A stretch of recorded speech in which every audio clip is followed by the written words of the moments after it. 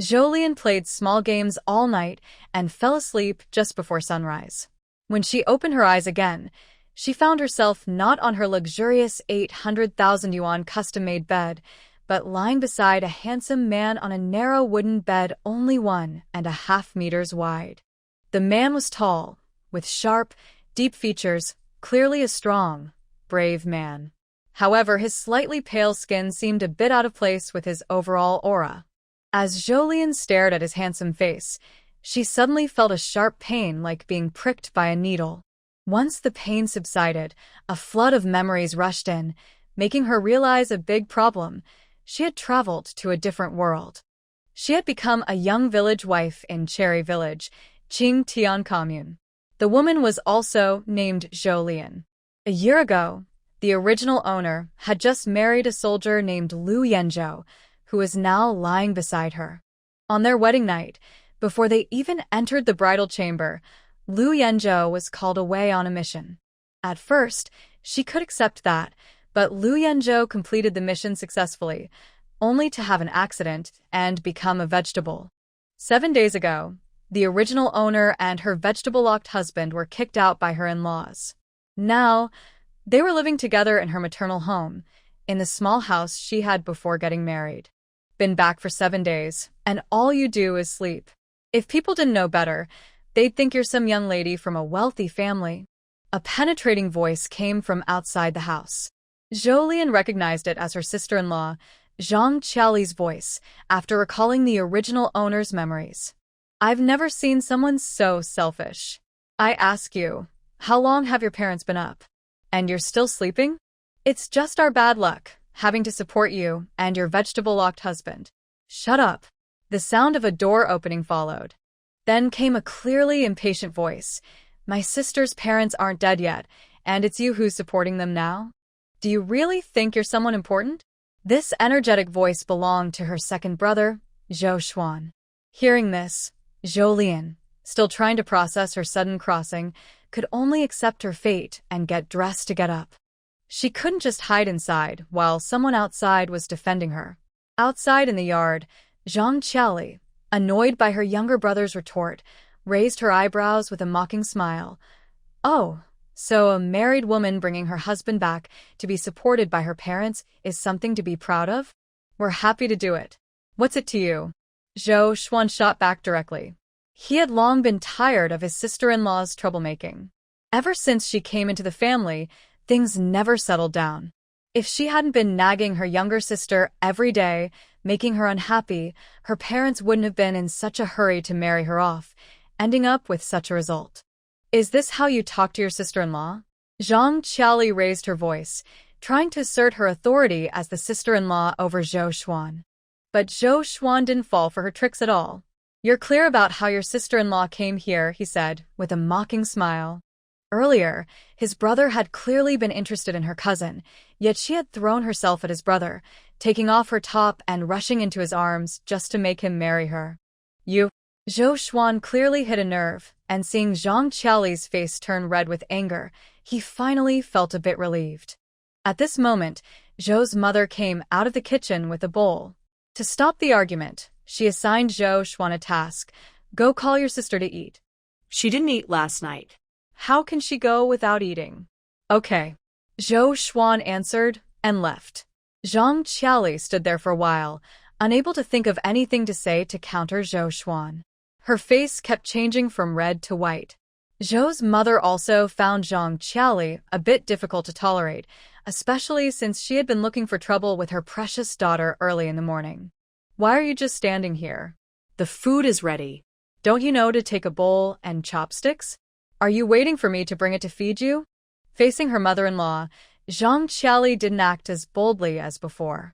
She just muttered quietly as she walked into the house. Zhou's mother didn't catch what she was saying and let her go. Perhaps by coincidence, as Zhang Qiaoli entered the kitchen, her 2 children timidly came out of their rooms. While Zhou's mother was helping the children wash up, Zhou Xuan had already been standing at the door of Zhou Lian's room, listening for a while. He was relieved to see that his younger sister hadn't secretly cried because of what Zhang Qiaoli said. Just as he was about to knock, the door was opened from inside. Second brother. Zhou Lian came out, saw Zhou Xuan, and greeted him with a smile. Zhou Xuan looked at his pretty little sister. Maybe it was his imagination, but he felt that today, her brows seemed less troubled. On her beautiful face, apart from her smile when she saw him, there was no sign of other bad feelings. But Zhou Xuan worried she might be pretending to be strong, so he still said, "Little sister, don't take those words to heart." His little sister was thoughtful and often overthought because of what others said. Second brother, I'm fine. Although I hurried to get dressed, the fight ended before I came out. I was eager to argue, but I didn't succeed, which felt a bit frustrating, neither here nor there. Zhou Lian avoided Zhou Xuan and left the house to wash up. After washing, Zhou Lian saw Dad and elder brother, who had gone out early to fetch water, return. The family sat down to eat. On the big table in the yard, there was a large bowl of sweet potato and corn porridge in the top left corner, and in the middle, a big bowl of steamed eggs sprinkled with green onions and a few drops of soy sauce. There was also a small bowl of pickled vegetables. Mom took Zhou Lian's empty bowl and scooped some egg custard from the big bowl in the middle with a spoon. "And eat the egg custard." Zhou Lian took the bowl handed to her and said, "Thanks, Mom." Zhang Qiaoli sat opposite, looking at Zhou Lian's pretty face, but she felt unhappy no matter how she looked at her. Even though she knew the egg custard on the table was also for her, she still felt annoyed. Because without Zhou Lian, the adults in their family could only eat egg custard once a month. Now that Zhou Lian was back, this was already the third time they had egg custard to eat. She, Zhou Lian, had egg custard 3 times a week at home, but when she was away, it was only once a month. So, does Zhou Lian get to eat more eggs just because she's at home? Wow, you just woke up now and you're still eating egg custard? How shameless. Elder brother Zhou Goen, hearing Zhang Qiaoli speak, knew she was upset again. He was about to scold her, but Mom interrupted by smashing her bowl. She couldn't take it anymore. Ever since her precious daughter returned, Zhang Qiaoli had been acting strange and sarcastic all the time. It's just because her beloved daughter came back and took over the house. Did that mean Zhang Qiaoli's child couldn't move in? That was her Qiao Meing's house, and she could let anyone live there she wanted. Zhang Qiaoli, if you keep acting sarcastic here, go back to your mother's house. You can't even keep your mouth shut while eating. Mom was not the kind of mother-in-law who liked to delay her daughter-in-law.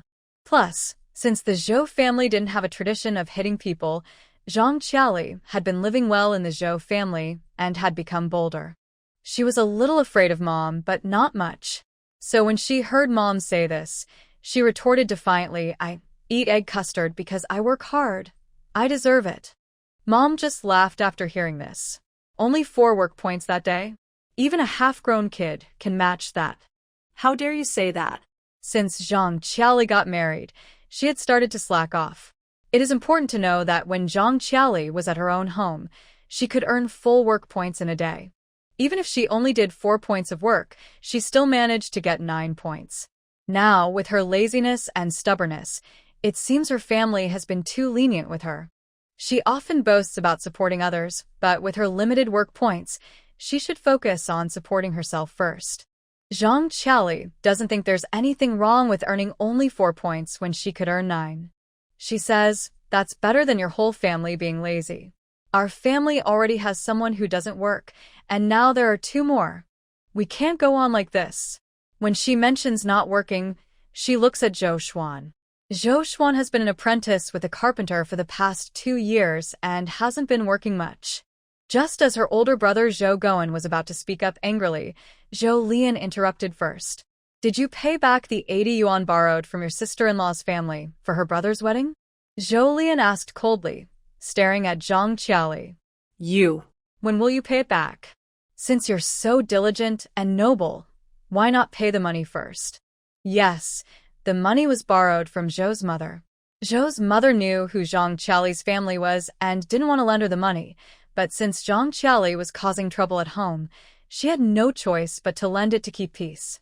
"I and my second brother ate some food at home, but we didn't shamelessly take so much money from my in-laws to buy meat buns for dogs," Zhang Qiaoli said, her eyes on Zhou Xuan. In the countryside, people don't have much income, And money is more precious than food. Many things cost money. 80 yuan is enough for some families' entire year's income. None of your business, Zhang Qiaoli snapped angrily. Zhou Lian calmly replied, how we eat at home is none of your business. Zhang Qiaoli was left speechless. Strangely, she felt that her sister-in-law had changed. Before, when she heard her say these things, her sister-in-law probably felt ashamed and couldn't lift her head. But today, she was looking at her so calmly that it gave her goosebumps. Zhang Qiaoli decided not to mention this today. She knew she wouldn't get the money back from her family, but she didn't really mind.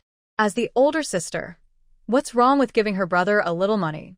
The meal afterward was unusually quiet. Zhou Lian finished the egg custard given by Zhou's mother and drank a small bowl of bland sweet potato porridge, then put down her bowl. Not eating anymore? Zhou's mother asked. Zhou Lian nodded, I'm full. You all eat slowly. After saying that, Zhou Lian prepared to leave, thinking that Lu Yanzhou might need him for today. Is it okay to only eat this much? Her 3-year-old grandson eats more than she does. Mom Zhou looks at Zhou Lian with disapproval. Just a little bit of food, how can you stay healthy? Dad Zhou agrees, his eyes full of worry for his daughter. I'm really full. Zhou Lian smiles at her elders. Watching Zhou Lian smile, Zhou Xuan feels puzzled. Did his little sister learn face-changing from Sichuan opera? One moment she looks expressionless, the next she can smile beautifully. But when his little sister smiles, it's truly pretty, very sweet, and makes people want to love her. Zhou Xuan doesn't understand. How can anyone not like his little sister? It must be that Zhang Qiaoli is blind. Mom and Dad, I need to go out for a bit. After saying that, Zhou Lian stands up. Where are you going? Mom will go with you. Mom Zhou quickly puts down her bowl and gets up, wanting to follow her daughter. She's worried because her daughter has looked tired these days. Zhou Lian gently presses her mom back into her seat. No need, Mom. You eat your meal. Okay, Mom Zhou obediently agrees. She gives her second son a look, hoping he will go with her daughter. Zhou Xuan, not needing his mother's signal, also prepares to go. He puts down his chopsticks and stands up, chasing after Zhou Lian. Come on, little sister, where are we going? Your big brother will go with you. Zhou Lian leaves her small yard and sees her father's wooden chair at the door. Without much thought, she turns it away. When doing something important, you need tools. This afternoon, the county doctor is coming to give Lu Yanzhou a nutritional injection. It costs 5 yuan per shot, and 1 shot lasts a week. Originally, the main character still had some money, but it's all used for Lu Yanzhou's injections. She came here with no money at all, but Lu Yanzhou can't skip his nutrition shots. She doesn't want to ask her family for money, so Zhou Lian can only go out to find some. Time is tight, so she plans to use a special method. Little sister, what are you doing with the chair? Zhou Xuan asks, confused. Zhou Lian, holding the chair, smiles harmlessly. Of course, I'm going to sit. Big brother will help you carry it. Zhou Xuan takes the chair from her hand. Where are we going? You'll find out soon. Zhou Lian walks confidently ahead, while Zhou Xuan, full of questions, follows behind. After walking for a while, he sees his little sister stop. He also quickly stops. Only then does he realize where he has come with her. This is his younger sister's husband's family, the Lu family, one of the only 2 brick and tile houses in the village. Bang, bang, bang. Zhou Xuan saw his younger sister go forward and knock on the door. What is she trying to do? Zhou Xuan was truly confused. But no matter what his sister was doing, as her older brother, he couldn't let her get into trouble. Thinking of this, Zhou Xuan immediately stood beside his sister, ready to prevent anyone who came to open the door from hitting her. Who's there? A slightly harsh middle-aged woman's voice came from inside the brick house. Both Zhou Lian and Zhou Xuan said nothing. Soon, they heard someone cursing and coming to open the door. When Zhao Zuihua opened the door, she saw the Zhou siblings standing there. She raised an eyebrow, looking impatient, her gaze passing over Zhou Xuan and settling on Zhou Lian, and she asked rudely, "What are you back for?" Zhou Lian first lowered his eyes with a smile, then looked directly at her. His face still carried a smile, but that smile didn't reach his eyes.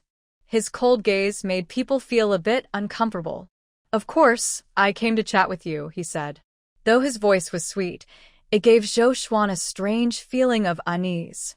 For some reason, it made Zhou Xuan feel like someone was about to have bad luck.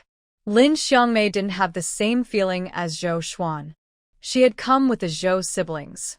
While having breakfast in her own yard, Lin Xiangmei saw the Zhou siblings carrying chairs toward her and instinctively thought there would be some excitement, so she followed. Along the way, she also invited many villagers to come and watch. Now, many of those who came were confused by Zhou Lian's behavior. Lin Xiangmei's instinct told her Zhao Cuihua didn't want to chat with Zhou's sister. Sure enough, Zhao Cuihua's impatient voice rang out. "What exactly do you want?" Zhao Cuihua never expected that this timid daughter-in-law she had driven out would dare to come back. Zhou Lian was not affected at all by Zhao Cuihua's fierce expression. She took the chair she brought from Zhou Xuan's hand and sat down neatly in front of the Lu family house. "Nothing much, just here to ask for some money," she said coldly. Her calm voice was firm and clear, contrasting strangely with her previously sweet tone, making people feel uneasy without reason. Lu Shanhe, who had just finished breakfast behind Zhao Cuihua, heard this and was shocked. He looked at Zhou Lian's face in disbelief and blurted out, "Are you crazy? Asking her mother for money? In this world, besides him and his second brother, only his mother asks others for money. Okay?" Not only Lu Shanhe thinks Zhou Lian is crazy, everyone else here also believes that. Zhao Cuihua is a troublemaker in the village and no one benefits from her. Li Auntie, who came to watch the scene, worried that Zhou's siblings would suffer, quickly went back to find Zhou's mother. At home washing dishes, Zhou's mother was shocked to hear that her daughter went to Zhao Cuihua to ask for money, and she dropped her bowl back into the pot. She said her daughter was acting strange this morning, probably because Zhang Qiaoli forced her. If it weren't for that person always causing trouble, how could her precious daughter be so upset that she went to Zhao Cuihua for money? At this moment, Zhou's mother also forgot about washing dishes and hurried to find her husband and eldest son, planning to support her daughter. As for Zhang Qiaoli, she was not someone to rely on. Since Li Auntie came over, Zhang Qiaoli had been listening with her ears perked up. After hearing everything, she also thought Zhou Lian was crazy. Don't think that winning today means she can go out and get benefits. Zhang Qiaoli made her stance clear. If Zhou Lian manages to get the money today, she will call her auntie. Thinking further, Zhang Qiaoli thought it might be good if Zhou Lian suffered a loss at Zhao Cuihua's place. That way, she wouldn't have to wonder how capable she really is in the future. She wanted to go see the show. The entire Zhou family mobilized, so no one noticed that the vegetable planting disabled Lu Yanzhou's little finger moved. Back at the Lu family's place, Zhao Cuihua was initially angry when she heard Zhou Lian came to ask for money. But when she heard her young son blurt out, "Are you crazy?" her mood surprisingly improved. She became a little proud. Yes, no one could benefit from her here. Seeing Zhou Lian sitting calmly at her door, Zhao Cuihua was no longer angry. She just crossed her chubby arms and sneered, asking, "Did you hear what my son said clearly?" "I heard it clearly," Zhou Lian replied, brushing non-existent dust off her clothes slowly. "If you don't give it, then I'll have to go to the county's Armed Forces Department to ask," she said. When Zhao Cuihua heard Armed Forces Department, her heart tightened. Then she saw Zhou Lian with an innocent face continue, "It's a small matter for me to go to the Armed Forces Department, but whether your second son, the deputy factory director, can keep his job, I don't know." "You dare!" Zhao Cuihua was furious. This was a blatant threat. "Just wait, I'll tear apart this little brat." As she spoke, she rolled up her sleeves, ready to confront Zhou Lian. When Mother Zhou hurried over, she saw this scene. "Zhao Cuihua, do you want to die? How dare you hit my daughter? Today, I will fight you." After shouting, Mother Zhou quickly slapped Zhao Cuihua hard twice. Zhao Cuihua was stunned and took a long time to react. Remember, she was usually the one to start trouble first. By the time Zhao Cuihua recovered, her face was burning with pain. Soon, It swelled up like a pig's head. It's clear that Zhao Cuihua, who is quite shameless, was hit so hard that her face swelled. Mother Zhou must have used a lot of strength, showing some personal grudges. How dare she bully her daughter? Watching the scene from the side, Zhang Qiaoli felt a strange fear. It was the first time she saw her mother-in-law hit someone so fierce. Zhao Cuihua, regaining her senses, cursed loudly and then tried to rush forward to hit Mother Zhou. But before she could reach her, Zhou Lian spoke coldly. Zhao Cuihua, try to lay a finger on my mother and see what happens. Although Zhou Lian hadn't done anything, her icy words made the angry Zhao Cuihua calm down. If you dare to threaten my second brother's job, I will make you regret it, Zhao Cuihua threatened. Zhou Lian was unfazed. She said lightly, my legs are on my body. Do you think I dare not? Her attitude was so infuriating it was almost deadly. Back then, you promised that the Lu family wouldn't receive compensation, only work. You said your family would take good care of Lu Yanzhou until he was completely gone. Now you're taking care of my in-laws. Is this the good care you promised the leader? Hearing this, Zhao Cuihua's eyes darted quickly. I'll go bring him back now, okay? She said. Zhao Cuihua thought, as long as she brings that person back, her family will have no leverage over the Zhou family. Then she can deal with Zhou Lian, that shameless girl, as she pleases. Sorry, it's too late, Zhou Lian said with a smile, but her tone was very cold. No one forced you before, you could have kicked him out. Now, being forced to bring him back, you probably don't know how to treat him. After all, he's in a vegetative state and can't speak. When the time comes, you won't be able to complain. I think I should go to the Armed Forces Department. With that, Zhou Lian was about to stand up. Hold on. Zhou Lian sat back obediently. Zhao Cuihua clenched her teeth and discussed with Zhou Lian. I'll bring him back home. After that, you can marry whoever you like. Zhao Cuihua thought her suggestion would surely appeal to Zhou Lian. After all, no woman wants to spend her life with a vegetable, especially since Zhou Lian is still young. Although she is married, it's hard to find a man who has never married before, but she might find a good one among second marriage men. Zhou Lian smiled, not really. She looked at Zhao Cuihua's ugly face and wondered how someone so unattractive could give birth to someone as handsome and upright as Lu Yanzhou.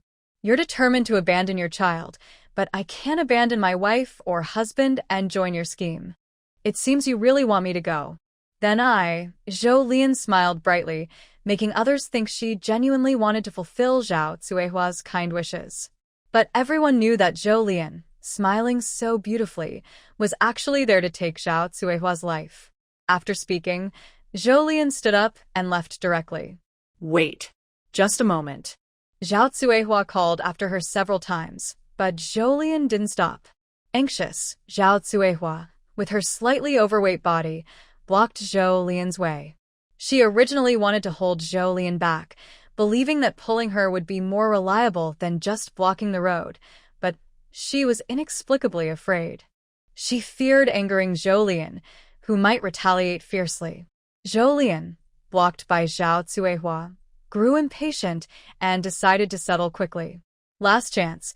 Let your second son give me 432 yuan, and from now on, give me 36 yuan every month. Hearing Zhou Lian's demand, Zhao Cuihua took a deep breath. Are you asking for too much? Despite her words, her voice lacked confidence. Not only Zhao Cuihua, but also the villagers watching the scene took a deep breath. Not to mention ordinary families who rarely see so much money in a year. Even a household of 10 with 8 able-bodied workers might not have that much savings. Are you asking for too much? I even give your second son 10 yuan a month. Zhou Lian took a step forward, forcing Zhao Cuihua to step back. Her gaze turned cold. Without Lu Yanzhou, your second son probably won't become deputy factory director in his lifetime, and he might only earn 46 yuan a month. Don't talk about 46 yuan a month. Just consider the 10 yuan I leave for him each month. With his lazy and greedy nature, can he earn 10 yuan in a year? Hearing Zhou Lian say this, everyone else present fell silent. Because this was the honest truth. Before, they thought Zhou was asking for too much money. Now they only felt it was too little. As for the second son of the Lu family, with his lazy attitude, not to mention 10 yuan a month, even 1 yuan a month seemed too much for him. We don't have that much money at home. At this point, Zhao Cuihua's previous excuses finally disappeared, replaced by weakness and pleading. You know, the second son just married a city girl, and the third son is also of marriageable age. And what does that have to do with me? Zhou Lian replied coldly. Zhao Cuihua looked like she found it hard to speak. You're their older sister-in-law. Please be kind. Zhou Lian thought she was quite flexible. That's funny. When they kicked me and Lu Yanzhou out before, I didn't hear them call me the eldest brother and sister-in-law. Don't try that with me. It makes me sick. After saying this, Zhou Lian looked like he wanted nothing to do with her and took a step back. Lu Shanhua had never seen his mother beg like this before. The fact that Zhou Lian was so indifferent made him furious. He ran in front of Zhou Lian. F your mother. Don't be so shameless. Zhou Lian kept a cold face. Before she could speak, Zhao Cuihua slapped him hard. She was not aware of the situation. Lu Shanhua was shocked, covering his face where he was hit, and looked at his mother with disbelief. He had never been hit by his mother before. Not enough. Zhou Lian said coldly, just looking at Zhao Cuihua. Zhao Cuihua gritted her teeth and swung her fists left and right, slapping Lu Shanhua more than 10 times, with no mercy. Finally, she slapped him so hard he fell to the ground. Only then did Zhou Lian withdraw his icy gaze from Lu Shanhua and say to Zhao Cuihua, 500 yuan, including money and last year's tickets. Zhao Cuihua knew that the amount had increased from 432 to 500 yuan, all because of her younger son's earlier rude words. She had beaten her son badly, but Zhou Lian still hadn't forgiven her. She had no choice but to accept Zhou Lian's demand. Now, it seemed the money was settled. Giving Zhou Lian the money at least kept the second son's job safe. If it really escalated to the military affairs department, everything would be lost. She quickly went home, took out 300 yuan and a small stack of tickets. Now, there is only this much money and tickets at home. Please give us some time. We will gather more. Fearing Zhou Lian might be unhappy, Zhao Cuihua pointed at the money and tickets in front of him. Okay. Zhou Lian took the money and tickets with a handkerchief, speaking calmly but firmly. You have until tomorrow. If I don't see the money and tickets, then you know the consequences. Hearing this, Zhao Cuihua finally relaxed and quickly promised yes. Definitely by tomorrow. Absolutely tomorrow. After receiving the money, Zhou Lian didn't want to stay any longer. He called the rest of the family, including Zhou's parents, to leave. The remaining people blinked in disbelief. Did the Zhou family girl really get the better of Zhao Cuihua? Lin Xiongmei sighed. That Zhou girl is really tough. I agree. She used to be gentle and kind, but now she's changed. I think it's because of the Lu family. I heard that after returning to the Zhou family, her sister-in-law doesn't like her either. What did Zhang Qiali do wrong? If I were her, I wouldn't be happy about my sister-in-law coming back and taking advantage. If she hasn't married out, she shouldn't come back to the family and cause trouble. We're all family. Everyone has difficulties. We help each other to get by. Now, things are better, right? Not only did they get money back from the Lu family, but also 36 yuan for the next month. The Zhou family is doing well now. I think our village will soon have a third blue brick tiled house. Who knows who will get the advantage then? This was exactly what Zhang Qiali wanted to hear. She didn't expect Zhou Lian to actually get the money back. Now she wouldn't have to worry about sharing a house with the children anymore. With so much money, they could build a good house. In a year or two, they could even pay for the children's education. Xiao Hui had told her before that she wanted to go to school, but thought the 2 yuan tuition per semester was too expensive. When Zhou Lian returned, his second brother Zhou Xuan was still carrying chairs. His eldest brother Zhou Goen and their father followed behind. Their mother led the daughter ahead, walking at the front. As soon as they returned to the yard, Zhou's mother pulled her daughter into her room. She sat her down and started asking anxiously, Why did you suddenly decide to ask the Lu family for money? Zhou Lianen was silent. Wasn't it because he didn't have enough money to buy nutrients for Lu Yanzhou this afternoon? And also, he was a bit angry and needed to vent his frustration. Without waiting for Zhou Lian to answer, Zhou's mother continued, "Did you hear Zhang Qiali's words and then decide to go to the Lu family to ask for money?" At this point, Zhou's mother still found it hard to believe. Her daughter actually went to the Lu family to ask for so much money. Once again, she didn't need Zhou Lian to reply. Her question seemed to have an answer already in her mind. She gently patted Zhou Lian's hand and sighed, "I'm a bad mother. I didn't protect you well." Zhou Lian. Isn't this topic jumping a bit too much? Zhou's mother sighed helplessly. But in life, there will always be some people gossiping. I know those words are harsh, but life is your own. I wanted you to get married because you're of age, and Lu Yanzhou has good conditions. After you marry him, you won't have to work so hard like we did.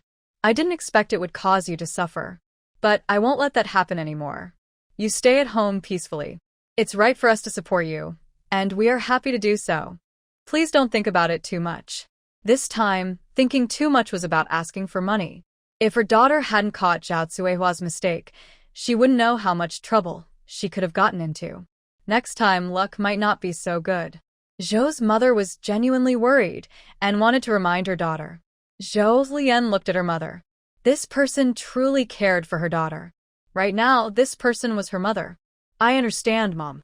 Zhou Lian looked at her mother with a sweet, gentle smile, completely different from the pressure she had given outside earlier. Zhou's mother looked at her daughter's small face and thought it was truly beautiful. Such a beautiful daughter. She glanced at Lu Yanzhou lying quietly on the bed inside the house. While feeling regretful, she also silently apologized to him. A thought had been in Zhou's mother's mind for quite some time. Today, she held back but finally couldn't anymore and spoke out. "And in a couple of years, if you meet a man you like, go ahead. I will take care of Yanzhou for you." Although it was a bit unfair to Yanzhou, Zhou's mother truly only wanted her daughter to stay with him for 3 years. She had checked with the county hospital. For someone like Lu Yanzhou, if he didn't wake up in the first 2 years, the chances of waking up later would be very slim. How could she bear for her daughter to spend her whole life caring for a living dead? As parents, they knew they would leave one day.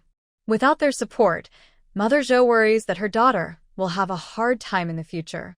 Although her 2 brothers still love her daughter, they also have their own lives and cannot stay with her forever. She still needs to get married, and having someone who understands and cares for her is better. Zhou Lian didn't expect Mother Zhou to suddenly talk about this. She knows very well that things are not as simple as Mother Zhou says. The challenges from the Lu family are not easy to overcome. Mother Zhou is willing to take the blame herself just to ensure her daughter's happiness in the future. "Thanks, Mom, but I don't have any plans right now." "It's okay, we can talk about it in a couple of years." Mother Zhou wants to keep her daughter for a while longer. After she finishes speaking, Mother Zhou stands up and says to Zhou Lian, "It's getting late. I need to go work. Today, I won't go to the factory, but I plan to tidy up the vegetable plot. If you need anything, just call me there." "Okay."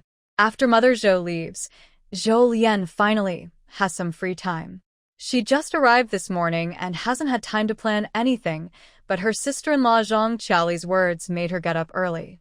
After breakfast, she went to cause trouble at the Lu family, but didn't have time to think clearly about her current situation or her future plans.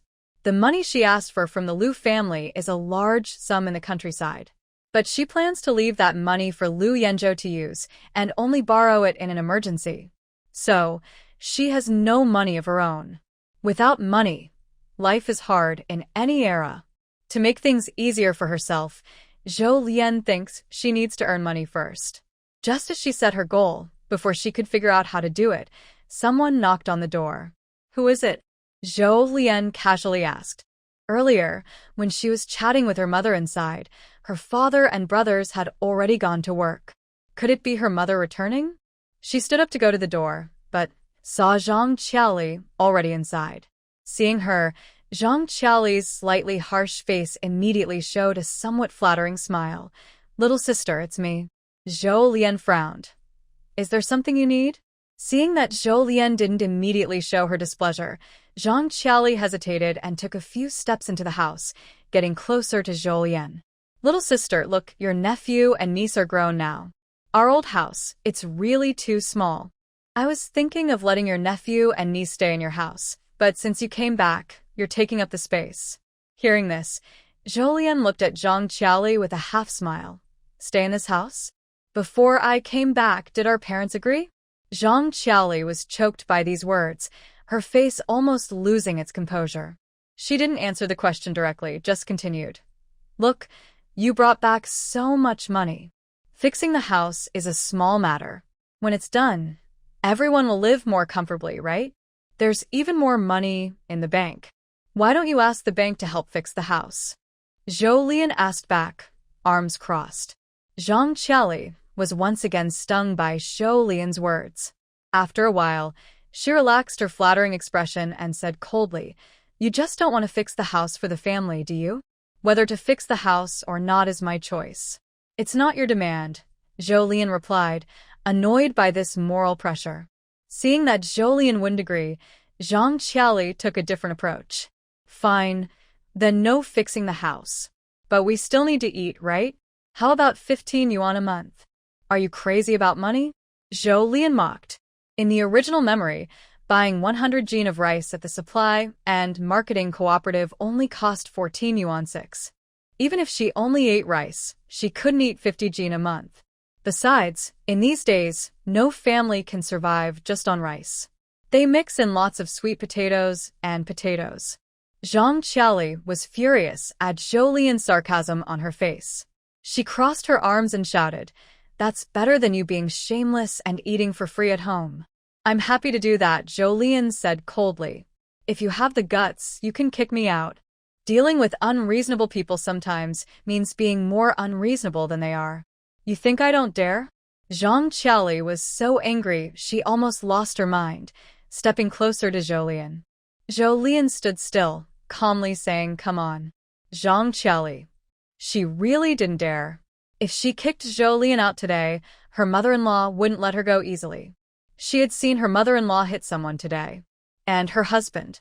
Zhou Guan had already been upset with her for days because she kept bothering Zhou Lian and hadn't spoken to her in days. Seeing Zhang Qiali hesitate, Zhou Lian moved. She approached her and said slowly, My patience has limits. Zhang Qiali suddenly remembered how her mother-in-law had hit Zhao Cuihua before, and she took 2 steps back, losing her momentum. Get out. Zhou Lian didn't want to argue anymore. She thought Zhang Qiali was truly not very harmful, but extremely annoying. Who is this person? Seeing Zhou Lian's expressionless face, Zhang Qiali finally mumbled and left. After Zhang Qiali left, Zhou Lian sat down again and began to consider the possibility of moving out. Although Zhang Qiali's actions don't really hurt her, having her come over several times a day is truly annoying. Moving out to live elsewhere would give her more freedom to do what she wants in the future. But to move out, she needs her own house. Fixing a house costs money. This brings her back to the previous problem, how to earn money. Before crossing over, Zhou Lian's family was quite well off, running a business. Although she was a stay-at-home person, long-term exposure to her family's business made her somewhat capable of doing business herself. However, it's spring 1975, still a planned economy, so she can't openly do business. Does that mean she has to wait until December 18, 1978, for the reform and opening up policy to start making money? There are still nearly 4 years to go. If she has no money, she can only stay here, constantly being nagged by Zhang Qiali. Zhou Lian feels this is unacceptable. She can't accept it. Also, her parents, Zhou Dad and Zhou Mom, are willing to support her because they love their child. But she, as an adult, can't accept being raised by her parents through farming. So, besides doing business, what else can she do to make money in this era? Unfortunately, Zhou Lian doesn't know much, and for a while, she can't think of anything. Since she can't figure it out herself, she decides to learn from others' experiences. In stories from that time period, how did the protagonists get rich? Ginseng Lingji mushrooms? From her memory, She hasn't heard of anyone finding these on the mountain before. If no one has seen them, Zhou Lian doesn't think her luck is that good, finding them on the mountain like the protagonist. So she dismisses this idea. Black market trading? She doesn't seem to have those items either. At that time, black market trades mainly involved grain, cloth, and similar goods. She hasn't read many stories from that era, so besides these, she can't think of other experiences to learn from. She wonders if, after planting crops and supporting herself, she can still have enough to trade on the black market. Deep down, she feels the answer is no. Thinking of this, she feels a bit discouraged. Zhou Lian begins to daydream about having a golden finger. But she just checked and saw she doesn't have any jade pendants or bracelets, things that could trigger her golden finger often. Without a golden finger, it's a bit tough to survive before the reform and opening up. While thinking this, she suddenly feels weightless. In the next moment, she disappears from her spot. Zhou Lian falls into a strange place. When she sees her surroundings clearly again, she swallows hard. Don't get the wrong idea. She's not excited. She's nervous. Because it seems she has come to an abandoned place. There are large areas of land covered with dry grass, rusty metal factories, empty warehouses, dried-up streams, and nearly empty ponds. It feels somewhat familiar, but she can't remember where she has seen it before. Oh, and there is a spiritual spring. Sorry, she almost didn't recognize it. It's only about the size of a bowl, with an estimated volume of 2 milliliters.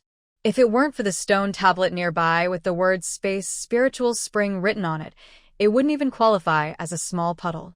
Next to the stone tablet, there's a large mushroom-shaped rock.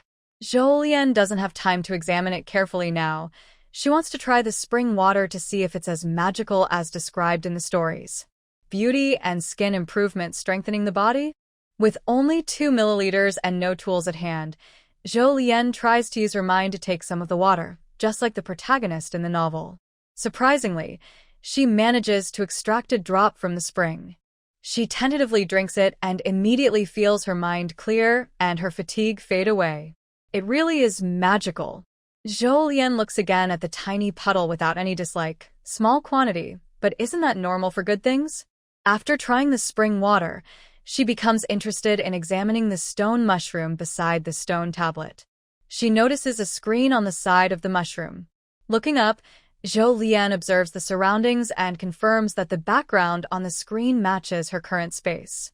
Just then, a pop-up window appears in the center of the screen, displaying Space Game Manual and the word Review. Zhou Lian suddenly realizes. No wonder, she felt some familiarity when she first arrived. It's similar to the management minigame she played all night last night. She clicks on Review, and soon other content appears on the screen in separate sections. 1. Land, used for planting, with growth rates 3 times faster than outside the space. Plants here are unaffected by seasons. P.S. Seeds must be provided by the player. 2. Warehouse, used for storing items. Items stored here remain unchanged. P.S. It can also store items brought from outside the space. 3. Breeding factory, can breed any animals the player desires. P.S. Animals need to be provided by the player. 4. Slaughterhouse, can slaughter animals according to the player's instructions. 5. Textile factories, flour mills, noodle factories, and sugar refineries all require players to provide raw materials to operate. Players can freely choose which products to produce in these factories on the screen. 6. Ecological fish ponds and streams. Adding fish and shrimp will accelerate their growth and reproduction, about 3 times faster than plants. Note: all these living entities with the spiritual spring buff can bring unexpected surprises. This screen allows players to quickly and efficiently perform various tasks, but players can also personally join in for an immersive gaming experience. Regarding the spiritual spring buff, Zhou Lian said she feels there are too few springs and is reluctant to use them. But just these game features are already enough. Suddenly, Zhou Lian felt very confident about the future. After wandering around the space, she used her mind to exit the space. When she left, her body still felt weightless, as if her body had entered the space earlier. It's best not to let others discover the space, so Zhou Lianen decided to prioritize moving soon. Going out alone with the space is undoubtedly more convenient. She couldn't earn money immediately before, so she planned to move later. Now that she has a special ability, she isn't afraid anymore. She plans to borrow some money from Lu Yenzhou and promises she can repay it quickly. But before repairing the house and moving, she wants to test her special ability first. Zhou Lianen left the house, and the yard was very quiet. Everyone at home, except Zhou Lianen, was out. Her older brother's 2 children were also out playing with friends. With no one around, Zhou Lianen wasn't worried about the space being discovered. She approached the chicken coop near the wall, carefully picked up the 4 laying hens inside, and checked them all. This was a skill from the original owner's memory. Her mother had taught her that just by touching the chickens, she could tell if they would lay eggs that day. Zhou Lianen found 2 hens at home that were about to lay eggs. It takes 5 to 30 minutes for a hen to lay an egg. She randomly chose one of the hens about to lay eggs, stored it in the space, and put it into the space's farm. After waiting 2 minutes, the screen showed the hen had laid an egg. To test if it was just luck, she took the other hen inside as well.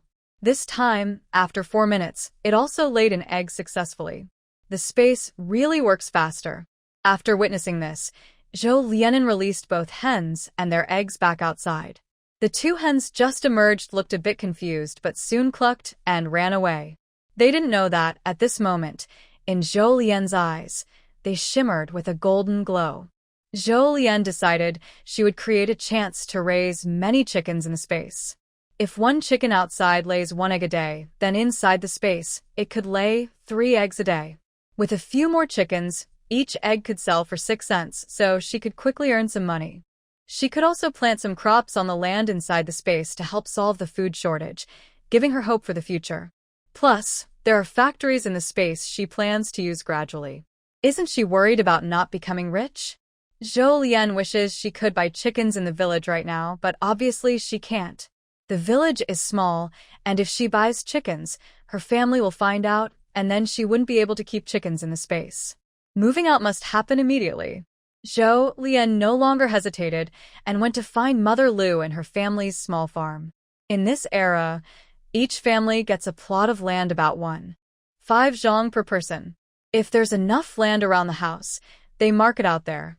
If not, they find other places to mark. The Zhou family's house is right at the back, where there isn't enough land. When Zhou Lian found her mother, she was weeding the field with a Mom. Hearing her daughter's voice, Mother Zhou quickly stopped and looked toward the sound.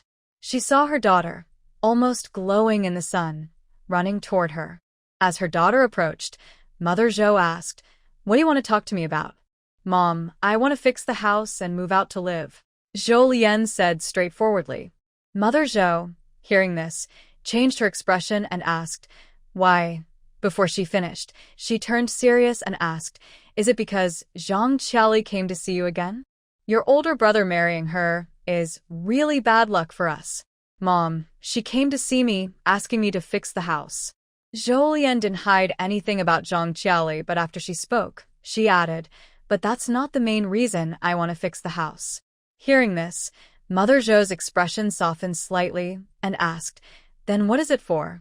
Zhou Lian took her mother's hand and spoke gently. "Mom, I need to grow up. I need to learn how to support myself. I need a home of my own that no one can kick me out of." The first 2 reasons seemed acceptable to Mother Zhou, but the last one made her soften even more. Mother Zhou thought of the Lu family, then thought of Zhang Qiali at home. Although they are present, Zhang Qiali cannot truly force her daughter out like the Lu family does, but constantly talking about it is really unpleasant. Sometimes listening to Mother Zhou makes me want to hit someone, but after so many years, the family rules prohibit hitting family members, so she can't break them. Fine. Mother Zhou finally agrees. "People say that having your own family is better than having parents, and I support you," she says. It's just that later, she should help out more. Her daughter's happiness is the most important. "Thank you, Mom." Having achieved her goal, Zhou Lianen pulls Mother Zhou's hand with a bright smile. "After I finish work today, I will go find the village chief to mark out our land." Okay, Mother Zhou agrees readily. You're the best, Mom. Zhou Lianen feels very lucky to have met Mother Zhou here. Seeing her daughter's increasingly happy face, she thinks she made the right decision. She hasn't seen her daughter so happy in a long time. The last time was several years ago. Originally, Zhou Lianen planned to stay and help Mother Zhou with chores, but Mother Zhou firmly refused, so Zhou Lianen had to go home first. After washing her hands at home, she took a small basin of water from the water jar and added some hot water from the thermos, then carried it into the room to help Lu Yanzhou wash. Although the comatose man doesn't sweat much, cleaning him more thoroughly is definitely better.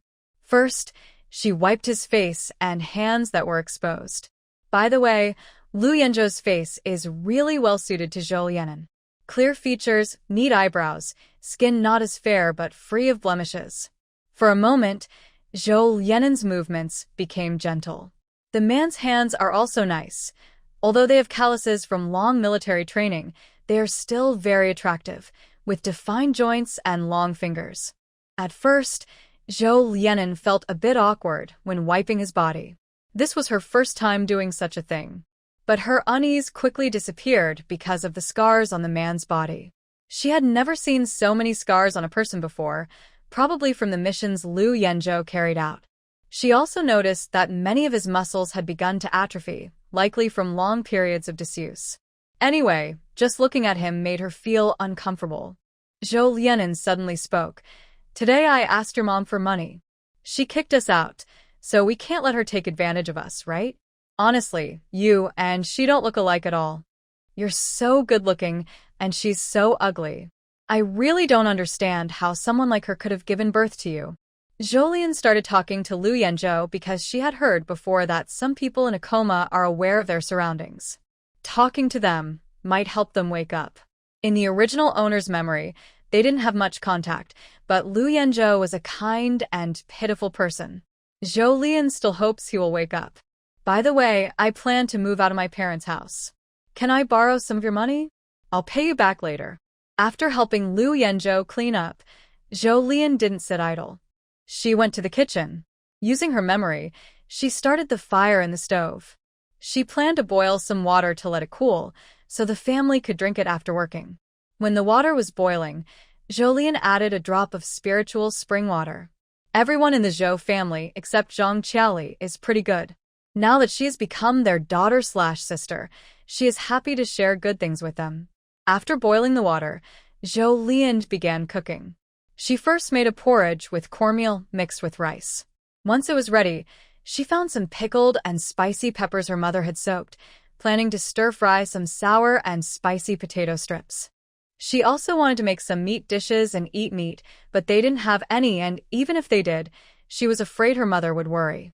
These days, good meat is saved for festivals or when guests visit.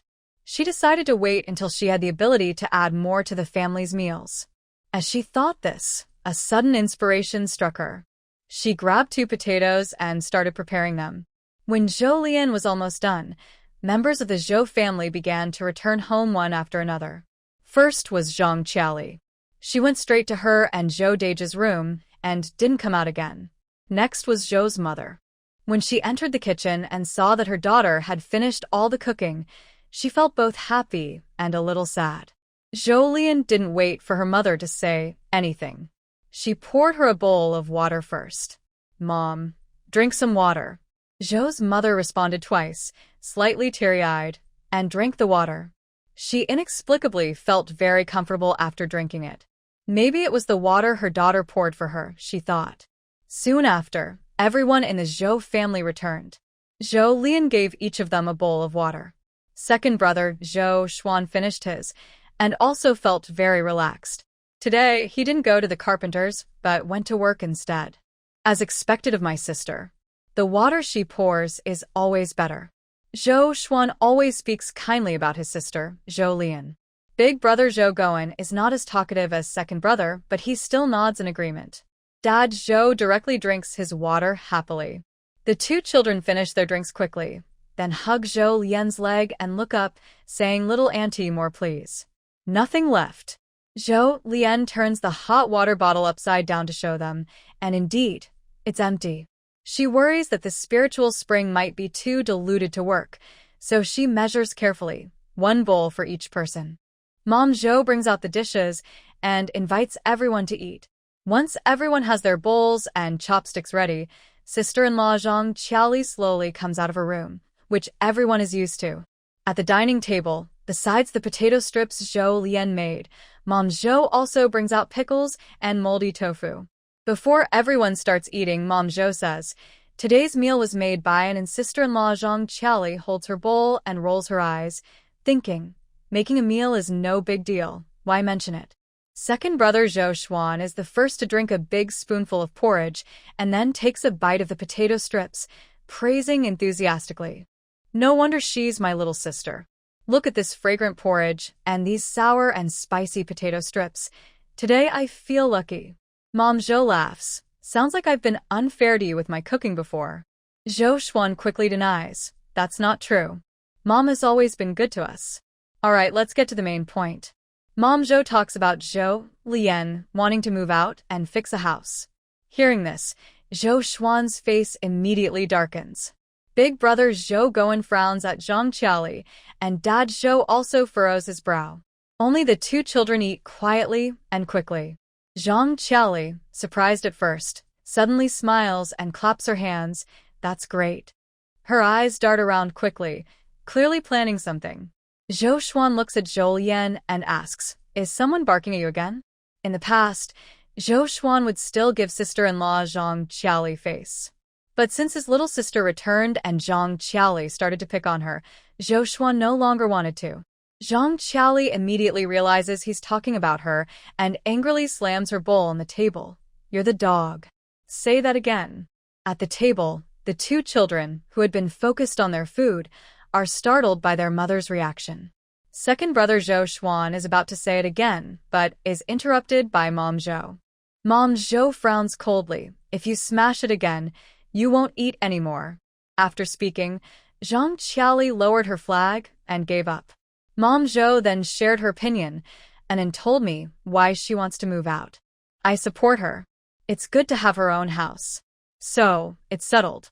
Everyone at the table knew that with Mom Zhou's final words, there was no room for change. Big brother Zhou Guan looked at Zhou Lian with slight guilt, feeling that his sister moving out was partly related to Zhang Qiaoli. He couldn't control Zhang Qiaoli, which made him feel like a bad older brother. He had already told her many times, but they just couldn't agree. "Big brother, I will go fetch water for you in the future." Second brother Zhou Xuan wasn't willing to be left out. "I'll go too. I'll cover my sister's furniture." "Thank you, big brother and second brother." Zhou Lian wouldn't refuse at this moment, knowing to be polite. Mom Zhou looked happily at her children getting along. After a while, she said, "There's one more thing." The others put down their chopsticks and listened. "I'm planning to build 2 more rooms at home, one for the eldest and one for the second." Hearing this, Zhang Qiaoli stopped eating and muttered in dissatisfaction, "The rooms are empty already. Why build more? Is it because we have too much money to spend?" Mom Zhou's face turned cold, her eyes icy as she looked at Zhang Qiaoli. "I don't care how others do it, but our family doesn't believe in giving the house to a daughter-in-law after she gets married. So, your daughter is more precious?" Zhang Qiaoli was unhappy and argued, "Look at other families. After their daughters marry out, the house is taken over by brothers and sisters-in-law." "Yes." Mom Zhou straightforwardly admitted it, which made Zhang Qiaoli speechless. Realizing this, Zhang Qiaoli continued, "Where does the family get so much money? Does Zhou Lian pay for it? Why should my daughter pay for the house her child needs to live in?" Mom Zhou looked at Zhang Qiaoli with annoyance. "This house was supposed to be repaired long ago. It wasn't because you stubbornly borrowed 80 yuan. It was fixed at the beginning of the year." As a mother, she could see everything clearly. Big brother had 2 children now, and the house was too small. She had been saving money to build new rooms. Zhou Xuan thought about his own situation and told his mother, "Mom, only build 1 room. I don't need 1. "Why not? You also need to get married and have children. Finish it quickly, so you don't have to do it again later." "It's not even in sight yet," Zhou Xuan said, then took a spoonful of porridge. It was hard not to feel touched by Zhou Lian's words. Many years later, everyone's living conditions had improved, and few families kept the house after their daughters got married. Although it was touching, Zhou Lian also wanted to consider the Zhou family more. She hoped that someday she could take the family out. When they left with her, the house would be empty, which seemed like a waste. After thinking, Zhou Lian tugged on her mother's sleeve and said, "Mom, come with me for a moment. I have something to tell you." Seeing her daughter speak like that, Zhou's mother had no choice but to leave the table with her. They went into Zhou Lian's room. "Mom, I think we don't need to fix the house. Let the kids live in my room. Second brother still has some time before he gets married. Many people need to renovate their houses when they marry, so it might be better then. After I fix the house, I'll be close to home, so I probably won't need to come back to live. I know you're doing this for me, Mom. I understand. I don't want the family's money to be wasted. Maybe we'll need it for something else later." "Mom is worried about you being upset," Zhou's mother said, holding Zhou Lian's hand. "I understand, Mom. With you here, I won't be upset." Since her daughter said so, Zhou's mother had to give up. But she decided that when her daughter fixed the house, she would give her money. If the family took over her daughter's house, she couldn't give her some money? After talking, Zhou's mother went back and said she wouldn't fix the house. Zhou's father and her two brothers knew this was a joint decision by her mother and younger sister, so they didn't comment. Zhang Qiali was happy after hearing this and started eating happily. After dinner, the others went to work, but Zhou Lian went to the village entrance to wait for people. The doctor coming for the nutrient injection didn't know they had left the Lu family, so he needed to come pick them up. When the doctor arrived, Zhou Lian stayed with Lu Yanzhou until he finished the injection, then carried a small bucket to the river. The bucket still had some half-cooked potatoes she had steamed earlier, which she used as fishing bait. If she caught fish, it would add to the family's meals. Before crossing over, Zhou Lian often went fishing with the elders at the resort, so she was quite experienced. She hung bait on a fishhook made from a sewing needle, and soon the fishing rod moved. She waited a moment, then quickly pulled up the rod and caught a small carp about the size of her palm. That was normal. Big fish weren't common these days. Using the small bucket as cover, Zhou Lian put the fish into her space, where she kept a fish pond. During the next half hour, she caught a few more small fish, all of which she stored in her space. While fishing, Zhou Lian suddenly heard a voice behind her. "I'm about to get married." Hearing such a random statement, Zhou Lian almost dropped her fishing rod, feeling startled. Just then, a fish bit the hook, so Zhou Lian didn't turn around immediately, but prepared to pull up the fish first. Since someone was there, she didn't want to put the fish into her space. This time, the fish was very small, about the size of an adult man's finger. Zhou Lian didn't mind and carefully took the fish off the hook, placing it gently into a wooden bucket filled with water by her feet. After securing the fish, she turned around and caught the look of disdain and satisfaction on the other person's face. The person was Tian Miao Miao. Besides the Lu family, her family was the only other in the village living in a brick-tiled house. She had always disliked the original owner. Previously, she was engaged to the son of the village chief next door, but because the original owner married a wealthier man, Lu Yanzhou, she broke off her engagement and looked for someone better. Now it seemed she had found a good match and was eager to show off to the original owner. Zhou Lian thought this behavior was a bit childish. Changing your life's big decisions just to compare yourself to others was not a good idea. Thinking about what the other person had just said, Zhou Lian hesitated and asked, "Then I wish you happiness?" Miao Miao waited a long time, only to get such a reply. She suddenly felt a little frustrated. Looking at Zhou Lian's face, Miao Miao thought, perhaps, she looked even prettier than before. Was it just her illusion? She gritted her teeth and said, "I'm definitely happier than you. At least I don't have to live with a deadbeat, wasting my time here waiting for nothing." She glanced at the small fish in Zhou Lian's bucket as she said this. "As long as you're happy." Zhou Lian replied casually, rebaiting her hook and putting it back into the water. She was sitting all along. What a pity, she was young and already blind. Meow Meow clearly didn't want Zhou Lian to be happy. She lifted her chin and continued, "He works at a factory in the city." When mentioning the city, Meow Meow emphasized her words. "He also said that once I marry in, he plans to find a way to get me into their factory too." Finally, Meow Meow summed up, "Your whole life is destined to be worse than mine." Zhou Lian. Seeing Zhou Lian silent, Tian Meow Meow thought she had hit a nerve and continued with a bit of pride. "I heard you're still being pushed around by your sister-in-law at home. For some money, you even went to the Lu family to ask for help. Do you look like a shrew now?"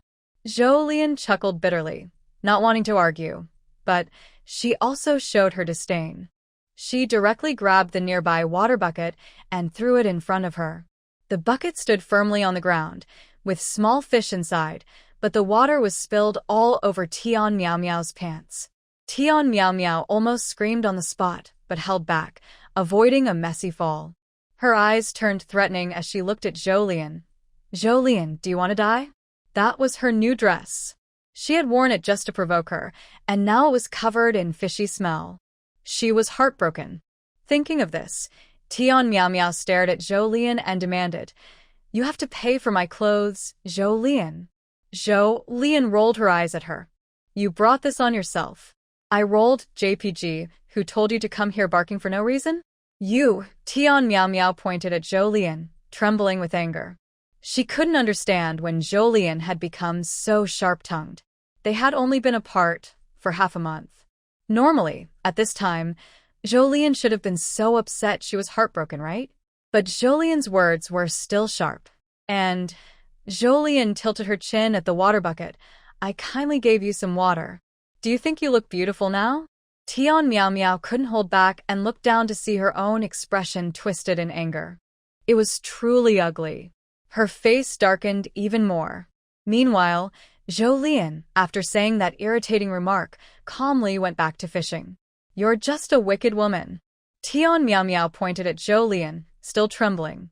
"Your mouth is so mean. No wonder your late husband, Lu Yanzhou, was ruined by you." She even found a reason for her words. "Otherwise, how come he was a soldier for so many years, but after you married him, something went wrong?" Zhou Lian looked innocent and replied, "Listen to yourself. Do you think your mouth is better than mine?" After saying that, she shook her head. "It looks like your husband needs to be careful." Tian Meow Meow stomped her foot. "How can you be so vicious? That's a curse." By this point, Zhou Lian's patience was completely gone. "You are very loud.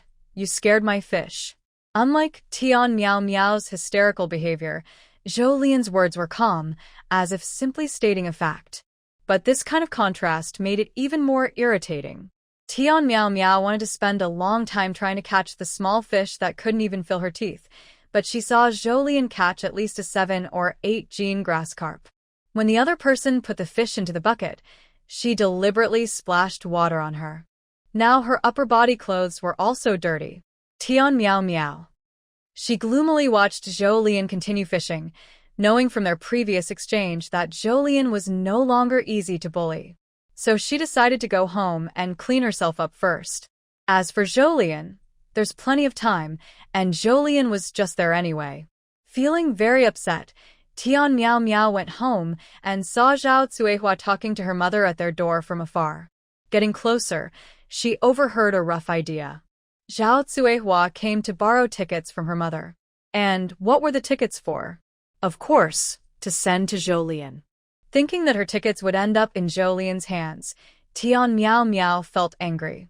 Fortunately, her mother dismissed Zhao Cuihua with the reason that she was about to get married and needed the tickets too.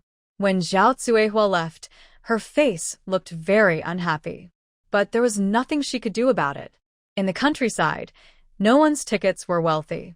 Even her second brother, who was in the city, couldn't gather enough tickets for Zhou Lian. Zhao Cuihua was worried, not knowing where she could get so many tickets for Zhou Lian. Tian Meow Meow had already entered the house, but thinking about how she looked so embarrassed today and Zhou Lian was completely unscathed, she felt very angry. After thinking for a moment, she ran out to catch Zhao Cuihua. "Aunt Cuihua, are you really going to give Zhou Lian so many tickets?" Hearing this, Zhao Cuihua's already bad face looked even worse. She said irritably, "What else can I do?" Of course, she didn't want to give them. But did she have any other choice? Not giving the tickets and watching Zhou Lian find someone to ruin her second brother's good job? Seeing Zhao Cuihua's unhappy face, a hint of satisfaction flashed in Tian Miao Miao's eyes. Tian Miao Miao quietly whispered to Zhao Cuihua, "I thought your family hated her so much. She just got married, and your family's main pillar has fallen." Hearing this, Zhao Cuihua's face didn't improve. She spat in her mind and thought, what is Lu Yanzhou, that compared to her family's main pillar? Does she not have a biological son? Of course, she wouldn't say these words out loud. What's the matter? Did you come to see me? Zhao Cuihua glanced at Tian Miao Miao and, smelling the fishy scent on her, took a step back. Don't stand so close to me. Seeing Zhao Cuihua's disgusted expression, Tian Miao Miao's face stiffened briefly, thinking, she hasn't even started to dislike this old witch yet. If it weren't for her plan to deal with Zhou Lian, who would bother talking to such an old, ugly, and rude woman? But thinking about her goal, Tian Miao Miao adjusted her expression to look considerate. I think, honestly, you don't have to pay that money. Hearing this, Zhao Cuihua became interested. Tian Miao Miao continued, sending Zhou Lian away. Isn't that because you were upset with her, auntie? She smiled and added, as for why we also sent Lu Yanzhou away, it's because you wanted to punish Zhou Lian for turning your good son into this state. It's her fault your family is like this. Zhao Cuihua. She actually thought that since Lu Yanzhou became a vegetable, her family was better off. After all, without Lu Yanzhou's accident, where would her second son get such a good job? But Zhao Cuihua's slightly cloudy eyes flicked around, and she thought that Tian Miao Miao's explanation made some sense. With this story, even if the military personnel came, she could bluff her way through. Haha. Zhao Cuihua sneered coldly. She wasn't in a hurry to gather money or tickets anymore. She had already decided to get her previous money back. And she wasn't planning to find Zhou Lian today. She would go tomorrow. Because at that time, Zhou Lian would think she was going to give her money, but in fact, she was there to ask for money. The Zhou family's expressions would be priceless, and they would regret their arrogance earlier. Seeing Zhao Cuihua happily leave, Tian Miao Miao's originally gloomy mood finally improved a bit. Now she only had to wait and watch the show. Meanwhile, Zhou Lian still didn't know she was being schemed against. She was still fishing. Since catching that big fish earlier, her luck seemed to have turned around. She caught 2 more big fish in a row. As it was almost time to end her shift, Zhou Lian carried the 2 big fish home. In total, she caught 3 big fish. The smaller one she put into her space, planning to eat it later. The other small fish were all put into her space's fish pond. Before she even reached home, the alarm for ending her shift sounded. When she arrived, Zhou's mother and Zhang Qiaoli had already returned. Zhang Qiaoli saw Zhou Lian carrying a big bucket and curiously went over to look. She then widened her eyes and exclaimed, "Wow, 2 big fish." Mother Zhou heard this and came out of the house. She looked at the fish brought back by Zhou Lian and asked, "Where did these come from?" "Your daughter caught them," Zhou Lian replied, patting her chest proudly. Mother Zhou was amused and said, "Aranin is really amazing." After hearing this straightforward compliment, Zhou Lian felt a bit shy. She thought Mother Zhou was treating her like a child, but being spoiled felt nice. Mother Zhou looked at the 2 fish and thought for a moment before saying, "All right, I'll get a rope for you. You take 1 fish to the village chief's house." Zhou Lian also had the same idea. But before she could speak, Zhang Qiaoli spoke first, her voice slightly unhappy. "Why do we need to send fish to the village chief?" Mother Zhou originally didn't want to pay attention to her. She thought Zhang Qiaoli was hopeless. But since her daughter was here and planning to live alone, she felt it was important to teach her about social manners. Mother Zhou said if you ask others for help, you should bring something along. Zhang Qiaoli knew Mother Zhou was talking about Zhou Lian's plan to ask the village chief for land to build a house. She said, "That's the village chief's job. I don't agree to send the fish." Mother Zhou thought to herself, "Do you even have a say in that?" "Yes, it is the village chief's job, but bringing a gift makes people more willing to help, she said. That's just how society works now. After saying this, Mother Zhou stopped paying attention to Zhang Qiali. She quickly found a rope, threaded it through the fish's gills, and handed it to Zhou. Can you go by yourself, Anin? In the past, Mother Zhou would have gone with her daughter. But since her daughter was going to live alone, she decided to start teaching her how to be independent. Yes, Zhou Lian replied, taking the fish from her mother and walking off confidently. Mother Zhou put the remaining fish into the kitchen. Zhang Qiali was heartbroken. Such a big fish. She originally wanted to get one for her family back home, since one was enough for the family. The fish might taste a bit muddy and not very good, but at least it was meat. Zhou Lian didn't know what kind of luck she had, bringing back 2 such big fish. If fish were so easy to catch in the river, there probably wouldn't be many left now. When Zhou Lian reached the village chief's house, the door was wide open.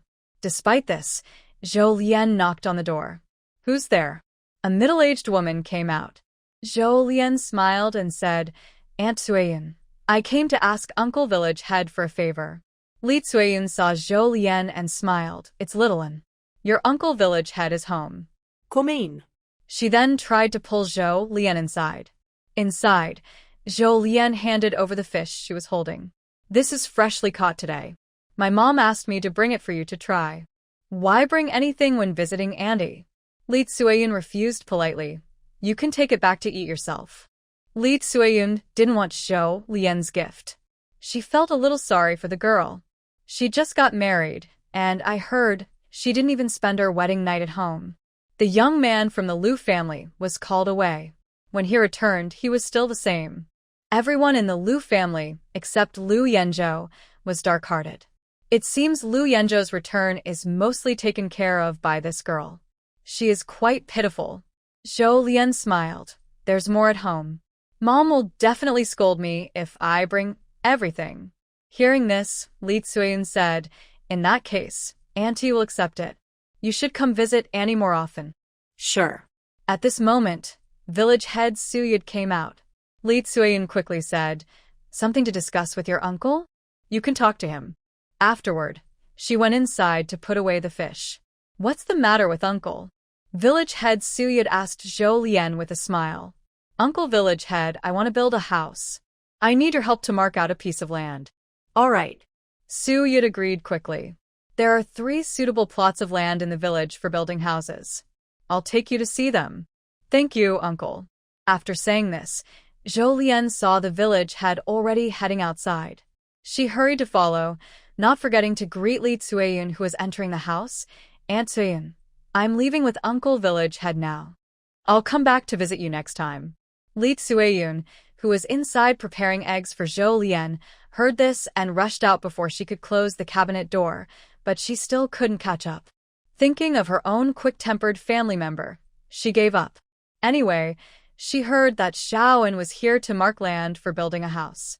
When construction starts, she would send eggs along with tofu to her and Dofu. Their local custom is that when someone builds a house, friends and neighbors send 2 pieces of tofu as a gift. There are 3 plots of land suitable for building houses in the village, one at the entrance, one at the end of the village, and one on the back mountain. They are all somewhat remote. But being remote isn't without benefits. It means the private garden can be nearby. Village Chief Su Yud, after showing Zhou Lian around, didn't immediately settle her down. Instead, he said, if you want a piece of land, just tell Uncle once you've decided. Thank you, Uncle. Sorry for the trouble today. No need to say that. Village Chief Su waved his hand. I'll go back now. Think carefully about which piece you want. Okay. After watching Village Chief Su leave, Zhou Lian went to look at the 3 plots of land again. In the end, she decided to choose the one next to the back mountain. While inspecting, she noticed a spring on the rocky wall of the back mountain where water was coming out. She planned to build her house there and direct the water to her home, so she wouldn't have to carry water anymore. Once she made her decision, Zhou Lian went home to tell her mother, Zhou Ma. When she arrived, Zhou Ma had already prepared the fish. Zhou Lian said she wanted to choose the land near the back mountain, But Zhoma was not happy because it was too remote. However, there was no other choice, as all the more accessible places were already occupied. Thinking about the spring her daughter mentioned, Zhoma finally agreed. After all, fetching water is hard work. Although her two sons said they could help, they often couldn't make it in time, so having the spring directly connected to the house would be more convenient. Once the place is decided, you can ask Uncle Chung to find someone to build the house. I'll go to see him tomorrow when I have time. Suma nodded. She didn't plan to interfere much with this matter. Her daughter was right. She needed to grow up. Seeing Zhou Ma holding a kitchen knife, ready to chop the fish into pieces, Zhou Lian stopped her. Let me do it. Tonight, we're eating pickled fish. All right. Zhou Ma quickly handed the knife to Zhou Lian, wanting to see how her daughter cooked. Seeing her holding the knife, but not to chop, instead to slice, it was the first time Zhou Ma saw this method. Noticing Zhou Ma's confusion, Zhou Lian explained, "This way, it absorbs the flavor better." Zhou Ma thought for a moment and agreed it made sense. Then you do it. Mom will cook tonight. Today, Zhou Ma was unusually generous and made steamed rice with an equal amount of rice and potatoes. Usually, the family ate rice and potatoes in a ratio of 1:4. After preparing the fish slices, Zhou Lian marinated them in scallion and water. While waiting, she also cut the pickled vegetables Zhou Ma had stored in a jar. When the time was almost right, she heated a little pork fat in a clean pot. Once the oil was hot, she added fish bones to stir-fry. After frying for 2 minutes, I added chopped green onions and garlic to the pan, then added pickled vegetables. Soon after adding the pickled vegetables, a tempting aroma filled the kitchen. Zhou Xuan, who just got home, smelled this delicious scent and came into the kitchen. Seeing what was in the pan, he asked, "Where's the fish?" Mom Zhou quickly answered, "Your sister caught it." "Wow, my little sister is amazing." Zhou Xuan clapped his hands and said, "Looks like I'll have a good meal tonight." He kept staring at the food in the pan. Mom Zhou looked a bit annoyed and said, "Go wash up. You're all sweaty." While speaking, she also handed him hot water. Zhou Xuan took the water and said, "My little sister's cooking is really good. I wish I could eat with you." "Good for nothing." Mom Zhou scolded, "I just can't bear to have my daughter cook for you every day." "I don't want to either," Zhou Xuan replied. "I think you should cook for your sister every day," she added. Zhou Xuan said, "Mom, you're being unfair. You favor girls over boys too much." "Because I'm a woman myself," she replied. Hearing this, Zhang Qiali, who just entered the kitchen, couldn't help but mutter, "Girls are all meant to get married someday." Mom Zhou, with sharp ears, shot her a glance and said, "Our family doesn't believe in that kind of thinking." At the fragrant dining table, elder brother Zhou Goen asked Zhou Lian, "Have you found a good place to build the house?" Zhou Lian nodded. "It's right behind the mountain. When we build it, we'll help out." "Thanks, brother," she replied. Hearing this, second brother Zhou Xuan was eager to speak up. "Whatever furniture my little sister needs, I'll make it for her." "Thanks, second brother." Zhou Lian thought for a moment. She really needed quite a few things. A bed, wardrobe, desk, a big box for seasonal quilts, a dish cabinet, dining table, chairs, wash basin, and more. The 8 gene of fish was quickly finished off by the whole family. While washing dishes, Mom Zhou didn't let Zhou Lian help. She looked at Zhang Qiali, who was pretending to be indifferent, and said, "You can't just eat and drink for free. You said it yourself, so you still have to wash this bowl." After dinner, Zhou Lian boiled hot water to take a shower. Right now, most homes didn't have a dedicated bathroom, so people washed either in the kitchen or in their rooms. Not used to washing in the kitchen, Zhou Lian carried the water into her room.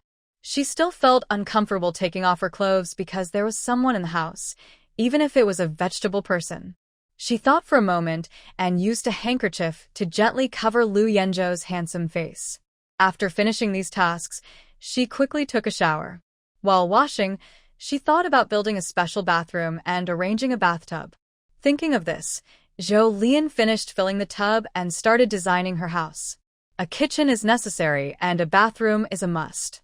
The main hall for eating and entertaining guests can be simple, using the kitchen. For the bedroom, Zhou Lian decided to have 2 bedrooms. Although she would be sharing a bed with Lu Yanzhou for the next few days, since there was no problem with not sleeping together, why not? She also wanted a woodshed and a toilet. It seems a wall should be built around the house. People visiting often peek through windows to see what's happening inside.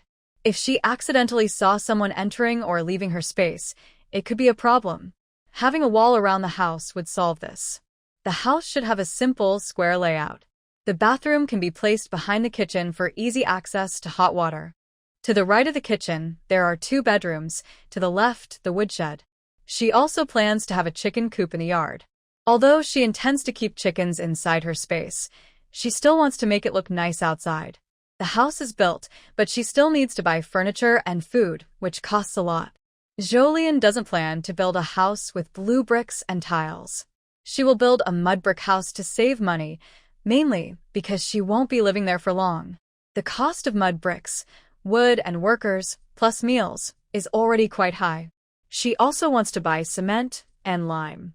Although these are expensive now, having cement on the ground makes it cleaner, and lime-painted walls make the house brighter and less dusty. Cement and lime can be used only inside the house, and each room should have a door that connects to others, making it easy to move inside during rainy days. Windows should be larger because Zhou Lian prefers bright, well-lit rooms. Considering all this, moving out and building a new house is not an easy task. She needs to earn money quickly. Zhou Lian decided that starting tomorrow, she will buy supplies to plant in her space: wheat, cotton, and rice. If asked, she will say she is stockpiling food and preparing for winter. When the wheat matures, it can be processed into flour and noodles. Cotton can be sent to the textile factory. Rice seeds can be planted and sold directly.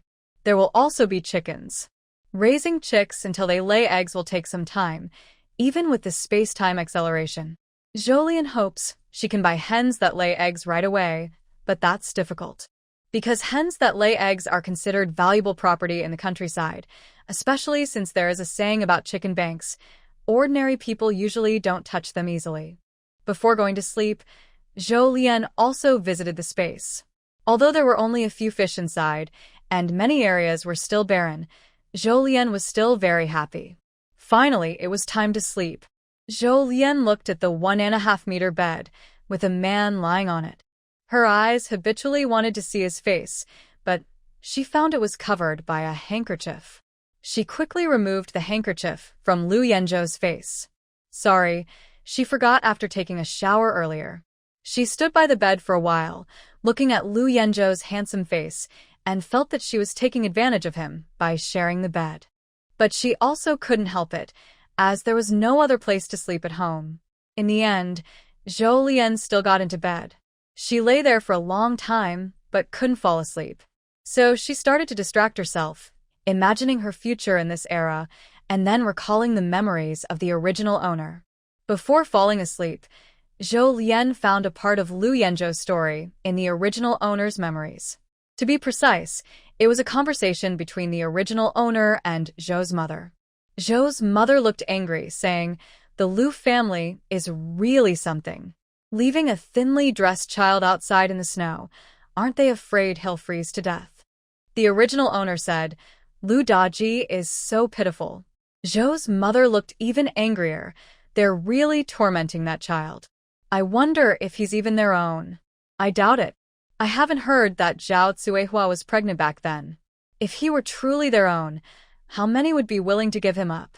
The small original owner agreed. Yes, my brothers and I are truly their own. Mom treats me and my brothers very well. At that time, Lu Yanzhou didn't even have a proper name. Everyone just called him Lu Daji. His name, Lu Yanzhou, was given when he joined the army. The next day, the first thing Zhou Lian did after waking up was to go to the space. Apparently, she still hadn't lost interest in the space's novelty. The first thing she checked was the spirit spring. Zhou Lian exclaimed. She found that the 2 drops she used yesterday had returned, and the little puddle seemed to have grown a bit, now measuring 2.5 milliliters. Although it was still not much, having some left after use made her very happy. After checking the spirit spring, Zhou Lian also looked at the fish.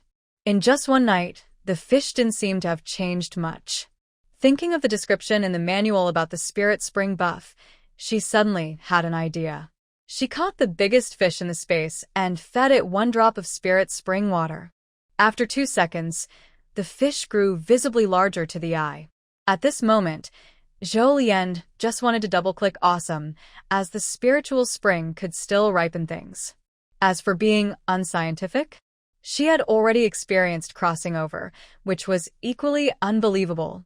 This morning, after discovering 2 things in her space, Zhou Lian happily left the space. Today's breakfast had no egg custard, only sweet potato porridge and pickles. When no one was in the kitchen, Zhou Lian hesitated whether to add a drop of spiritual spring water. But after thinking it over, she decided not to. Her reason was that she didn't want Zhang Qiali to benefit. Yes, she was that stingy. Zhang Qiali openly targeted her, so under the right conditions, she naturally wouldn't let her take advantage. As for the others at home, she planned to find ways to help them later. At the dining table, Mom Zhou looked at her beloved daughter and asked, "When will you go see Uncle Lao Cheng?" "Once I get paid," Zhou Lian replied. She hadn't forgotten that Zhao Cuihua was coming to give her money today. Speaking of which, Zhao Cuihua arrived just as she was thinking about her. "Oh, you're eating," she said sharply from afar.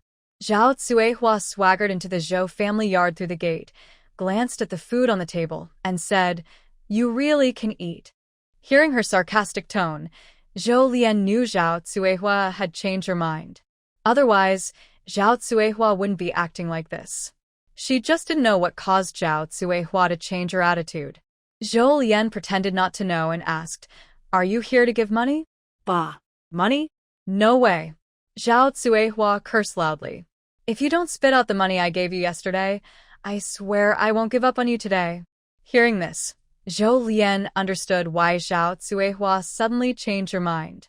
She wouldn't fall into any trap of self-incrimination. Zhao Cuihua's words made Zhou Xuan angry. He snapped, "Who are you calling a troublemaker?" His usually cheerful face suddenly darkened and looked a bit scary.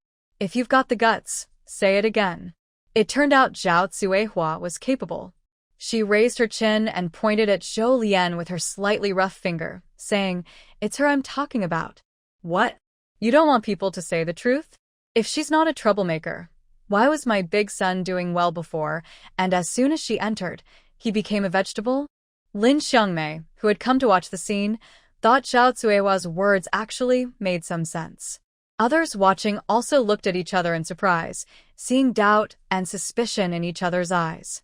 Mom Zhou was about to be so angry she could die. If this rumor turns out to be true, will her daughter still want to get married in the future? Who would marry a bad luck charm? This will ruin her daughter. It's unforgivable. Stop talking nonsense, or I'll tear your mouth apart. When Mother Zhou said this, she was about to step forward. Zhao Cuihua still had a bruise on her face from a slap, and upon hearing this, she couldn't help but step back. Mother Zhou glared angrily at Zhao Cuihua. "Don't think that just because you're ugly, I won't dare to hit you." Zhang Qiali. She remembered that her mother-in-law had just hit her yesterday morning. And Zhang Qiali actually thought Zhao Cuihua's words made some sense. Since Zhou Lian returned home, her days have been difficult, maybe because Zhou Lian was causing trouble for her. Zhao Cuihua sensed her moment of hesitation. When she reacted, her old, ugly face twisted for a moment. Then she sneered. "Oh, so you're upset because I hit your sore spot." Zhou Xuan really couldn't hold back anymore. He doesn't hate women, but at this moment he no longer wanted to consider Zhao Cuihua as a woman. Zhou Lian noticed her second brother's actions, pulled him aside, and whispered a few words in his ear before saying, "Go ahead." Only then did Zhou Xuan stop and stand up to leave. But before leaving, he glared fiercely at Zhao Cuihua. Zhou Lian also stood up. She wasn't hungry anymore. Seeing Zhao Cuihua like that early in the morning made her feel quite sick. "I hope you won't regret it later." Zhou Lian smiled kindly and gave a friendly reminder. Zhao Cuihua. Now, whenever she saw Zhou Lian smiling, she felt scared. Yesterday, Zhou Lian had smiled like that while tricking her out of 300 yuan. But Zhao Cuihua thought for a moment. She no longer had any leverage over Zhou Lian, so she shouldn't be afraid of her. So she rudely spat on the ground, put her hands on her hips, and said, "If it weren't for you scaring me yesterday, would I be afraid of you?"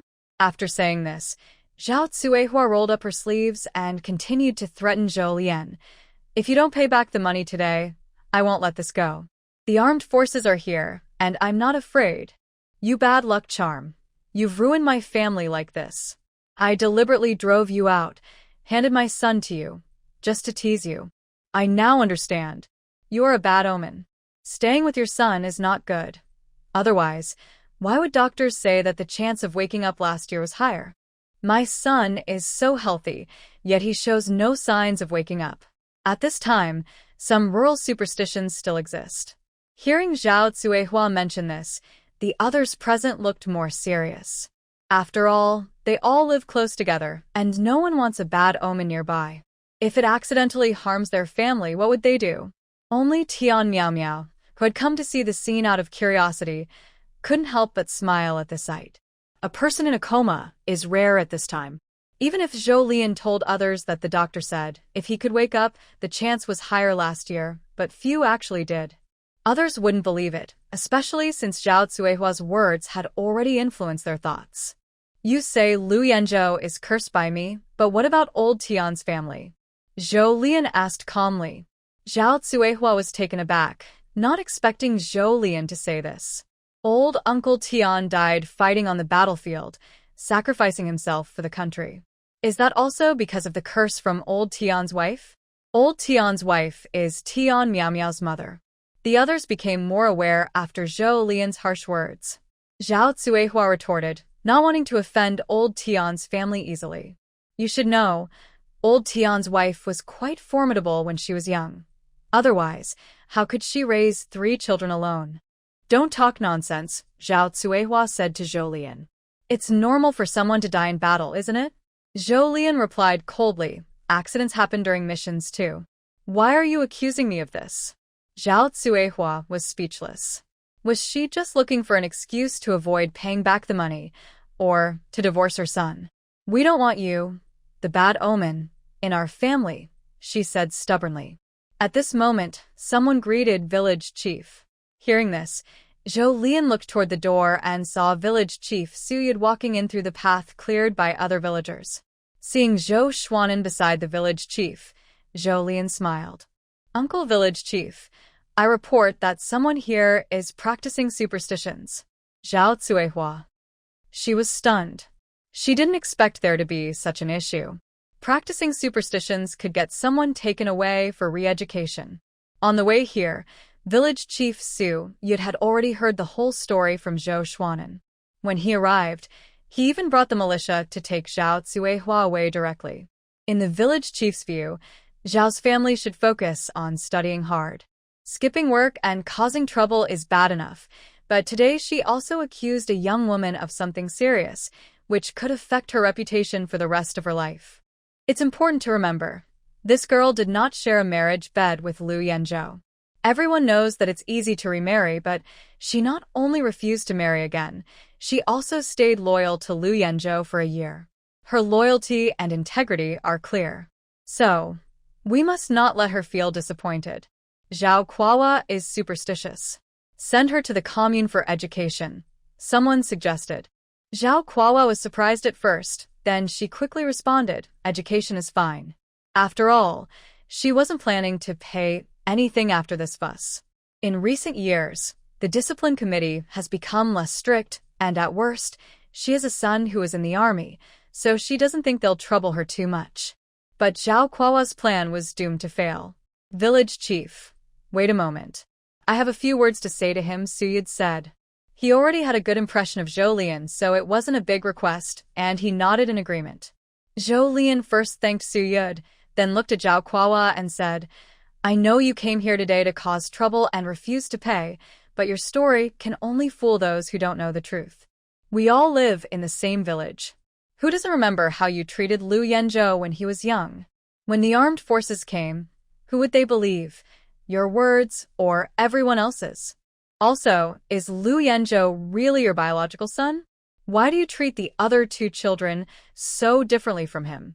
Hearing this, the older villagers immediately remembered the past. Before Lu Yanzhou was born, it seemed Zhao Kuawa was not pregnant, and no one saw her with a big belly. The villagers whispered among themselves. Zhao Kuawa's eyes flashed with guilt, but she quickly covered it up. She tilted her chin toward Zhou and said, "He's not my son. Are you the one who gave birth to him?"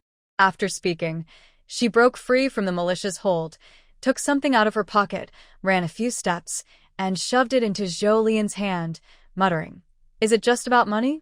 Here, take it. All of it. I give you everything." Her attitude made Zhou more certain that Lu Yanzhou was not her biological son. "Can I now go and receive education?" Zhao Kuawa asked after stuffing the money. She was a little nervous because she realized she had many flaws and mistakes she had previously made. When people face things they don't want to confront, they tend to want to run away. After all, if others find out that Lu Yanzhou is not her child, it would do her no good. This situation is already difficult enough. Others. It's the first time they've seen someone so eager to accept education. Zhou paid no attention to the looks and judgments of others. She was counting the money and tickets in her hand. She had 300 yuan, which was 100 more than she needed. The tickets mainly included meat tickets, postage stamps, cloth tickets, sugar tickets, and so on. Since she had extra money, Zhou used the extra 100 yuan to offset the tickets, so the matter was temporarily settled. Seeing that Zhou was no longer asking questions, village head Su Yud ordered someone to take Zhao Cuihua away again. As Zhao Cuihua left the Zhou family yard, she saw Tian Miao Miao standing outside, looking well. Thinking that this was her idea, she immediately said to the village head, "She taught me this. I originally wanted to give Zhou money, but Tian Miao Miao told me to say it this way. I'm at most an accomplice." Inside the yard, Zhou heard Zhao Cuihua say this and raised an eyebrow. She was a bit surprised that Zhao Cuihua could say accomplice. And sometimes, little kids can be really difficult. For example, Tian Miao Miao. Wasn't she the one who caused all this trouble? She could have just quietly taken the money. When Zhao Cuihua accused Tian Miao Miao, she was first startled for a second, then looked at everyone, pouted with a grievance, shook her head, and then said in a pitiful voice, "I didn't." "What does this have to do with me?" Tian Miao Miao distanced herself from the situation. "I don't have the money." When others heard Tian Miao Miao mention money, they suddenly found her explanation reasonable. Most people wouldn't go to such lengths for something that's not good for them. Seeing Tian Miao Miao like this, Zhao Cuihua was angry. When she gave her the idea yesterday, she wasn't like this. Zhao Cuihua suddenly had an idea. She just said it. "I falsely accused her, but I don't have any money. Why should I falsely accuse her?" Others. What should she do? It sounds quite reasonable. Village head Su Yud. Seeing the others silent, Zhao Cuihua immediately shouted, "I don't care. You all have to take her away from me." She couldn't be the only one suffering. At this moment, she wasn't afraid of offending Aunt Tian because she herself had been unlucky because of Tian Miao Miao. Village head Su Yud. Taking someone away requires evidence. "Do you have any proof?" "I am the proof." Zhao Cuihua puffed out her chest. Tian Miao Miao immediately said, "Then I will prove that I didn't do it." Zhao Cuihua exclaimed. The face of Tian Miao Miao was surprisingly thick-skinned, even more than hers. In the end, because there was no evidence, Tian Miao Miao was not taken away. However, many villagers had already begun to look at her with suspicion. After all, Zhao Cuihua had a point. She couldn't accuse Tian Miao Miao without proof, especially since she had no money.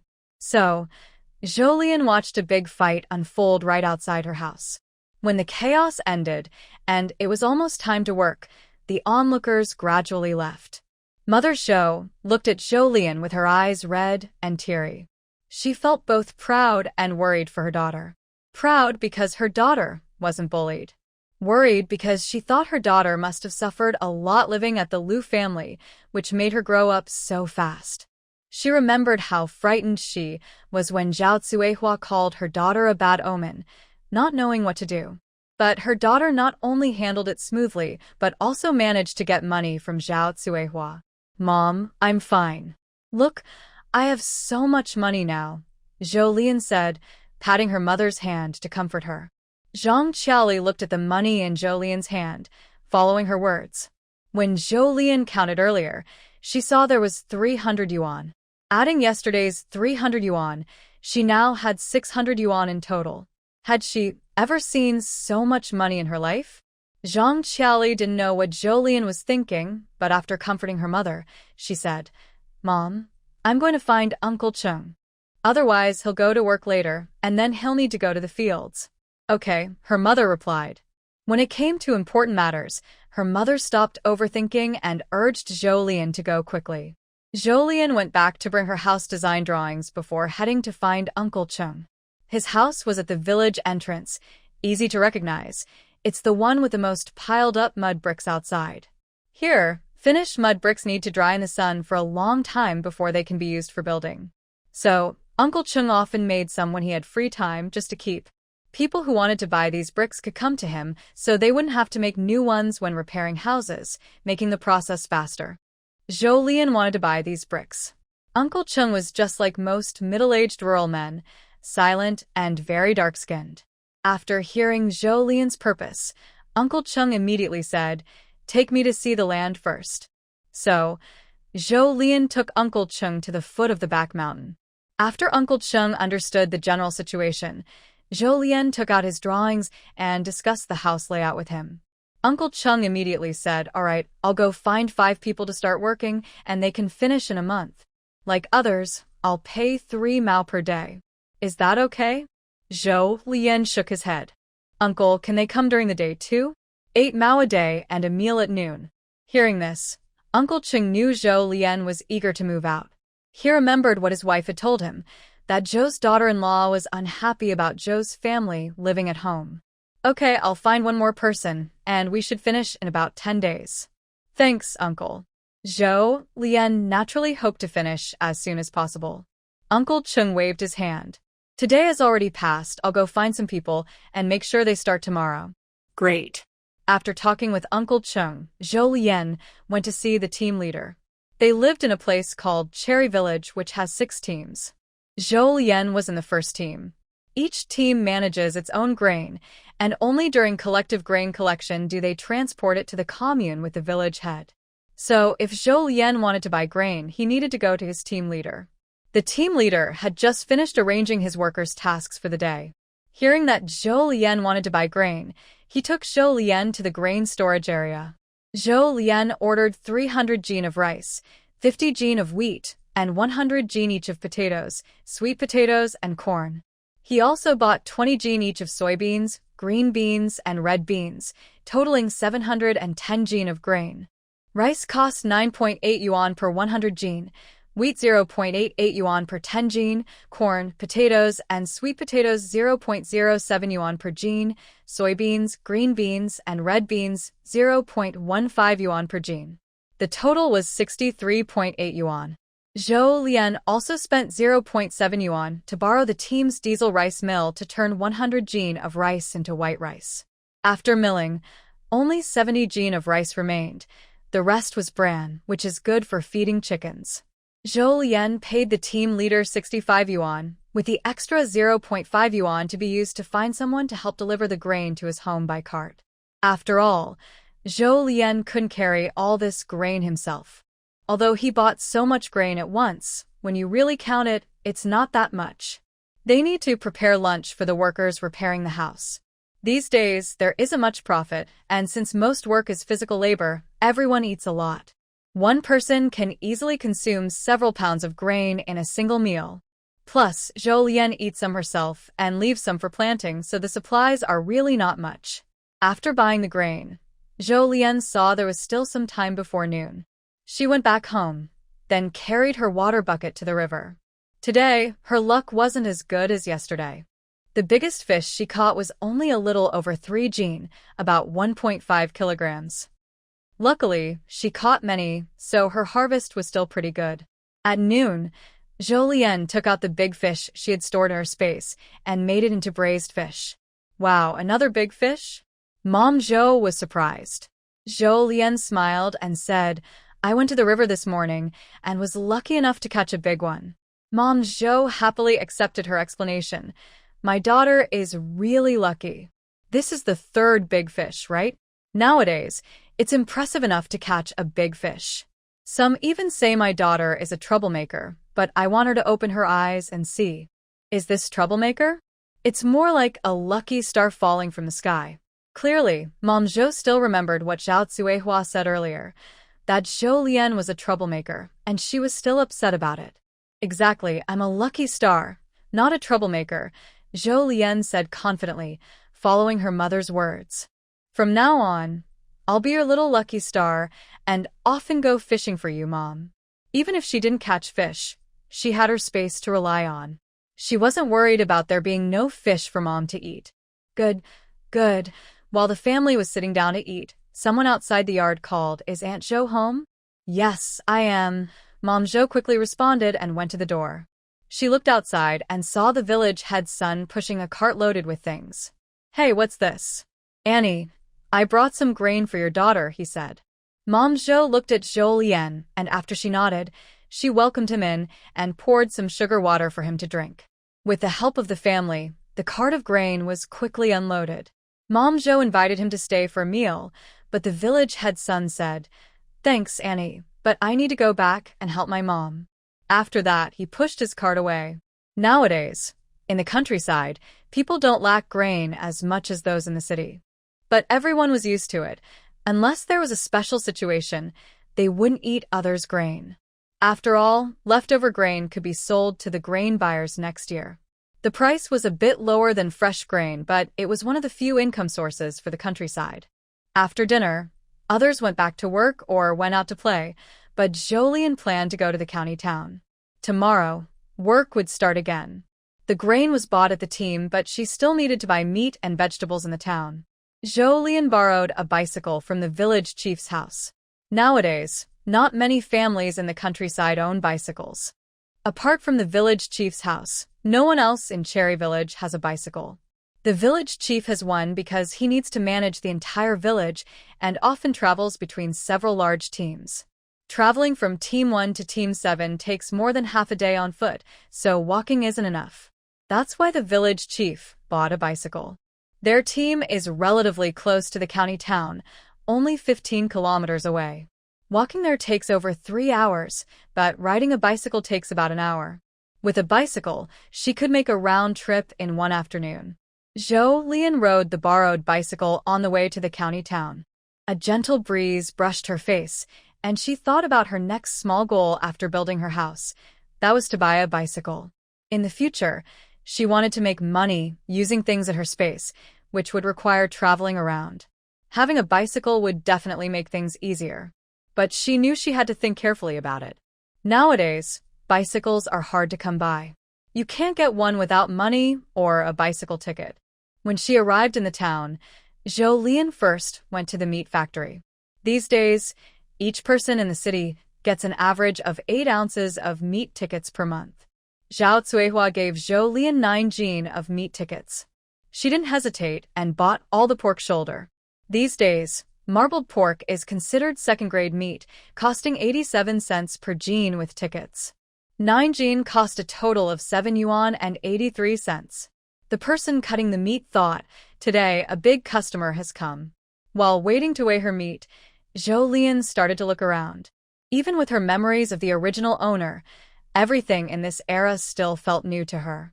As she looked around, she saw something that caught her interest. It was a pig's head and a bunch of fatty intestines. How do you buy a pig's head and pig intestines?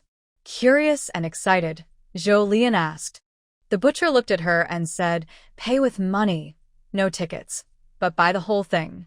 Hearing this, Zhou Lian only had one thought, and that was buy it. Nowadays, meat that can be bought without tickets is like earning money. Zhou Lian touched her small wallet, thinking about spicy pig intestines and red oil pig ears. Just give me everything. Please weigh it for me. The person at the meat processing factory looked at Zhou Lian and thought, this is a big customer. In recent years, few people could buy pig heads and pig intestines directly. Pig intestinas, 41 cents per gin, no receipt, total 16 gin.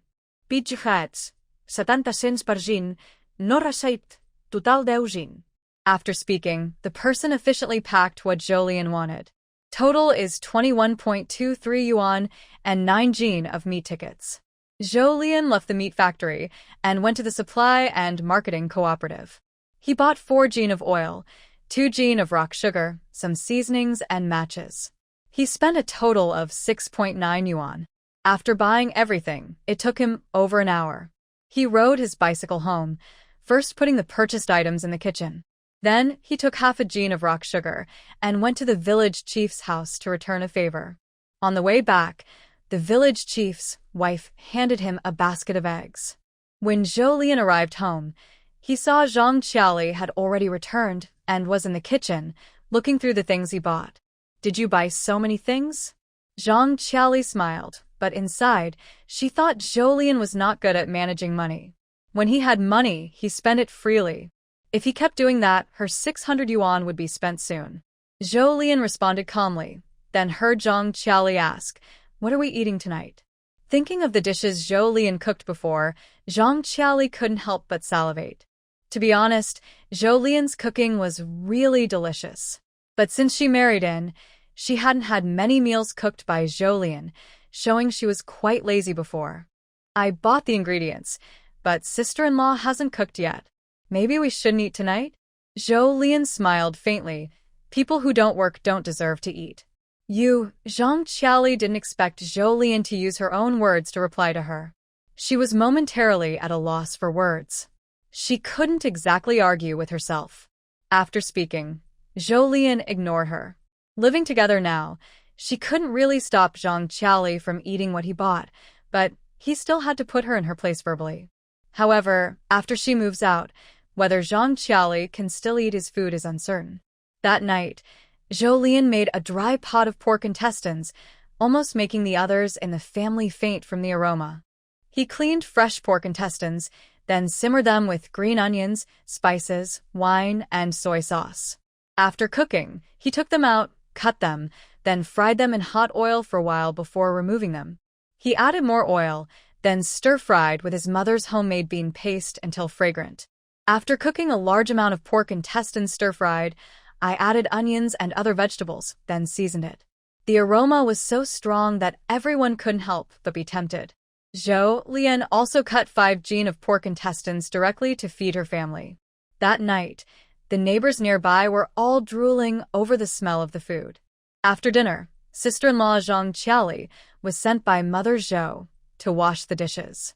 Jolien took a quick shower with hot water, then gently cleaned her husband Lu Yanzhou, who was in a vegetative state.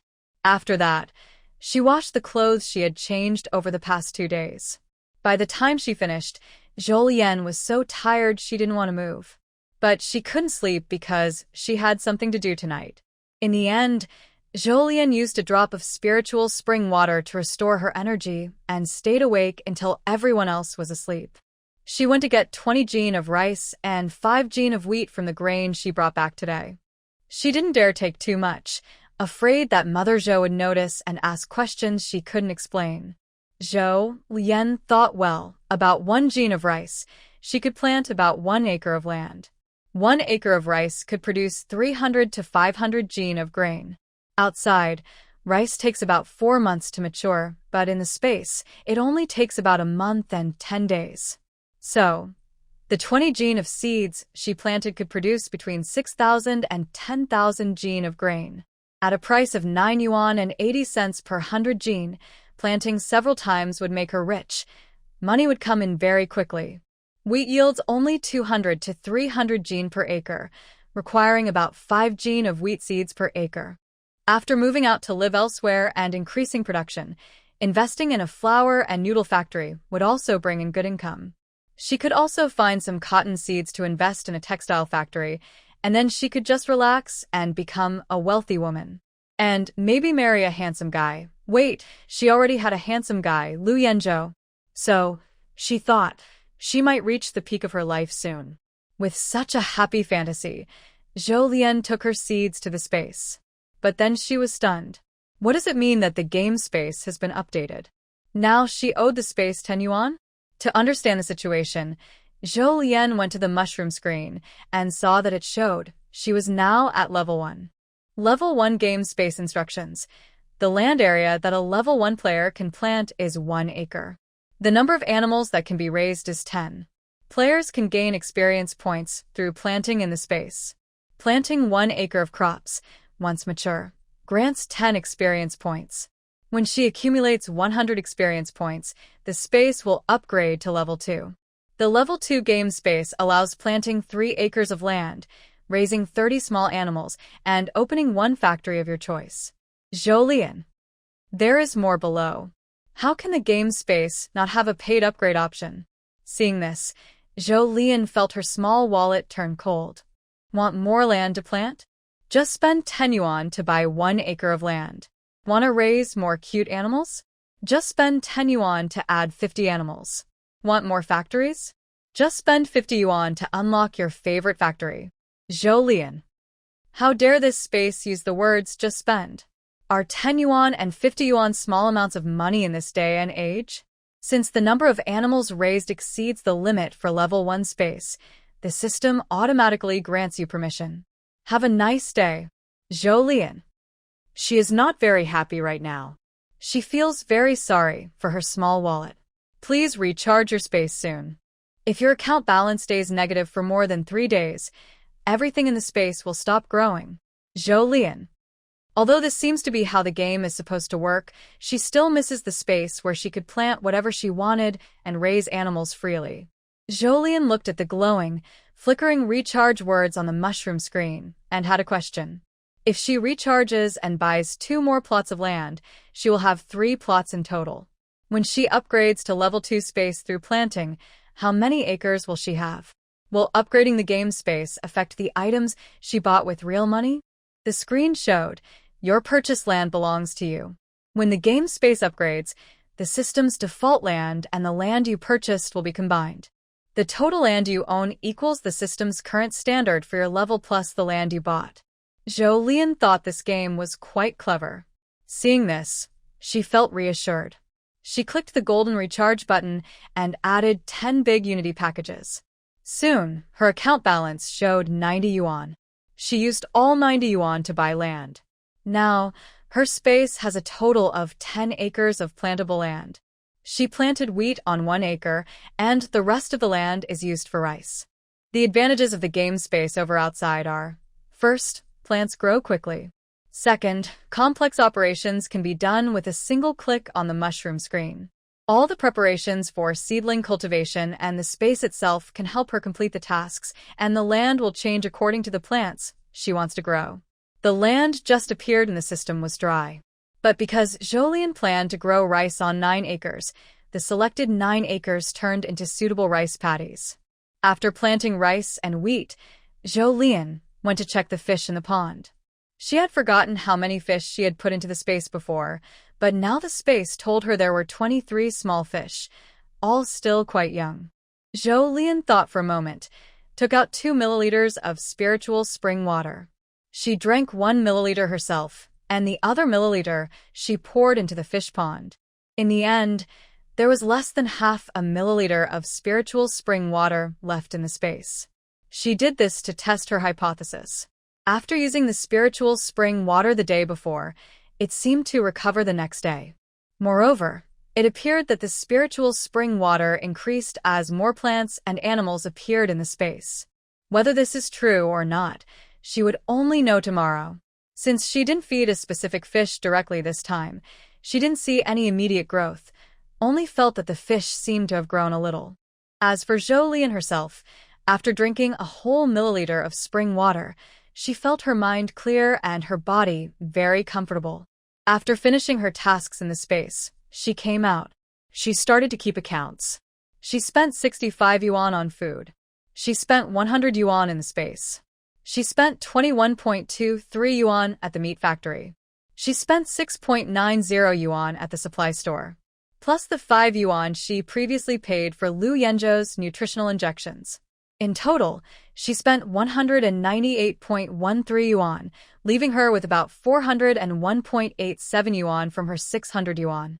Later, She still needs to pay for materials and wages for the house, and buy doors, windows, and furniture. Jolene deeply felt that spending money was really not enough.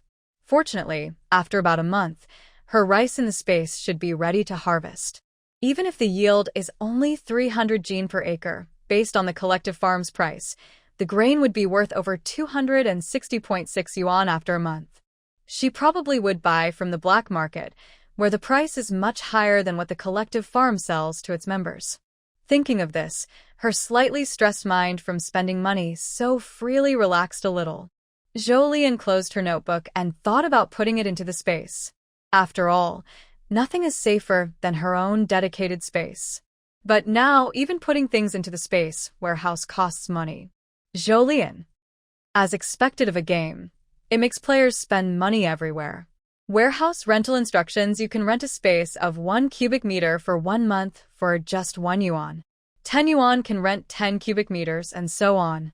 Although it costs money, Jolene decided to spend 1 yuan to rent a 1 cubic meter space for a month.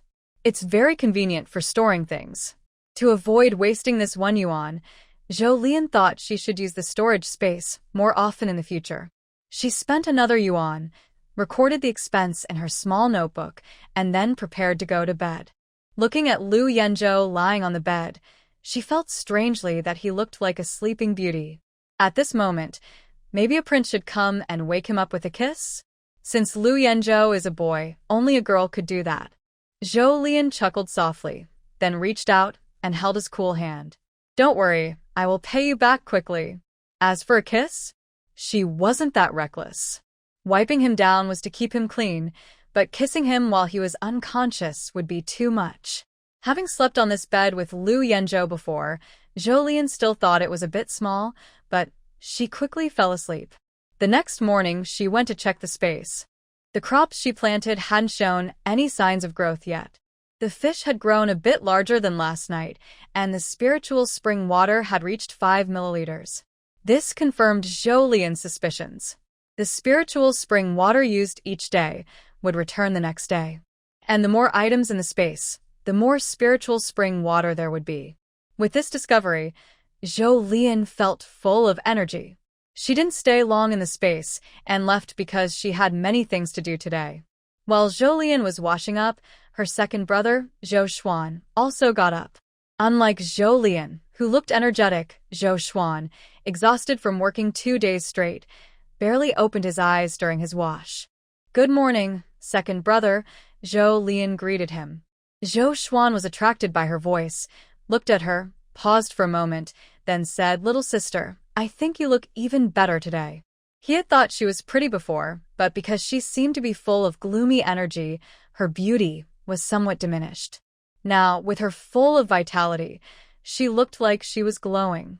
Everyone liked to hear kind words. Jolene thought Zhou Xuan must have had this impression because she drank a little spiritual spring water last night. Today, she planned to prepare something for her family as well. Breakfast remains the usual sweet potato porridge. Jolene voluntarily took on the task of serving rice. In the end, except for Zhang Qiaoli's bowl, everyone else's bowls were filled with a drop of spiritual spring water by Jolene. Zhou Xuan was the first to notice. Strange. Today's porridge doesn't make me want it anymore, and it actually tastes pretty good. Hearing this, the 2 children at home agreed. Today's sweet potato porridge is sweet. Mom Zhou also thought the sweet potato porridge tasted good today. But the recipe was the same as before. Mom Zhou thought, maybe the sweet potatoes taste better today. Listening to these conversations, Jolene slowly took a sip of the sweet potato porridge, hiding her skills. After the meal, Mom Zhou said to Jolene, Old Uncle Chun will start work today.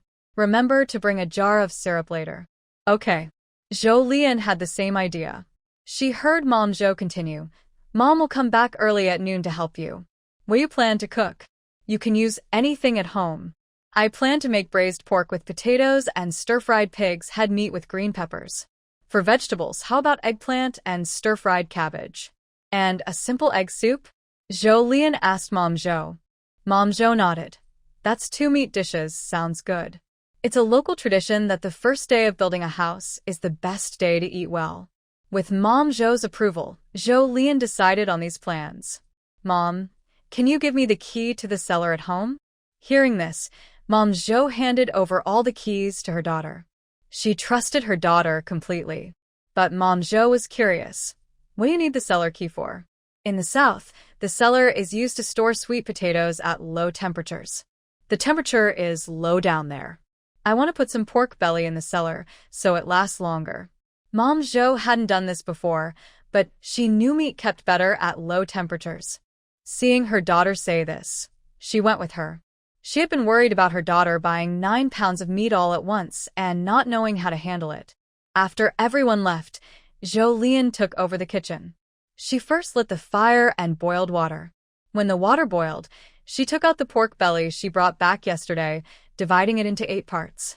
1 piece was 2 pounds, and the other 7 were about 1 pound each. Zhou Lian kept the 2-pound piece and stored the rest in the fridge to keep fresh.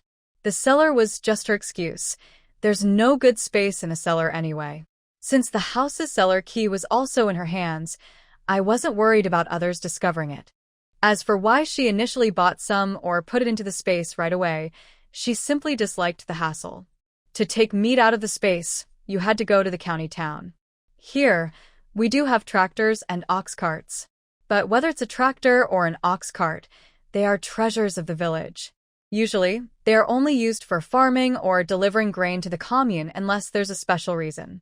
So, to go to the county town, you either walk or borrow a bicycle. I consider myself lazy and wouldn't walk unless absolutely necessary. But I can't always borrow a bicycle from the village chief. They need it too, and it's not polite. So I can only buy more at once, make it clear to my mother, and then take it out later.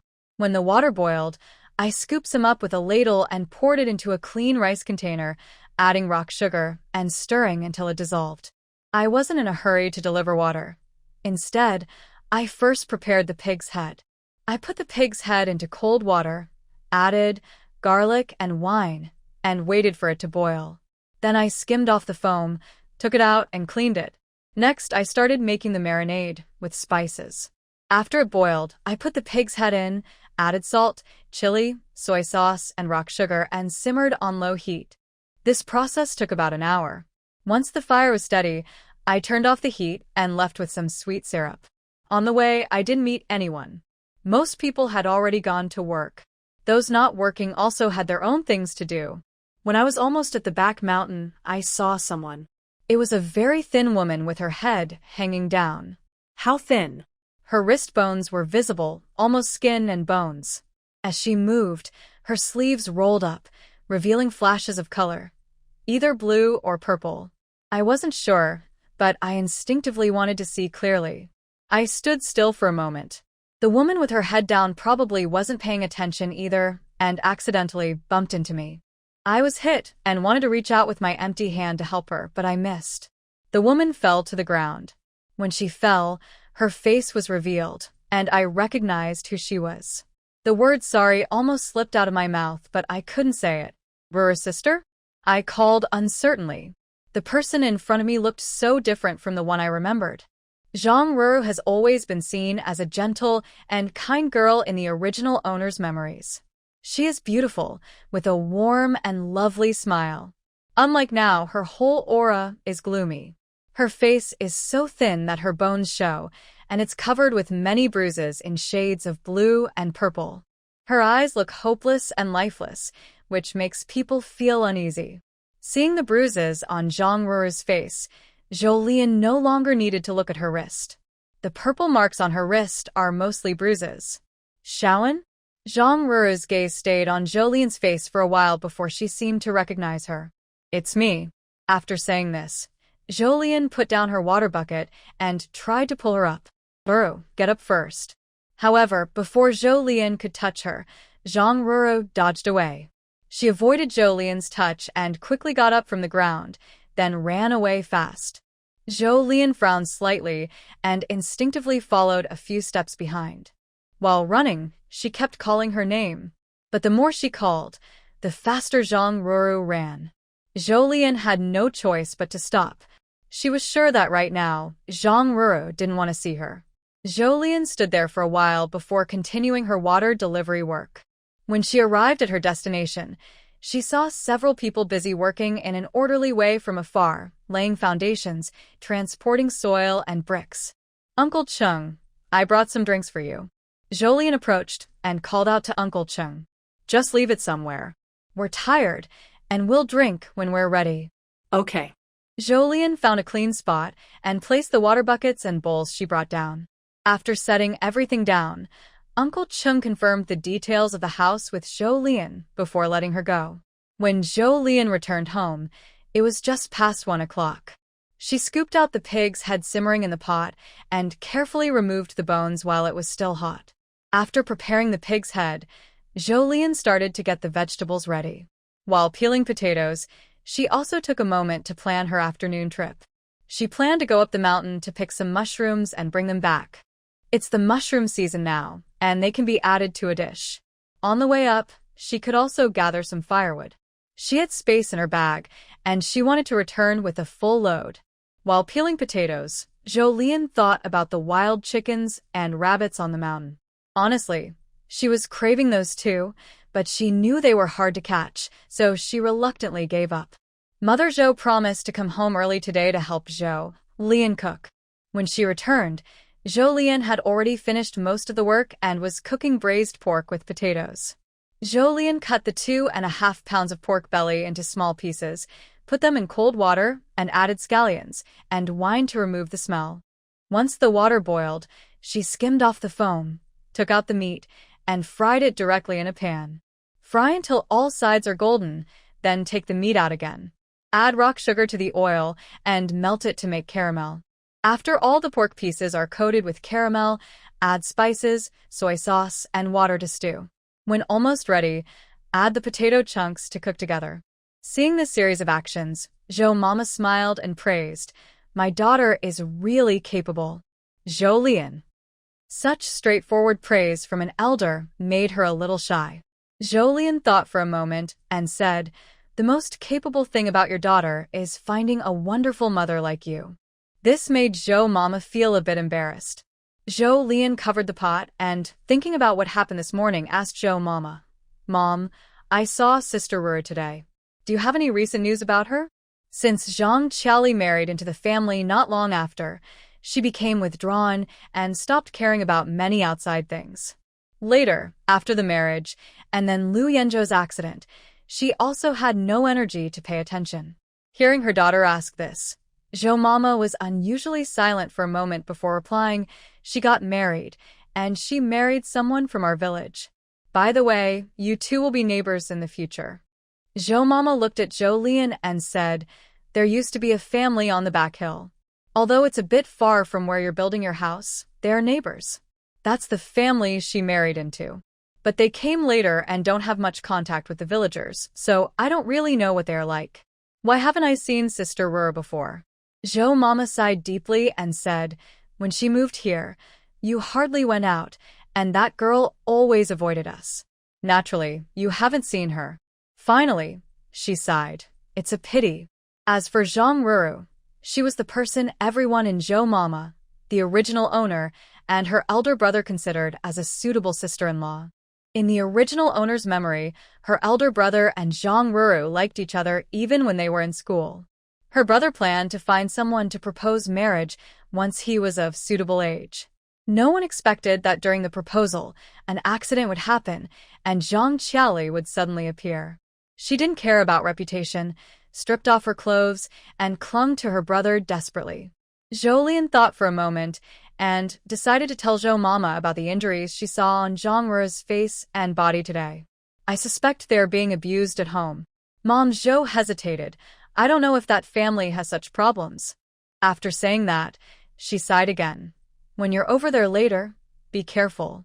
If possible, try to watch over that child more." Besides that, Mom Zhou couldn't think of anything else they could do. The Zhou family does not tolerate domestic violence. But nowadays, abuse in other families is not unusual. Mom Zhou dislikes violence, but can't do much about it. She can only remind her son not to allow such things. "That's all we can do for now," she said. This was Zhou Lian's response to Mom Zhou about watching over the family. Although she knew Zhang Ruru was hit, it was someone else's business, and she couldn't interfere without knowing more. After lunch was ready, Dad Zhou and second brother Zhou went to call Uncle Lao Chung and others to eat at their house. There were 6 people fixing the house, so one table wasn't enough, and they sat separately. When Uncle Lao Chung and the others saw the dishes, they looked surprised. Even though nowadays people serve good food, having 2 hearty meat dishes at once was rare. These days, whether someone cares about you can be seen from a meal. Faced with such dishes, everyone who came with Uncle Lao Chung decided they must work hard to build the strongest earthen house in the village. Originally, they thought the food was so good they should eat less. But when they ate, they found it was too delicious to stop. The braised pork melted in their mouths, and the potatoes in the broth tasted very meaty. Fried pig's head with green peppers was especially good with rice. By the time they realized, all the food on the table was gone. After finishing, they became even more determined to build the strongest earthen house. Since there were many people eating, there were more bowls and chopsticks. Mom Zhou saw Zhang Qiali trying to sneak back to her room and called out, "Where are you going? Wash the dishes for me." She didn't see her eat less, but she still had to work. Zhang Qiali had no choice but to go to the kitchen to wash the dishes. Meanwhile, Zhou Lian and Mom Zhou were still in the yard tidying up the empty bowls and plates. Looking at the increasing number of dishes, Zhang Qiali frowned and said, "There are so many empty bowls and plates. I wonder how much firewood was used to cook. I haven't seen her pick up even a single stick. It's like our whole family is supporting her to fix her house." She just didn't want to wash so many dishes and started finding fault as usual, not expecting that just this one comment would lead to consequences she couldn't accept. When Zhang Qiali said this, Mother Zhou was carrying an empty bowl and plate, about to go inside. Hearing this, she immediately asked coldly, "Did you not eat what you made?" Zhang Qiali. Yes, she ate. Mother Zhou rolled her eyes and said, "You eat more than anyone else, supporting the whole family? Which stick of firewood did you pick up?" Zhang Qiali. It's not that she didn't want to speak, but she truly had nothing to say. Since arriving at the Zhou family, she spends her days either working or washing her clothes. Mother Zhou cooks the meals, and she takes care of the children. Even Zhou Big Brother's clothes are washed by him himself. She has never been asked to do it. Since she got married, she hasn't collected firewood anymore. Most of the firewood in this home is cut from the mountain by Zhou Dad and the 2 Zhou brothers when they are not working. Zhang Qiali, you better look at yourself and see how much you are worth. Mother Zhou was angry thinking about how Zhang Qiali married into the family. Her background was not good, and after coming in, she kept bullying her daughter. The more Mother Zhou thought about it, the angrier she got. "Listen, if you keep talking nonsense, get out of here. Our Zhou family can't tolerate such a troublemaker like you." Zhang Qiali didn't expect that just saying a few words would make her mother-in-law so angry. Big brother Zhou Goen, although not knowing the full story, saw his mother so furious and knew that Zhang Qiali must have done something wrong to upset her. "Let's split the family," Zhou Goen said. His voice was quiet, but everyone present was stunned. After waiting a moment and seeing no one respond, Zhou Goen looked at Mother Zhou and said again, "Mom, let's split the family." Mother Zhou saw that her eldest son didn't say much, and she knew he had probably already made up his mind. But she still asked carefully, "Are you sure about this?" Actually, Mother Zhou had also thought about splitting the family. Since Zhang Qiali entered this home, things would never be peaceful. But she couldn't bear to part with her eldest son. If they really split up, only she and her family would suffer and be tormented. "Yes, I've decided." Zhou Goen's tone was very calm. He had thought it over. Meeting someone like Zhang Qiali was just bad luck for him. But he couldn't let her continue to cause trouble for his family anymore. Seeing Zhou Goen like this, Zhang Qiali felt very anxious. "Mom, I was wrong. Can we not split the family?" Zhang Qiali knew very well that after splitting up, she would never have the same life she has now. After the family split, she had to cook her own meals and take care of the children. Although Zhou Goen received a full share of the land, he couldn't support himself, his wife, and 2 children. If she didn't work hard, they would go hungry. Thinking of this, Zhang Qiali became very anxious. Her face showed worry as she wanted to ask Zhou's mother for help, but she was afraid. She only weakly pleaded, "Mom, I was wrong. I won't do it again. Can we stay together as a family?" Zhou's mother looked at Zhang's pleading with a cold expression. Her request didn't move Zhou's mother at all. "You have no right to speak here." Usually, Zhou's mother considered her eldest son. Now that he wanted to split the family, she had to act. "Second son, go find the village head."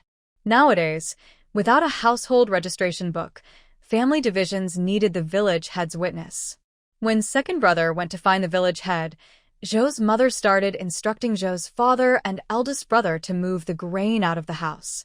Zhou's mother also took the keys from Zhou Lianen to access the family's savings and moved out some stored items from the cellar. Zhou Lianen opened the cellar, and at that moment, she took out the pork stored inside, so no suspicion was raised. When she brought the meat to the kitchen, Zhou Lianen also washed the dishes she had used earlier. The village head was quickly called over by second brother Zhou Xuan. Along with the village head, a group of villagers came to watch the scene. In the rural areas of the 1970s, there weren't many entertainment options, so villagers loved watching lively events. "Village head, you're here." Zhou's mother first greeted the village head, Su Yud, then said, "Please witness that today, our Zhou family is splitting up." "How will you split it?" asked the village head, Su Yud. "The grain will be divided based on work points. The two adults will compare how many points they earned last year with the total points of the family, and the grain will be divided proportionally." This method of dividing grain was fair, and Zhou's parents didn't take advantage of the eldest family. The grain was divided accordingly. "What about the house?" the village head continued to ask. Zhou's mother replied, "The kitchen and drying shed are still shared until they are repaired. There are 4 rooms in total. 2 will go to their family. The room where Anan lives will belong to them once she moves out in a few days." "That's fine." The village head nodded. "And the chickens?" "There are 2 laying hens in the house. They will keep 1, and the eggs will be split equally," Zhou's mother said indifferently. Other villagers who came to watch felt it was unfair. Dad Zhou and Mom Zhou didn't keep all the grain for their family, and their house had only 4 rooms, which they divided into 2. The chickens were also split. It's important to remember that Zhou Dad and Zhou Mom also have an unmarried son, Zhou Xuan. Village Chief Su Yud saw that Zhou Mom was clever and didn't say much about the division. He only asked at the end, "How will the money be split?" Zhou Mom took out a total of 321 yuan, 7 jiao, and 4 fun. Ignoring the small change, that's about 320 yuan. "Our savings, plus the money borrowed from Zhang Qiali's family for her brother's wedding, total 400 yuan. After saying this, Zhou Mom counted 20 yuan from her 320, added the small change, and looked at Zhou Goen, the eldest brother. Total 400. "Do you mind if I give you 100? "Thanks, Mom," Zhou Goen simply replied. He knew this was a kind way to split things, probably because of their 2 children. He also accepted it because he still needed to support his children. Zhang Qiali borrowed 80 earlier. "Now I give you 20, Zhou Mom said, handing the money to her eldest son, Zhou Goen. Zhang Qiali watched as Zhou Goen took the money, just over 20 yuan, their family savings. She immediately became upset. "Why is there 400 yuan but only 100 for us? The chickens and the house are split equally." Hearing this, everyone around sighed. They had seen many shameless people, but none as brazen as her. Zhou Mom kindly gave them a little more, which Zhang Qiali thought was fair. With a wife like this, no wonder the Zhou family decided to split up the eldest son's family. Most families here live with their parents and the eldest son. Zhou Mom sneered and said, "Just because I gave you 2 rooms and married you for 150 yuan. She looked at Zhang Qiali with disgust. "If I knew you were like this, I'd rather the eldest son go to jail than marry you." At that time, after Zhang Qiali stripped and threw herself at Zhou Goen, she threatened the Zhou family that if the eldest son didn't marry her, she would accuse him of harassment. In cases only known to the involved parties, when evidence is hard to gather, the law usually favors the woman if she accuses the man of harassment. This law, meant to protect women, ended up helping people like Zhang Qiali. My older brother wants to go to jail, but Mother Zhou can't bear to see her good son go there. What is a prison like? A good person going inside, whether they come out okay, is uncertain. Thinking about what happened before, Mother Zhou gets angry. Any complaints, keep them to yourself. Only you have wronged others. No one has wronged you. After saying this, Mother Zhou calms down and speaks to the village chief. Village chief, we have divided the family. Okay. The village chief, Su Yud, raises his voice. Today, under my witness, the Zhou family has split. From now on, Zhou Goen and Zhang Qiali will be a separate family, and their work and grain will be counted separately. After the village chief leaves, Mother Zhou goes to the kitchen and divides the dishes, condiments, and firewood. Starting tonight, both families will cook separately. Zhang Qiali looks at what was divided from her family. Besides the house and chickens, everything else is less than Mother Zhou's. She gets upset and goes back to her room. Zhou Dad, Mother Zhou, and second brother are packing up the divided belongings. They've taken out the grain and other supplies but need to put them back. Zhou Lianen watches Zhou Goen silently packing alone, feeling strangely emotional and teary. He walks over to help but is stopped by Zhou Goen. Big brother will do it himself. Big brother. Seeing his little sister hesitate, Zhou Goen wipes his hands on his clothes to dry them, then gently pats her head. Worried that his sister might overthink because of the family split, he says, "This has nothing to do with you. Big brother wanted to split the family long ago. But it's you since you married. Your wife, you've been suffering." His sister was raised with love by their family, so she's a bit fragile and hurt by Zhang Qiali's words. At that time, he hadn't yet recovered from the shock of being unable to be with the person he loved, and he spent many days in a daze. It was only after a year that he realized his sister had been bullied all along. He tried to change Zhang Qiali because she was his wife, someone he would live with forever. But Zhou Goen quickly found he couldn't change her. That helpless feeling made him choose to avoid everything again, pouring all his energy into work, working so hard he had no strength left, and not thinking about anything. He kept avoiding until now. The family conflicts recently seem worse than before, but actually, it's just that his little sister has learned to stand up for herself. That's a good thing. His once fragile sister, who seemed like she would break at a touch, has changed. He has no reason to keep avoiding. At least, she couldn't let herself drag down the whole family, so she decided to split the household. Big brother will always be your big brother. You should stay well. Zhou Goen rarely smiled.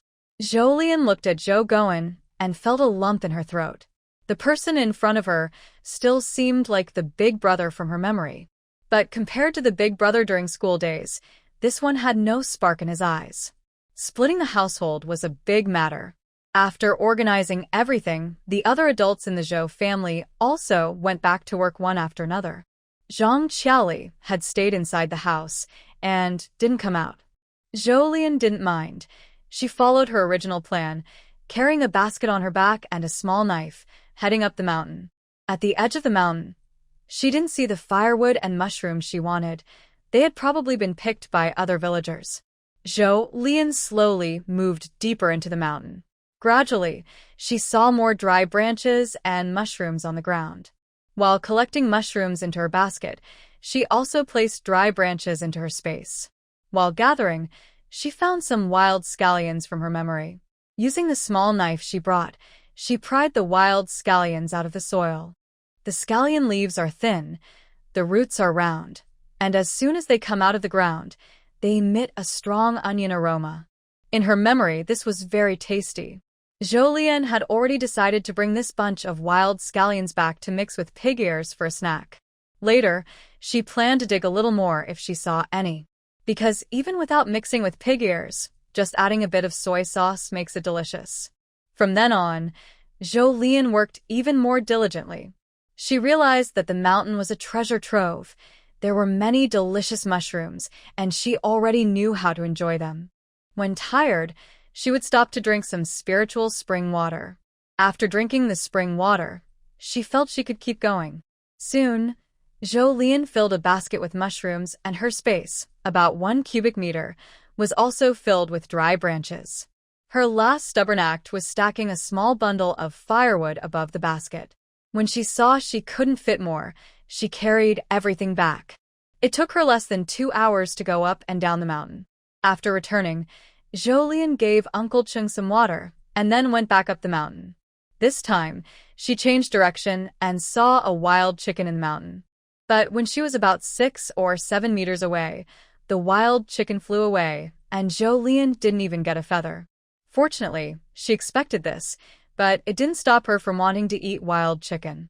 Does she still have time to learn hunting now?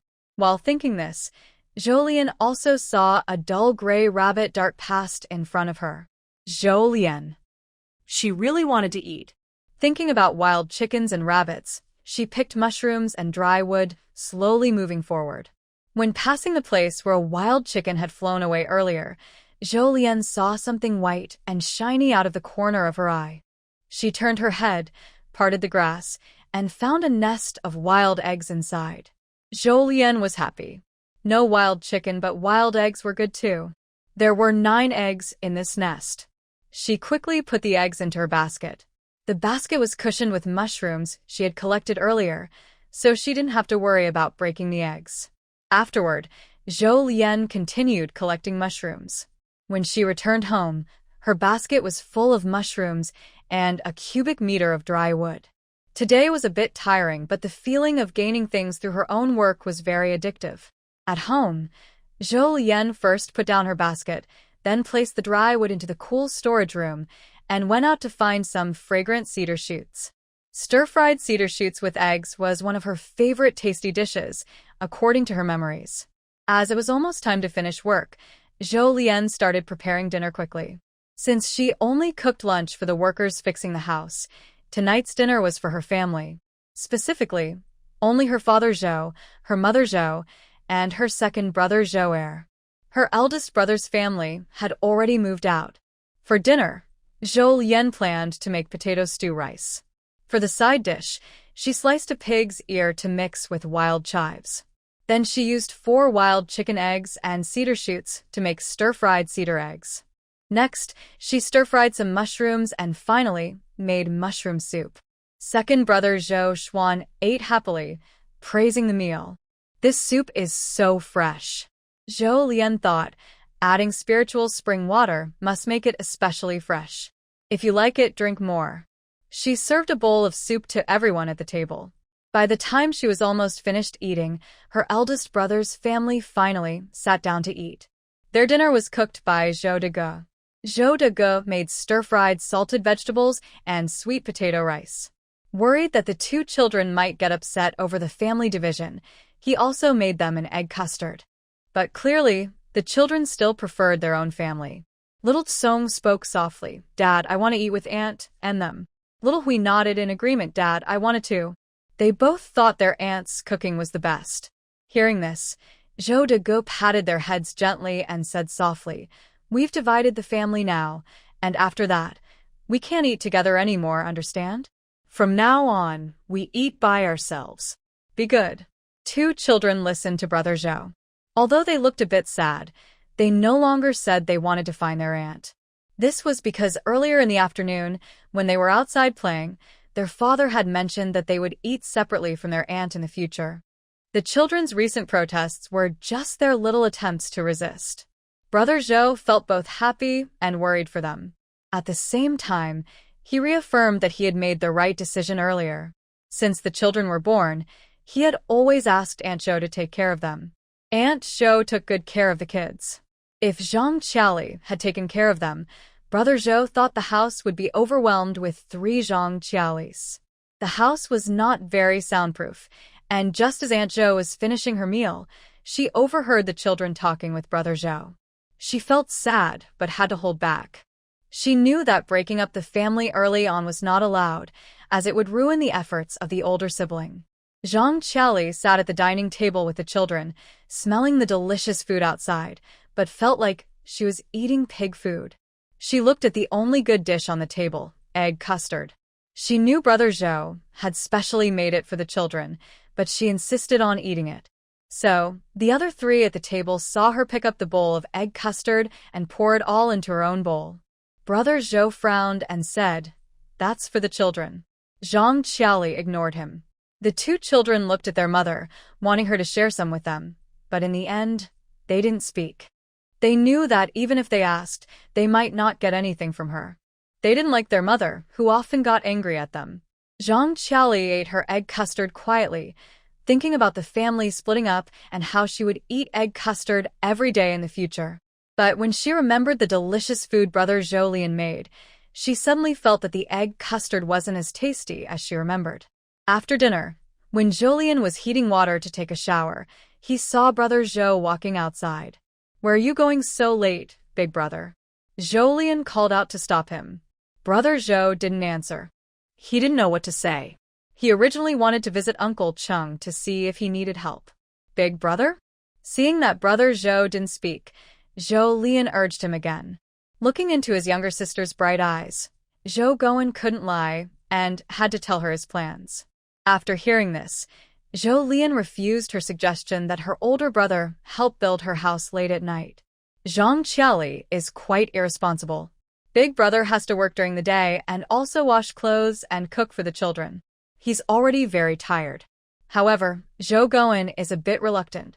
He doesn't want his sister to build a house, and as the older brother, he hasn't helped at all. "From now on, I will live alone. Big brother will have plenty of chances to help," Zhou said, noticing his brother's thoughts. After speaking, she poured a glass of plain water with spiritual spring water into it for him. Big brother drank the water and felt much less tired. He decided that from now on, he would cover the firewood for his little sister to live alone. He hasn't done much to repair the house before.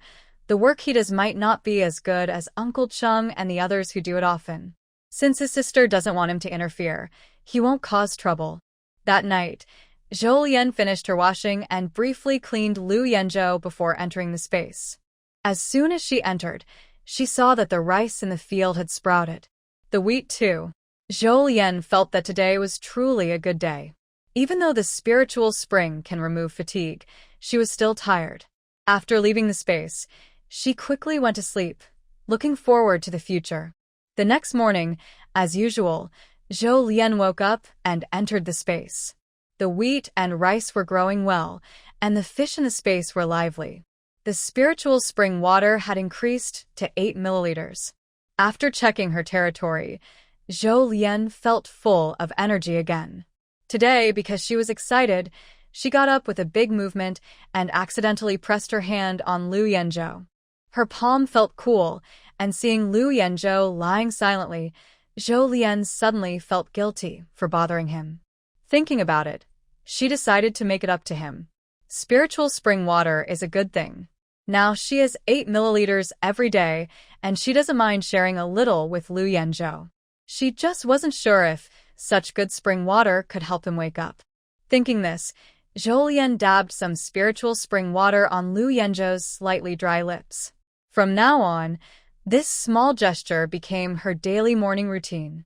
After doing this, Zhou left the house. Mom had already prepared breakfast, sweet potato porridge as usual. But there was one more side dish. Mom made Zhou favorite green onion with soy sauce yesterday. While no one was paying attention, Zhou quietly added 2 milliliters of spiritual spring water into the porridge. The green onions were salty and fragrant, and the sweet potato porridge had a faint sweetness. The combination was just right.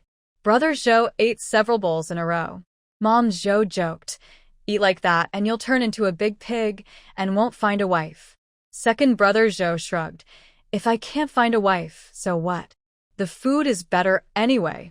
Mom Zhou shook her head, thinking this second son was hopeless. However, with Zhang Qiali in front, Mom Zhou wasn't very eager for her son to get married. The bowls were washed together by Mom Zhou and Zhou. "Mom, can you give me some vegetable seeds?" Zhou was about to spend some money in her space to plant vegetables. Not only could she eat them, but the more plants and animals in her space, the more spiritual springs she would have. "Do you want to plant them in your own garden?" Mom Zhou guessed. Her own garden was just an excuse Zhou had thought of to borrow seeds. Hearing this, she quickly nodded. Please give me some of everything we have at home. Our house isn't even fixed yet, and you're already worried about your garden. Although she said that, Mom Zhou still went to find some vegetable seeds from home for Zhou Lian. Zhou Lian took the seeds from her mother and thanked her. Thanks, Mom. Having achieved her small goal, she even hugged Mom Zhou. Mom Zhou, hugged by her daughter, smiled and patted Zhou Lian's hand, saying, I haven't taught you how to plant vegetables before, but when you're done with your garden, I'll come teach you. Okay. Zhou Lian agreed, but in her mind, she thought she might need to find more seeds later because the seeds she wanted this time had already been planted in her space's land. Mom Zhou and Zhou Lian talked for a while before heading to work. After Mom Zhou left, Zhou Lian first boiled some water in a pot, then went back to her room, closed the door, drew the curtains, and entered her space. As soon as she entered, she recharged her mushroom screen with 10 yuan and then planted the vegetable seeds her mom gave her. The seeds from Mom Zhou were quite diverse, including cabbage, cucumber, chili, eggplant, radish, tomato, peanut, mung bean, green bean, long bean, onion, garlic, greens, pumpkin, and more. Although Mom Zhou had given Zhou Lian a few more seeds than her allotted garden space could hold, she still couldn't plant a full acre. The remaining land wasn't left empty. Zhou Lian went outside her space to get some corn seeds and planted them. After planting the corn, she took out some beans to soak, planning to grow bean sprouts at home. After finishing these tasks, the water in the pot boiled, and Zhou Lian added rock sugar before delivering it to Uncle Chung and the others. This time, she did not meet Zhang Ruru like she did yesterday. But thinking about how Zhang Ruru looked before, Zhou Lian decided that after moving here, she would find a chance to visit her future neighbor. After giving out the sweet soup, Zhou Lian was not idle. She carried a basket and went to the bamboo forest to dig for spring bamboo shoots. When she brought back the bamboo shoots, she could stir-fry them or dry them into bamboo shoots for later eating. That noon, Zhou Lian cooked stir-fried pork with bamboo shoots, fragrant cedar eggs, stir-fried mushrooms, and stir-fried water celery. Water celery is a wild vegetable Zhou Lian found on her way back from digging bamboo shoots. Although the lunch was not as rich as yesterday's, it was still quite good. During the meal, the delicious smell filled the yard.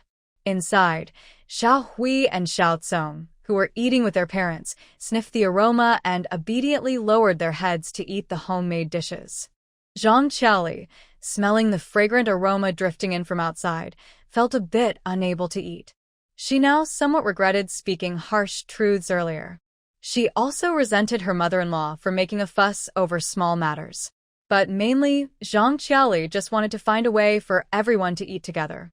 After the meal, Zhang Qiaoli went to apologize to her mother but was ignored by Zhou Mama. Zhou Lian, after finishing her meal, went to Tan Mujiang's house. She ordered doors, windows, and furniture needed for her home. On the third day at noon, Zhou Lian cooked braised fish, which was very tender because she used a spiritual spring to ripen the fish. On the fourth day at noon, she made fragrant dry pot pork intestines, adding dried bamboo shoots this time. The aroma of the pork intestines mixed with a fresh scent. The workers repairing the house had been eating good food for 4 days straight and wished they could eat like this every day.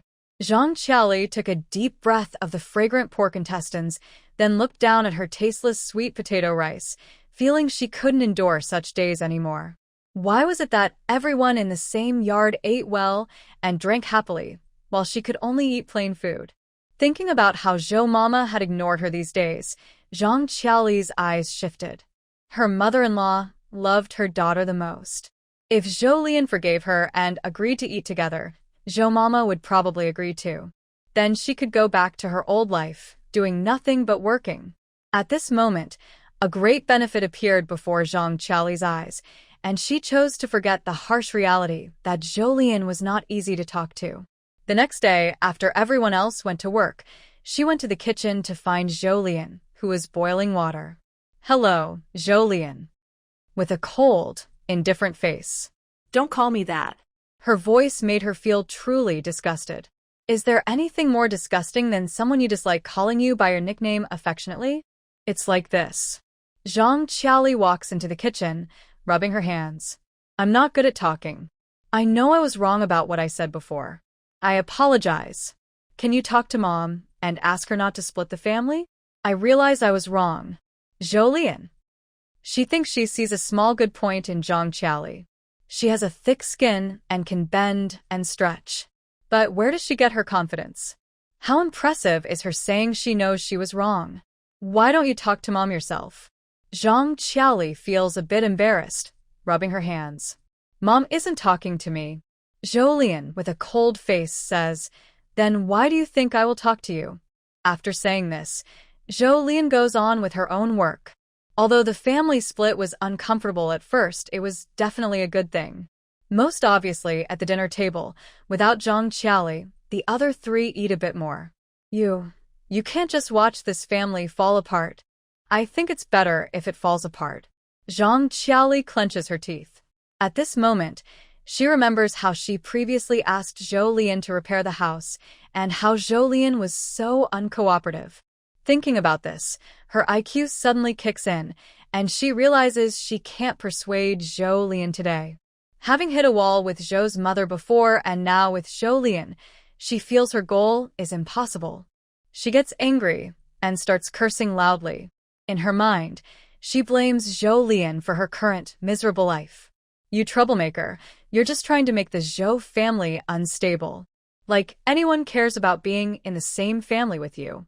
Zhang Qiali sneers. You're just a bad omen, ruining your own husband. Who knows who will be next? To Jolien, these words sound like a curse. Even if she doesn't believe that words can really cause harm, they are truly unpleasant. Jolien feels very upset hearing this. She is upset, and seeing Zhang Qiali's sharp, mean face, she slaps her directly. As for the family's rule of not hitting people? Sorry. Zhang Qiali is no longer considered a person in Jolien's eyes. Tired of trying other ways to make her shut up, Jolien can only resort to force. Zhang Qiali is stunned by Jolien's slap. How long has she gone without being hit? It seems that ever since she married into the Zhou family, she hasn't been hit again. So much so that Zhang Qiali almost forgets the fear of being controlled by violence. For someone like Zhang Qiali, a slap doesn't really make her feel better. Jolien continued to hit her with a cold face. Surprisingly, Zhang Qiali didn't resist, which Jolien only realized after hitting her several times. She frowned and looked at Zhang Qiali, who instinctively hugged her head and painfully said, Mom. Mom. I was wrong. Don't hit me anymore. I was wrong. This seemed like a reflex reaction. Jolien thought that Zhang Qiali's family was probably strict about boys and girls, and that she had a hard time at home before, often being beaten by her mother. Honestly, Zhang Qiali hiding her head and fearing the hits was a bit pitiful. But being pitiful isn't a reason to be rude to her. Jolien stepped back 2 steps. I don't have a daughter as annoying as you. If I hear you say such things again, I will hit you every time I do. Because Jolien stopped, Zhang Qiali was able to pull herself out of her hopeless fear. However, her eyes still showed some fear when looking at Jolien. Thinking about what Jolien just said, she quickly said, Okay, I know I was wrong. Go away. Even though she felt that Zhang Qiali might be pitiful earlier, it didn't change Jolien's dislike for her. Zhang Qiali ran away hurriedly, and Jolien heard someone calling her outside the yard. Is the Zhou family's girl at home? Jolien recognized Old Cheng's voice. Normally, Old Cheng should be fixing her house now. But now, he appeared here, which clearly meant something unexpected happened. Jolien quickly left the yard and saw Old Cheng standing outside, looking a bit anxious. What's wrong, uncle? Could it be that someone had an accident while repairing the house? If so, they needed to rush to the hospital. Young lady, you better come with me to see your mother. Thinking for a moment, Old Cheng paused. Zhao Cuihua came and is stopping everyone from working. Hearing Zhao Cuihua, Jolien breathed a sigh of relief. As long as no one was hurt, it was fine. As for Zhao Cuihua, it was troublesome, but it could still be solved. Let's go, uncle. I'll go see. After saying that, Jolien followed Old Cheng towards the back mountain. She knew Zhao Cuihua had returned. After all, the first thing Zhao Cuihua did after coming back was to go to Lao Tian's house to fight Tian Miao Miao. Healthy Tian Miao Miao is naturally no match for the overweight Zhao Cuihua.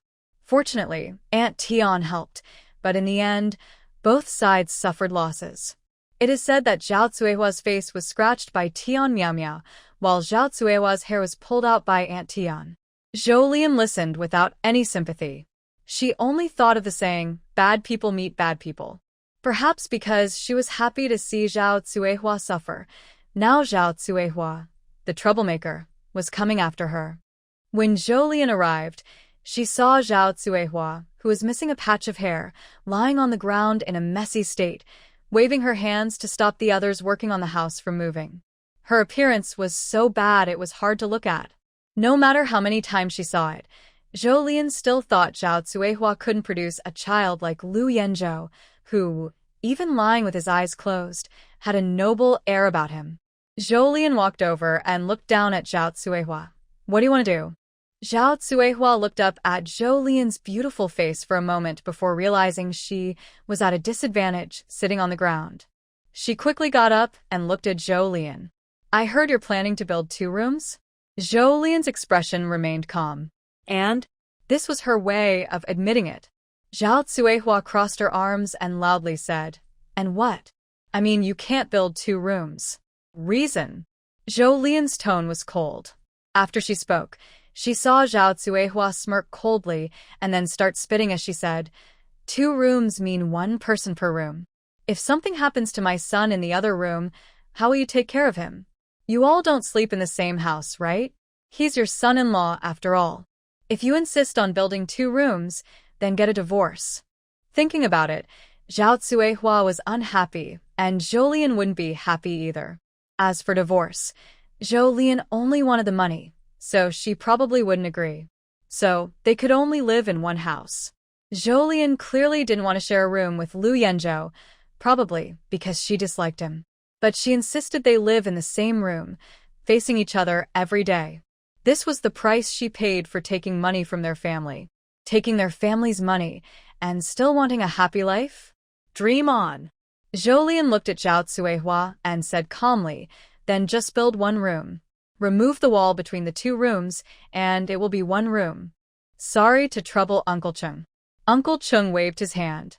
It's just a little construction. Removing the wall is easy, no trouble at all. Zhao Cuihua's request was not difficult for Zhou Lian to accept. Recently, Zhou Lian had gotten used to living with Lu Yanzhou. Apart from the small bed, Lu Yanzhou, being like a plant, didn't have much presence in the house. They had planned to build 2 rooms, but only if conditions allowed. Of course, she preferred living alone, but that didn't mean she couldn't accept sharing a room. At most, there would be 2 beds in the room, which she saw as just adding a decoration. The biggest bed here was only 1.5 meters wide. She didn't sleep peacefully alone, so sharing with someone felt a bit tight. She preferred a wider bed. If Zhao Cuihua wanted to make her uncomfortable about this, her wish was doomed to fail. Is there anything else? Zhou Lian asked Zhao Cuihua. Zhao Cuihua. Did Zhou Lian just agree so easily? Seeing how relaxed Zhou Lian was in agreeing, Zhao Cuihua felt uncomfortable. If there's nothing else, don't block the way. If I get upset, I might do something bad. Zhao Cuihua. She threatened her again. She had never realized Zhou Lian was such a tough person before. To shut her up, Zhou Lian agreed easily to live with someone she disliked. This was also a bit harsh on herself. Because of this, Zhao Cuihua was a little afraid to provoke Zhou Lian in the future. Old Uncle Chung was somewhat relieved to see Zhou Lian quickly chase away Zhao Cuihua, who was quite persistent. There are many days ahead, and for a girl from the Zhou family, being a bit strong-willed makes life easier and less likely to be bullied. That noon, Zhou Lian cooked more than 10 jin of pickled fish. In the end, it was all eaten, even the pickled vegetables were gone. After the meal, Zhou Lian was called by her second brother to the carpenter's house. Little sister, what do you think of this big bath barrel? Because Zhou Lian needed it urgently, the furniture in the house was ordered from the old carpenter's shop, ready-made. He was unhappy that he couldn't fulfill his promise to make all the furniture for her house himself. So, Jolien asked him to make a bath barrel instead. At that time, in the countryside, people mostly used basins for bathing, and hardly anyone used a bath barrel. Since Tan the carpenter didn't have a bath barrel, her second brother had the chance to have one made from scratch. Jolien had never used such a bath barrel before. She could only look at its appearance. The bath barrel was large enough to hold 2 people at once. At the bottom, her second brother thoughtfully added a small stool, making it easier to sit while bathing. The edges of the bathtub and its walls are polished very smoothly, so there's no need to worry about splinters hurting you during a bath. Clearly, this bathtub was made with care by the second brother of the Zhou family. Thank you, second brother. I like it very much. I'm glad you like it. Hearing that his little sister liked it, Zhou Xuan was very happy. After you move into the new house, if you need anything, just tell second brother, and he will make it for you. Jolien naturally agreed. Although the house isn't finished yet, it will only take about 10 days. At this time, Jolien should also think about the cement and lime she wanted earlier. These 2 things are rarely used by villagers these days, so the original owner has no experience buying them, and Jolien needs to find out how to buy them. It's a good time to buy tiles from the brick and tile factory. If possible, Jolien wants to buy everything together. She calculated that her house needs about 5,500 tiles. The price of 1 tile is the same as a brick, 1 penny each. Jolien is proactive. After deciding to buy tiles, she asked her mother to help prepare lunch the next day. Early the next morning, she left without breakfast. Since she didn't know if she could find cement and lime or how long it would take, she decided to go early. This time, she didn't borrow a bicycle from the village chief's house. It's someone else's property, so it's not good to borrow all the time. Plus, on her way back, the brick factory has a cart that delivers tiles, so she can ride that back. But as Jolien walked along the road, she reaffirmed her decision. Once she has money, she must buy a bicycle. Fortunately, with a spiritual spring, even after walking 3 hours, she didn't feel too tired. After arriving in the county, Jolien, hungry, went to the state-run restaurant for breakfast.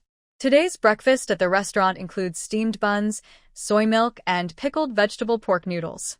She thought for a moment and ordered a bowl of soy milk and 4 meat-filled buns. At this time, buns cost 3 cents each. 2 buns require a grain coupon, and soy milk costs 2 cents per serving without a coupon. Jolien ate 1 bun and a bowl of soy milk and couldn't eat much more.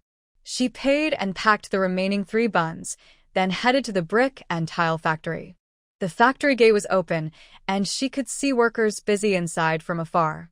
Jolien went in and found an older man in the guardhouse reading the newspaper. She tried to be friendly and asked, "Old man, have you had breakfast? Are you here for something, little girl?" "Old man, I'd like to invite you to breakfast." Jolien smiled as she handed over the packed buns. The old man glanced at them, and although he had already eaten breakfast, he didn't refuse and accepted them. He set the items aside and asked, "What are you here to buy?" "I'm here to buy cement." All right. The old man stood up and came out of the guardroom. "I happen to have no other business now. I'll take you there." Thank you, sir. After Jolien finished speaking, she saw the old man wave his hand and say, "You've had breakfast, but you still need to do your work, right?" Jolien chuckled softly and chatted with the old man for a while before asking, "Sir, do you know where I can buy cement and lime in our county? You're looking to buy?" The old man looked at Jolien and asked back. She nodded. "How much do you need?" Hearing this, Jolien's eyes lit up. The old man's tone somehow made her feel like he knew where to get these materials easily. As for the quantity, when Jolien arrived, she had already done some calculations. Although the original owner had never bought cement, before she came here, her family had developed real estate, so she knew roughly how much cement was needed. She planned to lay 10 millimeters of cement on the ground, mixed with sand.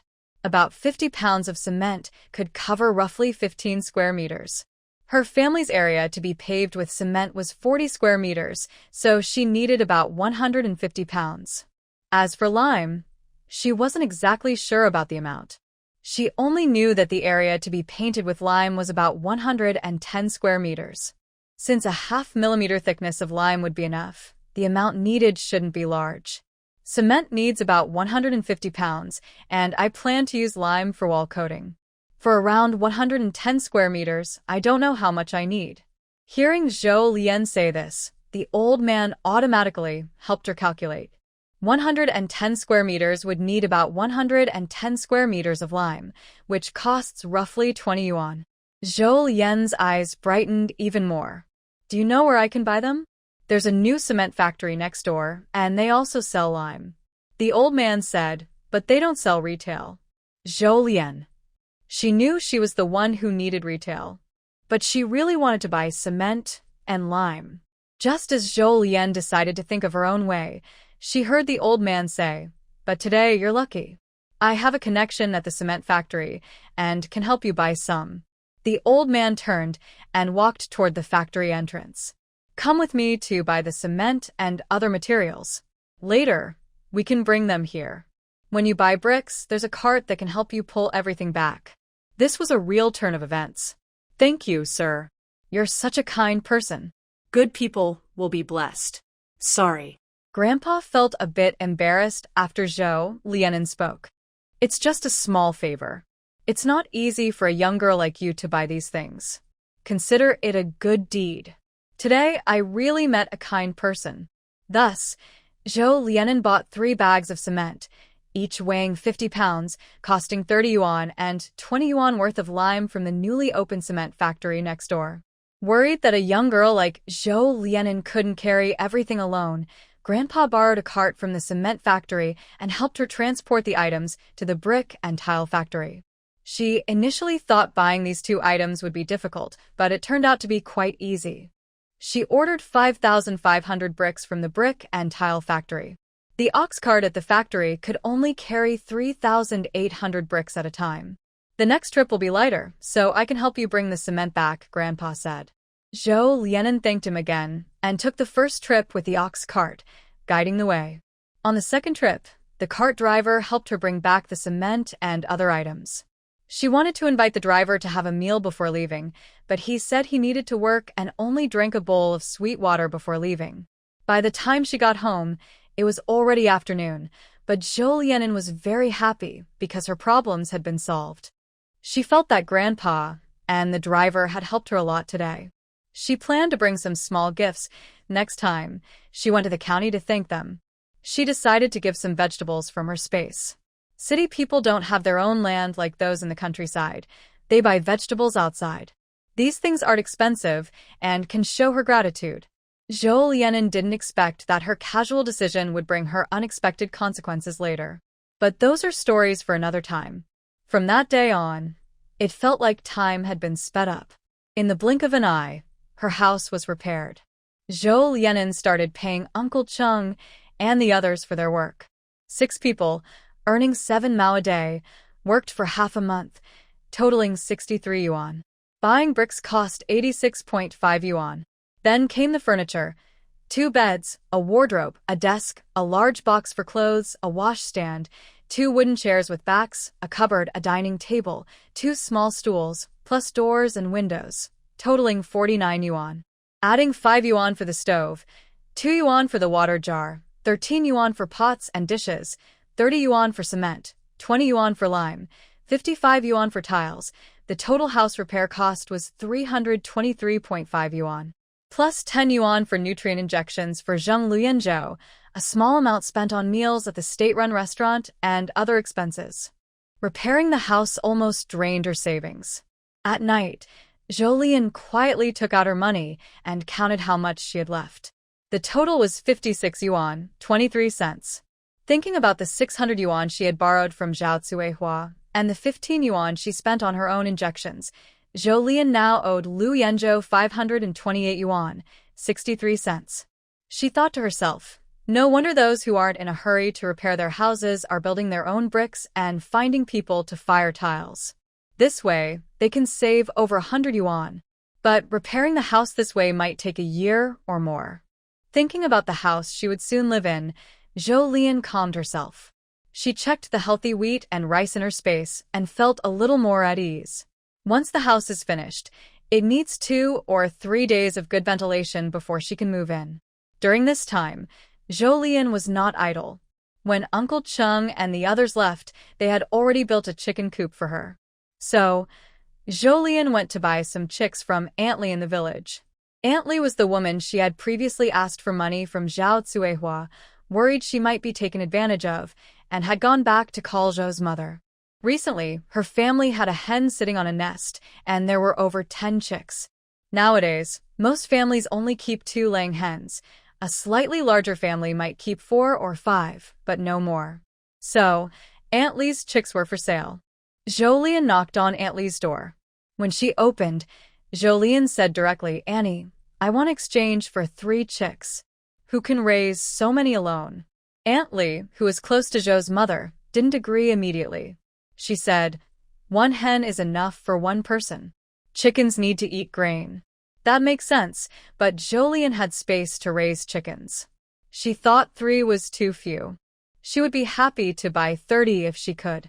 But buying too many at once would be hard to explain. In the countryside, there's no real secret about such things. Zhou was sure that after buying the chicks from Aunt Li today, many women in the village would find out tomorrow.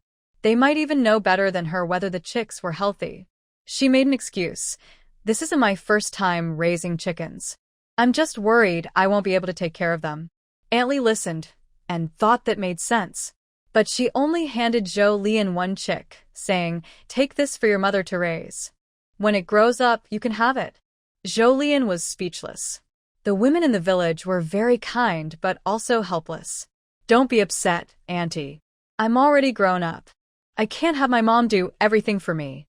It would be too hard for her. Let me try on my own." Hearing Zhou say this, Auntie Li was moved. Everyone with children hopes their kids treat them well and doesn't want them to suffer. Seeing Auntie Li's change of heart, Zhou took the opportunity to act cute and pleaded, "Just give me 3 chickens." Auntie Li sighed and picked out a chicken from the henhouse, handing it to Zhou, saying, "You take care of it yourself. 1 is enough. I looked after this one. It's strong and easy to raise, and it's a laying hen." At this time, most people prefer to buy hens that lay eggs because roosters can't lay eggs. Eggs are valuable, so buying a hen that doesn't lay eggs would be a loss. Only 1? The little chick will be lonely. "It needs a companion," Zhou said. Most families don't raise just 1 chicken because it's rare to find someone like Zhou who lives alone with chickens. Thinking of this, Auntie Li compromised, then 2 chickens. No, Auntie. If 1 accidentally dies, the other will be lonely. Let's get 3. The remaining 2 can be roosters or hens. It's common for chicks not to survive. Auntie Li hesitated but eventually went to pick 2 more chickens for Zhou. She handed the chickens to her and said, "All right, you take care of them. I chose laying hens for you. If you find out they're not right, ask your mom to help check. Don't let them die." "Thank you, Auntie." Zhou sincerely thanked her. Since all 3 chickens are laying hens, Auntie Li truly meant well. At this time, the roosters she brought out could easily cause trouble. Some families, after getting chicks, don't let buyers pick 1 by 1 to avoid trouble. Auntie Li would rather suffer herself than let Zhou be at a loss. But actually, Zhou also wanted a rooster, because a grown rooster can be used for breeding. Later, she could let hens hatch chicks in her space. That way, the number of chicks in the space could increase. Suddenly, Zhou had a bright idea. She decided to come back later to buy more chickens from Auntie Li, buying all the chickens she had. Her reason was that she lives in the back mountain and can raise chickens there without eating much grain. This way, Auntie Li's chickens could all be sold, and she could get the number of chickens she wanted. Thinking this way, Zhou stopped worrying and took out some money to give to Aunt Li. The chicks cost 5 mao each, so Zhou gave her 1 yuan and 50 mao. When she returned with the chicks, her steps became lighter because she had been looking forward to these small animals since she had her space.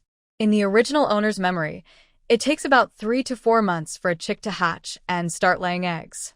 Converted into the space's time, That's just over a month. At that time, she could add some spiritual spring to speed things up, and in less than a month, she could get 9 eggs a day. Zhou Lian, a girl from the 1970s, only 19 years old, could collect 9 eggs a day. Her future looked bright. She happily walked to her new home, which she hadn't been able to move into these past 2 days. Her new house was designed just as she wanted, with a 2-meter-high wall. There was a gate in the middle of the wall. Inside the yard on the right side corner was a chicken coop, and directly opposite the gate was the house. The larger room on the right was the bedroom. To the left of the bedroom was the kitchen, and further left was the firewood room. Zhou Lian closed the yard gate happily and entered her space. She held the 3 lively little chicks and, as she approached the mushroom screen, she saw new content on the screen. Dear Space Game Player, would you like to spend 50 yuan to buy a feed factory? Zhou Lian. She clenched her small wallet, a poor girl refusing to spend money. Dear Space Game Player, are you sure you want to refuse to spend 50 yuan to buy a feed factory that feeds various poultry and livestock at scheduled times every day? P.S. After owning the feed factory, players only need to provide raw grain materials. They won't need to spend extra effort raising animals. Just wait to harvest. Zhou Lian. Seeing the second half, she felt a little tempted, but poverty limited her. Zhou Lian still reluctantly refused to buy the feed factory. She operated on the screen, placing the 2 chicks into the breeding factory. Congratulations, dear Space Game Player. You have successfully acquired 3 lively and adorable chicks. You chose self-service feeding mode. Remember to feed your chicks 3 times a day. If you don't feed enough, their growth will slow down. Zhou Lian. She often felt like she was in a scam space game. It was supposed to be that as long as she put animals in, they would grow 3 times faster. Now she had to feed them a certain number of times each day. This was just to force her to spend money, but she was very tempted. She worried she might forget to come into the space to feed the chicks sometimes. Now, she has a new small goal: to own a feed factory in the space. Please players start the first feeding of the day as soon as possible. Zhou Lian. Buy it. In the countryside, chickens mainly eat their own corn kernels. Usually, chickens are not allowed to leave the yard because people worry they might eat the collective grain outside. The little chicks can't eat whole corn kernels, so Zhou Lian needs to go to the stone mill in the village to grind the corn into flour, add some water, and feed it to the chicks. In the original owner's memory, the chicks need to eat corn flour for over 2 months before they can eat whole kernels. In the space, it's about 20 days. Thinking about this number, Zhou Lian, standing by the mill, transforms into an old cow pacing in place. She just ground a little corn, then added diluted spiritual spring water to feed the nearly starving chicks in the space. Then she continued working. When tired, she drank some spiritual spring water. Otherwise, she kept grinding. Maybe the spiritual spring slightly changed Zhou Lian's body, because in one afternoon, she managed to grind over 50 jin of corn flour. Thinking that this could feed 3 chicks for more than 20 days in the space, Zhou Lian finally went home. That night, when Zhou Lian returned and cooked with her mother, the meal was ready, but her father and 2 brothers hadn't come back yet. Mom, where are Dad and the brothers? Why haven't they come back? Zhou's mother calmly replied, they went to gather firewood. They should be back soon. Although Zhou Lian could chop firewood herself, she appreciated the feeling that her family had prepared everything for her. So, when her father and brothers returned home, they drank the cool water she fed them and immediately felt refreshed. After dinner, Zhou's mother called her eldest brother and 2 children to eat together. It was the first time in half a month since they moved out that they sat down to eat together. Because her eldest brother went to chop firewood for Zhou Lian and Zhang Qiali didn't cook dinner when she returned, by the time her brother went to cook, it was already late. Zhou's mother didn't ask Zhang Qiali to eat. Recently, she had been feeling some resentment toward her. Because Zhang Qiali, as a mother and daughter-in-law, was really irresponsible. After moving out, her eldest brother still handled most things. Even though they had separated, he still had to raise the children. She could earn 8 or 9 points, but Zhang Qiali was still slacking off, earning only 2 points a day. If this continued, the eldest family would eventually go hungry. Mother Zhou couldn't understand how there could be women like Zhang Qiali in the world. She found her quite strange. Zhang Qiali, who had no food to eat, kept making sarcastic remarks inside the house, saying her husband went to help his younger sister with chores all day, and that her sister-in-law didn't even invite their family to eat. Everyone ate wild onion sauce with mashed potatoes, pretending not to hear her. Although no one responded to her, Zhang Qiali continued to complain and curse until she was too hungry to speak and finally quieted down. Soon it was the day for Zhou Lian to move. Thinking about the packing after moving, the Zhou family decided to start early in the morning. This way, Zhou Lian could pack during the day, and they would have more time to get used to living in the new house. So, early in the morning, the Zhou family began their moving preparations. They first moved the food and bedding, with Zhou Lian leading the way. He took the opportunity to put the small chickens into the chicken coop. Otherwise, someone might notice the chickens were missing later, which would be inconvenient. After moving the food, they moved Zhou Lian's brother-in-law, Lu Yanzhou. Second brother Zhou Xuan volunteered to carry him. But after a short walk, he couldn't carry him anymore and needed big brother Zhou Guan's help. Lu Yanzhou wasn't actually fat. He was still quite slim. Having been in a coma for a year, he had become even thinner. But since he was tall with long legs and heavy bones, it still took a strong person to carry him from their remote mountain home. Clearly, second brother Zhou Xuan wasn't a strong worker. He only earned 8 work points for his efforts. When they reached home, big brother Zhou carefully laid Lu Yanzhou on the bed, then went out to work with their father and second brother, leaving only Mother Zhou to stay with Zhou Lian. Mother Zhou first took out 2 treasured bed covers and handed them to Zhou Lian. These covers are called bed curtains here. They are made of white gauze and used to cover the wooden bed to keep out dust and mosquitoes. Mom, I've painted lime on this house, so I don't need to hang the covers, Zhou Lian said. In her memory, the original owner's mother treasured these 2 covers and was reluctant to use them herself. Just take them. Even if there isn't much dust, there are mosquitoes in summer, and the bed looks bare without the curtains, Mother Zhou replied. Seeing that Zhou Lian didn't take the covers, she simply hung them on the 2 wooden beds inside the house. Since she couldn't stop her, Zhou Lian let her do as she pleased. After hanging the covers, Mother Zhou began to give Zhou Lian money. It was a small stack of bills, about 100 yuan. Mom, I really can't take this. Zhou Lian quickly waved her hands. These days, earning money in the countryside is very hard. This is all my parents' hard-earned money. You can keep it for yourself. Zhou Lian pushed the money toward her mother. But her strength was no match for her mother, who often works outside, so she quickly stopped her. Listen to what Mom says. Her mother looked into Zhou Lian's eyes and said, You must keep this money. In my heart, my daughter should have a house. But now, your house has been given to the older brother. Keep this money. Think of it as part of the cost for fixing your house. Your dad and I also helped. That way, we can feel at ease. Otherwise, we will feel guilty. Be obedient. Her mother was firm, and since she had said so much, Zhou Lian had no choice but to accept the money. She thought she must treat her parents well in the future. Since she came here, they are like family. She will be a good daughter. Seeing Zhou Lian accept the money, her mother felt relieved. Today, her mother didn't plan to go to work. She wanted to stay and help her daughter clean up. Mom, I don't have much to tidy up. You can rest for a while. After saying this, Zhou Lian poured hot water from the thermos for her mother to drink. While her mother wasn't paying attention, she added some spiritual spring water into it. This water is really sweet.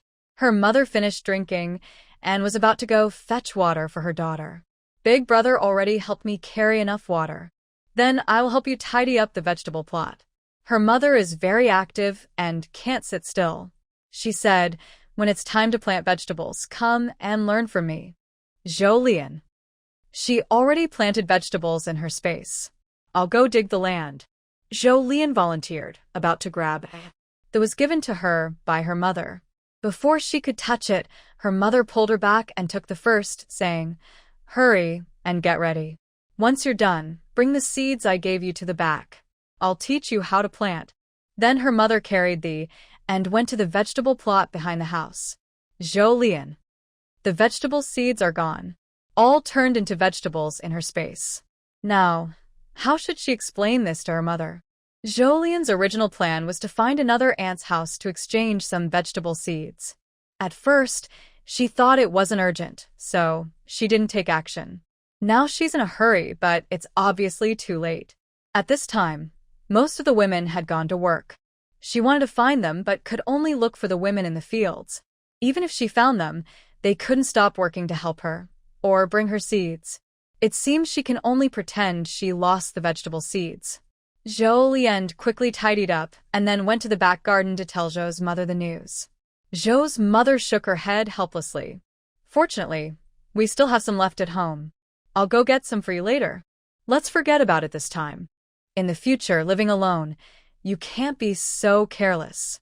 Okay, I promise I won't be careless again, Zhou Lian assured her. Zhou Lian and Lu Yanzhou divided a small plot of land about 3 zhang, roughly 10 meters. Thanks to the joint effort of Zhou's mother and Zhou Lian, they finished working on it in the morning. The types of seeds they planted were similar to those in Zhou Lian's space. At noon, women from the village came to deliver tofu to Zhou Lian. This was a local custom. When someone built a new house, they sent tofu as a gift. Not many people came because Zhou Lian and Lu Yanzhou were still young and didn't have much contact with the villagers. People only visit when they come. Visitors included Aunt Suayun from the village chief's family, Aunt Li who buys chickens, and a few other women who came with Aunt Chung from Uncle Cheng's family. They were all relatives who had helped build Zhou Lian's house before. Besides them, no one else came. The original friends of the previous owner had married into other villages, and due to busy spring planting, they hadn't visited their hometowns recently. They probably didn't know about Zhou Lian's house renovation. Zhou Lian greeted everyone, saying, "Come over for a meal later." The day after tomorrow was still a holiday in Cherry Village. Usually they worked for 10 days and then took a break. Okay, everyone replied. Especially the women who came with Uncle Cheng's wife.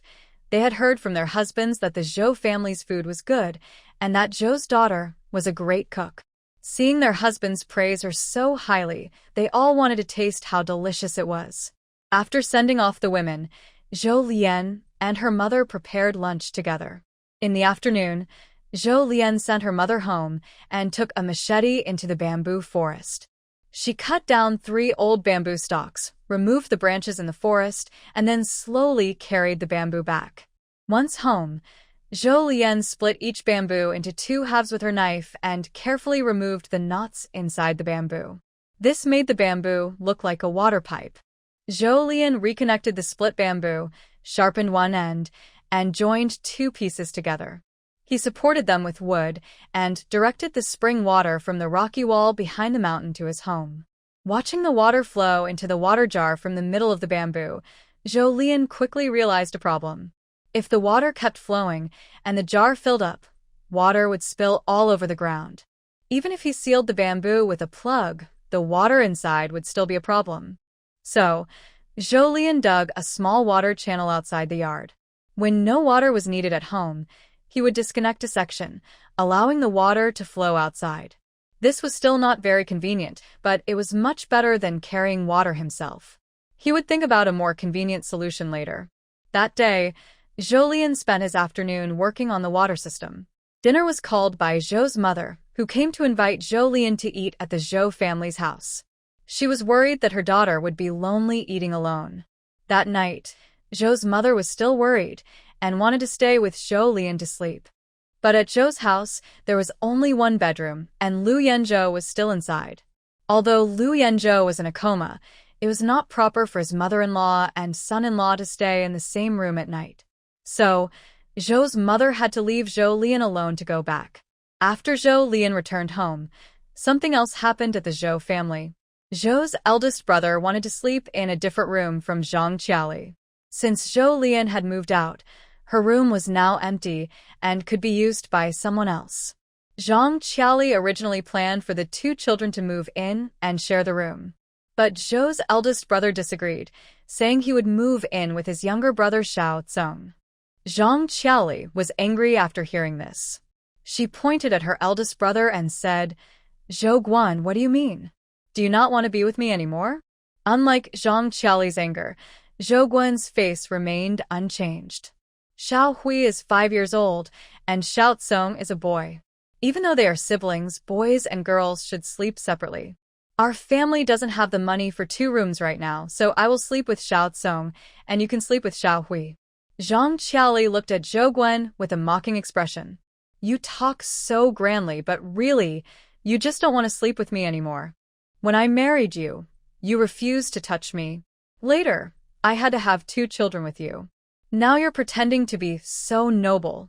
Hearing this, Zhou Guan's previously numb and emotionless eyes flashed with disgust. He wasn't sure if it was directed at himself or at Zhang Qiaoli. Yes, I really don't want to sleep with you. Seeing Zhang Qiaoli, he felt pain. And the thought of living together every day made it even worse. Over the years, Zhou Guan has lived in constant pain. Zhang Qiaoli saw through him long ago and would do anything to get what she wanted. To marry him, she took off her clothes and threw herself at him. If he didn't marry her, she threatened to accuse him of misconduct. After they married, he didn't want to do certain things, and she secretly gave him medicine from unknown sources. When she found out she had drugged him, he still had to remind himself daily to be cautious and prevent her from drugging him again. Fine. I don't care about you. We'll sleep separately if you want. Her husband was tired of her and wanted to sleep in a different room. Zhang Qiaoli was angry because she couldn't change Zhou Guan's mind, but sometimes she felt helpless with his indifferent attitude. Unlike her anger, Zhou Dego, who had his own room, felt relieved. His tense nerves finally relaxed, knowing he was away from Zhang Qiaoli. When the older couple decided to sleep separately, Zhou's father and Zhou Xuan took the 2 children out of the house. The remaining Zhou mother thought for a while, but said nothing. The young couple's decision to sleep apart didn't seem like they planned to stay together long. Even if she let them share a room, life was still hard for the older generation. Zhou mother comforted herself, believing her children and grandchildren would find happiness someday, and she went on her way. Zhou Lian didn't know what had happened to the Zhou family after she left. She filled a basin with water, boiled 2 large pots of hot water, and used a big bath bucket her second brother made for her to enjoy a relaxing bath in the bathroom behind the kitchen. After her brief moment of comfort, Zhou Lian started thinking about what to do for the feast the day after tomorrow. Besides some fish in her space, she had no other meat or vegetables. She couldn't just eat fish all the time. Serving poor quality dishes to guests would make it seem like she didn't value them. Of course, their family was not well off, and guests would understand. But the problem was, almost everyone in the village knew she had borrowed 600 yuan from Zhao Cuihua, so money wasn't a big issue now. Zhou Lian thought it was time to go to the county town. She had collected some vegetables in her space over the past few days and planned to deliver some to the brick factory boss and the cart driver in the county. Besides that, she also wanted to try her luck at the meat processing plant to see if she could buy some pork intestines without a ticket. If she couldn't find any, she planned to trade some meat tickets on the black market. Once her plan was set, she left early the next morning for the county town. She went empty-handed, only taking out a full basket of vegetables when she was almost entering the town. The basket mainly contained cabbage seedlings and greens, looking fresh and lively. She first went to the brick factory and saw the old man reading a newspaper from afar in the security booth. "Grandpa," she called as she approached. The old man heard her and looked over. He clearly still remembered her. After all, a pretty girl like her is rare. "Girl, is your house fixed?" "Yes, it is." "Then what are you doing today?" The old man wondered in his mind why she was at the brick factory if her house was already repaired. After she put down the basket behind her, she said, "I came in to bring some vegetables for you and the cart driver.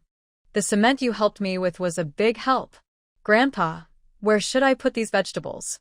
Why are you so polite?" The old man looked at the vegetables in her basket. They looked tender and delicious. "It's only right. Grandpa, you really helped me a lot. These vegetables are homegrown and not worth much money. You must take them. I brought them especially for you." You can't just watch me carry them back again. Hearing this, the old man smiled warmly. He carefully placed the vegetables she brought and then said, a little embarrassed, I don't have anything special for you here.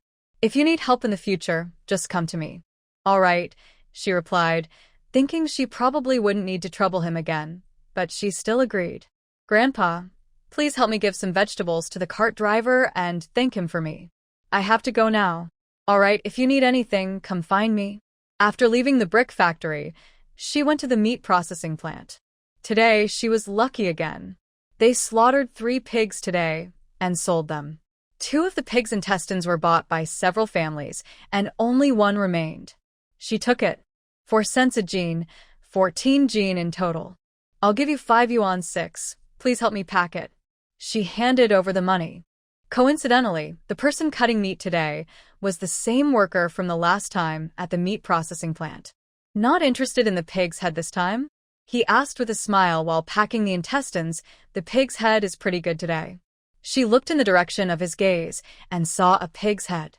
The pig's ears were large, enough to make a dish with just one. Jolien reminisced about the taste of wild scallions mixed with pig ears and immediately refused, saying, not today. Because of poverty. If it weren't for the need to prepare a banquet, Jolien wouldn't have bought this pork intestine today. After buying what she wanted from a meat factory, she didn't go to the black market anymore. Although the crackdown on private transactions isn't as strict as before, it's better to avoid places like the black market unless necessary. If caught, she would be taken away for education. Jolien also thought about being careful when selling food in her space later. She hoped to find a way to sell without always doing everything herself. At this time, earning a little less money was okay, as long as she had enough to spend. Safety was the most important. After leaving the meat factory, Jolien was hungry. She came to the county town without breakfast today. But even though she was hungry, her steps didn't head toward the state-run restaurant. Don't ask. It's just to save money. Before paying off her debt to Lu Yanzhou, Jolien wouldn't go to the state restaurant. As she walked out of the county, she thought about making some food to store in her space. Anyway, in her space, whatever she put in would stay the same when taken out. When she was hungry later, she could just take out some food to eat. Although Jolien walked quickly when she returned, by the time she got home, the doctor had already given Lu Yanzhou a nutritional injection and left, and Zhou Yanzhou's mother had already paid. Jolien wanted to give her mother money, but her mother refused and told her to eat quickly before leaving in a hurry. After her mother left, Jolien planned to eat something simple. She made potato stew rice. Before the potatoes were fully cooked, she scooped some out, planning to go fishing in the afternoon. After preparing this, she started to process the pork intestines. Only after finishing the intestines did she begin to eat. After the meal, Lu Yanzhou's nutritional injection was just finished. Jolien took the needle, briefly stopped the bleeding for Lu Yanzhou, then carried a water bucket to the river. Although she had fish in her space, which could grow quickly with spiritual spring water, she still went to the river to appear busy, as she planned to cook fish tomorrow. Today, she was lucky. After catching a dozen small fish, she also caught 2 large grass carp weighing about 5 or 6 jin. The next morning, Jolien got up early to prepare. For breakfast, she ate roasted sweet potatoes. After eating, she started preparing ingredients. She planned to make iron plate tofu, which her aunts had sent her, a dry pot pork intestine dish, and boiled fish slices. Vegetables included crispy potato strips, cold cucumber salad, and a garlic eggplant dish. For soup, I made egg drop soup. At lunchtime, since not many people came, we split into 2 tables, one for men and one for women. Everyone praised the food very much. Andy Ching carried her bowl and said, "At first, I thought my husband was exaggerating, but now I see that Zhou's daughter really cooks delicious food." "I agree," someone else nodded. "After this meal, I probably won't find food as tasty anywhere else," another auntie said. Yes, after eating Zhou's daughter's cooking, I feel like all my previous meals were just pig food," someone added. "Count me in," I said. "Andes, if you keep saying things like that, my tail will be wagging to the sky." "Today, you must eat well," Jolien said cheerfully. "With such good food, we will definitely eat happily," they replied. After the meal, the Annies helped Zhou Lian clean up and chatted until 5 in the afternoon before gradually heading home. Zhou Lian originally wanted to invite Zhou's mother and family to stay for dinner, but Zhou's mother firmly refused to eat her daughter's food. She knew exactly how much grain her daughter had bought. At first, they had a big meal while renovating the house, and now this dinner, she was worried her daughter might run out of food. Zhou's second brother wanted to stay and eat here because he truly enjoyed his sister's cooking. But Zhou's mother wouldn't allow it, so Zhou Xuan had to leave. When Zhou Xuan left, Zhou Lian handed him a big bowl of pork intestines. After everyone had gone, the yard suddenly became quiet, giving her the feeling that she was the only person left in the world. Not planning to do anything else, Zhou Lian went to prepare dinner. Just as she was about to eat, she suddenly remembered Zhang Ruru. Originally, the neighbors had built a new house, and according to rural customs, neighbors would come by when a feast was set up. But that family didn't come. Thinking about Zhang Ruru's previous injuries, Zhou Lian scooped out a bowl of pork intestines and took it to that family. She knocked on the door for a while before someone finally opened it. As soon as the door opened, Zhou Lian smelled a strong alcohol scent.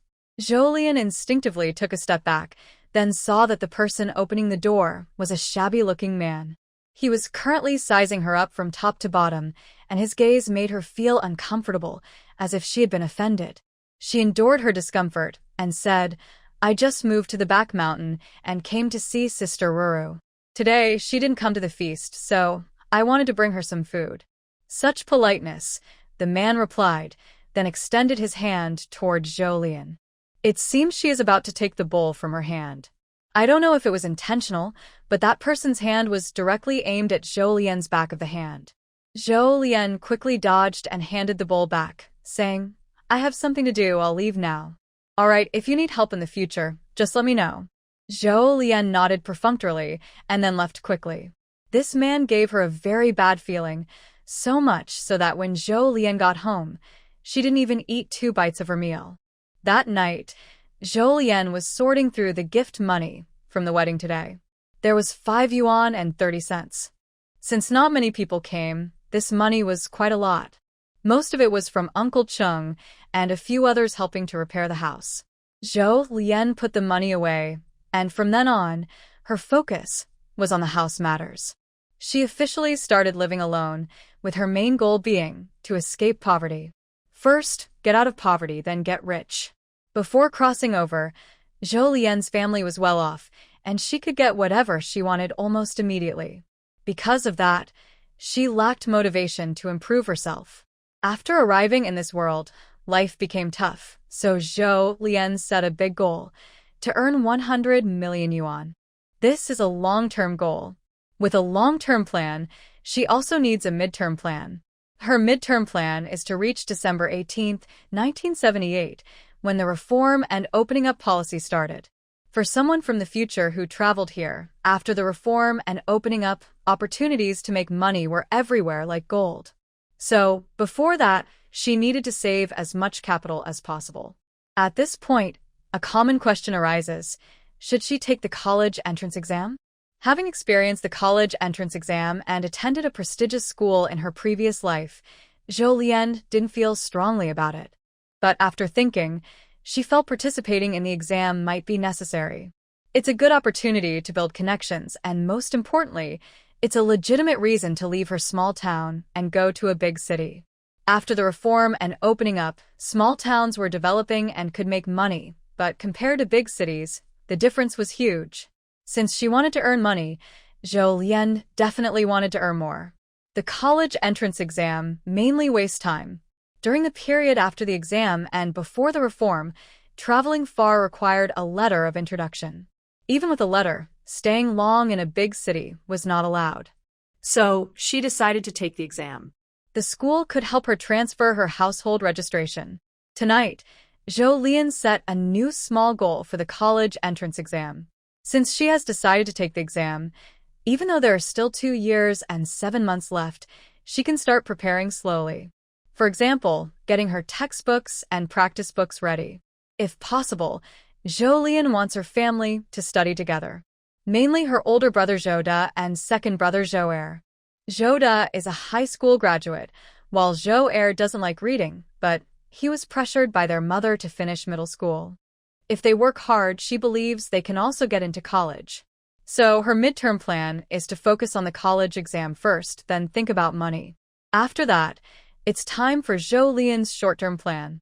This is simple, paying back money. The company can borrow as much as needed from the bank. After all, money is sometimes a tool to leverage more money. But for personal loans, unless it's very important, it's better not to borrow. That's what her modern parents taught her. Zhou Lian thought about it. The main way she can get money now is by reselling the grains from her space. But those grains won't be ready for another half-month. During this time, she can't just sit around. She can raise more animals in her space and think about what to plant after the grains are harvested. By then, she should be a level 2 space player with 13 acres of land, 90 small animals, and a free factory. Among these, Zhou Lian prefers to raise more animals first. Currently, her space can hold 60 animals, but she has only raised 34, which feels a bit wasteful. She hopes to buy more chickens from Aunt Lee tomorrow. She later thought that setting up a chicken coop on the back mountain might not be a good idea, because it could be seen as taking advantage of the country and the collective. Zhou Lian still remembers a girl named Tian Miao Miao who doesn't get along with her, and she doesn't want to give her any reason to cause trouble. After thinking for a while, she came up with a new idea. Suddenly, someone knocked on the door outside. In the quiet night, it was a bit nerve-wracking. "Who is it?" "It's me, Zhang Ruru." Hearing this, Zhou Lian finally relaxed. She got up and opened her bedroom door, then carried a kerosene lamp and crossed the yard to open the main gate. It was still without electricity, so the kerosene lamp was her main light. When she opened the door, she saw Zhang Ruru wrapped up very warmly, holding a dim kerosene lamp in one hand and a bowl of fatty intestines she had given her during dinner in the other. "Ruru Jia." Zhou Lian greeted her politely. She wasn't sure if it was just her imagination, but when she heard her called Zhang Ruru, her usually calm eyes flickered for a brief moment. It was so quick that it quickly returned to normal. "I'm here to return the bowl." Zhou Lian heard Zhang Ruru speak in a low, hoarse voice. It sounded like she was uncomfortable. Zhou Lian remembered the injuries she had seen on her before and thought this might be a good chance to understand Zhang Ruru's current situation. "Come in and sit." After saying that, Zhou Lian instinctively reached out to take the bowl Zhang Ruru was holding. But even though she said she was here to return the bowl, when Zhou Lian reached out, Zhang Ruru instinctively moved away and trembled. Her eyes flashed with a moment of fear. "Ruru, sister?" Zhou Lian softly called her. This voice seemed to bring Zhang Ruru back to her senses. She quickly shoved the cleaned bowl into Zhou Lian's hands and refused her offer, saying, "It's so late, I won't sit." After saying that, she paused briefly, then continued, "It's better if our families don't have contact in the future." In the original owner's memory, Zhang Ruru was not such a cold person. She was very gentle. Human nature is hard to change once you grow up. So, why did Zhang Ruru say this? Zhou Lian thought of the man she saw this afternoon. Earlier that day, she was feeling unwell, and now she remembered that the man's gaze towards her was like those creepy men in later stories, disgusting and greasy. Zhou Lian thought, "I need to be careful living here.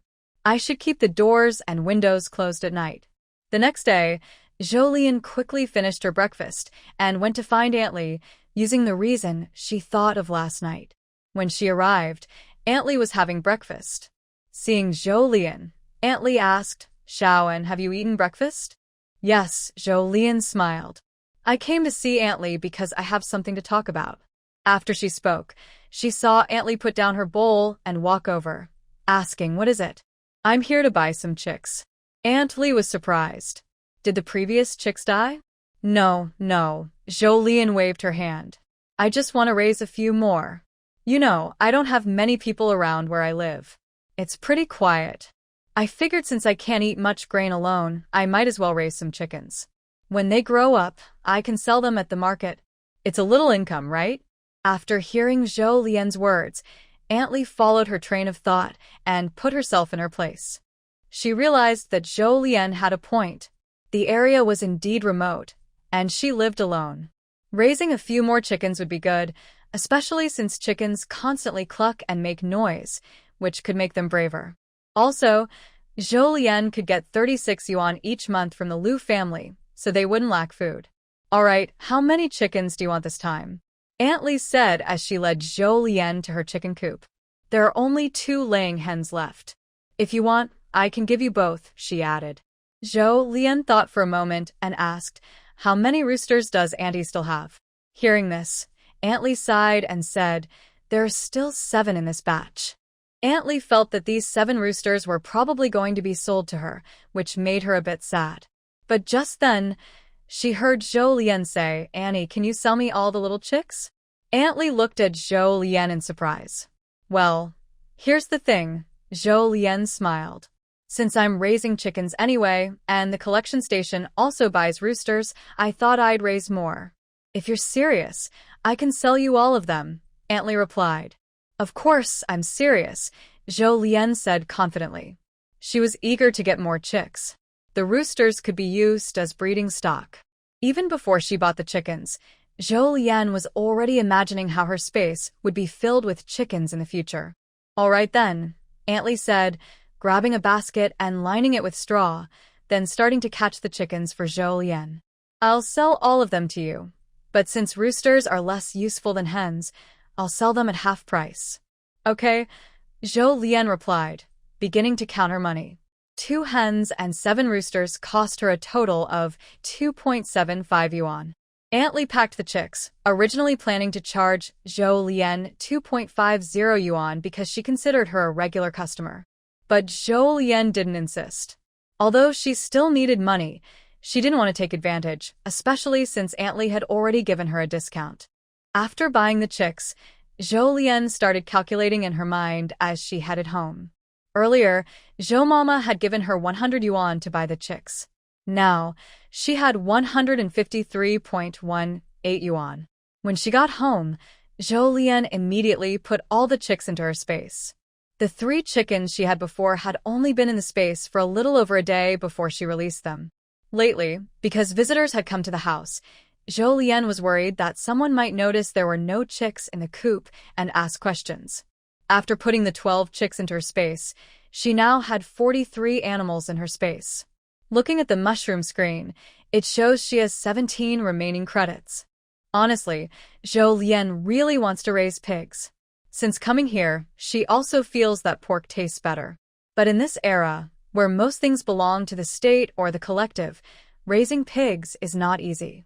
Despite that, Zhou Lian doesn't want to give up. As long as she truly wants to do it, she believes she can find a way. She plans to explore options and allocate space for pigs, cattle, and sheep. She has a rough idea about managing space animals. Now, she is just waiting for the space plants to mature to decide what to plant. After thinking for a while, Zhou Lian decides to check the black market later. Since she needs to make money, she wants to see what items are valuable and then decide what to grow. Having made up her mind, Zhou Lian looks at the mushroom screen, which shows, "Your chicks are hungry. Please feed them soon." She has no choice but to go get some corn for the chicks. After feeding the chicks, Zhou Lian prepares to leave the space. Before leaving, she takes out her small change and combines it with other money. She instinctively counts and realizes she is short by 1 yuan. That's not acceptable. She immediately checks her ledger and finds she forgot to record the cost of renting 1 cubic meter of storage space. She records this expense in her ledger, comforting herself that it's normal to forget something on her first accounting attempt, and reminds herself not to forget next time before leaving the space. Zhou Lian plans to spend the rest of her day gathering firewood in the mountains. Her father and brothers previously arranged good firewood for her, wood suitable for burning, but it's hard to ignite. So she plans to collect dry branches to make fire starters. With the space rented for 1 cubic meter and the spiritual spring nearby, she quickly gathered a lot of branches in her woodpile during the morning. She also brought back some dry leaves from the mountain, which she uses to light the branches, making fire starting faster. While collecting firewood, Zhou Lian felt the space was a bit small. 1 cubic meter filled up quickly after just a few picks. Still, she didn't rush to rent more space. For now, space utilization isn't a big concern for her. She'd rather make a few extra trips than waste money. For lunch, she had dry pot pork intestines and sweet potato rice. While eating, Zhou Lian remembered she needed to feed the chickens. She entered the space and saw the chicks were hungry again. After lunch, she went back to the mountain. This time, luck was on her side. She found a nest with 11 wild eggs. Not only that, she also saw a large beehive on a stone wall. When she saw the hive, Zhou Lian had only 2 thoughts. First, she wanted to drink honey water. Second, she wanted to raise bees in her space. However, her space now only has 17 slots. Could she really raise 17 bees? That seems too few. Zhou Lian entered her space and approached the mushroom screen. She remembered there was a help button on it. She clicked and typed, "Can I raise bees?" "Yes, you can, my dear player." Seeing this answer, Zhou Lian's eyes lit up. But she still tentatively asked, "How many bees can I raise now?" 17, my dear player. Zhou Lian. I mean, a chicken only takes 1 slot, and bees are much smaller than chickens, so shouldn't they also take just 1 slot? Isn't that unfair? Dear player, please look at all creatures equally, Zhou Lian. She realized her level was not high enough. But if 1 bee takes 1 slot, will I ever be able to raise bees in my lifetime? Of course you can. Just work hard in the fields to earn experience and level up. Zhou Lian coldly typed. Then, what level do I need to reach to raise a barrel of honey? Even if she only raised a barrel, there would be at least thousands of bees, right? If the respected player wants to raise 5,000 bees, then probably reaching level 9 will do. Zhou Lian smiled and typed, "You're a game system. Can you be more precise?" "What do you mean by probably?" Dear player, once your game space level reaches 9, you can raise 6,383 animals. Zhou Lian remembered she hadn't even reached level 2 in the game, so she chose to give up angrily. But since she saw the hive, she decided not to give up. However, she didn't have any knowledge about honey harvesting, so she decided to note down this spot and go back to ask second brother about it. She had a strange feeling that second brother could handle it. Today, Zhou Lian didn't go to the Zhou family. She didn't know if second brother went to work. To avoid missing him, she planned to wait until after work to find him. So, while collecting firewood later, she kept making marks along the way. Mainly because the back mountain was too big, and she was worried she wouldn't find the hive after leaving. That would be a big loss. So much honey to look at. Zhou Lian went back twice more. Seeing that it was almost time to finish work, she quickly went down the mountain, tidied up her things, and then went to Zhou's house to find her second brother. Today, Zhou Xuan should be at work, and he was currently cleaning the yard simply. Second brother. Second brother. Hearing her excited little sister's voice, Zhou Xuan looked over curiously and asked, "What's wrong?" "Second brother, do you know how to harvest honey?" Zhou Lian asked with certainty. Although no one in Cherry Village kept bees, Zhou Lian had a strong feeling that her second brother would know how. And Zhou Xuan really did know. It was something an old man had told him long ago. He was only 12 at the time. After hearing the story about beekeeping, he also wanted to try. During that time, he spent every day wandering in the mountains looking for bees. He didn't know if he was unlucky, but no matter how long he looked, he couldn't find any, so he eventually gave up. "Did you see the beehive?" Zhou Xuan asked Zhou Lian. "Yes." Zhou Lian's eyes sparkled as she looked at him. "Second brother, can you help me get some honey?" "I don't know how." "Of course, that's no problem." Zhou Xuan stopped wiping his neck, put his cloth into a basin, and started walking into the house. "Wait for me to get ready, and I'll go with you." "Okay." Zhou Lian obediently waited where she was. Then she saw her second brother, Zhou Xuan, take out a straw hat, find some gauze, and wrap 2 layers around the outside of the hat, fixing it with wooden clips. He also found gloves made from torn cloth. Finally, he went to the kitchen to get a box of matches. After preparing everything, Zhou Xuan came to Zhou Lian and said, "Let's go." "Second brother, what are you taking all this for?" Zhou Xuan patiently explained to Zhou Lian, the straw hat, gauze, and gloves are to protect you from bee stings when you harvest honey. The matches are for lighting a fire. Before collecting honey, you burn some smoke to scare the bees away or make them dizzy, so they're less likely to sting. Zhou Lian listened carefully. She learned a lot. After explaining, Zhou Xuan looked at Zhou Lian again and asked, "Do you want to keep these?" "Really?" Zhou Lian's eyes lit up. She was very interested in raising animals now. "You can do it where you live. There aren't many people, so you don't need to worry about disturbing the bees." "Then I want to raise them," Zhou Lian said excitedly. "I'll teach you," Zhou Xuan replied. And just like that, the brother and sister agreed happily. "How big is the beehive you saw?" "About the size of a water bucket," Zhou Lian answered. "Then go back and get a clean water bucket and a knife. We'll go up the mountain to harvest honey." He only prepared tools to prevent bee stings earlier, with nothing for honey collection or storage. "All right." Zhou Lian obediently took a clean knife and a water bucket from home. Zhou Xuan naturally took the items from his younger sister's hands and said, "Lead the way." Thus, Zhou Lian led Zhou Xuan to the place where she had found the beehive. When they arrived, Zhou Xuan started putting on a hat and gloves. "Little sister, stay back a bit." Zhou Lian moved about 5 meters away. "Go further, at least 20 meters. So Zhou Lian stepped back 20 or 30 meters, then watched Zhou Xuan gather dry leaves and branches from the ground, placing them under the hive, lighting them, and beginning to smoke the bees. Soon, Zhou Lian heard the buzzing of many bees flying away. After a while, Zhou Xuan started cutting honey from the hive with his knife. He finished everything in less than 15 minutes. If Zhou Xuan had given a verbal lesson before, this time was a live demonstration. After watching this, Zhou Lian thought she wouldn't need her brother Zhou Er's help if she found a hive again. After finishing their work, the siblings headed down the mountain together. Zhou Xuan carried the tools in front and said, "First, we'll squeeze the honey out of the hive, then use the remaining materials to melt beeswax. Tomorrow, I'll go to the master's place to make a bee box, and I'll teach you how to attract bees." Zhou Lian. After waiting a moment without hearing her reply, Zhou Xuan turned to look and saw his younger sister staring blankly at his back. "Little sister?" "Oh, yes, okay," Zhou Lian snapped out of her daze. Zhou Xuan sighed. "What were you just thinking about?" "Thinking that second brother is quite handsome," Zhou Lian said with a smile. This made Zhou Xuan unhappy. He retorted, "What do you mean used to be quite handsome?"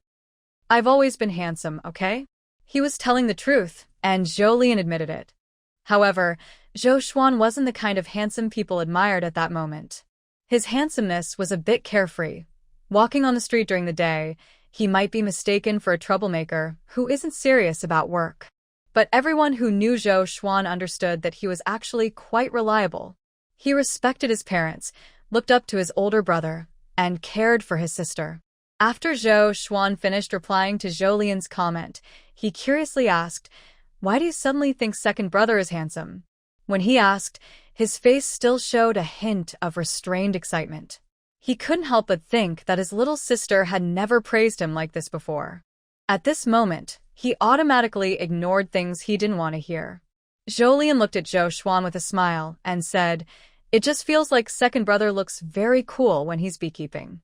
After hearing her little sister praise him, Zhou Xuan immediately tilted his head proudly and said, "I know many things." Zhou Xuan. She was worried that Zhou Xuan walking around with his head tilted might cause him to spill honey from the bucket. Then she thought of something and her eyes sparkled. "Second brother, do you know how to hunt?" Currently, the space can't support beekeeping, but she could raise some wild chickens or rabbits there. She really wanted to eat them. Zhou Xuan. His confident expression disappeared. Probably not. He had seen Lu Da often bringing things back from the mountains and had tried hunting himself. He had used slingshots, bows and arrows, and traps, but he never caught anything. Zhou Lian felt a little disappointed.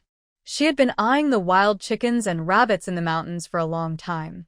When Zhou Xuan turned around, he saw the small disappointment on Zhou Lian's face. He alertly said, "You can't think I'm not handsome just because I can't do it." Zhou Lian. Her second brother's focus was different from hers. Unlike her, she only cared about having something to eat. Seeing that her little sister didn't give him the response he wanted, Zhou Xuan added, "Hunting is really hard, okay? If it were that easy, everyone would be able to hunt, and there would be no game in the mountains." Zhou Lian nodded, thinking what he said made sense. Zhou Xuan then recalled, "In our village, I only saw Lu De catch game. When I was young, I often saw him hunting. He used slingshots, bows and arrows, and traps, but he never caught much. Back then, everyone in the village envied the Lu family for always having meat." Zhou Lian. For wild chickens and rabbits, she now hoped Lu Yanzhou would wake up soon. Then he could teach her how to hunt. But although Lu De often caught game, he didn't get to eat much. "I once saw Zhao Cuihua give Lu Da's caught chicken legs and wings to Lu Haiyang and Lu Shanhe, only giving Lu De the chicken." Zhou Lian. If Lu Yanzhou woke up now and taught her to hunt, she would definitely be nice to him. She wanted to eat as many chicken wings and legs as she wanted and would never let him eat the chicken. Look, in the whole village, only Lu De can do it, so it's really not that second brother isn't handsome enough. Zhou Lian. Isn't she supposed to think that Lu Yanzhou is handsome at this moment? After all, he's the only one in the whole village who can often hunt game. Zhou Lian thinks her second brother's logic isn't very good. Zhou Lian. She suddenly remembers something. "Second brother, do you want to stay handsome forever?" she asks in a slightly guiding way. "Of course." Zhou Xuan answers, without hesitation. "Then tomorrow I will buy some books and give you a copy." "Which books?" Zhou Xuan gets interested. Seeing her brother so excited, Zhou Lian knows he probably thinks it's some kind of novel. She glances at Zhou Xuan and replies, "High school textbooks." Zhou Xuan. When he hears textbooks, he feels overwhelmed. "Why do you want to buy that stuff?" "Textbooks are for studying, and knowledgeable men are the most handsome," Zhou Lian persuades him. "You see, you know how to gather honey, so I think you're handsome. So, second brother, you should read more books." Her second brother, Zhou Xuan, looks troubled. He wants to stay handsome forever, but also doesn't want to study. He really doesn't like studying. But Zhou Xuan wants to say that studying doesn't always mean reading textbooks. He learned to gather honey without reading. But Zhou Lian interrupts him firmly, "No buts. Zhou Xuan. Look at our family. Big brother and I both graduated from high school, but you're only a junior high graduate. The family needs to be neat and orderly," Zhou Lian continues to persuade him. Zhou Xuan. That makes some sense, but he's really not cut out for studying. Graduating from junior high is already the biggest achievement under their mother Zhou's strict pressure. "If you encounter something you don't understand, you can ask me or Big Brother to teach you." After a long talk, Zhou Xuan finally reluctantly agrees. All right, the family should be neat and orderly. Pleased with her successful persuasion, Zhou Lian nods with satisfaction. "Why do you suddenly want to buy high school textbooks?" he asks, remembering that when his sister graduated from high school, she didn't bring back books like Big Brother did. She found them too difficult and just sold them. The more Zhou Xuan thinks about it, the more suspicious he becomes. He feels he must find the culprit behind his motivation to study. Of course, Zhou Lian can't tell him that in 2 years, the college entrance exam will be restored. At that time, the 3 siblings can only have a chance to go to university together to seize opportunities before the reform and opening up. "I just think we shouldn't lose our knowledge. That's what we worked so hard to learn over the past 10 years. Their village has no school. They have to go somewhere else to study. They walk to and from school for 3 to 4 hours each day." Listening to Zhou Lian, Zhou Xuan nodded and said, "That makes sense. Okay, I will learn." Zhou Xuan thought to himself, "After all, my little sister has spoken. Since she rarely asks him to do something, even if he doesn't like it, he should try." While talking, the siblings returned to Zhou Lian's house. The first thing after arriving home was naturally to squeeze honey. Since Zhou Lian didn't have a jar for honey, the honey had to be divided into several bowls. After squeezing out all the honey, Zhou Xuan estimated, probably about 5 jin. Zhou Lian said, "Second brother, take 3 jin back with you later." "Why so much?" Zhou Xuan declined. I think this stuff is good for you girls. Keep a little more. I'll take some back later for Mom, Xiao Hui, and Xiao Kong. Now I will teach you how to make beeswax. The process of making beeswax is simple. Put the honeycomb, after honey has been squeezed out, into a clean pot, then heat it on low heat and stir until everything melts. Finally, scoop it out, filter out the residue, and once cooled, the solidified layer is beeswax. After that, this will be used for attracting bees to build their nests, Zhou Xuan explained. Zhou Lian nodded in understanding. For dinner, Zhou Xuan stayed to eat at Zhou Lian's house. Zhou Lian first prepared some potatoes, peeled and shredded them, added salt, chopped green onions, and 2 eggs, then mixed in homemade potato starch. After stirring well, she brushed some oil into a pan, pressed the shredded potatoes into pancake shapes, and fried them. Soon, Zhou Lian made 30 large potato pancakes, filling the yard with a savory aroma. She also reheated some leftover spicy pork intestines from before, and the two finished their dinner this way. Zhou Xuan ate 5 potato pancakes and finished the leftover spicy pork intestines. Zhou Lian ate 2 pancakes and a little of the intestines, feeling full. When Zhou Xuan left, Zhou Lian forcibly handed him 2 jin of honey and a potato pancake to take home. The remaining 13 pancakes were stored in her space. She decided to eat them the next morning. No need to light a fire, and they would be hot and ready. It was very satisfying. In the future, she could also prepare some big dishes to store in her space warehouse. When she didn't want to cook, she could just take them out and eat. Living away from home has its advantages. She can freely use her space. She could even heat some water inside it so she wouldn't need to boil water for a bath later. This will definitely make things much easier. Just thinking about Zhou Lian makes me feel happy. The next morning, Zhou Lian habitually entered her space. All the crops on the 11 acres of land were growing well, especially the vegetables inside the space, which could be harvested again. If she kept harvesting like this, she wouldn't be able to eat it all. Fortunately, these vegetables stored in the warehouse wouldn't spoil, so she could keep them for later. Once she found a good reason, she planned to send some to her mother Zhou and others, since the quality inside the space was better than outside. Thinking this, Zhou Lian went to the mushroom screen and started harvesting vegetables. The cabbages she planted 21 days ago had already started forming heads, thanks to the space's 3-fold speed boost. They could be left to grow bigger or harvested now. She decided to let the cabbages grow a bit more. Most of the peppers she planted had ripened. She harvested most of them. She would pick some from the remaining peppers when she ate, and the rest she kept as seeds. The eggplant she planted had just begun to bear fruit, so she skipped those. Radishes and other crops like lettuce, onions, garlic, and that were still immature she also skipped. The tomatoes had grown many green fruits, which looked ready to eat in about 10 days, so she skipped those too.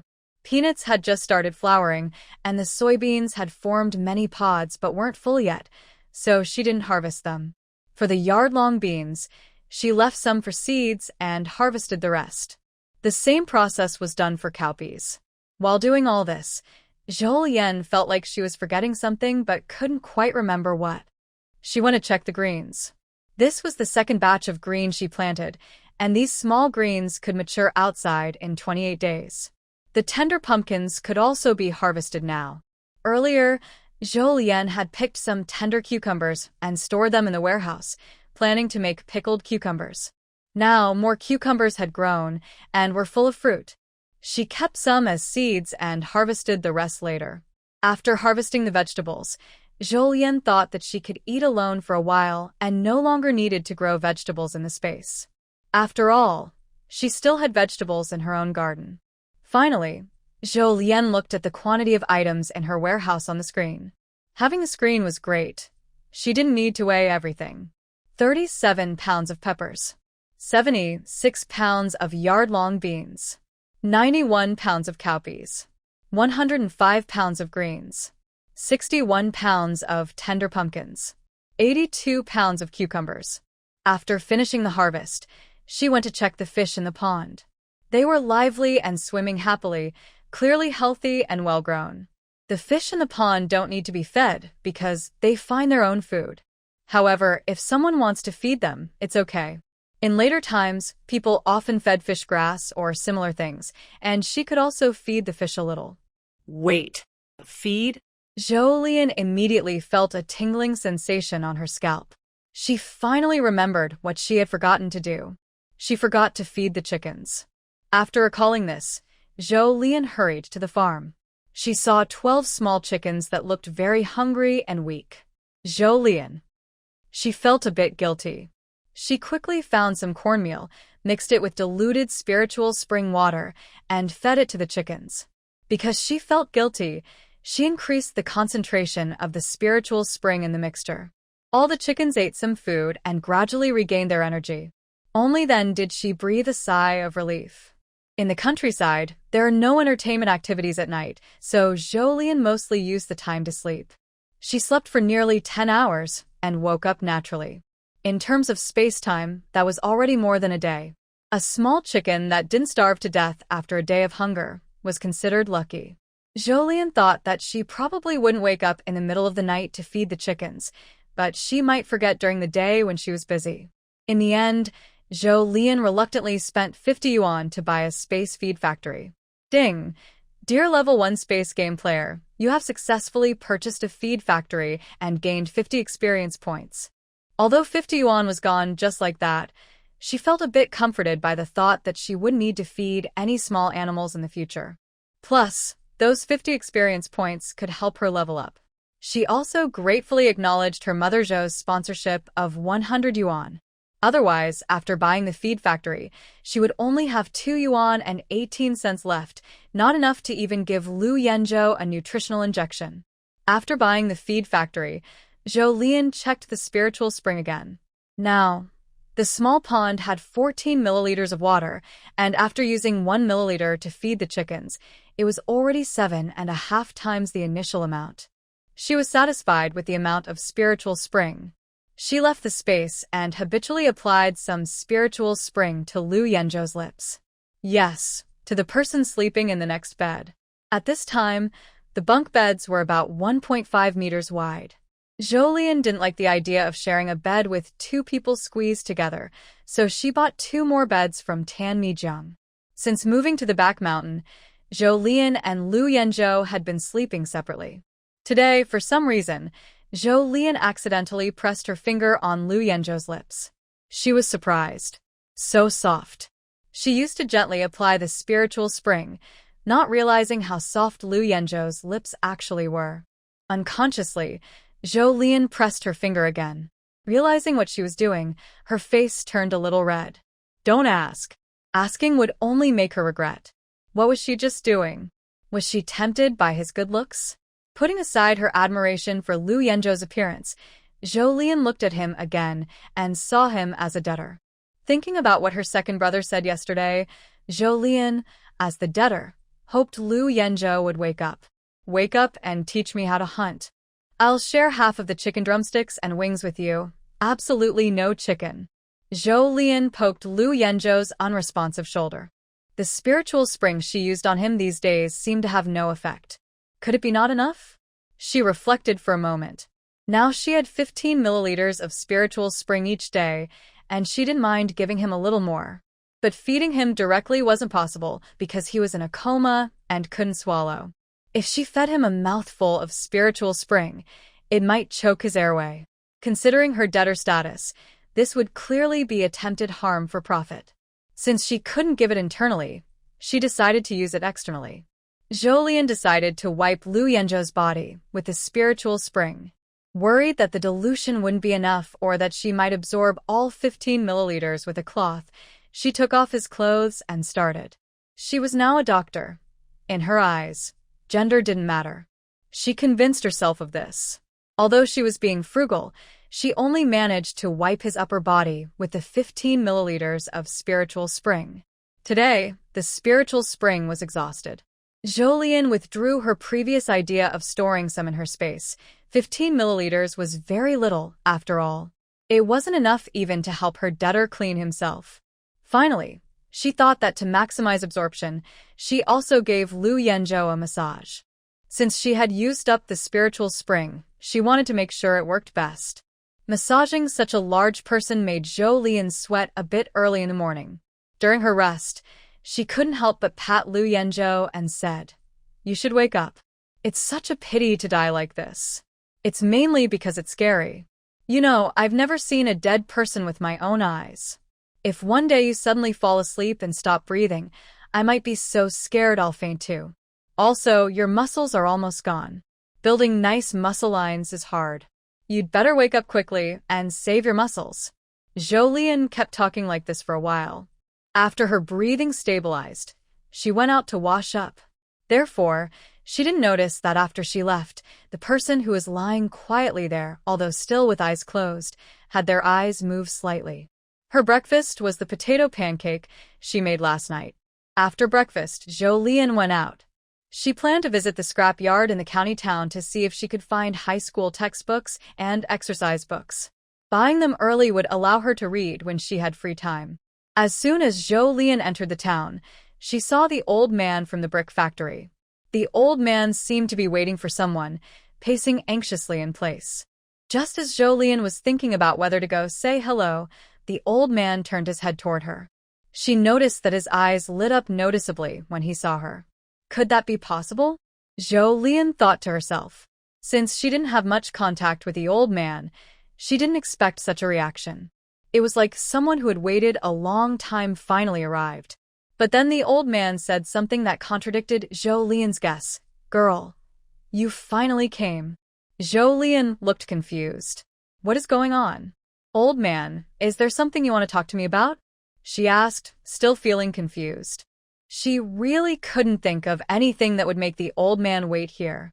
"The girl, I want to buy some vegetables from you," the old man said confidently. Zhou Lian.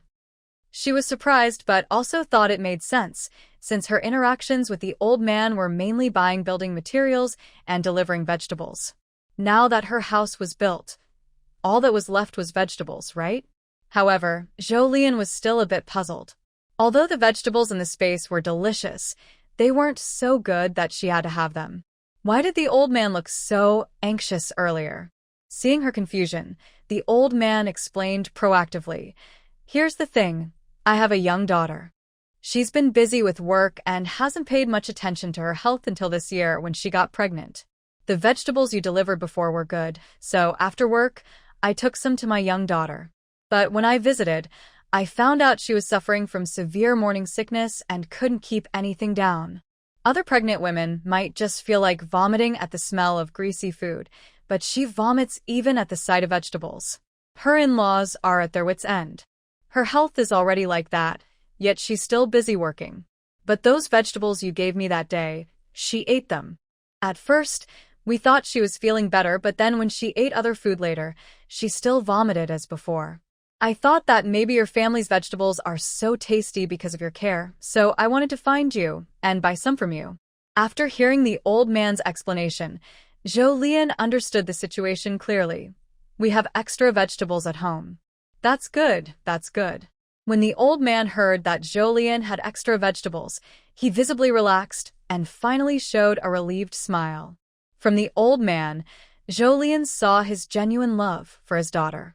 But soon, the old man's smile turned anxious again. He tentatively asked Zhou Lian, "My daughter is only 2 months pregnant. I was wondering if I could order vegetables from you for a year?" "I do have vegetables," Zhou Lian replied first. Then she pointed out a problem, "But I don't come to the county often. Without proper preservation, vegetables don't last long. And few people have refrigerators at home. Not to mention the high cost, there's also the electricity bill." The old man didn't seem too worried about Zhou Lian's suggestion. Instead, he asked, "What does your daughter do at home? Does she work?" Perhaps thinking that most rural people work outside, the old man didn't wait for her answer and continued, "Let me introduce you to a job, okay?" Zhou Lian. She didn't expect it to develop like this. But at this moment, she was curious about what kind of job the old man wanted to introduce, so she asked, "What kind of job?" "Textile factory buyer." The old man replied, "The job I want to introduce is mainly buying vegetables. Our county's biggest industry is the textile factory, with over 10,000 workers. Even if each person only eats a little vegetable each meal, that adds up to over 1,000 jin. Hearing this, Zhou Lian's beautiful eyes lit up. The old man continued, "We don't have a dedicated vegetable farm here. If we want vegetables, we have to buy from you. But each family only has a small plot of land, and they need to eat too. So, our buyers are out buying all day long. I want to introduce you to the buyer's job. Proper purchasing with factory certification, not illegal activity." Worried that Zhou Lian might think the job is tiring and always outside, the old man added, "You're different from other buyers. You're from the village and know each household well. The work will be easier for you. I promise this job won't harm you. Moreover, the factory provides each buyer with a tricycle, which is used daily to buy vegetables and deliver them to the cafeteria. With this job, they earn 17.5 yuan a month. What do you think of this job?" After asking, the old man began to observe Zhou Lian's expression. If Zhou Lian had traveled here and didn't have this special advantage, she might take this job. But she has that advantage and plans to do other things, so she wouldn't be limited by just this work. For others, though, this is clearly an opportunity. So, Zhou Lian looked at the old man and said, "Sir, I won't hide from you. My family situation is a bit complicated. I have a husband who needs care because he's unable to move well.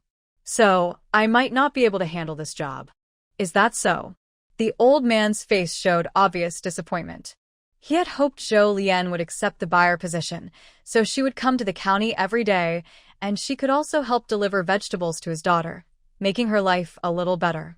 Zhou Lian guessed the old man's plan and smiled as she said, "Sir, how about this? You introduce me to a job, and I will ask my family to do it. When they come to work, I will ask them to bring you the vegetables you need."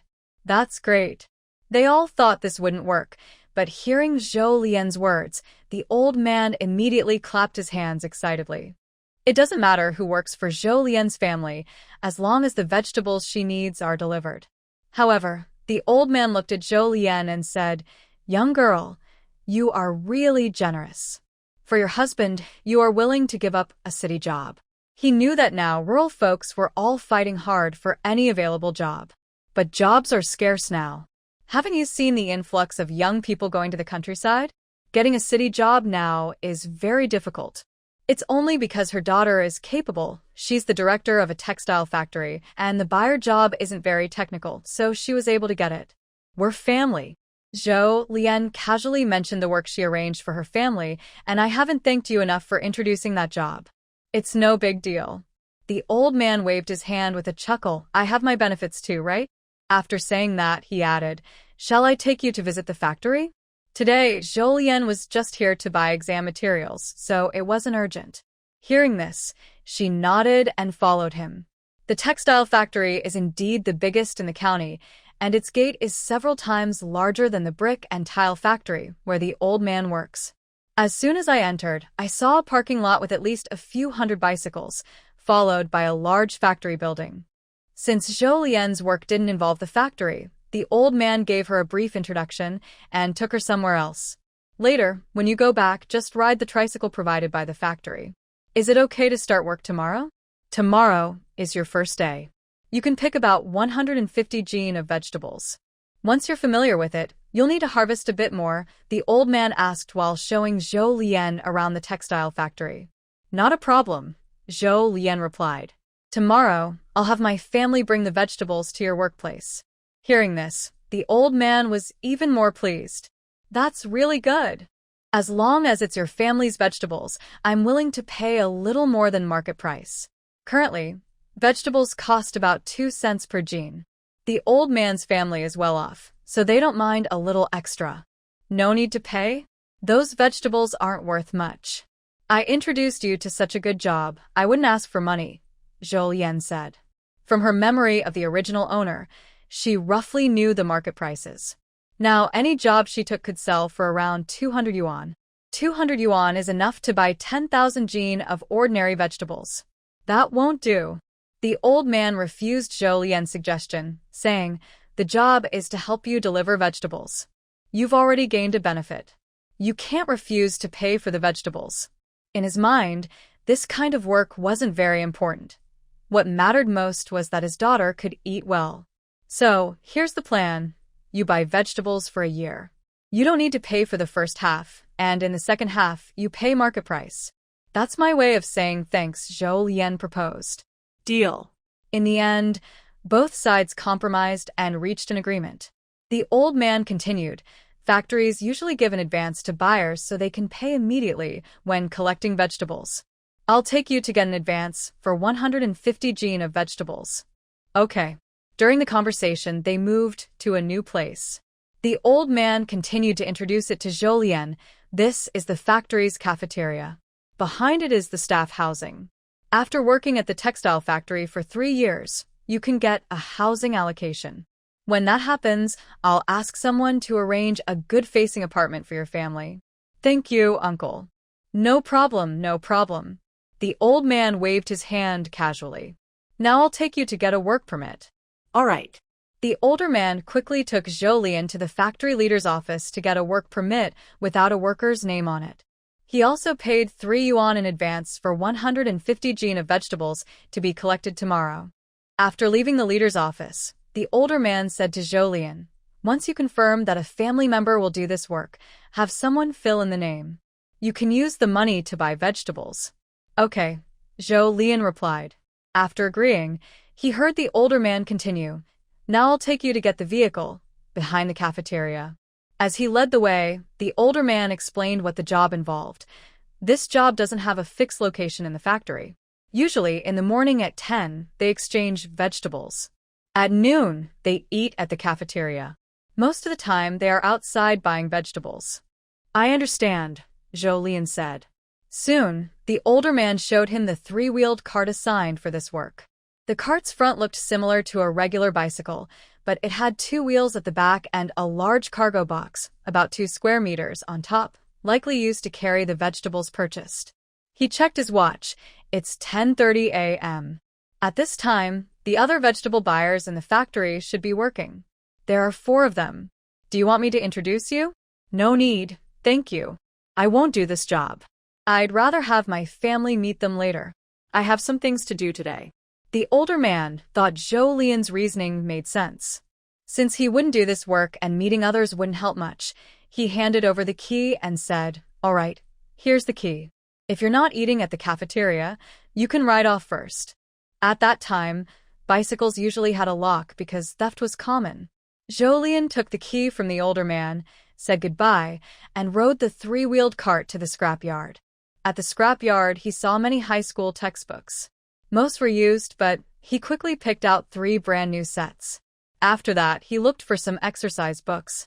Using his judgment, he took most of the ones he thought were good.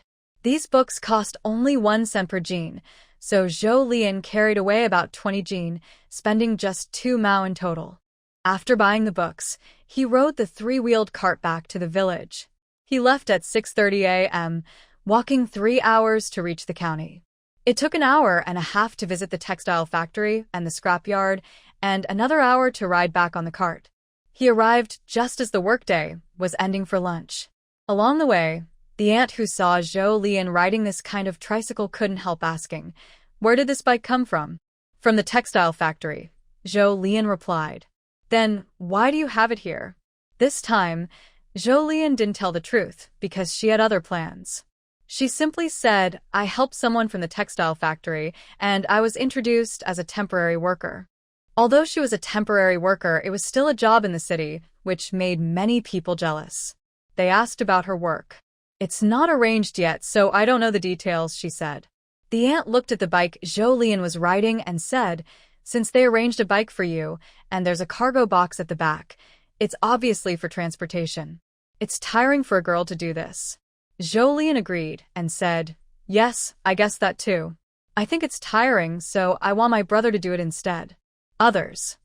They thought Zhou Lian might be a bit naive. No matter how tiring the work was, it was a city job, and having a city job was a matter of pride. She was willing to give it to her brother just because she was tired. Some aunties who favored boys looked at Zhou Lian's mother with respect. They all wanted to ask how Zhou Lian was taught by her mother. That was good teaching, thinking of her family, and wanting her brother to benefit. But some mother-in-law types of aunties didn't think the same. They didn't want their own daughters-in-law, who were bought with their money, to think about their own family and family connections. Zhou Lian didn't know what the aunties were thinking. Even if she did, she wouldn't care. When doing things, as long as she didn't break her principles or hurt others, she would do what made her happy. Zhou Lian and the others said goodbye and rode off first. Not long after, they met Zhou Ma, who was just about to go home and cook. "Mom, hop in, I'll take you." When Zhou Ma heard the voice, she turned around and saw her daughter riding a strange tricycle from somewhere. "Mom, hop in." Zhou Ma was curious about where Zhou Lian's bike came from. When she heard her daughter urging her to get on, she refused. "No, I'll walk back myself." Riding a bike also takes effort, and Zhou Ma didn't want her daughter to tire herself out. Zhou Lian knew exactly what her mother was thinking. Zhou Ma was very stubborn when it came to caring for her daughter. Fortunately, the house is not far from the Zhou family, so Zhou Lian didn't persuade her much. He just said, "Mom, when you go back later, please call Dad and the two brothers to come over. I have something to tell you all." "Okay." Mom Zhou agreed quickly. "You go back first. We'll be there soon." Mom Zhou wondered in her mind if her daughter's words were related to the extra tricycle. Seeing her daughter with a big item suddenly made her curious about where it came from. Back home, Mom Zhou quickly called Dad Zhou and the two brothers of Zhou Lian and went to the back mountain. Once they left, only Zhang Qiaoli and the two children who had just come back from playing outside remained. After the others left, Zhang Qiaoli whispered to the two younger children, "Did you see? They are really a family. Zhou Lian probably has something good and called them over to eat, but not you." The two little kids were still young and didn't spend much time with Zhou Lian, but they knew about the other family members. "Dad, Grandpa, and Grandma wouldn't refuse to give us food," they said. Zhang Qiaoli, feeling upset lately, was annoyed that her brainwashing of the two children didn't work. She angrily shouted at them, "Get out of here." Little Hui hesitated and softly said, "But this is our home." Because the yard of the Zhou family was quiet, even though her voice was small, Zhang Qiaoli heard it. "Fine. This is your home. I'll leave then." She finished speaking and stormed out of the yard. Zhang Qiaoli was really furious. Not only did she feel suffocated staying at the Zhou house, but now her own two children didn't support her either. Her anger grew, and she gritted her teeth, walking quickly with her head down. Suddenly, she bumped into someone. The other person's strength was clearly greater than hers, and since Zhang Qiaoli had been walking fast, the collision caused her to fall. She landed on the ground, and her ankle hurt badly. Zhang Qiaoli felt she was about to explode with anger. She had been angry and not paying attention. Did the other person not see her either? "Are you blind?" As she cursed, she looked up and met a pair of worried eyes. "Are you okay?" Because of this, she couldn't finish her curse. Then she heard the other person softly ask, "Does it hurt? Do you want me to take you to the clinic to check?" Zhang Qiaoli was stunned on the spot. In her memory, no man had ever spoken to her with such gentle words. Her father is only interested in his younger brother. Zhou Goen is gentle, but his kindness is only shown to Zhang Ruru. Although she managed to get close to Zhou Goen, he only silently resisted her, even asking her to drug him for certain things. "Does it hurt? Can you walk? Do you want me to carry you?" Zhang Qiaoli. Somehow, her eyes started to feel warm. At this moment, Zhang Qiaoli even thought it would be better if she married the man in front of her. Maybe then, neither of them would be so pitiful now. Yes, Zhang Qiaoli knows this man. His name is Yang Yi, a man from another village who came to the Luo family as a son-in-law. But shortly after moving in, his wife died, and he was not well treated in the Luo family. In the Zhou family yard, after Zhang Qiaoli left angrily, only two children were left at home. Little brother Xiao Song looked up at his sister and asked, "Mom ran away. Should we go after her?" Sister Xiao Hui hesitated for a moment, pursed her lips, and said, "She'll come back soon. We upset her, and if we go look for her now, she might get mad and hit us." Hearing her sister's words, Xiao Song gave up on the idea of finding Zhang Qiaoli. Over at Zhou Lian's place, The first thing she did after returning home was to put the little chickens into the chicken coop. Everyone else was more careful than Zhou urged, and Jolien worried they would find the chickens missing and not know how to explain. After placing the chickens, Jolien checked on Lu Yanzhou and found everything was the same as before, so she felt relieved and went to the kitchen. She just finished cooking sweet potato rice when Zhou Mama and others came over. "Is there something you want to ask us?" Before Zhou Mama finished, she pointed at the tricycle in the yard and asked, "Where did this come from?" "Sit down first." Jolien found some stools and chairs for everyone to sit, but she stood herself. She had only made 2 small chairs and 2 small stools back then, so she couldn't sit. Second brother saw his sister standing and pulled her onto a small stool to sit. He leaned casually against the wall. It's a long story. Jolien tried to explain simply how she knew the old man, how she later delivered food to him, and what happened today. After hearing this, Zhou Mama clapped her hands and said, "That's a good thing. But you said you delivered food to the old man. Where did the food come from?" Zhou Mama remembered the vegetables from the backyard garden, which had just been planted. Jolien. She believes that releasing the little chick earlier was the right choice. Just look at how attentive Mom Zhou is. "I have a way. I bought it from someone else. We have vegetables at home. Why do we need to buy from elsewhere?" Now the old master is interested in the vegetables you bought before. "Can you still buy them now?" "Yes, I can." "Can you buy them for a year?" "I'll talk to her. It should be possible." "Who is it?" Mom Zhou asked out of curiosity. Mom Zhou thinks it probably isn't someone from their village. Otherwise, she would have heard about her daughter buying vegetables from others already. "Can't say." Zhou Lian replied. Mom Zhou looked at her daughter for a moment and then said, "All right." Her daughter has grown up and has her own little secrets now. "Now, let's discuss who will do this job," Zhou Lian asked. "You go yourself," Mom Zhou suggested. Mom Zhou expressed her opinion. "Actually, Lu doesn't need you to stay home and take care of things every day. You work during the day, and we can come by more often to check on things." Zhou Lian. She knows her mom wants to give her good things. But she really doesn't want to go. "I don't want to go." "Why not?" Mom Zhou was puzzled, as she had already solved the problem for her daughter. Zhou Lian couldn't tell her mom about her plan to resell grain, so she had to find another excuse. "Because this job is tiring, working in the sun and wind." Dad Zhou. Mom Zhou. Elder brother Zhou. Second brother Zhou. They have spoiled their daughter/sister too much. But from what her daughter/sister told her, it seems the job really is as tough as working in the sun and wind. Sigh. Just thinking about her daughter/sister working in the sun and wind, and maybe even needing to move vegetables, makes her feel heartbroken already. Mom Zhou expressed her opinion first. "My husband and I are used to living in the countryside. Besides, the family can't do without us. Which of your brothers do you think should go?" Zhou Lian thought for a moment. Many things in the Zhou family are managed by Mom Zhou, so she really can't do without her. Her dad is a quiet person and might not be used to doing this kind of work. She was about to look at her 2 brothers when she heard Mom Zhou say, "Because this job was found by your younger sister. No matter which of you 2 goes later, you will need to give your sister 5 yuan every month for the first 3 years. Do you have any objections?" Under the watchful eyes of their mother, both brothers shook their heads. Zhou Lian said, 5 yuan a month for 3 years totals 180 yuan, which is about the same as the cost of buying a job outside. This means the older brother is essentially buying this job from his sister. Zhou Lian doesn't plan to take the money because her grandfather, as an outsider, never intended to accept her kindness, and she wouldn't accept her family's kindness either. However, she didn't say no at this moment because if she did, she was sure the topic would go off track.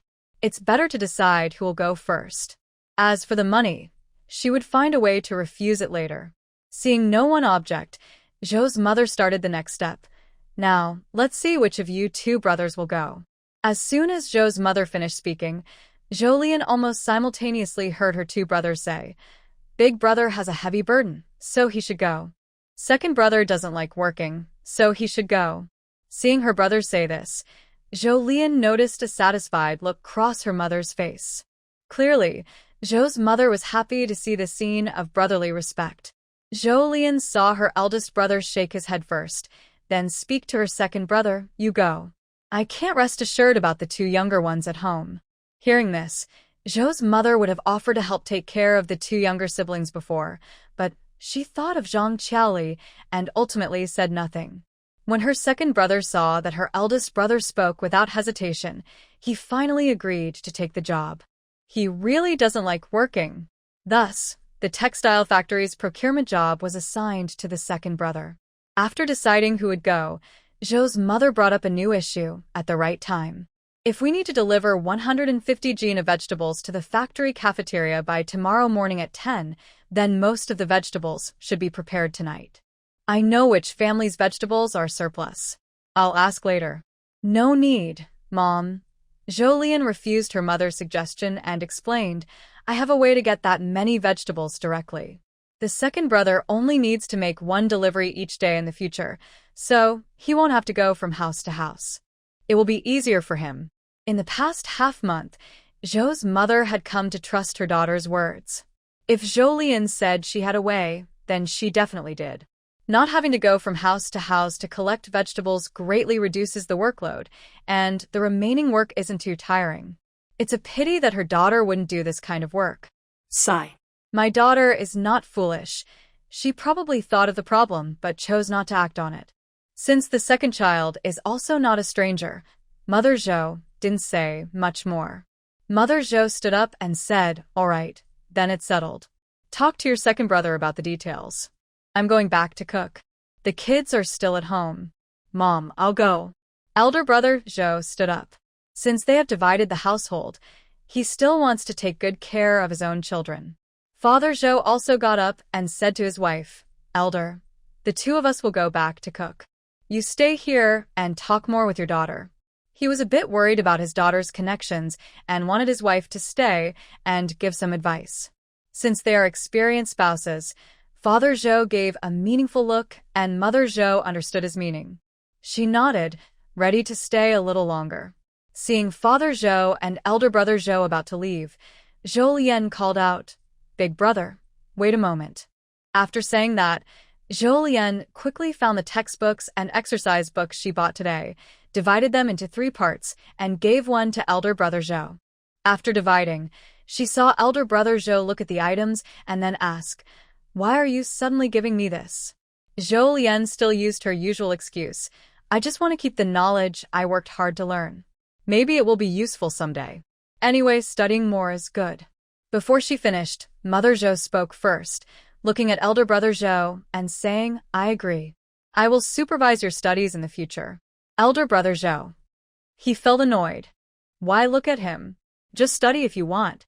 Elder brother Zhou, "Little sister, can you give me a pen later?" Mother Zhou was speechless. "You finished middle school, and there isn't even a pen in the house? Is that fair to the books you read?" Elder brother Zhou raised his eyelids and said, "If my little sister gives me one later, I'll have one." After elder brother Zhou took the items given by Zhou Lian and left with Father Zhou, Mother Zhou asked Zhou Lian, "Are your connections safe? Selling vegetables in the city isn't illegal, but what if something happens?" "Don't worry, Mom. They have more experience than us." Zhou Lian said this confidently, without blushing or feeling guilty. Mother Zhou listened and thought her daughter's words made sense. Nowadays, someone who can carry over 150 gene of vegetables at once isn't an ordinary person. Mother Zhou only reminded Zhou Lian, "You're grown up now. It's good to be cautious, but don't forget to protect yourself." "Don't worry, Mom." Good. Mom Zhou, having completed the task given by Dad Zhou, stood up again. "Mom will go back first." Mom Zhou didn't want to stay at her daughter's place eating her food. In the end, second brother Zhou was kept to eat dinner. While Zhou Lian was cooking, she needed to build a good relationship with the tricycle. Second brother Zhou had only ridden a bicycle with 2 wheels before. This was his first time on a tricycle, so he needed to get used to it. For lunch, Zhou Lian made a spring vegetable scrambled eggs with wild chicken eggs she collected from the mountain and fragrant cedar shoots, an okay meat dish. Then she cooked eggplant with garlic as a side dish. The main food was sweet potato rice. Compared to when she was fixing the house, this diet was a bit worse, but compared to most families, it was quite good. Still, Zhou Lian missed the freedom to choose her food before. She really wanted to quickly add more varieties to her space, maybe raise some piglets. After eating, Zhou Lian talked to second brother Zhou about the job. Second brother, come at 8 tomorrow. They will deliver vegetables to me, and I will divide them into 2 parts. Please help me deliver the small portion to the old man at the brick factory. She took out her work permit from today and handed it to him. This is the work permit. When you have time, just fill in your name. When the salary is paid, you can go to the supervisor to update your information. As for the 3 yuan for buying vegetables, I will give it to those people first. Okay, second brother Zhou replied. If possible, help me learn more about the other buyers at the textile factory. Hearing his sister's last words, second brother Zhou quietly asked, are they planning something big? Yes, Zhou Lian smiled. Second brother, you're very smart. After praising second brother Zhou, Zhou Lian continued, their idea is to secretly take over all the vegetables for the textile factory. That's actually good for the other buyers. They only need to make 1 trip to pick up the vegetables from a fixed place. Second brother Zhou thought about how much vegetables the factory needed and said curiously, I really want to know where they get so many vegetables from. Now, the land is collective. Almost everything that can be cultivated has been cultivated. With everyone watching, they definitely can't grow vegetables on land that isn't part of the collective, and the mountains aren't suitable for farming. Second brother Zhou really couldn't figure out where all these vegetables were coming from. Zhou Lian replied, maybe from some mountain valley.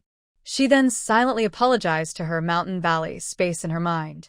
On Tuesday, Brother Air thought to himself that if he wasn't afraid of fierce animals in the mountains and the rarely visited valleys, it would be a good place to grow vegetables. However, if everyone went to the valley, those people probably wouldn't just grow vegetables. Surely not. Would anyone be so unimaginative? They would definitely raise animals.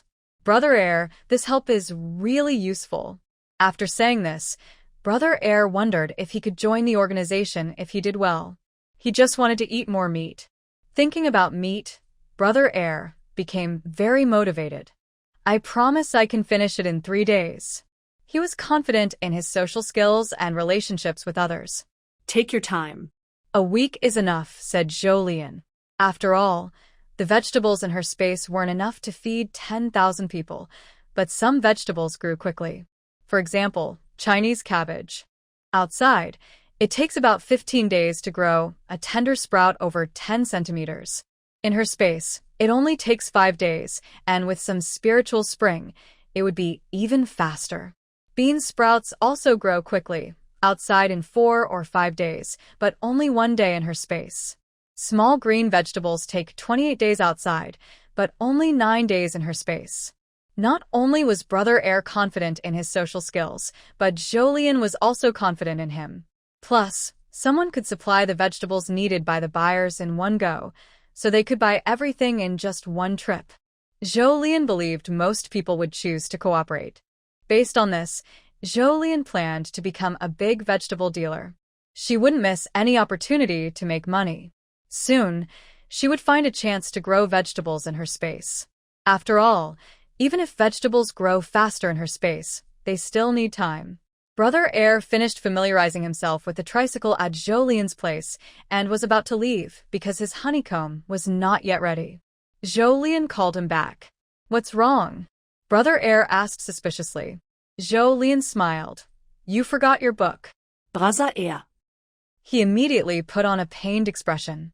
But in the end, Brother Air turned back to get his book. When he left, Zhou Lian didn't forget to give him a pen. Finally, Brother Air carried about 6 or 7 jeans of exam materials, feeling heavy and unsteady, and left. After Brother Air left, Zhou Lian's first action was to return to her room, take out paper and a pen, and start planning to become a big vegetable dealer. She decided to solve the most urgent problem first. Tomorrow, she needed to deliver 150 jeans of vegetables to Brother Air. Zhou Lian looked at the mushroom screen in her space before coming out. Her storage had a total of 452 jeans of vegetables. The peppers weigh 37 pounds. The green beans weigh 76 pounds. The long beans weigh 91 pounds. The vegetables weigh 105 pounds. The young pumpkins weigh 61 pounds. The cucumbers weigh 82 pounds.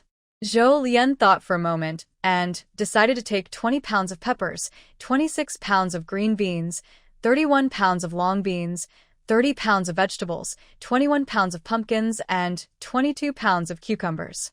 This way, the 150 pounds of vegetables to be taken to Brother Zhou tomorrow will be ready. In addition, Zhou Lian also took 2 pounds of each vegetable to give to her grandfather tomorrow. She plans to set aside 35 pounds of remaining vegetables to replant in the field and use the spiritual spring to grow new seeds. She still has some leftover seeds from her first batch of vegetables, which are about 5 or 6 times the amount her mother gave her. But planting all of them would only produce about 30 to 50 pounds at most. This is far from enough. Besides vegetable seeds, she also needs pumpkin, green bean, long bean, cabbage, pepper, and cucumber seeds. These grow quickly, and in the space, they can be harvested in no more than 18 days. To plant these, she needs to buy land. After buying study materials for the college entrance exam, she had 101.98 yuan left. Adding today's vegetable money of 3 yuan, she has a total of 104.98 yuan. Without counting small change and setting aside 10 yuan for emergencies, Zhou Lian has 90 yuan of available funds. She used all of it to buy land in the space. Cabbage grows the fastest among all vegetables and can be eaten at various stages. Zhou Lian plans to start with 3 acres of cabbage. She quickly calculated that 1 acre of cabbage, even just as seedlings, can yield 4,000 pounds of seedlings. This means that once she plants the seeds, in 5 days, she can harvest 12,000 pounds of cabbage seedlings from these 3 acres. Cabbage also grows quickly. In 9 days, it can be harvested in the space. She plans to plant 2 acres of greens. 1 acre can be harvested in 9 days, yielding 5,000 pounds of greens, so 2 acres will produce 10,000 pounds. She still has 4 acres left and plans to plant 1 acre each of green beans, long beans, cucumbers, and pumpkins. These vegetables mature in about 17 or 18 days in the space. The yields per acre are 3,000 pounds, 4,500 pounds, 6,000 pounds, and 3,500 pounds, respectively. When she has the chance, she will plant more of the other vegetables in the space.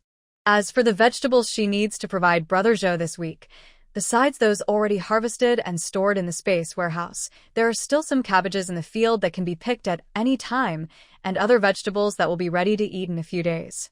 In a few days, the space will have edible crops, mainly lettuce and tomatoes. The lettuce can be harvested in 2 days, and the tomatoes will start ripening gradually after 4 days. Both are quite substantial in size. Even the small lettuce weighs over a pound, and the large ones can weigh 3 or 4 pounds. The tomato plants currently have green fruits hanging, and Zhou Lian can see that some are over a pound each. If that's not enough, she can dig up some wild mountain produce to supplement. Szechuan pepper shoots, water celery, mushrooms, spring bamboo shoots, wild chives, and fern shoots are all good options. Zhou Lian feels that the vegetable seller's plan is very clever. After reviewing the plan in her mind, Zhou Lian decided to buy land in the space. Seeing the 9 acres of extra land, even though she hasn't done anything yet, Zhou Lian already feels a bit satisfied. Once she has the land, she just needs to wait for the seeds. First, she will plant the remaining vegetable seeds. The rest of the land will wait until tomorrow, when she has the spiritual spring. Using the spiritual spring, she will stimulate the seeds to sprout before planting them. Thinking through all this in her mind, Zhou Lian left the space. Looking at the time, she knew her second brother wouldn't arrive for a while, so she carried her basket and went out. She planned to dig spring bamboo shoots in the bamboo forest. It is the season for eating spring bamboo shoots. The bamboo shoots outside the forest have already been mostly harvested, so Zhou Lian carried her basket and into the woods. Inside the forest, the bamboo shoots were indeed more plentiful, and Zhou Lian started digging. Without the help of the spiritual spring, she was tired and needed to rest occasionally, so she only dug about 150 jin of bamboo shoots in the afternoon. But Zhou Lian was very satisfied, 150 jin of bamboo shoots stored in her space. It was enough to cover the vegetables she planned to give to her grandfather's family tomorrow. On her way back, she saw someone wandering around her house from afar. She couldn't tell exactly who it was from a distance, but based on their behavior, it seemed to be a man. In this world, Zhou Lian only knew her family well, but she was sure that the person was not from her family. Thinking about the stranger wandering around her door for unknown reasons, Zhou Lian frowned deeply. She guessed that the person might be trying to steal something. After all, everyone knew she had borrowed 600 yuan from Zhao Cuihua. Although she had repaired the house, given how people in the countryside spend money at this time, she should still have at least 300 yuan left. Her family didn't have much money, but they still had Lu Yanzhou. Thinking of this, Zhou Lian quickened her pace to go home. Soon after Zhou Lian noticed the man, it was clear he also saw her. He quickly left her residence on foot. Because he was far away and took a route with cover, Zhou Lian soon lost track of him. Back home, after setting down her basket, she first checked Lu Yanzhou's condition. Seeing that Lu Yanzhou hadn't changed, she then carefully examined her house. Soon, she confirmed that the house hadn't been ransacked. If the person was there to steal, they probably didn't succeed. But it might not have been theft. If it wasn't theft, that's quite frightening.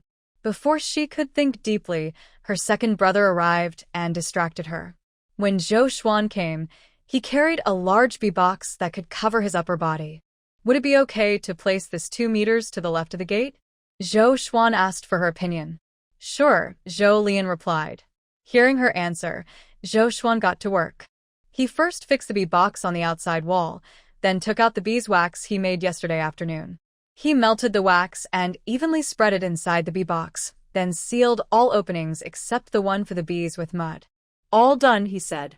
Zhou Xuan dusted off his hands and said, Now we just wait for the bees. If they come, it should happen in the next couple of days. Zhou Lian nodded, understanding, and handed him a bowl of honey water after he finished. Sweet, Zhou Xuan said, licking his lips. That night, Zhou Xuan didn't stay for dinner. Although he liked his sister's cooking, he didn't want to eat too much of her food. He wanted to go home and bring some grain to help her cook. But he knew if he did that, his mother would chase him and scold him. His sister was his mother's precious treasure. After Zhou Xuan left, Zhou Lian thought again about the man from the afternoon. She considered that whether he was there to steal or had other plans, she decided to get a dog to keep as a pet. That way, she could feel safer at home. After thinking of a solution, Zhou Lian put the matter aside. That night, she stayed up late. Fortunately, her late night was worthwhile. After midnight, the spiritual spring in her space recovered. It was a total of 15 milliliters. Zhou Lian used this spiritual spring to help the cabbage seeds sprout. Pour a drop of spiritual spring onto the root of a cabbage. Soon, the cabbage will grow quickly, form a head, develop moss, bloom, wither, and produce seeds. Zhou Lian repeatedly treated several cabbages until she had enough seeds for 3 acres of land before stopping. Next, she replanted the bok choy. Using the same method, she obtained seeds for the bok choy. After planting 5 acres of cabbage and bok choy, Zhou Lian's supply of spiritual spring was almost gone. She planned to plant beans, cucumbers, cowpeas, and pumpkins tomorrow. After planting 5 acres, Zhou Lian cleared some space. She put the vegetables her second brother, Zhou Xuan, wanted to take away early in the tricycle before going to sleep.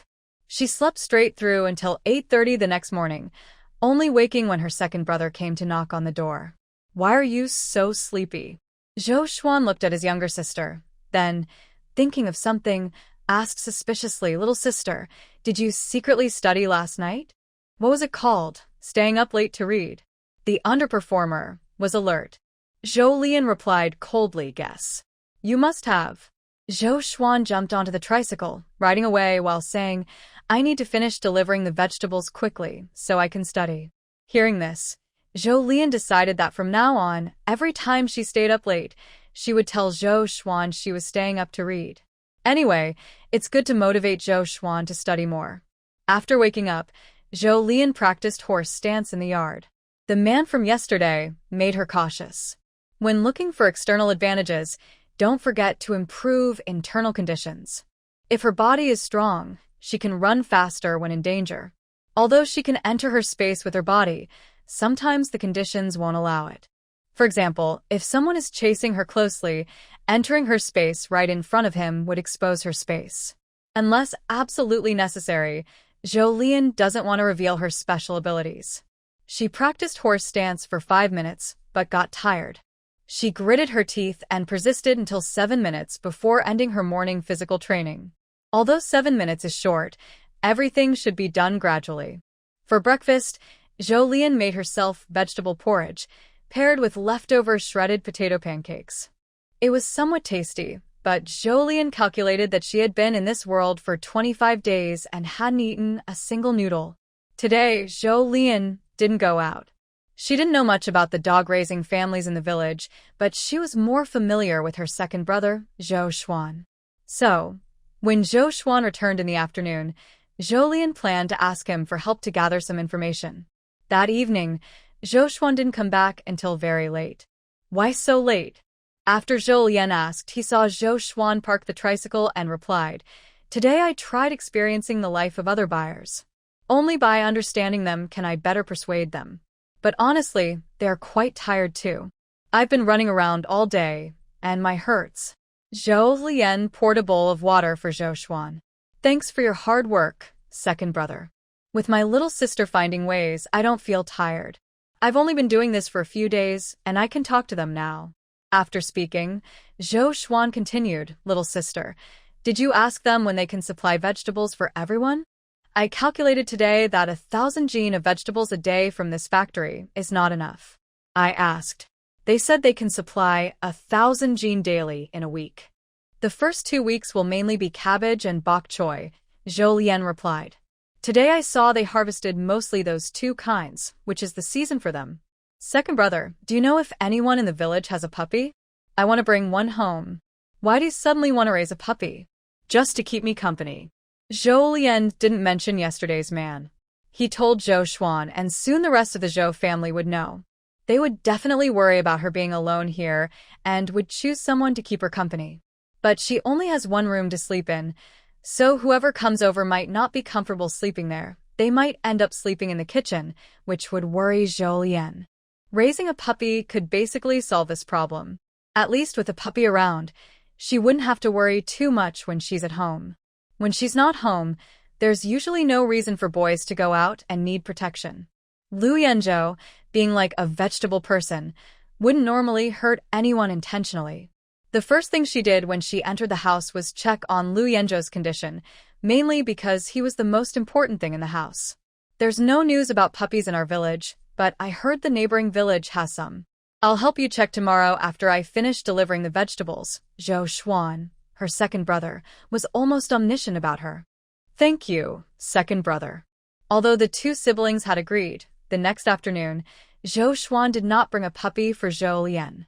The next day, just like yesterday, at dawn, the spiritual spring in the space recovered. Perhaps because the crops in the space had grown more, Zhou Lian noticed the spiritual spring had increased. It should be about 20 milliliters now. As soon as Zhou Lian received the spiritual spring, she went to plant more crops. Yesterday, she had already planted bok choy and cabbage. Today, she planned to plant an acre each of green beans, long beans, pumpkins, and cucumbers. After planting seeds on 4 acres of land, Lingquan still had some left. Zhou Lian used the remaining seeds to speed up the growth of unripe tomatoes and lettuce in the field. Once Lingquan was done, the tomatoes and lettuce visibly grew larger. They were ready to be picked. Zhou Lian picked 30 jin of large tomatoes and then 46 jin of big lettuce. The rest was left to grow a bit longer in the field. After finishing these, Zhou Lian also harvested 30 jin of cabbage that hadn't been planted yesterday. By this point, today's planting in the space was almost done. Zhou Lian then prepared the vegetables needed for her second brother Zhou Xuan, who was leaving at 8 o'clock today. This was Zhou Xuan's second day at work, and the textile factory assigned him a purchase task of 200 jin, costing 4 yuan in total. When Zhou Xuan left yesterday evening, he already gave Zhou Lian the 4 yuan.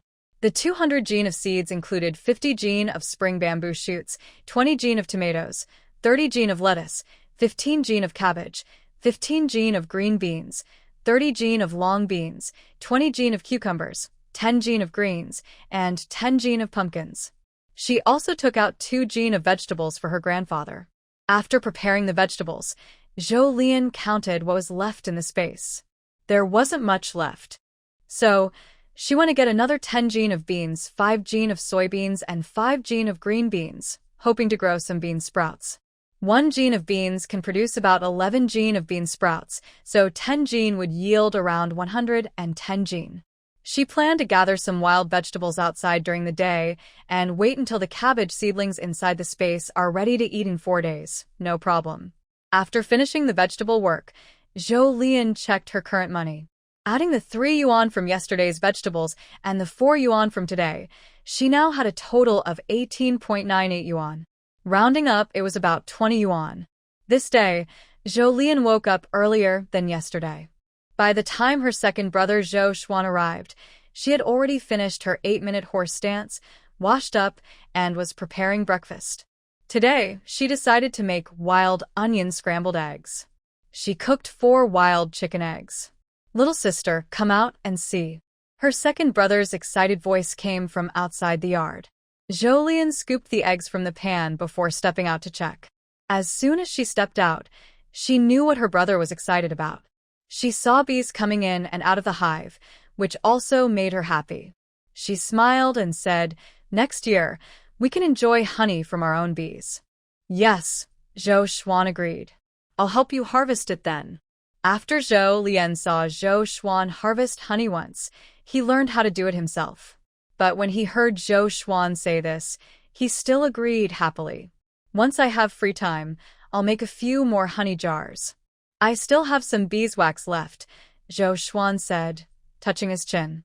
"Sounds good. Bees don't need to be fed by people. This kind of small animal that produces honey without much effort." Zhou Lian really liked it. When he heard his little sister agree, Zhou Xuan felt excited to try again, but then he heard her ask, "Did you study yesterday?" As soon as he heard this, Zhou Xuan's excitement disappeared completely. He looked guilty like a big dog and said, "I tried my best. I fell asleep after 5 minutes of studying." Zhou Lian. Seeing his little sister not say anything, Zhou Xuan quickly said, "I'll try to study for 10 minutes today." Maybe he thought 10 minutes was too little, so he whispered, step by step. Zhou Lian smiled, but didn't say anything. Actually, she hadn't started studying herself yet. She suddenly asked her second brother just because she remembered him mentioning her staying up late studying yesterday morning, and she wanted to tease him. Zhou Lian divided 2 fried eggs with wild chives for Zhou Xuan. "I don't need them. I've already eaten." Zhou Xuan refused. "Eat them. It's not much. I made them just for you," Zhou Lian said, then went to eat her own 2 eggs. Hearing this, Zhou Xuan took a bite of the fragrant fried egg and sighed to Zhou Lian, "Little sister, you're so good to second brother." Zhou Lian's kindness to Zhou Xuan was natural because Zhou Xuan was also good to her. But it's better to keep these feelings to herself. Saying them might sound a bit embarrassing. "That's good that you know," Zhou Lian said proudly. "Hurry up and eat. After you're done, go to work. Remember to bring my little dog back." Got it. Zhou Xuan replied, "Second brother has never forgotten your things." He finished eating his 2 eggs quickly and was about to leave when Zhou Lian stopped him with a bamboo basket. Inside the basket were 10 eggs. "What's this?" Zhou Xuan asked curiously. "Take it to exchange for the little dog." Nowadays, when big dogs have puppies, the owners usually give them to others to raise because their families simply can't afford so many dogs. These days, taking someone else's puppy is free of charge. But Zhou Lian wasn't used to taking others' things for nothing, especially from strangers, so she used eggs as a gift. Sometimes, taking away a family's extra puppy can even earn their gratitude. I see that my younger sister has already prepared the eggs, so Zhou Xuan understands her intention and takes the eggs with him. After Zhou Xuan leaves, Zhou Lian quickly packs her things and leaves the house. When locking the door, she places 2 strands of hair on the lock. This way, if the hair is missing when she returns, she will know someone has been there. Unfortunately, the vegetables in the space are not enough. Today, she still needs to go out to gather some more. She collected 10 jin of fragrant fern shoots, 35 jin of water greens, 9 jin of wild onions, and 100 jin of spring bamboo shoots.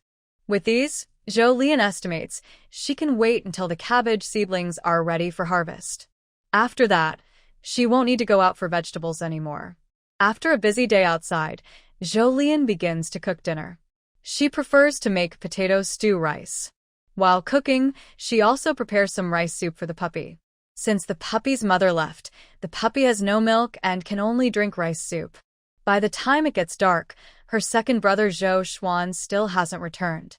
Zhou Lian makes a spring sprout chicken, tiger skin green peppers, and a wild onion sauce to go with the rice. But it's already completely dark. It's been 10 minutes since her dinner was ready, yet Zhou Xuan still hasn't come back. Just as Zhou Lian is unsure whether to put the food into the space for keeping warm, her second brother finally returns. Zhou Lian's eyes widen as she looks around, but she doesn't see the puppy she was hoping for. Second brother? Although Zhou Lian doesn't finish asking, Zhou Xuan understands what his little sister means. He looks apologetic and says, "Sorry, little sister, I didn't bring the puppy back.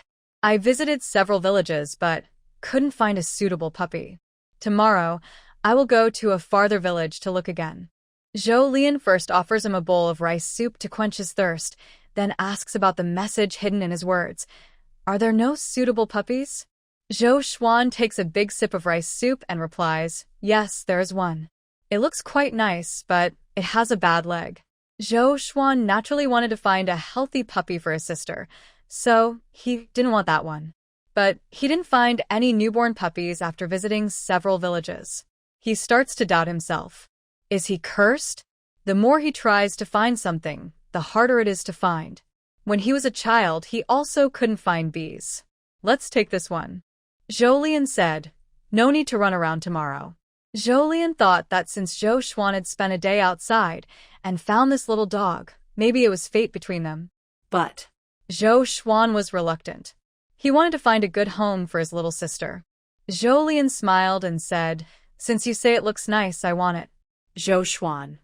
He felt mixed emotions. His little sister was like that. She cared about looks.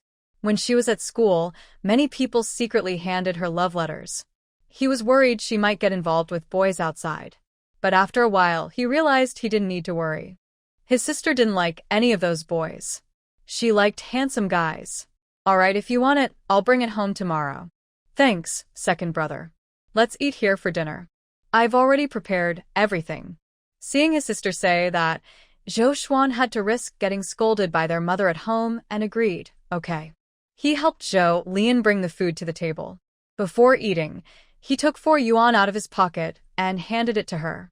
"This is for tomorrow's groceries." Zhou Lian accepted it. While eating, she thought about how she could buy another piece of land tonight. Then she could plant chili peppers and beans.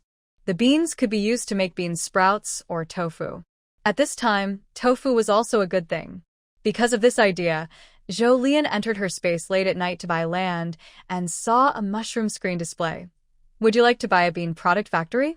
It can produce various bean-based products like soy milk, tofu pudding, soft tofu, firm tofu, bean curd sticks, sliced tofu, dried tofu, and bean skin. Zhou Lian. They really knew how to make her spend money, but she was actually tempted. However, thinking she only had 12 yuan and 98 cents in savings after buying the land, she calmed down. Zhou Lian told herself to take it slow. Later, she could buy any factory she wanted. She now owned 21 pieces of land, not a big landlord but a small one, so she wasn't worried about making a fortune. Feeling motivated, Zhou Lian started planting beans.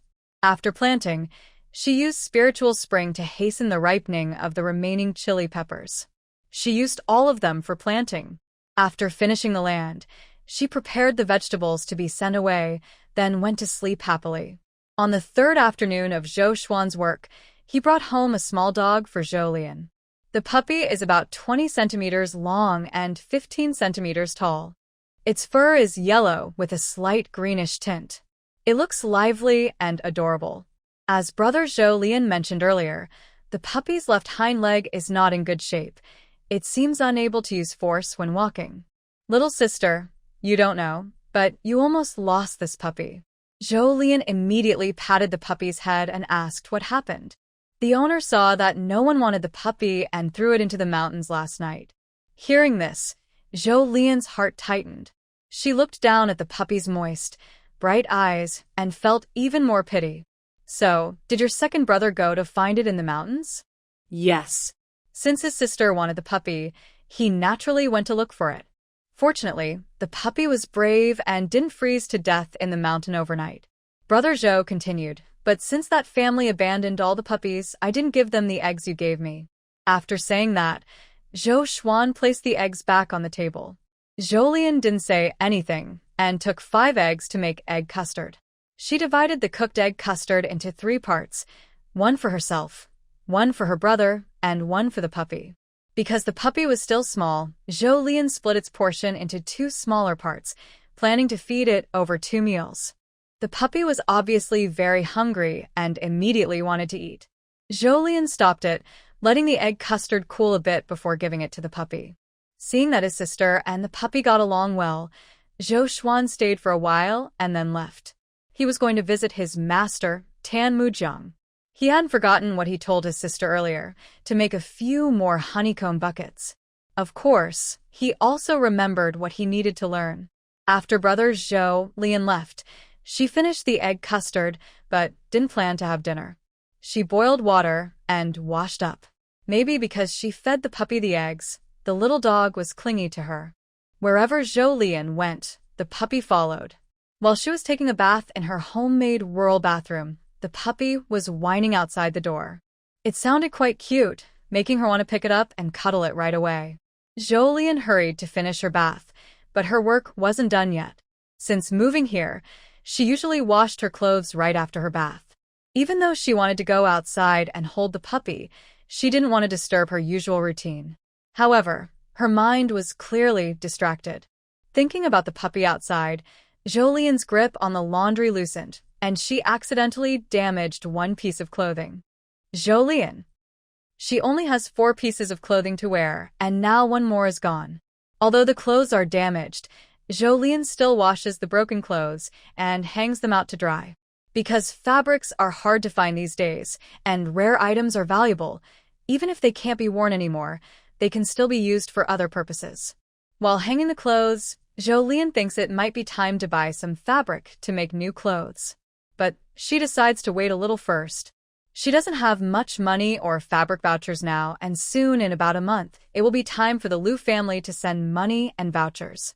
When that time comes, she can pool her money and vouchers to buy more. Far away in the county town, Lu Haiyang, the second son of the Lu family, suddenly sneezes loudly. What's wrong? Are you feeling unwell? His wife asks. No, you should go to sleep, Lu Haiyang replies. After saying this, he turns his back to his wife and lies down. He just can't fall asleep. Thinking about the upcoming money transfer to Zhou Lian makes him feel upset. Originally, this money belonged to their Lu family. Now, Zhou Lian not only wants a share but quite a big one. But he can't refuse. He finally has a job, and he can't let Zhou Lian ruin it. It's time to go back and check on her. Lu Haiyang thinks this way. He plans to go back and see this suddenly changeable Zhou Lian, hoping to find a way to avoid giving her money. Back at Zhou Lian's place, after hanging the clothes, she tidies up briefly and then goes to her bedroom. Behind her, a small puppy has been following closely. But this situation changes soon after she enters the bedroom. The puppy suddenly runs ahead of Zhou Lian and circles around the bed where Lu Yanzhou is sleeping. It occasionally jumps, as if trying to see what the person on the bed looks like. Faced with this sudden situation, Zhou Lian feels a little jealous. She wonders what exactly Lu Yanzhou has that makes the puppy like him more. She approaches, and the puppy looks at her with big, wet puppy eyes. Seeing this, Zhou Lian's heart softens. She finds 2 small stools at home, stacks them together, and places them next to Lu Yanzhou's bed. The height of the stacked stools is just right to match the bed's edge. After doing this, Zhou Lian gently picks up the puppy and places it on the stool. Once settled, the puppy sniffs at Lu Yanzhou, then rubs its little nose against his face, and finally lies down on the stool, resting its head on Lu Yanzhou's shoulder, without moving. Zhou Lian. She feels strangely like she is unnecessary. Do you like him that much? Zhou Lian said with a slightly sour tone. Woof. The puppy's bark seemed to confirm the answer for Zhou Lian. She felt even more jealous, reached out to pet the dog's head, and looked at Lu Yanzhou's handsome face. Since you like him so much, from now on your name will be Zhou Zhou. Woof. You promised yourself. After saying this to the dog, Zhou Lian looked at Lu Yanzhou with little sincerity and said, "It wanted to be called Zhou Zhou on its own. I didn't name it that intentionally." Lu Yanzhou still didn't respond. Seeing the puppy obediently lying there without moving, Zhou Lian didn't bother and went to her desk to read. She had bought some exam materials, but hadn't looked at them yet. In the next few days, before the food in her space ripened, she figured there wouldn't be much to do, so she told herself to read more. But after only a short while, Zhou Lian heard the puppy snoring softly. At first, she thought Zhou Zhou was sleeping, but when she looked over, she saw the puppy was alert and lively. Zhou Zhou was no longer lying on Lu Yanzhou but was nervously crouched on a small stool, watching the outside through the window with big, round eyes. This was something that hadn't happened since Zhou Zhou came home. Thinking of her initial reason for wanting to raise a puppy, Zhou Lian's gaze turned cold. It was said that dogs' hearing was 16 times better than humans. Now, it seemed that Zhou Zhou had heard something she hadn't. Zhou Lian walked over, picked up Zhou Zhou, and gently patted him to comfort him. "Did you hear something, Zhou Zhou?" Hearing her voice, Zhou Zhou softly barked in reply, as if answering her question. After barking, the fluffy little body rubbed against her palm. For a moment, Zhou Lian's mood improved a little. But after showing affection to her, Zhou Zhou looked cautiously out the window again. Zhou Lian put the puppy back on the stool, planning to do something outside. Just as she was about to leave, she heard Zhou Zhou whimpering. She looked back and saw the small Zhou Zhou, not even as tall as a stool, trying tentatively to climb down from the stacked stools. Seeing this, Zhou Lian had no choice but to pick up Zhou Zhou and put him on the ground. Once on the floor, Zhou Zhou followed her closely, step by step. Zhou Lian opened the bedroom door, initially planning to carry the kerosene lamp too, but after thinking, she decided not to take it. The light moving at night would be very noticeable and easy to spot. Fortunately, after the door was opened, the light inside the house barely reached the yard. Zhou Lian used this light to come to the gate. She didn't open the door because she didn't know what was outside. Although she wanted to know who was there, as a girl alone at night, it wasn't safe. But that didn't stop Zhou Lian from making a sound to scare the visitor. "Who's there?" Suddenly, she spoke without thinking and then pressed her ear against the gate to listen. Sure enough, she heard hurried footsteps retreating. No matter who was trying to do something bad, even if they were experienced, they would feel nervous. Especially if they were caught before they could do anything, it would be frightening. Hearing the person run away, Zhou Lian's face didn't show happiness. She knew they might have been scared, but if they had bad intentions, they would come back. Zhou Lian went back to her room, took out the kerosene lamp, and went to the woodshed. She picked out 2 solid wooden sticks and placed them in the space. They could be used for self-defense if needed. When Wang Daqian returned home, his heart was still pounding. He was clearly frightened. He didn't expect the seemingly weak woman to be so alert. As soon as he approached, she noticed him.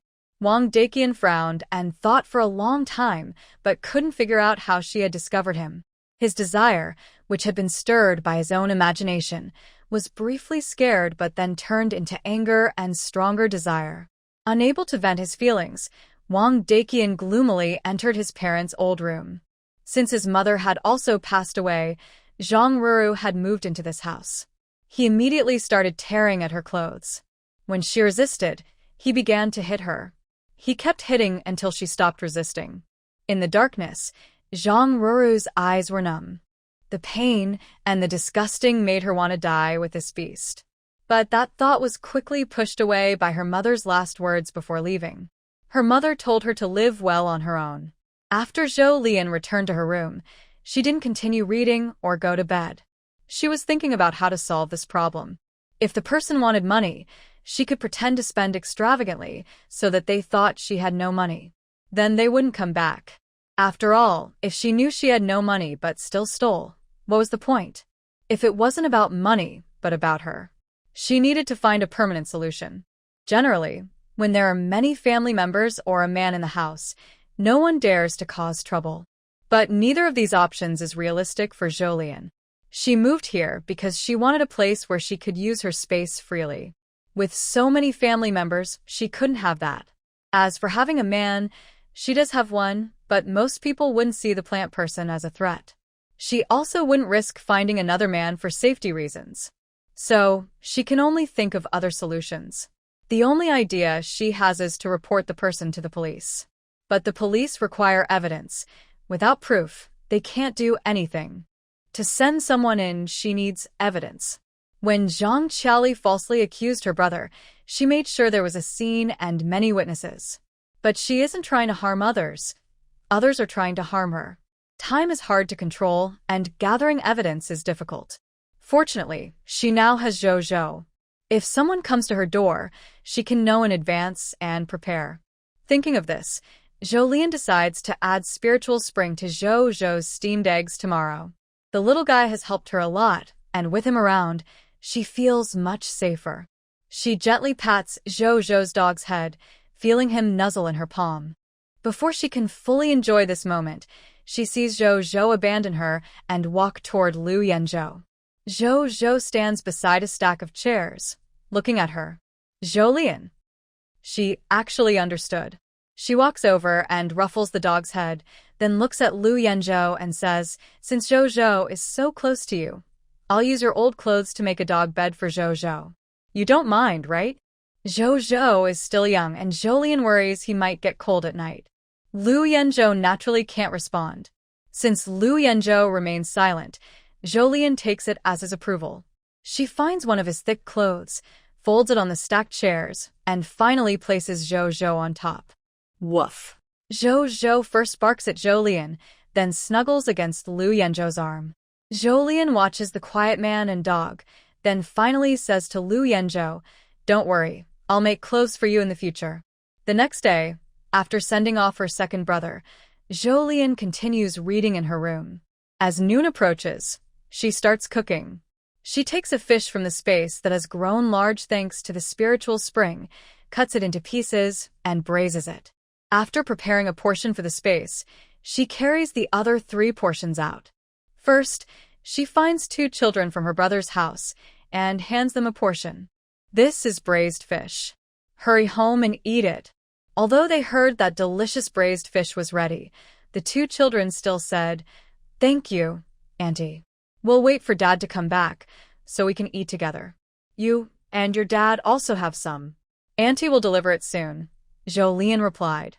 Hearing this, the children took the portion Zhou Lian handed to them, happily exclaiming, "Auntie is the best." Hearing this, Zhou Lian smiled, knowing the children still cared for her. She waved her hand and said, "Go back quickly. Auntie is leaving now." She still needed to deliver food to her parents and older brother. When Zhou Lian found these 3 people, it was just time to finish work. Some chose to go home and cook, while others took out their dry food brought in the morning and started eating. Not eating at home saves some time, so they can finish their tasks early and get off work sooner. Many people did this. When they were still living with her older brother, Zhou's mother would go home to cook because she needed to take care of the 2 children. Now that they had separated, the children were taken care of by their older brother, so Zhou's mother and father no longer went home for lunch. Mainly because there was only 1 pot at home, and cooking twice during noon was not very practical. Today was the same. Zhou's mother and father were about to eat in a shady spot when they heard someone call out, old Zhou's family, your daughter brought you some food." Zhou's mother looked toward the voice and saw Zhou Lian. Zhou Lian approached her, first thanking the woman helping to call others, then quickened her pace toward her mother. "Mom, I made braised fish today. I brought some for you. All right, let's find a shady place." Hearing this, the woman who was listening commented, "It's great to have a daughter. Daughters are so thoughtful. Girls are more caring than boys." Okay. Zhou's mother told the woman staying behind, "Go back and eat. Don't let the family go hungry." Zhou Lian called out to her older brother Zhou Goen, who was about to leave, "Big brother, come eat with us." "No need.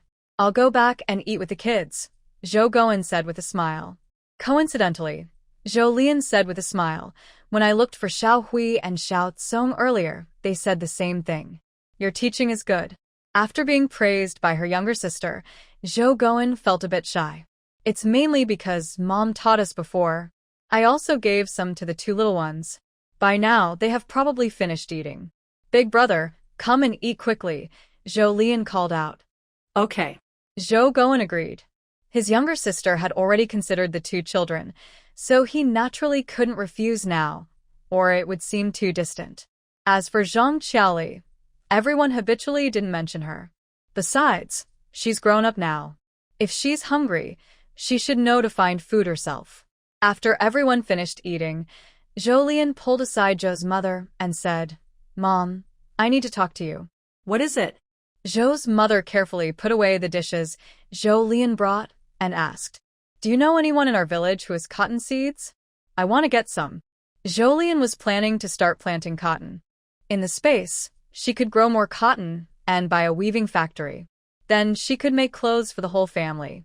By then, she could also improve their diet, buy a bicycle, and make others think she has no money.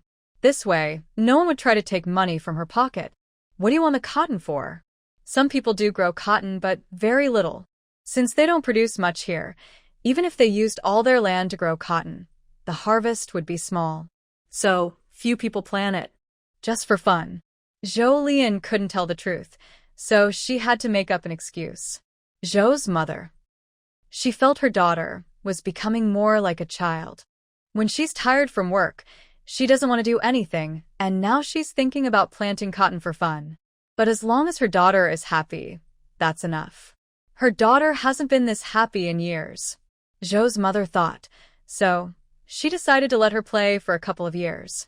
"Fine, I'll get some for you later." Thank you, Mom. Zhou Lian politely took out a bamboo tube. "Here, drink water." The bamboo tube was something she had thought of to send spiritual spring water to her family. Nowadays, the only portable water container is a military-style water bottle, but those are rare and not every family has one. And those who do usually keep them close. So, Zhou Lian came up with the idea of using a bamboo tube to carry water. It was careful enough not to spill. After delivering the food and honey water infused with spiritual spring, Zhou Lian stayed a while chatting with her family before heading back home. Once home, she ate her small portion of food from the space. After finishing her meal and tidying up the dishes, the young doctor, who came weekly to give Lu Yanzhou nutritional injections, arrived. Zhou Lian took him to the bedroom because Lu Yanzhou was there. The doctor became somewhat familiar with Zhou Lian and Lu Yanzhou. When he entered and saw the small dog near Lu Yanzhou's bed making a threatening gesture, he asked, "Hey, when did you get a puppy?" "Just a few days ago," Zhou Lian replied, then comforted the little dog. Seeing Zhou Lian, the dog realized there was no threat and curled back into its nest. "It's good that you live in a remote place. Having a puppy is fine." While chatting casually, the young doctor worked quickly, hanging the four, disinfecting, and inserting the needle smoothly. Usually, at this point, the doctor could leave. Zhou Lian had done many needle removals before, so she didn't need the doctor to worry about that. After the doctor finished, Zhou Lian hesitated, but decided to ask something. "Doctor, could you take a look at my puppy's leg?" The young doctor. Seeing that he didn't refuse outright, Zhou Lian stepped forward, picked up the little dog, and showed him its slightly limp leg. "It's this one. Can you take a look?" Zhou Lian knew the doctor wasn't a veterinarian, but in this era, she didn't know where to find one. Today, this doctor was available, and since the little dog's leg was hurt, she wanted to try. Maybe he could fix it? If not, she had nothing to lose. If he could, she would be very happy. The young doctor sighed, "I'll try." He reached out and gently touched the dog's leg. He had some knowledge of traditional Chinese medicine and orthopedics. After feeling it a few times, he found the problem. It's a dislocated bone. Hearing that it was just a dislocation, not a congenital disease, Zhou Lian relaxed a bit and asked, "Can it be fixed?" In modern times, a dislocated bone is a minor issue, and most orthopedic doctors can treat it. She wasn't sure how it was in this era, but if the problem was visible, it could probably be fixed. If not, she would have to take the dog to another doctor later. Yes, just need to put the bone back in place and fix it with something for a while, and it will heal. "Thank you, doctor," Zhou Lian said excitedly. "You know it's a puppy. It might not control itself well and could move around before the bone heals, which might cause it to dislocate again," the young doctor warned. "Don't worry, I will watch it carefully," Zhou Lian assured him. "Help me hold it down carefully. I'm worried it might hurt and bite. It's best to find something for it to bite on. These days, nobody knows if the rabies vaccine is effective." Zhou Lian understood how serious the situation was and found a cloth for the little dog to bite. Then he held the front legs of the dog to keep it from moving so the doctor could treat its leg. The doctor was quick and skillful, quickly straightening the dog's leg and then using 2 pieces of wood to fix it in place. Throughout the process, the dog only whimpered once and didn't show any signs of attacking. It was very well behaved. Its eyes were moist and looked so cute and pitiful. Zhou Lian gently picked up the dog and put it back in its kennel. "Your leg can't move right now, do you understand? Just stay here." Fortunately, the dog was quiet. Since seeing Lu Yanzhou, it hadn't moved at all. Zhou Lian gave the doctor 6 yuan. "That's too much." The doctor counted the money and said, "No, thank you for saving our little dog. It's just a small favor." The doctor felt a bit embarrassed to take the money, as he hadn't done much. "It's for the medical knowledge. Today, your skill was impressive and worth a lot." Zhou Lian didn't want to take advantage, so she insisted on paying. "All right." Seeing Zhou Lian sincerely wanted to pay, the doctor accepted it. Keep in mind, even 1 yuan is a lot these days, about a day's wages. He had earned a yuan in just 5 minutes, without spending any. He also thought that paying for medical knowledge was worth it, and Zhou Lian didn't seem like a typical rural girl. At the same time, the doctor decided to study hard when he got back. Learning never ends. Knowledge is truly valuable. He wasn't after the money, just wanted to learn more for emergencies. After the doctor left, Zhou Lian waited until Lu Yanzhou finished the nutritional injection, and she continued studying. Today, Zhou's mother finished work early and brought her the cotton seeds she wanted. "It's not a lot, but enough for you to plant for fun." Zhou Lian.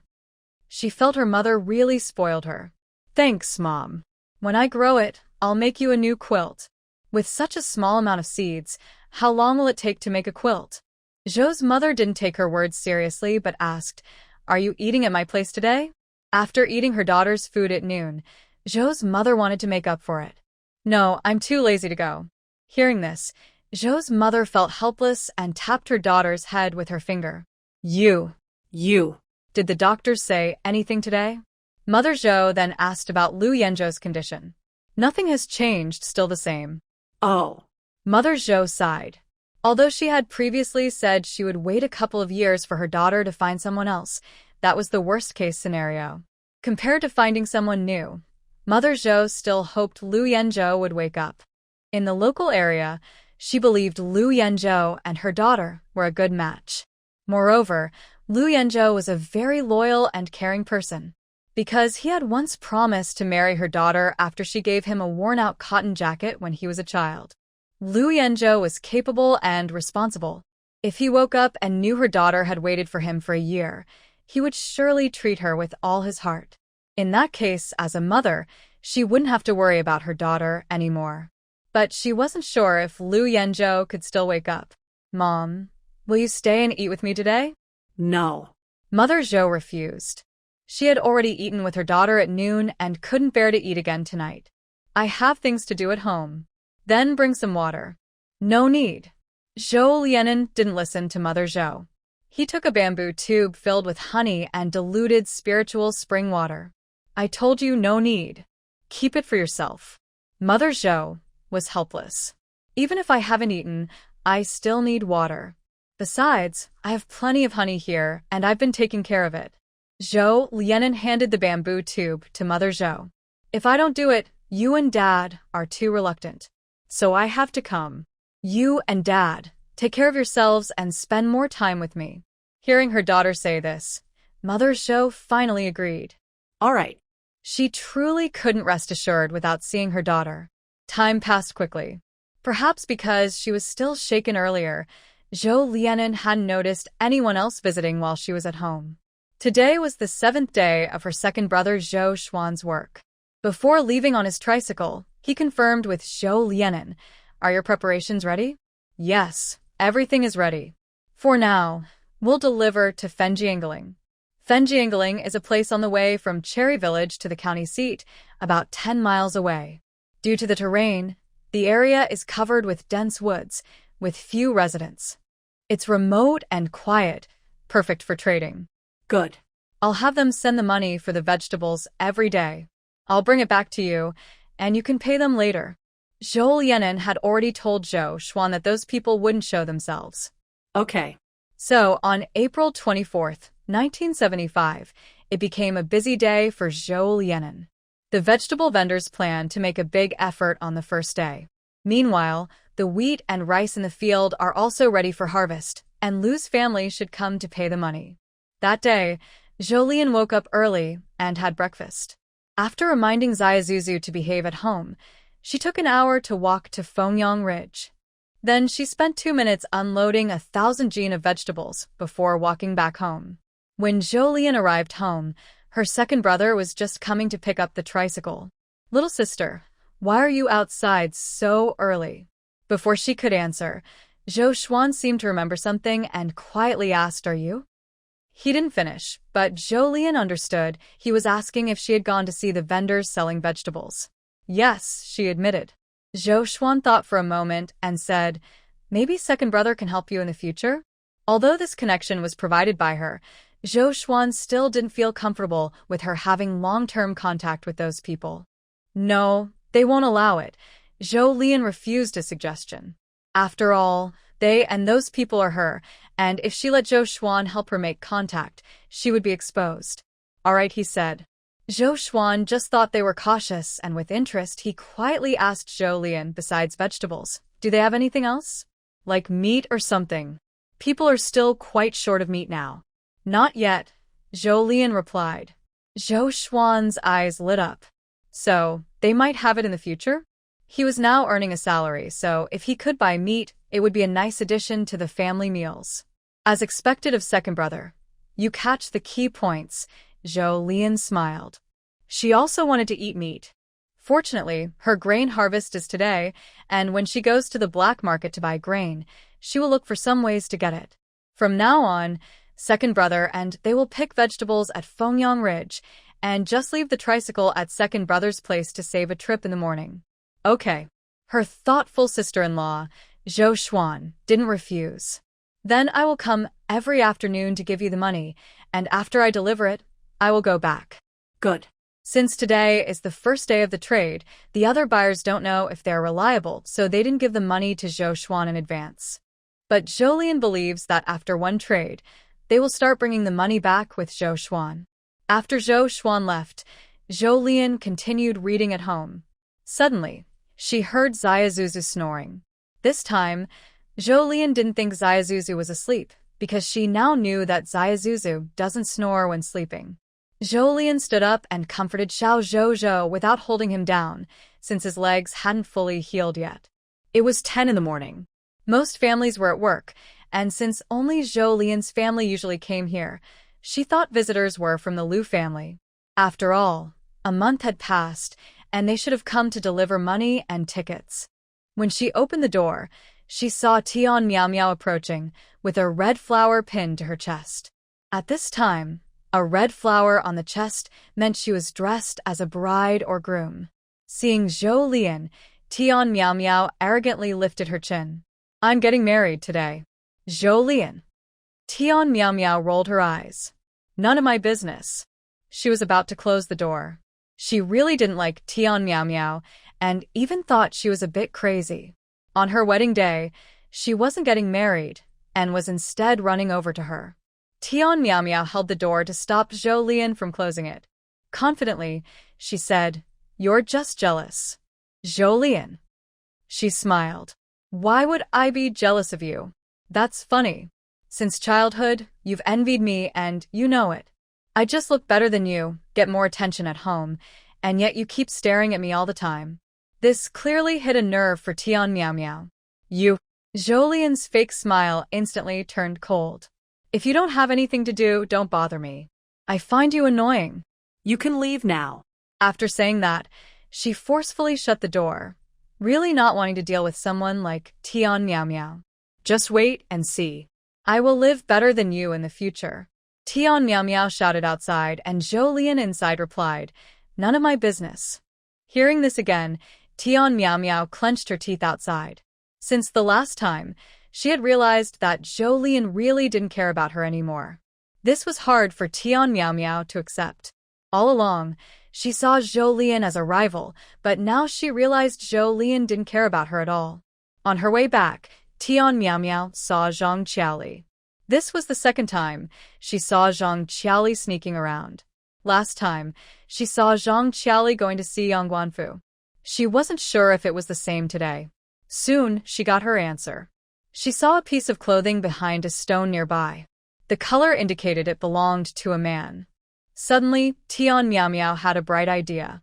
Wasn't Zhou Lian not caring about her? Then she couldn't ignore Zhou Guan and the Zhou family either. If Zhang Qiaoli neglects her own husband and is caught having an affair with a widower outside, I believe Zhou Guan and the Zhou family will suffer a big loss, and Zhou Lian will also have a hard time. Thinking of this, Tian Miao Miao feels a bit excited. However, today is her wedding day, so she can't stage a big scene for others to see. Fortunately, there is always tomorrow. While Zhou Lian is planning against Tian Miao Miao, he is also thinking about her. To be precise, he is analyzing her behavior. From her actions during these 3 meetings and comparing them with his memories of her, Zhou Lian suspects Tian Miao Miao might have a mental illness. Her eyes only seem to watch others. When she sees others doing well, she feels jealous. When she sees others doing badly, she feels happy. Such a person's emotions are completely controlled by others. Can they still be considered a complete, independent person?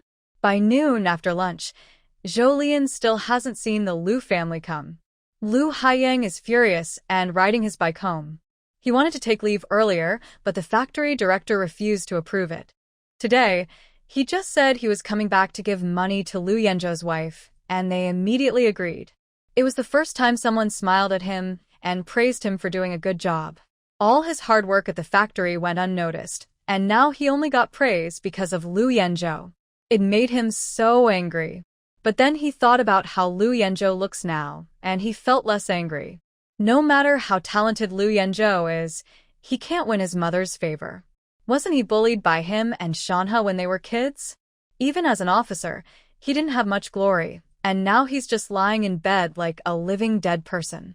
He would say that Lu Yanzhou is just an unlucky guy. He's never had a good day in his life. Thinking of this, Lu Haiyang wants to laugh.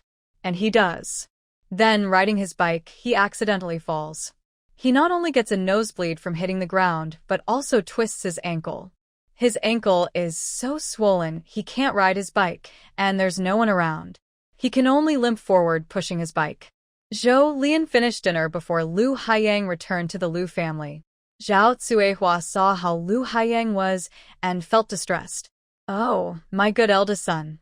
What happened to you?" she exclaimed. "I accidentally fell on the way back." "Is it serious? Should we go to the clinic?" Seeing Lu Haiyang limping, Zhao Cuihua wished she had fallen instead so her son could be safe. "No need. I need to go give money to that Zhou guy first." Lu Haiyang was too hungry to care about his stomach. He was afraid that if he was late again, Zhou Lian would cause trouble for him. Zhao Cuihua helped Lu Haiyang and said with concern, "You're already like this. How can you go? Mom can go instead." "No need," Lu Haiyang refused. He came back this time just to meet Zhou Lian. Seeing her son refuse again, Zhao Cuihua said, "Then I'll go with you, all right?" Lu Haiyang felt annoyed and declined again. "I'll go alone." He knew his mother's personality. If she went, something unexpected might happen. He was injured and needed to give Zhou Lian money, so he definitely didn't want any accidents. At the same time, Lu Haiyang just wanted to quietly meet Zhou Lian now. He hadn't noticed before that she was so brave. Seeing that Lu Haiyang insisted, Zhao Cuihua didn't insist on going with him. She really didn't want to see Zhou Lian. After all, Zhou Lian was someone who could be so harsh to herself. She already didn't want to share a room with Lu Yanzhou, but for money, she told him not to repair 2 rooms, and then she didn't repair them. If she could do this much, who knew what else she might do? So, Lu Haiyang hobbled towards the back mountain. At that moment, Zhou Lian was reading a book. When she heard the snoring of Xiao Zhou, she knew someone was coming. It was almost dark now. When Zhou Lian slowly walked to the yard, she heard the door knock. "Who is it?" "It's me, Lu Haiyang. I've come to give money." After hearing this, Zhou Lian finally opened the door. When she saw Lu Haiyang looking so disheveled, she ignored it and coldly asked, "Where's the money?" Lu Haiyang had wanted Zhou Lian to ask what happened so he could act pitiful. After all, if someone came to give him money and made him wait all day, he would definitely get angry. He originally wanted to pretend to be pitiful to ease the tension, but Zhou Lian didn't follow the usual way. Seeing her expressionless face, Lu Haiyang couldn't figure out her thoughts and worried she was planning something to harm him. "You're not here to give money? Hurry up." She didn't want him standing at the door hesitating just for some money. "Oh, okay." Lu Haiyang quickly took out the money and handed it over, saying, "It's 36 yuan in total, 8 pounds of meat tickets, 4 pounds of postage stamps, 2 feet of cloth tickets." Zhou Lian took the money through a handkerchief. Lu Haiyang thought, how could she not be annoyed by him? Lu Haiyang thought to himself, if she dares to ask me for money again, I won't give her a thing. But on his face, he couldn't show any bad expressions. From the memories of the original owner, Zhou Lian also knew a bit about Lu Haiyang. He knew that Lu valued his hard-earned job very much, so he wasn't worried about him cheating on money or bills, and he was prepared to close the shop. "Lu Haiyang, won't you invite me in to sit?" After thinking for a moment, Lu Haiyang added, "I want to go in and see Lu, my brother." "No, I think it's dirty," Zhou Lian replied, then quickly shut the door. Watching the door close in front of him, Lu Haiyang's expression was uncertain. Since becoming the deputy factory director, Lu Haiyang hated being ignored the most. But for now, he couldn't find a way to deal with Zhou Lian, so he could only endure. After limping over there, besides knowing that Zhou Lian was in a bad mood now, Lu Haiyang didn't get any benefit. He walked back with a cold face and then saw Wang Daqian. Since the Wang family moved here, they didn't get along well with anyone, but Lu Haiyang still knew Wang Daqian. Wang Daqian liked drinking. When he was at home, he also enjoyed buying wine, so Lu Haiyang had met him a few times. At that time, he was bored and had a few words with him. After becoming the deputy factory director, Lu Haiyang couldn't help but ask somewhat accusingly, "It's late at night, Wang Daqian. Why aren't you staying at home? What are you doing outside?" Wang Daqian was proud at home with Zhang Ruru, but outside, he was a coward. He was already feeling guilty and, when questioned by Lu Haiyang, he stammered, I was just wandering around." Wang Daqian didn't notice himself, but when he said this, he looked nervously toward Zhou Lian's house. Since they had spoken before, he had some understanding of him. Lu Haiyang knew that Wang Daqian liked drinking and women. Seeing his current state, Lu Haiyang guessed something. He softened his expression and said to Wang Daqian, "By the way, I remember you live just in front?" Yes, Wang Daqian replied. "Why don't you ask me what I'm doing here?" Lu Haiyang prompted. Actually, Wang Daqian was a bit curious, but didn't dare to ask. Now hearing Lu Haiyang say this, He asked casually, "Brother Haiyang, what are you here for?" Wang Daqian thought to himself. He saw Lu Haiyang come out from that woman's house. It's almost dark, and a man and a woman alone. That woman looked like she wasn't well behaved at all. The man is a soldier and they rarely see each other during the year, so he can't cheat. He once saw a man riding a tricycle who came here every night. Since Lu Haiyang can do it, maybe Wang Daqian can too. Thinking about this, Wang Daqian felt a bit excited. If he drank less alcohol, slept less lazily, and went out more to talk to the villagers, he would know that the person coming here every night is Zhoulian's brother, and that Zhoulian married into the Lu family, making her Lu Haiyang's sister-in-law.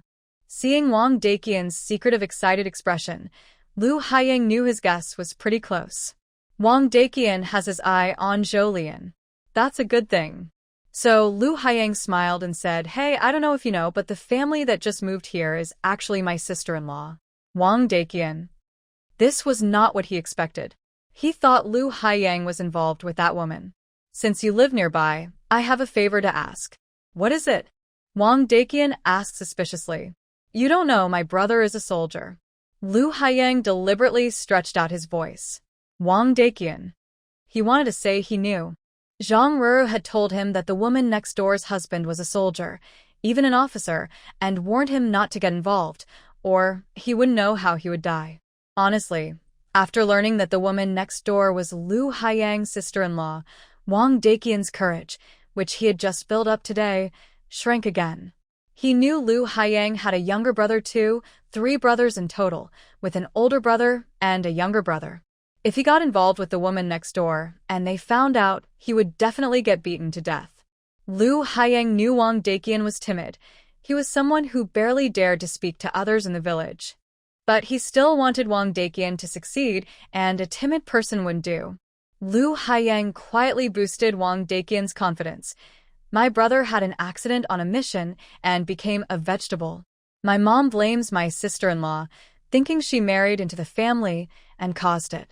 Now she's living here with my brother. Honestly, our family is a bit worried and suspects she might do something wrong to my brother, you know. I was thinking, since you live nearby, could you watch over her and make sure she doesn't do anything bad to my brother? Have you met my sister-in-law? She looks like that. We really don't trust her." After hearing this, Wang Daqian felt both excited and angry inside. Excited, he listened to Lu Haiyang say that the woman next door doesn't have a close relationship with her in-laws, and her in-laws are even wary of her. If something really happens, she probably won't dare to tell her in-laws. Moreover, her husband is in a coma. He openly insulted his wife in front of him, and even a comatose person can't do anything about it. Just thinking about it is exciting. As for being angry, it's naturally because Zhang Ruru, that wicked woman, lied to him. He said that if he had any plans, her military man husband would definitely find out when he returned, and he wouldn't let him go. He would take him to prison. He wants to see how that comatose man will make him eat prison food. But since Zhang Ruru dared to deceive him, he will make her regret it tonight. Lu Haiyang saw Wang Daqian's interest and was satisfied, ready to leave. Wang Daqian, who was asked to watch over him, didn't dare go in that direction now and planned to come back later. So they left together. After Wang Daqian returned home, they parted ways. Lu Haiyang continued walking ahead, but he didn't go far. He guessed Wang Daqian would act soon. He needed to wait until he saw Wang Daqian enter Zhoulian's yard, then call someone to catch him. If others were around, they could catch him with evidence. Then everyone in the village would know that Zhoulian and Wang Daqian were involved. He wouldn't give Zhoulian money, so Zhoulian wouldn't dare cause trouble at the military office. That way, no one could threaten his job anymore. Thinking of this, a sinister look crossed Lu Haiyang's eyes. Wang Daqian returned home, closed the yard door, and angrily went to the room where Zhang Ruru was sleeping. Seeing Zhang Ruru sitting on the bed sewing clothes, he grabbed her and threw her to the ground harshly. In the next moment, he kicked her and cursed fiercely, "How dare you deceive me?" Zhang Ruru, who was on the ground protecting her vital parts, immediately understood what Wang Daqian was talking about. After all, the thing she lied about was that incident. To protect her beloved sister, She lied to Wang Daqian about her military husband. Zhang Ru thought that Zhou Lian was attracted to her because of her. If Zhou Lian hadn't come to bring her food, she wouldn't have been at home and wouldn't have met Wang Daqian. She didn't want to contact the Zhou family, but she also didn't want Zhou Lian to get into trouble. You knew full well that her husband was a vegetable, and you still lied to me. I'll beat you to death. Wang Daqian kicked and hit Zhang Ruru on the ground while angrily shouting some words, calling her and. Zhang Ruru blocked out Wang Daqian's foul language and only wanted to know, how did you find out? She believed she knew Wang Daqian well. He was the type to act like a big shot at home but was too scared to speak much outside. Sometimes he went out drinking and avoided villagers. Usually, no one would tell him these things, and she thought Wang Daqian wouldn't find out. That woman's brother-in-law told me. Their family worries she's cheating outside, so they asked me to watch her. Wang Daqian finished speaking and kicked Zhang Ruru harder, spitting on the ground. Are you this stupid woman thinking I won't find out if you don't tell me? Today, I'll show you what happens when you lie to me. After saying this, he hit Zhang Ruru even harder. Her already ugly face was now showing bulging veins from the force, making her look even more frightening. Zhang Ruru was numb from the pain. She lay on the ground, suddenly giving up protecting her head and stomach, and looked coldly at Wang Daqian, even sneering. So, what do you want to do? Don't you know what I want to do? Wang Daqian shouted, then looked into Zhang Ruru's eyes, his anger growing even more. He thought, how dare this woman, who's been beaten by him every day without a word, look at him like that? Are you looking for trouble? Believe it or not, I'll gouge out your eyes. Go ahead if you've got the guts. Zhang Ruru ignored his threat about gouging her eyes and continued to sneer. If you lived like a decent person, you'd know that the Zhou family is the most caring family in the village for girls. If you dare to bully her, her two brothers can beat you to death without her husband. Wang Daqian was clearly afraid of getting beaten. When he was a child, his father often hit him and his mother. No matter how much he begged, his father wouldn't stop. Even now, after beating Zhang Ruru to death, Wang Daqian still felt that same despair from childhood. Are you lying to me? Wang Daqian's hands and feet involuntarily stopped moving. He knew Zhang Ruru had lied to him before, but he didn't dare take risks. Aren't you connected to someone? Go ask them. Enduring the pain in her body, Zhang Ruru got up from the ground, found the unfinished clothes she was sewing earlier, ignored the dirt, and continued sewing. Wang Daqian couldn't stand Zhang Ruru's dismissive attitude towards him. He also remembered her sarcastic look earlier, and Wang Daqian felt insulted. He is the top person in the Wang family. How could he allow Zhang Ruru to look at him that way? Then, realizing his own retreat, he grabbed Zhang Ruru and threw her to the ground to hit and kick her. Zhang Ruru was used to this. She endured it numbingly. Finally, when Wang Daqian was too tired to continue, she struggled to sit up from the ground. She didn't stand up because she had no more strength.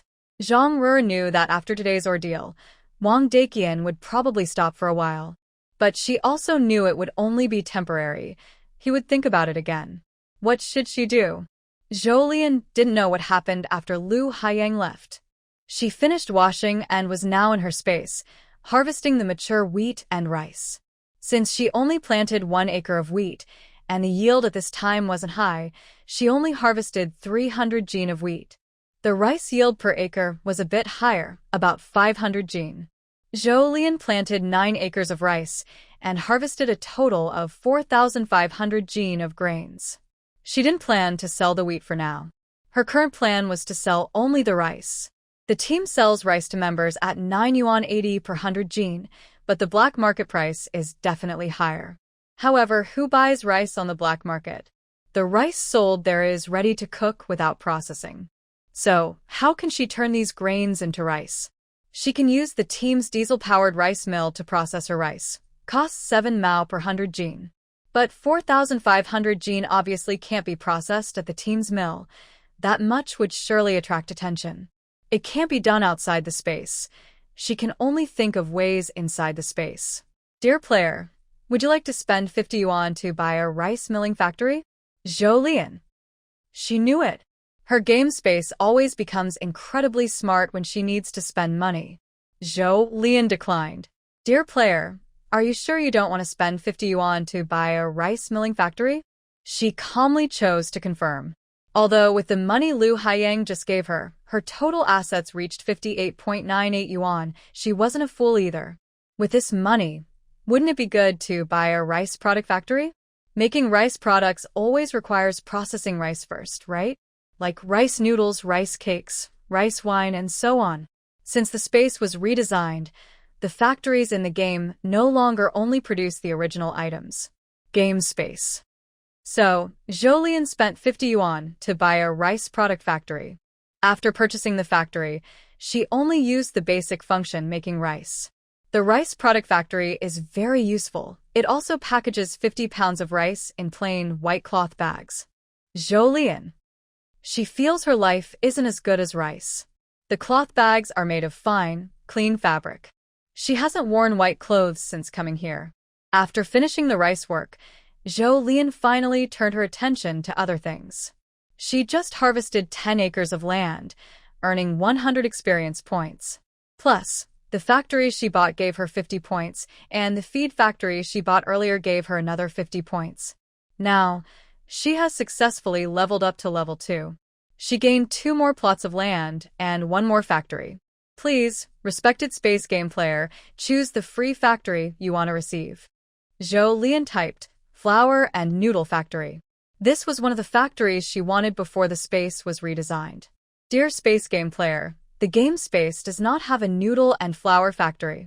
Here, we offer a noodle factory and a flour factory. Please choose one. Zhou Lian. She suspects the space game is punishing her for not choosing the simple rice product factory earlier and instead choosing the more versatile factory, which turned her original flour and noodle factories into single-function factories. Can this really defeat her? Zhou Lian retyped. Wheat product factory. Seeing the sudden ellipsis, Zhou Lian felt a bit proud and thought, maybe the space game has been defeated by her cleverness? Players cannot choose the wheat product factory. Please select again. Zhou Lian. She clicked help and then typed, why can't I choose the wheat product factory? The wheat product factory costs 9,999 yuan. The factory awarded to players upon leveling up cannot exceed 50 yuan in value. Zhou Lian. She understood. This was to make her spend more money in the future. Why is the rice product factory only 50 yuan, but the wheat product factory costs 9,999 yuan? Is your game space discriminating against rice? Troublesome. JPG. The final interpretation rights of factory pricing belong to the game space. Players have no say. In the end, Zhou Lian could only grit her teeth and choose the flour factory. With flour, she can just work a little harder and make her own noodles. All 300 jin of wheat turned into flour now weighs only 210 jin. Currently, in her space, Zhou Lian has 3,150 jin of rice and 210 jin of flour. Besides, there are 12 empty plots waiting for her. Suddenly having so many empty plots, Zhou Lian hasn't decided what to plant yet. At this moment, she hears someone knocking on the door outside her space. Little sister, open the door. It's her second brother, Zhou Xuan. Zhou Lian remembers that her second brother hasn't come this afternoon. She quickly leaves her space and opens the bedroom door.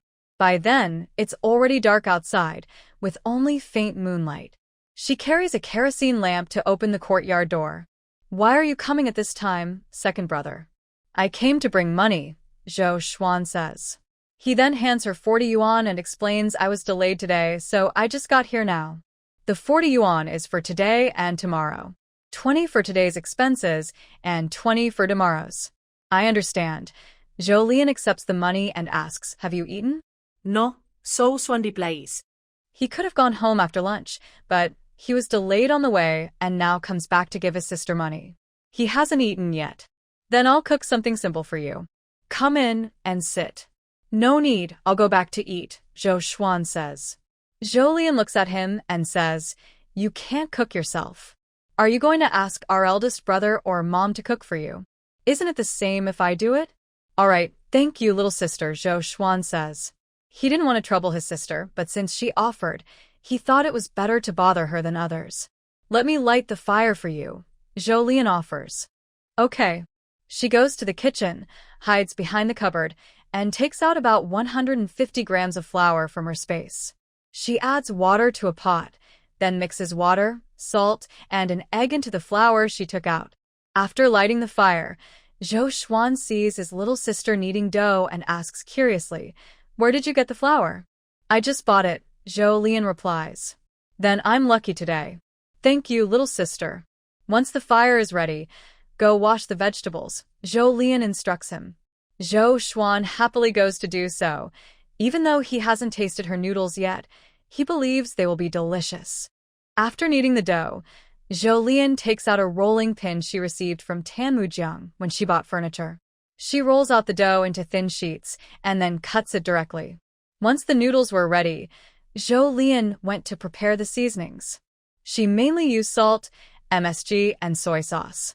It would have been better if there was pork fat, but unfortunately, Jolien couldn't get any pork this year, so she had to make do with simple seasonings. At that moment, the water in the pot boiled. Jolien put the noodles in to cook for a while, then added the vegetables.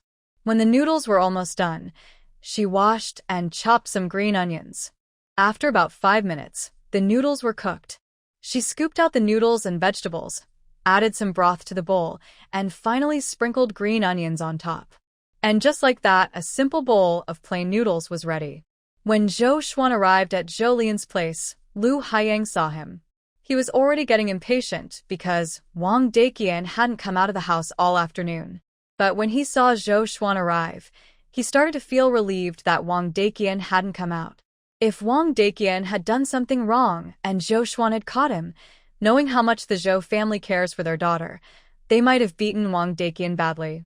However, even if Wang Deqian hadn't come out earlier, Lu Haiyang couldn't fully relax. He was worried that Wang Deqian might come out now and run into Zhou Xuan. If Wang Deqian got beaten up, where would he find someone suitable to harm Jolien? So, at this moment, Wang Deqian really must not come out. But before Lu Haiyang could finish praying, he saw Wang Deqian open the courtyard gate.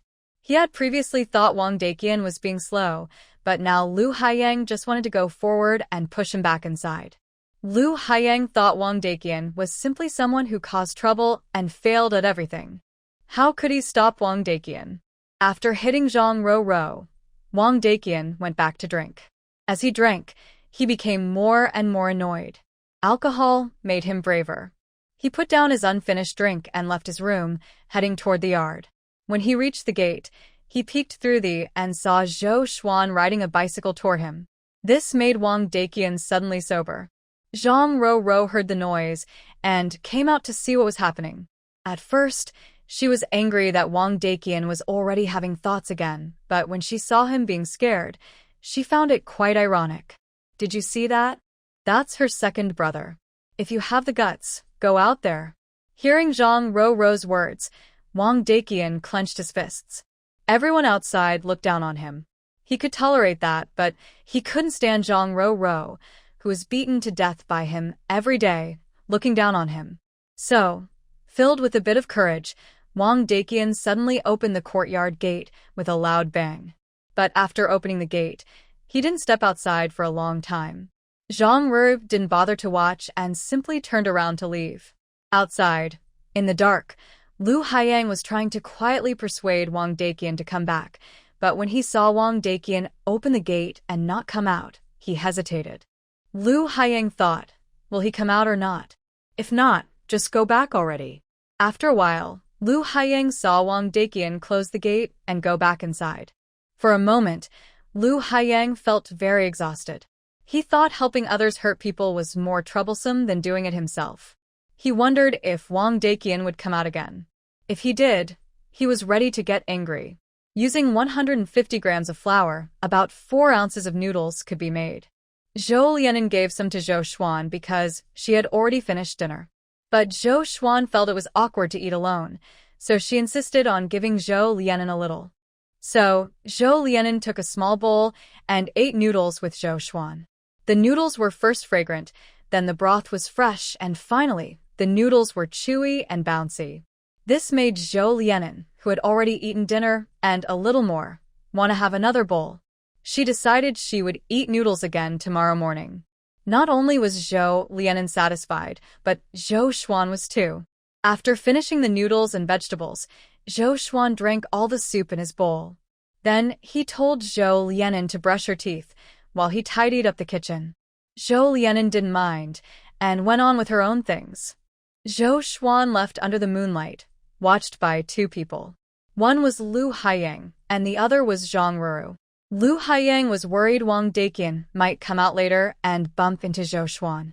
Zhang Ruru hesitated whether to tell Zhou Xuan about Wang Daqian's interest in Zhou Lianen. If she told Zhou Xuan, the Zhou family would find out. She wasn't sure if they would come looking for her then. Zhang Ruru didn't want the Zhou family to come looking for her, as it would make her feel embarrassed, especially when she thought of Zhou Guan. Caught up in her worries, Zhang Ruru saw Zhou Xuan riding his tricycle far away, so she gave up. Just after finishing her meal, Zhou Lianen couldn't sleep and went back into her space. Seeing the empty 12 acres of land there, she wanted to plant something. But what should she plant? Zhou Lian thought hard for a while and took out the cotton seeds her mother had helped her find earlier. She estimated there were only about 100 grams. This was not enough to plant on 1 acre of land. In the end, Zhou Lian planted these 100 grams of cotton seeds on the same 1-acre plot where she initially grew vegetables. Now that she had harvested the cabbage and green beans, she hadn't yet had time to plant new crops. Also, Zhou Lian realized that when crops on 1 acre mature, even if some crops have gone through 2 harvests, she wouldn't gain experience points unless the other crops in that land also matured. To level up quickly and get more free land and factories, Zhou Lian decided that when she had the chance, she would plant the same crop on each acre of land. Right now, she only had 2 mixed plots, one where she just planted cotton and another where she had bought chili peppers and beans earlier.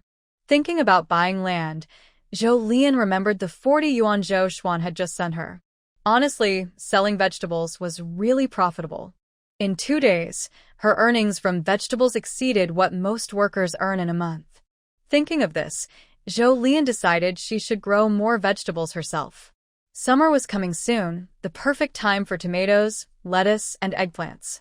She used the spiritual spring to urge the crops to grow faster, then planted 1 acre each of tomatoes, lettuce, and eggplants. Next, she also planted 4 acres of wheat because she loved eating noodles. In total, she had planted 7 acres, leaving 5 acres unplanned. Zhou Lian decided to think about what to plant on those 5 acres tomorrow. She prepared to rest, opening her space. She usually lay on her bed to enter and exit the space, so she stayed lying down. She lifted the curtain and looked at the bed next door. There, she saw Xiao Zhozhou sleeping peacefully next to Zhozhou and Lu Yanzhou. Now, she avoided waking Xiao Zhozhou when entering the space, because disappearing in front of him would make him look pitiful and call out. For some reason, Zhou Lian looked at the 1 person and 1 dog on the neighboring bed for a while before lowering the curtain to sleep. The next day, after waking up, Zhou Lian quickly took a look around the space, and then came out. She was already very familiar with the game space and no longer felt the novelty. She checked first out of habit. After changing her clothes and getting up from the bed, she went to the neighboring bed. Once she had some spiritual spring left, she began applying it to Lu Yanzhou for a massage. After finishing today's massage, she went to wash up. While brushing her teeth and washing her face, Zhou Lian did everything inside the house at the wash basin, as she prefers to use warm water. After finishing, she went to the kitchen. Like last night, she made noodles, but this time she cut 2 types, one in strips suitable for her to eat and small pieces suitable for Xia Zhaozu. Once the small pieces are soft enough, Xia Zhaozu can eat them. After breakfast, Zhou Lian put Xia Zhaozu back in his room to be with Lu Yanzhou. She then left to go to the county town. Similar to before, when she was almost at the county, she found a quiet place to take the basket out of her space and carry it. Her goal today was to find the black market and sell grain. However, she had been wandering in the county for over an hour and still couldn't find where the black market was. It was very likely that the black market wasn't inside the county. Finally, Zhou Lian decided to wait at the city gate. Soon, she spotted a middle-aged woman carrying an empty cloth bag, walking hurriedly. Since she couldn't find the black market herself, Zhou Lian decided to follow her to see where she was going. The woman might not be heading to the black market, but Zhou Lian had no other way to find it, so she decided to try her luck. After leaving the county gate, the woman initially walked on the main road, but soon turned onto a small path paved with blue stones. According to her memory of the original owner, this was the direction to an abandoned landlord's house. Zhou Lian continued following for about 800 meters until she saw the abandoned landlord's house. A black gate about 3 meters high was closed, with a man standing at the entrance. Zhou Lian saw the woman pay the young man a dime, and then the gate opened. When the gate opened, she saw many people setting up stalls inside. This was likely the black market. Before the young man found her strange, Zhou Lian mimicked the woman and gave him a dime. As she entered, the man warned her, "Buy what you need quickly and leave. Don't linger. Sellers should find a proper place to sell." "Okay," Zhou Lian replied, then entered the black market. Seeing someone collecting money at the entrance, she knew it was managed. Inside, vendors were neatly arranged in rows within the landlord's large yard, looking very orderly. Zhou Lian looked around. There are others selling grains and flour, some selling roosters and old hens that don't lay eggs, others selling cured meats and fruits, as well as fabrics and fresh meat. Zhou Lian first approached a rice seller. "Uncle, how much do you sell rice for?" 18 cents a jean. "Want some, miss?" "Thanks, sir. I'll just look around."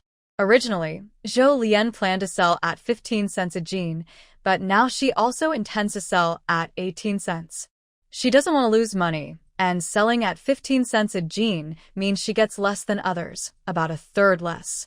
People who know might already buy from her, which could hurt other sellers' businesses. Next, Zhou Lian asked about flour prices. She found out that black market flour sells for 30 cents a jean, twice what she initially thought. After getting a rough idea of the prices, Zhou Lian found a spot, set down her basket, and started selling grains. In 2 hours, she sold 50 jean of rice and 10 jean of flour, earning 12 yuan in total. Her basket was only so big, and selling 60 jean of grain was already her limit. So, after finishing her sales, Zhou Lian packed up and left. But she didn't leave immediately. She saw someone selling tickets. "Comrade, do you have bicycle tickets?" Zhou Lian really wanted a bicycle. She has to deliver vegetables every morning, and walking takes too long. "Yes." The seller showed her a bicycle ticket and asked, "One ticket costs 1.50 yuan. Do you want it?" Zhou Lian. She is really poor. One ticket costs 1.50 yuan, and a bicycle costs 162.50 yuan, over 300 yuan in total. She doesn't have that much. Besides the 600 yuan she initially borrowed from Zhao Cuihua, she's never been this rich before. Now, with her earnings of 12 yuan plus her total money, she only has about 88 yuan. She can't afford the ticket, so Zhou Lian angrily bought 5 jean of cured meat at 1.60 yuan per jean. She had never eaten fruit before coming here, but she saw apples in the black market. How much for a jean of apples? 1 yuan per jean. Zhou Lian was amazed. The best third-grade meat from the meat factory costs only 94 cents per jean, yet these apples are more expensive. But clearly, she still needs to eat fruit. "Please give me 3 jean." 5 jean of cured meat and 3 jean of apples wiped out her 2 hours of hard work in just a few minutes. It really takes 2 hours to make money, but only 5 minutes to spend it. This can't go on. Selling individually every day is busy and earns little. She doesn't like it. Zhou Lian remembered the young man at the black market entrance and had an idea. The black market requires people to enter through the front gate of the landlord's house and exit through the back. When Zhou Lian went out, she saw that the back gate was also guarded by someone. The guards at both the front and back gates were likely people under the black market organizers. So, Zhou Lian decided not to go to the front gate, and instead took a different approach. She took a big apple from her basket and offered it to the guard at the back gate. "Big brother, would you like an apple?" Huang Hu. He took the apple from the girl, who looked unusually beautiful, and guessed she might be a young person sent to the countryside, as most young people in the countryside are quite pretty. "Do you need something?" Zhou Lian nodded and quietly asked, "Are your black market people only collecting entrance fees and not selling anything themselves? Why are you asking about this?" Huang Hu didn't give a direct answer, but asked back, "I know someone who has a large amount of grain, mainly rice and flour. They asked me to help sell it. I'm slow at selling alone, so I wanted to see if you're interested. If you are, I can sell directly to you." Huang Hu was surprised. He didn't expect her to be asking about this. She's just a young girl. Where does she get so much grain to sell? But he didn't ask more and simply said, "I'll ask around for you." After all, since she gave him the apple, he needed to do something in return. "Thanks. I think it will work out," Zhou Lian said. "I'll help guard the gate for you." Approximately how much? Before finding the boss, he knew the general idea, but still wanted to ask about the quantity. 3,000 jin of rice and 150 jin of flour, Zhou Lian replied. Huang Hu was surprised and widened his eyes. He had thought it would be only a few hundred jin, but this was a big order. His expression became serious. "Wait here for me." "Okay." After Zhou Lian finished speaking, she stayed at the gate to guard. Huang Hu didn't take long and returned, calling Zhou Lian inside. "Our boss asked me to invite you to discuss the price." "All right." Huang Hu led Zhou Lian around the landlord's house for about 5 minutes before stopping in front of a small room. "Go inside. Our boss is waiting for you." Zhou Lian entered and saw a very bright and young girl. She was dressed in a red dress, quite fashionable and rare.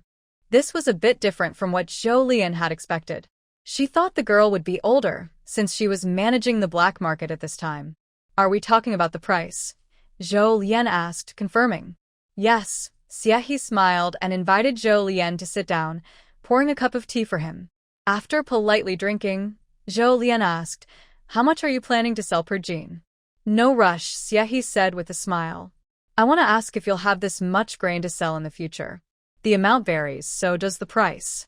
This was another surprise for Zhou Lian. She originally thought the other side would first discuss the price. "If there will be more later, what will the price be?" "And if not?" Zhou Lian asked.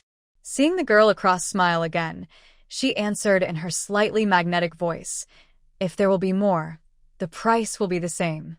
I can give you 15 cents per jin for rice and 27 cents for flour. If it's just this one time, I can only give you 13 cents for rice and 25 cents for flour. And if I can supply at least 3,000 jin each month, how would that be calculated?" Zhou Lian asked. She hadn't yet decided whether to grow more grain. Without channels, selling grain is more complicated than vegetables. Now that she saw a possible way, she would naturally continue to grow grain.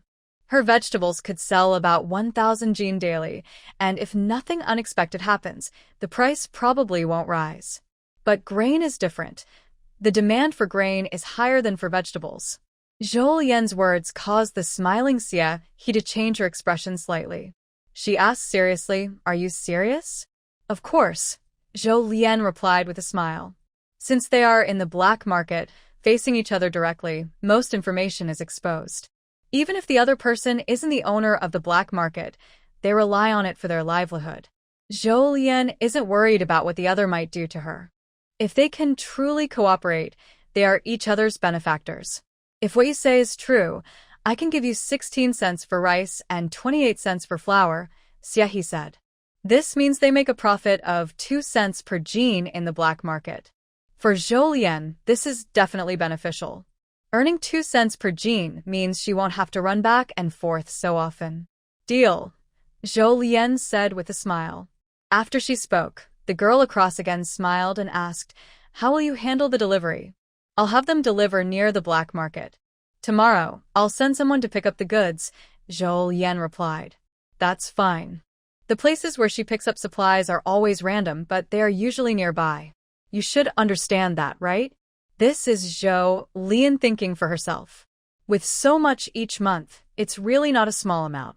If someone were to follow her, Even if she's very careful every time, there's a high risk of her space being exposed. Understood, Xie smiled. Don't worry, we know the rules. I promise that during our cooperation, no one here will try to find out your sources. Then, let's have a happy cooperation. Two hands, different in appearance but equally beautiful, briefly shook hands. The supplies for this time will be picked up tomorrow. I'll come again then, Zhou Lian said. Although the items are stored in her game space warehouse and she can take them out anytime, she's the one with space. Ordinary people need to prepare in advance. Okay, I'll see you off. When Zhou Lian returned home, it was already 4 p.m. On the way, she took out some food from her space to eat, so she wasn't hungry. But now, she wasn't alone anymore. Looking at Xiao Zhou, who was eating eagerly, Zhou Lian decided once again to put buying a bicycle on her to-do list. Walking everywhere was tiring and a waste of time. Also, every time she went to the county town, she couldn't come back in the morning, so Xiao Zhou would go hungry. After Xiao Zhou finished eating, Zhou Lian tidied up briefly and started preparing dinner for the day. She planned to make dumplings, specifically scallion and cured meat dumplings. She got started immediately. First, she washed the cured meat she bought today, then cut 2 jin, about 1 kilogram, into pieces. Mixing the fatty and lean meat in a 1:3 ratio, she cut it into small chunks, then pulled out some chopped scallions from her space to wash, and mixed them with the meat to start chopping. Once finely chopped, she cracked in 2 eggs. These eggs were brought over by Mom Zhou a few days ago, but there are only 3 left now, almost finished.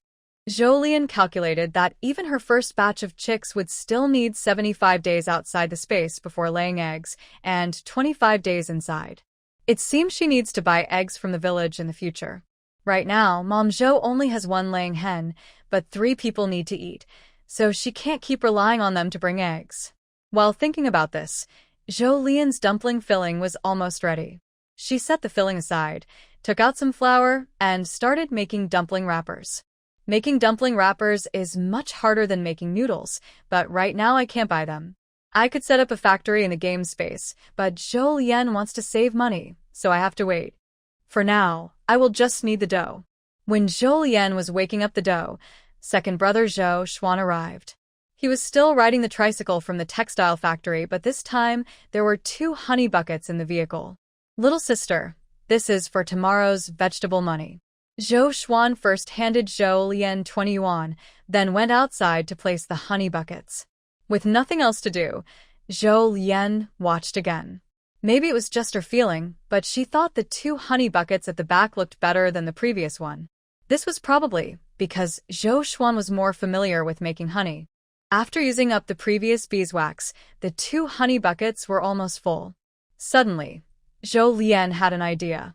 Second brother, can you make me a laundry bucket? She washed clothes by hand every day, and her hands turned white. She didn't expect a washing machine.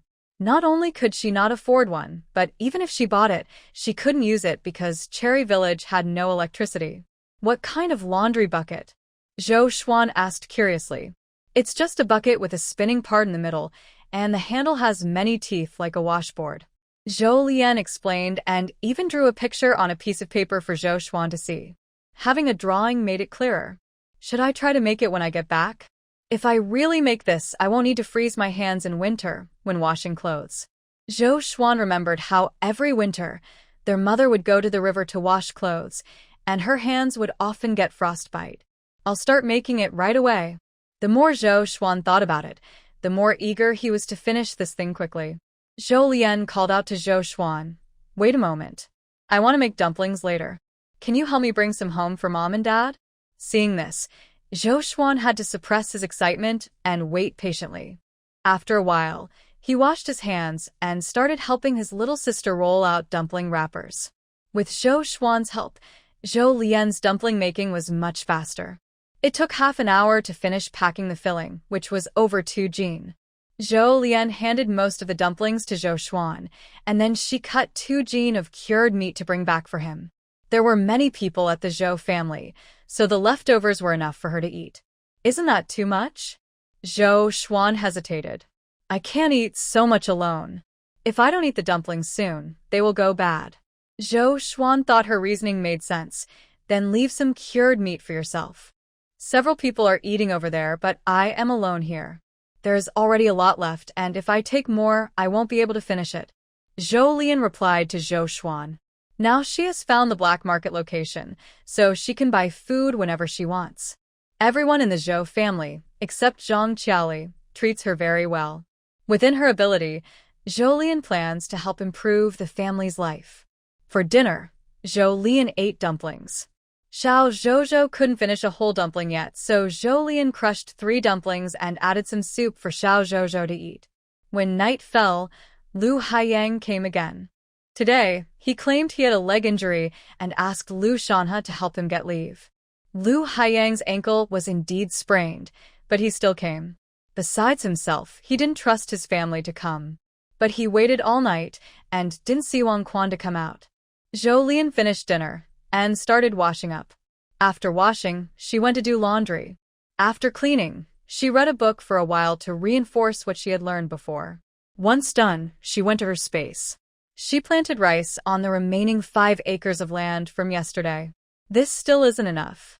After a month, the harvest would be at most 2,500 jin of rice, which wouldn't leave much after processing into rice. So, she needs to buy more land. To produce at least 3,000 jin of rice each month, she needs to plant rice on at least 4 acres. Thinking this, Zhou Lian went to the mushroom screen and, wanting to plant 1 more acre than last month, recharged 50 yuan into the game space. She selected to buy 5 acres, but the message showed insufficient balance. Zhou Lian, isn't it 10 yuan per acre? Due to space upgrade, the value of 1 acre in the space is now 20 yuan. Zhou Lian rolls her eyes. Click help and input. Since the space has upgraded to level 3, is 1 acre now 30 yuan? As a respected player of the space game, you're very clever. Zhou Lian. She wanted to ask if other people's cheat tools were as sneaky as hers. Prices are rising so fast. Aren't you afraid of being reported? All price explanations in the game space belong to the space game provider. Zhou Lian looked at this and suspected she was just a tool for the space to make money. This space is a greedy capitalist, and she is just a worker exploited by capitalists. But what could she do? She could only add 10 yuan more and buy 3 acres of rice land. It's not that she didn't want to buy 5 pieces at once. She simply didn't have enough money. After buying 3 pieces, she only had 8 yuan and 88 cents left. At this time, the number 88 foot sounds like FA, FA, FA, which is a lucky phrase, but here it seems to mock her. She worked hard for over a month but still had no money. Angrily, Zhou Lian left the room to go to sleep. The next morning, just after she finished giving Lu Yanzhou a massage with spiritual spring water and hadn't yet washed up, she heard a knock on the door. It was only knocking, no one spoke. This made Zhou Lian sure that the visitor wasn't from the Zhou family. After all, the Zhou family members usually knock and call out to her at the same time. "Who is it?" she asked from behind the door. "It's me, Zhang Ruru." Hearing this voice, Zhou Lian felt a sense of déjà vu. When she first moved here, Zhang Ruru also came to return bowls like this. But that was at night. When Zhou Lian opened the door, she saw a very thin Zhang Ruru standing there, almost just bones.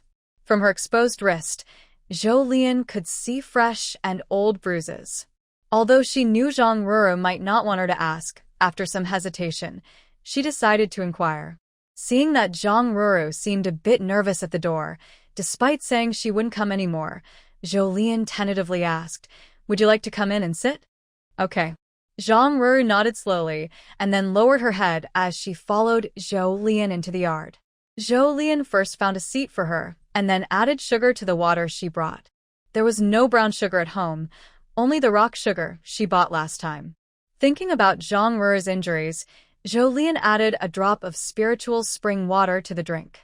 Zhang Ruru lowered her head and took the water from Zhou Lian's hand, then said, "Thank you, thank you." Seeing that Zhang Ruru didn't speak about her injuries directly, Zhou Lian took out some medicinal wine. After applying this medicinal wine and massaging the bruises, they'll heal faster. The medicinal wine was prepared by Zhou Lian's mother. Zhang Ru didn't expect Zhou Lian to give her this. Since her mother passed away, no one had cared about her. Her eyes welled up with tears. She pushed the medicinal wine back and refused. "Thank you, I don't need it. It would heal soon enough, and it would happen again, anyway." "Does he often hit you?" "Yes." "Have you ever thought about leaving him?" Zhou Lian knew she was crossing a line with this question, but since Zhang Ru was here today, she still wanted to say it. In the original owner's memory, Zhang Ru was a very kind person. Good people should not suffer such torment. She can't control everyone in the world, but strangely, Zhou Lian wants to help Zhang Ru. The reason Zhou Lian asked about leaving was because she didn't believe that a person who commits domestic violence could change. Just like infidelity, domestic violence only happens 0 times or countless times. "Where can I go if I leave him?" "I have no home anymore," Zhang Ru said softly and quietly. This is the sadness of this moment. Compared to later times, women in this period found it harder to get a divorce. Zhou Lian wanted to say more, but Zhang Ru interrupted her. "I'm here to see you today because I have something very important to tell you." Hearing this, Zhou Lian could only change the subject with her. However, since Zhang Ru had already started talking about her family matters, she decided to wait and think of a way to handle it later. Today, Zhou Lian saw the purple bruise on Zhang Ru's wrist when she was holding a bowl, and it looked shocking. She was worried that one day, Zhang Ru might be killed. Even if the abuser didn't mean to kill, they might accidentally cause her death. "Tell me," Zhou Lian said. After she finished speaking, she saw Zhang Ru open her mouth but hesitate for a long time before speaking, as if it was hard to say. "The man I married is named Wang Daqian. He might think you're pretty, and, knowing your situation at home, he wants to come tonight." Although Zhang Ru didn't finish her sentence, Zhou Lian could guess what Wang Daqian wanted to do when she mentioned tonight. She originally thought he was just lecherous, but now it seemed he might want to commit a crime. Seeing Zhou Lian silent, Zhang Ru quietly asked, "What do you plan to do? Should we tell my family?" What did Zhou Lian plan to do? She planned to have no way back. This was actually a good idea. If Wang Daqian dared to come and entered her yard, she could catch him red-handed. Then, once she caught him, she wouldn't have to worry about him hurting Zhang Ru anymore. "Thank you for telling me," Zhou Lian said. No need. Zhang Ru hurriedly waved her hand. "It's what I should do. Would you mind if I report this to the police?" Zhou Lian asked cautiously. Zhang Ru looked confused and said, "Without evidence, will the police do anything?" From her answer, Zhou Lian guessed Zhang Ru's feelings. She didn't care about Wang Daqian. Yes, who would care about someone who often beats their wife? If there's no evidence, create some. As long as he dares to come through that door, he's finished, Zhou Lian said coldly. "Send him inside, so I won't have to worry anymore. Sister Ru, you won't get beaten either." Hearing Zhou Lian say this, Zhang Ru's eyes unconsciously lit up. She had never thought about this before. She only thought that even if the Zhou family asked her questions, she would feel embarrassed and she didn't want Zhou Lian to get into trouble. Now, is there really a way for her to be free? She used to think about dying to escape, but her mother told her to live well before she left. She thought she would live like this for the rest of her life. How do we make evidence? Zhou Lian saw Zhang Ru ask with doubt. Zhou Lian replied, "He entered my yard without reason. That alone is proof." "Will that put you in danger?" Zhang Ru felt Zhou Lian was different from her memory. She remembered Zhou Lian as someone less daring. "I will be careful and seek help." Zhou Lian wouldn't be arrogant enough to act alone. After all, girls are not as strong as men. "Do I need to do anything?" "Not right now." Zhou Lian thought for a moment and then said, "When the police ask you questions, just tell the truth, Sister Ru." Okay. Zhang Ru kept lowering her head and said, "Okay," twice. Then she suddenly looked up at Zhou Lian. "If I tell the truth, will the police think you're framing him? Just pretend you don't know. The police probably won't ask you that. I want you to tell the truth about Wang Daqian hitting you. Since they've put him in jail, they probably don't mind him serving a few more years for intentional injury." Since he dared to hit you, he should be punished. Zhang Ru didn't expect Zhou Lian to be so honest. But will the police care about that? Nowadays, Zhang Ru has seen too many cases of men hitting women. Her grandfather hitting her grandmother, her eldest uncle hitting his wife, her father hitting her mother. They will care, but you need to report it. If you don't report, usually they won't investigate. There are too many cases, and it's hard to keep track. And domestic violence is often hidden. I understand. Zhang Ru lowered her head again. I will tell the truth and make him face punishment. Good. Seeing that Zhang Ru was holding the bowl of water without drinking, Zhou Lian said, "Drink some water." When her eyes fell on the injury on her hand, she asked, "Do you want me to help you apply ointment?" No need. Zhang Ru remembers feeling very ugly and doesn't want others to see her. "I'll do it myself," she says. "Okay. Remember to apply it," Zhou Lian replies, then gently pushes the medicinal wine toward Zhang Ru. Watching Zhou Lian's actions, Zhang Ruru's eyes fill with tears. She recalls how Zhou Lian once asked her to drink water, so she lowers her head and takes a sip. The water is sweet. It surprisingly eases some of the bitterness she has carried for many years. Since her mother passed away, she hasn't drunk sweet drinks and almost forgot what sweetness tastes like. Seeing Zhang Ruru willing to do it herself, Zhou Lian doesn't insist. After drinking a sip of water, Zhang Ruru's mind drifts away for a moment before she pulls herself back. "I have something else to tell you," she says awkwardly. "I actually found out some time ago that Wang Daqian has feelings for you. When you came to deliver the pork intestines, I told him that your husband is a very capable officer, trying to scare him so he wouldn't develop feelings for you. Because he usually doesn't socialize with people in the village and rarely goes out, I wasn't worried he'd find out my lie. Until the day before yesterday, he met your husband's family and they told him about your situation. They also asked him to watch over you, worried you might do something to betray your husband. He probably thought your in-laws wouldn't support you, so he started to have feelings for you again." Hearing this, Zhou Lian raises an eyebrow slightly. If Wang Daqian doesn't go out much, and he met the Lu family members the day before yesterday, it's likely he was nearby. And the only Lu family member who came to her that day was Lu Haiyang. Would Lu Haiyang worry that she would betray Lu Yanzhou? That's funny. He probably wishes she would betray Lu Yanzhou. Since Lu Yanzhou is now in a coma, it's unlikely that Lu Haiyang is targeting him directly. It seems he's after her.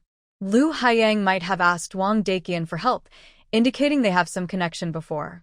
Having a connection would mean some understanding. From Wang Daqian's reaction after learning her situation, it seems Lu Haiyang wants Wang Daqian to harm her. But what would be the benefit of harming her? One reason might be to vent anger. Could there be other motives? Lu Haiyang probably hates that she receives money from him every month, so he might have other reasons as well. Based on Zhou Lian's understanding of Lu Haiyang from her memories, Lu Haiyang likely wants to destroy her, so she can no longer threaten him.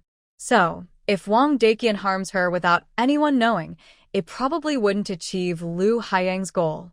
At this point, Zhou Lian probably guessed the other person's plan. She smiled slightly and said to Zhang Ruru, "Thank you, Sister Ruru. You started protecting me so early." If Zhang Ruru hadn't said those things, Zhou Lian, with Xiao Zhou and her space, probably wouldn't have faced much trouble. However, she couldn't plan her revenge in advance. "No need to thank me." Zhang Ruru shook her head. "I didn't do much. If it weren't for me, you probably wouldn't have brought food to the neighbor and then caught Wang Daqian's attention." When Zhou Lian heard this, her head lowered even more, clearly feeling guilty. "Sister Ruru," she called her. "Yes? I feel like you've become a bit dumber. Even if you're not my neighbor, I might not have brought over a big bowl of greasy intestines, but since I just moved here, I still need to interact with the neighbors. Being targeted is inevitable. What does that have to do with you?" After hearing this, Zhang Ruru was momentarily stunned. Then she thought Zhou Lian's words made sense. The Zhou family is very kind and friendly. Even without her, since she just moved here, she would definitely visit the neighbors. Understanding this, the heavy weight in Zhang Ruru's heart slightly lifted. She had always thought she was a bad omen. Not only did she cause Zhou Go in trouble, but now she also caused Zhou Lian to be targeted by Wang Daqian. You need to protect yourself. Zhang Ruru reminded Zhou Lian about her plan. What she didn't say was that she would also keep an eye on Wang Daqian. If anything seemed off, she would rush in. At that moment, even risking her life, she would protect Zhou Lian. She couldn't let her sister, whom Zhou Goen loved dearly, be harmed after all she had been through. You too, Zhou Lian also warned Zhang Ruru. It won't be long before he gets taken away. If he hits you during these days, hide from him. Don't let him hurt you. Okay. Zhang Ruru agreed. Then let's continue drinking water. I prepared some sweet soup for you. Don't waste it. Finish it all. It had a bit of spiritual spring water added, which was good for Zhang Ruru's health. Okay. After saying that, Zhang Ruru drank the bowl of water eagerly. Perhaps it was her imagination, but she felt that after drinking this bowl, her body felt lighter than ever before. She gently placed the bowl on the table, stood up, and said, I'm going back first. Zhou Lian responded with a nod, handed her some medicinal wine from the table, and then stood up to see Zhang Ruru off. Originally, out of gratitude, Zhou Lian should have invited Zhang Ruru to dinner. Based on Zhang Ruru's description, Zhou Lian can guess that Wang Daqian probably knows about Zhang Ruru stopping her from coming here. If Zhang Ruru comes here and Wang Daqian finds out, their plan might fail. Zhou Lian doesn't want that to happen, so she decides to delay the meal plan for now. This morning, she spent some time talking with Zhang Ruru. After quickly washing up and preparing breakfast for herself and Xiao Zhou, she didn't even have time to wash the dishes before leaving. Zhou Lian first delivered vegetables to Fenjiangaling, then headed to the black market. When she arrived near the black market, she started surveying the area and planning where to deliver goods in her mind. After getting a rough idea, she took out 3,000 pounds of rice and 150 pounds of flour from her space warehouse. She kept 100 pounds of rice and about 50 pounds of flour for herself. After organizing the supplies, Zhou Lian headed toward the black market. From afar, she saw a young man guarding the entrance. As she got closer, she recognized him. It's Huang Hu, who was guarding the back door yesterday. Zhou Lian handed over a dime as the entrance fee and said, Please take me to see your boss. I have goods to deliver. Huang Hu didn't take her money and said, I'm here waiting for you. Follow me. Then he pushed open the big gate of the black market. Seeing that he didn't accept her money, Zhou Lian put the dime back in her pocket.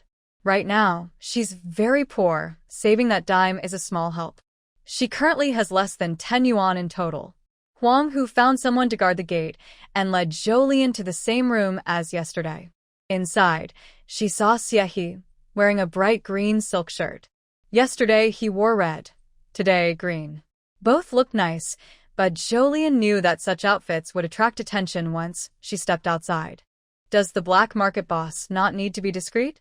And, honestly, who doesn't like pretty clothes? Just arrange a link for her, okay? Of course, these were just her thoughts. Come in, sit, Xie greeted Zhou Lian. This batch of goods is after the third hill on the right from the black market entrance, Zhou Lian explained, sitting down and describing where the supplies were. Okay, I'll arrange for someone to check the goods now. Do you mind waiting here a little while? Xie asked with a smile. No, I don't mind. Since this was their first trade, both Zhou Lian and Xie needed to be careful. Zhou Lian understood this. Fortunately, Xie's people acted quickly. In less than half an hour, they returned and whispered a few words to Xie. After listening, Xie whispered something to her subordinate. Once the subordinate left, she got up to give Zhou Lian the money. 3,000 jin of rice at 16 cents each, 150 jin of flour at 28 cents, total 5,200. A pleasant cooperation. Zhou Lian saw Xie. He carefully counted the money with her beautiful hands, then pushed it in front of her. Because Xie counted the money openly in front of her, Zhou Lian didn't bother to count it again, and simply accepted it. Pleasant cooperation. Zhou Lian smiled and said, If everything goes as planned, the delivery will be in 31 days. Why 31 days? It's because her rice fields only grew 8 acres this time due to rising land prices. Zhou Lian planned to plant 2 more acres after getting the money, so she could deliver 3,000 jin of rice. I understand. At this point, their detailed grain trade was settled. But Zhou Lian didn't plan to leave yet. She said, I want to do another business with you. Another business? He became interested. She was curious about what the other person wanted to do. After all, she had been involved in the black market for quite some time, but this was the first time she saw Zhou Lian, a girl making such a big move. This time, I want to buy something from you, Zhou Lian said. Oh, really? What do you want to buy? He noticed that Zhou Lian had been inspecting her clothes yesterday and today. She wondered if that was the reason. Everyone likes to look good, after all. But she guessed wrong. Zhou Lian said, I want to buy piglets from you. She was speechless. Did she look like someone who sold piglets? Thinking of piglets, she shivered. Seeing her reaction, Zhou Lian knew she didn't have piglets. But she didn't want to change her request. If you have resources, you should learn to use them. She noticed that someone in the black market was selling fresh pork, so she could ask around. But she was worried that the seller wouldn't tell her or that they didn't actually have piglets to sell. Buying from the black market boss was different.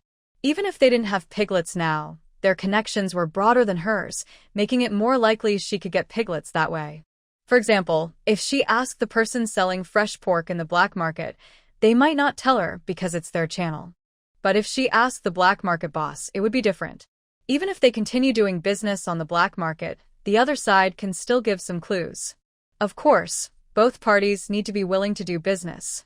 Seeing that Zhou Lian clearly noticed she was not sincere but still didn't change her tone, he silently sighed and said, I don't have any now. I'll help you look into it later. That's exactly what Zhou Lian wanted to hear. She immediately jumped in. Thanks. Whatever you find, just give me as much as you can. Ideally, both male and female. This way, she can breed pigs in her space and won't need to buy piglets later.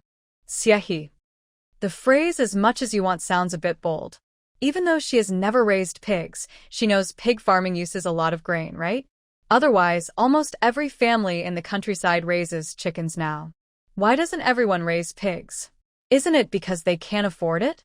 But thinking about how the other person can supply so much grain every month, he no longer thinks they can't afford it. How will I find you once I get the information? I'll come to the black market in a week. It's better for her to come herself than to reveal her address. Anyway, the black market is right here.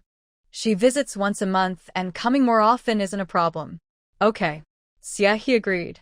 Then I won't bother you any longer, Zhou Lian said as she stood up. I'll see you out.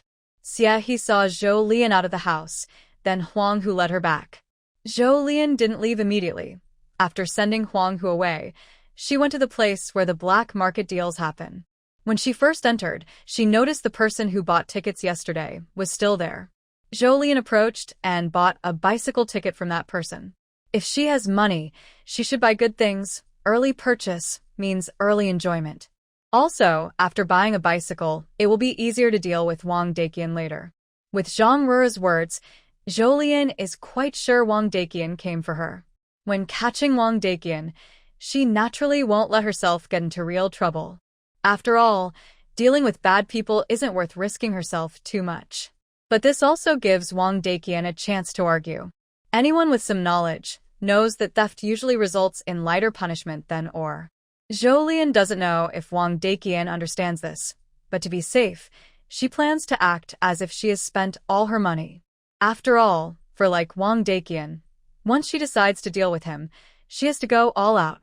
After buying the bicycle ticket, Zhou Lian didn't rush to the supply and marketing cooperative to buy a bike. She stayed behind and sold out 2 stalls. One was selling eggs, and the other was selling pork. Nowadays, most people selling things in the black market don't sell large quantities.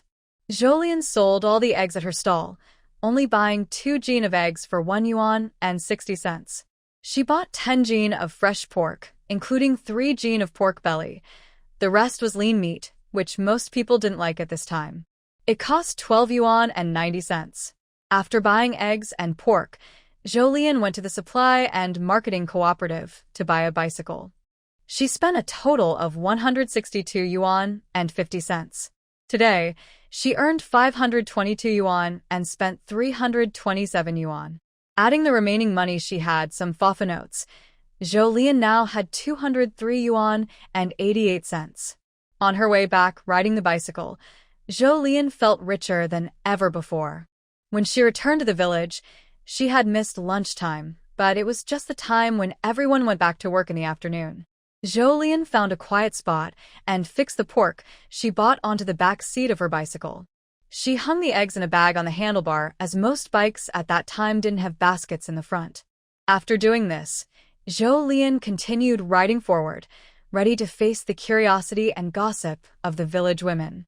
As she expected, riding her brand-new bicycle quickly drew attention. "Miss Zhou, buying so much pork? Miss Zhou, what's in that bag in front?" Jolene replied to the bag's question. "I bought some eggs. My chickens just hatched recently, so they can't lay eggs yet. I thought I'd buy some to eat first." "Oh, I see. They really don't know how to live." "Miss Zhou, where did you get this bicycle?" one woman called out. "I bought it," Jolene answered. "Oh, I see. You all go ahead. I'll be on my way," Jolene said after gaining enough attention from the village women and reaching her goal. All right. Before she had gone far, the women's gossip could be heard behind her. "You see, having money really makes a difference. She even bought a bicycle." Someone argued back. "Money? She only got 600 yuan from the Lu family. First, she built a house, and now she bought such an expensive bicycle. She's always buying meat and eggs. I think she's spending money recklessly." "Why are you worried? It's not your money. Besides, she still gets 36 yuan every month. Buying so much meat all at once. Where do they get so many tickets? You don't understand, do you? If you have money, you can exchange for tickets. Isn't that a loss? Rich people think differently from you." This week, the girl from the Zhou family bought eggs. "Why didn't she buy them in the village? It would save us from going to the collection station to sell." Young people like her don't run the household. They don't know how expensive rice, oil, and salt are. They just want to buy good stuff from the village. I guess after fixing the house and buying a car, she probably doesn't have much money left. "Yeah, no matter how much money you have, you can't spend it all like that. Look at this bicycle, so expensive. What's the point of buying it?" Jolene was riding her bike when she saw her mother going to work. "Mom, come over for dinner tonight. I have something to talk to you about." Her mother had already seen her daughter riding her bike, but she didn't know where she had gotten it from. As she got closer, she noticed the bunches of fresh pork tied to her daughter's bike. Seeing her daughter's carefree way of buying meat, her mother wanted to advise her. But there were so many people around now. She didn't want to embarrass her daughter in front of everyone, so she just agreed to her daughter's dinner invitation. She thought that when she saw her daughter tonight, she definitely needed to talk to her. Money should be spent carefully, not extravagantly. Otherwise, if she spends all her money, how will she live in the future? It's hard to go from luxury to thrift. Jolene didn't know her mother's thoughts. When she got home, she started cooking for her hungry little dog, Xiao Zhou. Today, she didn't eat anything from her space while on the road. Since Xiao Zhou was at home, she decided to eat together. Xiao Zhou's legs still hadn't fully healed. After it finished eating, Jolene wiped its mouth and then sat it next to Lu Yanzhou. When she put Xiao Zhou down, she clearly felt it rubbing against her hand, as if thanking her. At first, she raised small animals to prevent nighttime raids. Now, she keeps Xiao Zhou because she likes it, even though Xiao Zhou seems to prefer Lu Yanzhou. She gently stroked Xiao Zhou's head and then began tidying up the house. After finishing, she sat at her desk and started reading. Before crossing over, she had already graduated from university. She had returned all her high school books to her teachers. Plus, the current content was quite different from what she knew later, so she needed to study carefully. After reading for over 3 hours, she saw that her work was almost done. So Jolene went to the kitchen. But after just a second in the kitchen, she found herself back outside in the yard. She released the little chickens into the space. Soon, Careful Mother Zhou was coming over, and Zhou Lian was worried. She might ask questions. Although her little chickens were already a bit strange, since they grew 3 times faster in the space than outside, she couldn't make them smaller. She could only leave them as they were. If Mother Zhou asked about the size of the chickens, she would be clueless. After finishing these tasks, Zhou Lian went back into the kitchen. Tonight, she planned to cook braised pork, shredded pumpkin, green pepper with meat, and tomato egg soup. When she finished, her second brother Zhou Xuan and Mother Zhou came over together. Like before, Zhou Xuan first handed Zhou Lian 20 yuan for tomorrow's groceries. After accepting the money, Zhou Lian saw Mother Zhou looking at the chicken coop. She also clearly saw that Mother Zhou looked puzzled when she saw the little chickens. But Mother Zhou didn't ask her daughter any questions. Besides the chickens being a bit bigger, there was nothing else wrong. Her daughter couldn't make the chickens bigger, so what was there to ask? Mother Zhou went to the kitchen to serve the dishes. Watching the delicious dishes being served one by one, Mother Zhou felt mixed emotions. This daughter really always thought of them first. Yesterday, her second son said that the dumplings she wrapped and the meat she bought were mostly given to them. Thinking of this, Mother Zhou advised, from now on, if you have good things, just keep them for yourself. Your dad and I are old. We don't need to eat such good stuff. Your brothers are young. They should cook their own good food. You, as the younger sister, shouldn't always be giving them things. If you do give, it should be them giving back to you. Hearing her mother say this, Zhou Lian knew she was probably worried about her money. To make Mother Zhou feel less worried in the future, Zhou Lian had to tell a small, kind lie. Mom, I know you're worried I might spend all my money, but don't worry, I have money. Zhou Lian started to make up a story. I introduced the vegetable source to my second brother. Actually, I'm kind of the middleman. They give me 1 yuan a day, so in a month, I get about 30 yuan. So, you don't need to worry about my money. I can earn it. I brought you here, so you can eat and drink well. After saying this, Zhou Lian gave Mother Zhou a big piece of braised pork. Hearing her daughter say this, Mother Zhou didn't doubt her. When she heard that her daughter could earn 30 yuan a month, Mother Zhou felt more at ease. Her mood while eating was no longer so complicated. After all, her daughter was earning a monthly salary now, and it was fine to eat better. Making money is just to live a good life. Thinking this way, Mother Zhou also served several more dishes to Zhou Lian. Mom, did you supervise second brother to read? Zhou Lian looked for a topic. After hearing this, Zhou Xuan thought, is she really my sister? The kind who digs holes for her second brother. Mother Zhou replied, your eldest brother is more responsible. As for your second brother. In Zhou Xuan's slightly nervous heartbeat, Mother Zhou slowly said, your second brother has been doing pretty well lately. He has been studying much more seriously than before. The meal ended with some family gossip. After eating, Zhou Lian volunteered to wash the dishes. Mother Zhou and Zhou Lian didn't refuse, letting him do it.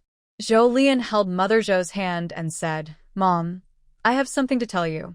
After saying this, Zhou Lian shared what Zhang Ru had mentioned earlier that morning and his suspicions about Lu Haiyang. Listening to Zhou Lian, both Mother Zhou and Father Zhou looked unhappy. Second brother Zhou Xuan almost threw his bowl in anger. I'm going to beat those 2 troublemakers to death right now. After saying this, he didn't bother to wash the bowl and rolled up his sleeves to rush outside. I'll go too. The usually calm Father Zhou also stood up. If the gentle eldest brother Zhou Guan were here, Zhou Lian guessed he would react similarly to Father Zhou. Zhou Lian quickly held back the 2 of them. Killing is illegal. Killing is illegal. Although Zhou Xuan was stopped by Zhou Lian, his legs clearly still wanted to go outside. He gritted his teeth and said, killing is illegal, but not killing doesn't feel right. Zhou Lian was amused by Zhou Xuan's angry look. Seeing his little sister smile, Zhou Xuan thought she must be crazy, smiling at a time like this. When Zhou Lian looked at him with a foolish expression, Zhou Lian quickly straightened up and sat down. Listen to me, if we really beat them to death, it wouldn't be worth it. Hitting someone without reason not only gets us in trouble with the law, but others might also sympathize with them if they see I'm fine and they're badly beaten. So, What should we do? Zhou Xuan was annoyed. He had heard about this and really wanted to fight. His good little sister. Why is she being targeted by these troublemakers? My idea is, let's pretend we don't know anything. When Wang Deqian comes, we'll directly report to the police and have him taken away for a few years. That way, I won't have to worry living here.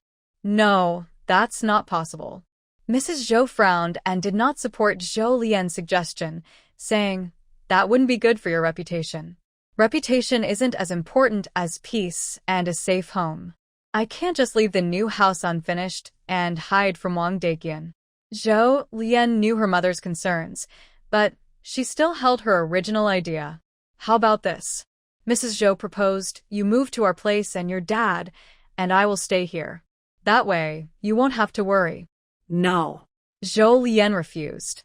The plan her mother suggested could indeed protect her and her reputation. But moving there would mean living in a crowded house. Eating together and sharing space would be inconvenient. Wouldn't that be going back to the starting point? Wasn't all her effort in building the house wasted? Mom, I really don't care so much about reputation. I make my own life. Besides, sensible people don't gossip. And I have Lu Yanzhou and Zhu Zhu. I don't plan to remarry. Zhou Lian knew her mother wanted to protect her reputation, so she could remarry later. If she remarried, it would be a second marriage, and having a good reputation might help her find a better partner. Seeing her daughter's firm look, Mrs. Zhou realized she couldn't persuade her. But she knew she couldn't leave her unmarried either. Mrs. Zhou was already thinking about finding a suitor. However, she wouldn't say these thoughts now and ruin her daughter's mood. All right, I agree. Mrs. Zhou compromised. Since Zhou's family usually trusted Mrs. Zhou, and she had agreed, the others naturally wouldn't oppose. I'll move in tonight and stay in the shed until this matter is settled. Okay. Mrs. Zhou agreed. Just keep it quiet, so your sister's plans won't be affected. I understand. Zhou Xuan nodded. The decision was made. While the Zhou family was planning this, Lu Haiyang was also waiting outside with his injured leg. This was his third night staying here, and he still didn't know if Wang Deqian would act tonight. Lu Haiyang was a bit anxious. First, he couldn't take many days off from work, and some workers at the mechanical factory already disliked him. Second, if Wang Deqian didn't act soon, he wouldn't be able to hold on. He had been exposed to cold wind outside for 2 nights in a row and was already coughing. Tonight, Mrs. Zhou didn't want to leave. But if they didn't leave, none of them could stay here. After Mrs. Zhou and her husband left, second brother Zhou Xuan took a chair to the shed, planning to make a simple bed out of it. Zhou Lian brought a quilt to Zhou Xuan. This quilt was made by Zhou's mother as part of her dowry when she married Lu Yanzhou. After giving the quilt to Zhou Xuan, he quickly spread it out. Zhou Lian said nearby, second brother, when you go to deliver vegetables tomorrow, quietly ask around at the machinery factory if Lu Haiyang has gone back to work. Their previous plan mainly targeted Wang Deqian. But to ruin Zhou Lian's reputation, Lu Haiyang would definitely keep an eye on this side. It's unclear whether he's watching himself or if the Lu family is watching, so she needs to figure this out to plan the next steps better. Okay, Zhou Xuan agreed. After the siblings finished talking, Zhou Lian went to find something for Zhou Xuan to wash up. Since he just decided to stay here, Zhou Xuan didn't have a toothbrush, so Zhou Lian told him to rinse his mouth with light salt water tonight. After that, Zhou Lian went to boil water and wash up herself. Once she finished her personal hygiene, she returned to her room and didn't read anymore. She had already read in the afternoon, and it was getting late today. Xiao Zhouzhou was already asleep, next to Lu Yanzhou. After getting into bed, Zhou Lian habitually drew the curtain and then entered her space. She paid 40 yuan to buy 2 acres of land, planted rice, and after harvesting 1,000 jin of vegetables, she left the space to sleep. Early the next morning, Zhou Lian took a long route around the back of the mountain to avoid alarming anyone. When Zhou Lian woke up, her routine was the same as usual. She first checked her space, then massaged Lu Yanzhou with spiritual spring water. After finishing, she had breakfast with Xiao Zhouzhou, then went to deliver vegetables. Afterward, she came back to read. In the afternoon, When Zhou Xuan came to pay for the vegetables, he brought news that Lu Haiyang had asked for leave. Zhou Lian thought for a moment and placed 200 yuan in the drawer of her desk. The money was a test.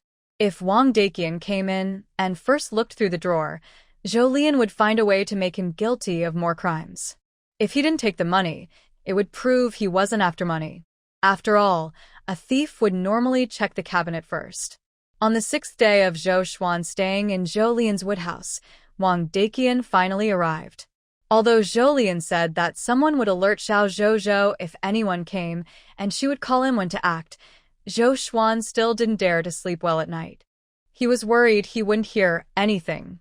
So, whenever he wasn't too sleepy, Zhou Xuan would look outside through the window of the woodhouse. Tonight, he finally waited for Wang Daqian sneaking in over the wall. He hadn't slept well for almost a week.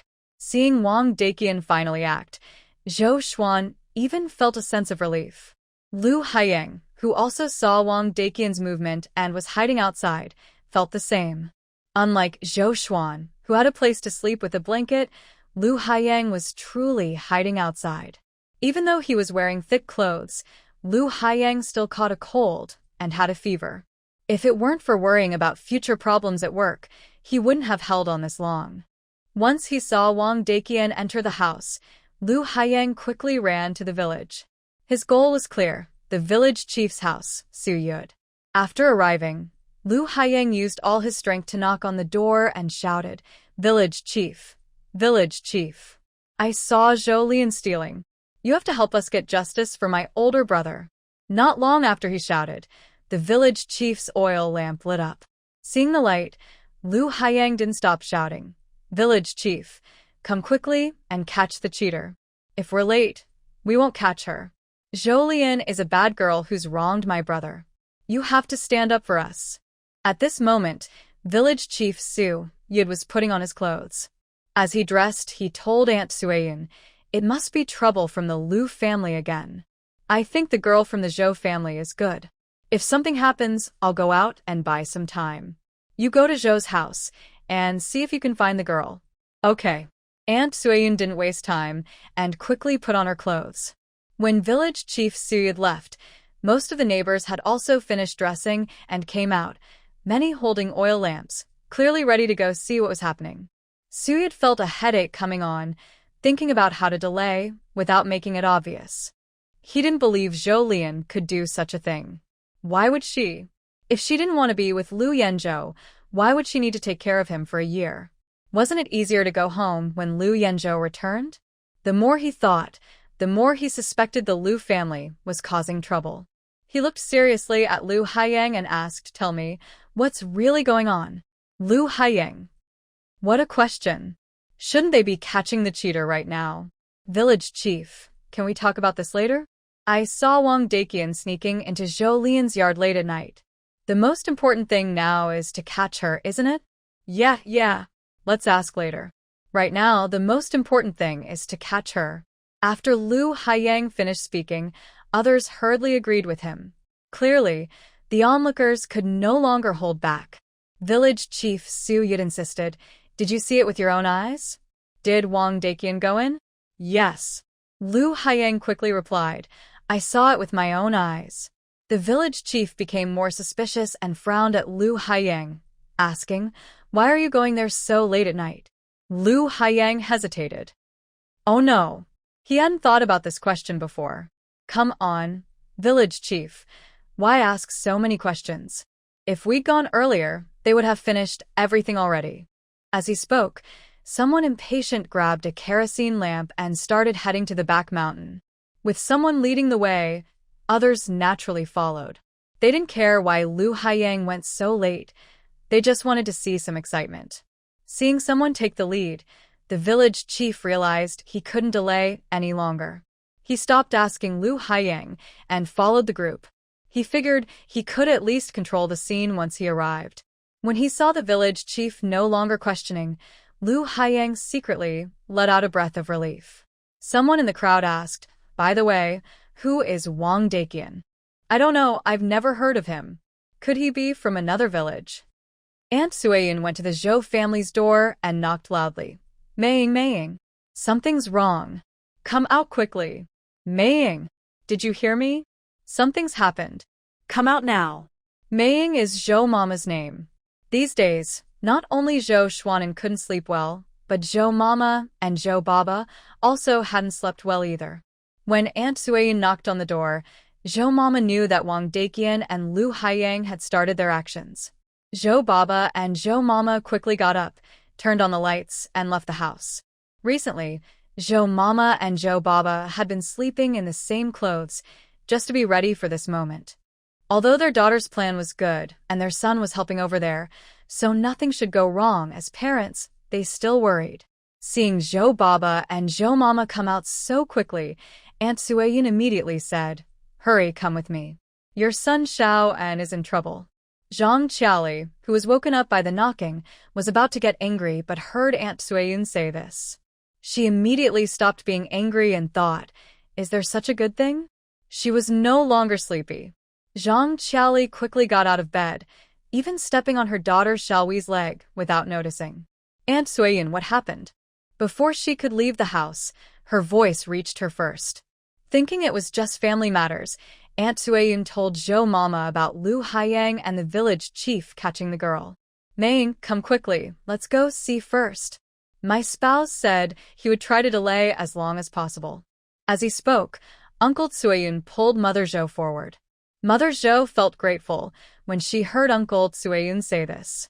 Zhang Qiali, after hearing it, silently cursed the village chief's family for meddling. But that didn't stop her from following along. The last person in the Zhou family was Brother Zhou. He also heard Uncle Suayin's words and felt anxious. He quickly helped little Tsong, who was rubbing his eyes, put on his clothes. Then he went to find little Hui. He had no choice. Now he was a father. If he didn't arrange the children properly, he worried something might happen. Although the village chief intended to delay, Uncle Suayin made another trip to the Zhou house.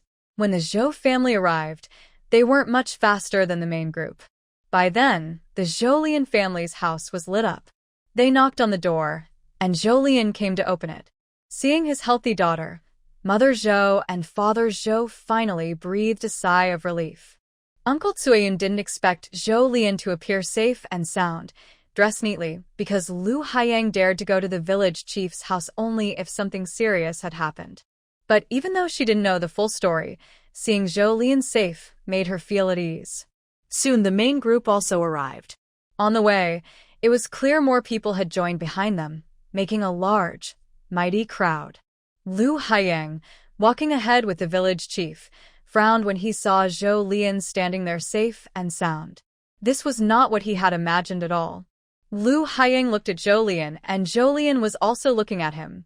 Seeing that he was limping, he thought to himself that this was a tough situation and that the other person was truly resilient. Village Chief Su Yud saw Zhoulian standing there well and knew that today's matter probably wasn't serious. He cleared his throat and asked, Lu Haiyang said he saw Wang Daqian enter your yard.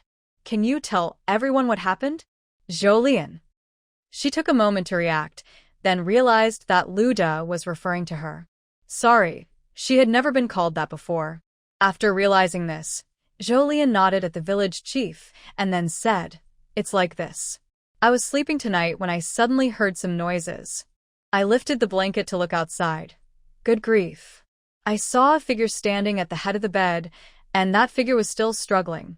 At first, I was a little scared, but when I saw that figure, besides struggling, it didn't do anything dangerous. I quietly lit the oil lamp on my bedside table. Once it was lit, I saw clearly that there was a man standing at my husband's bedside. The reason he was struggling was because my husband was holding his hand and he couldn't break free.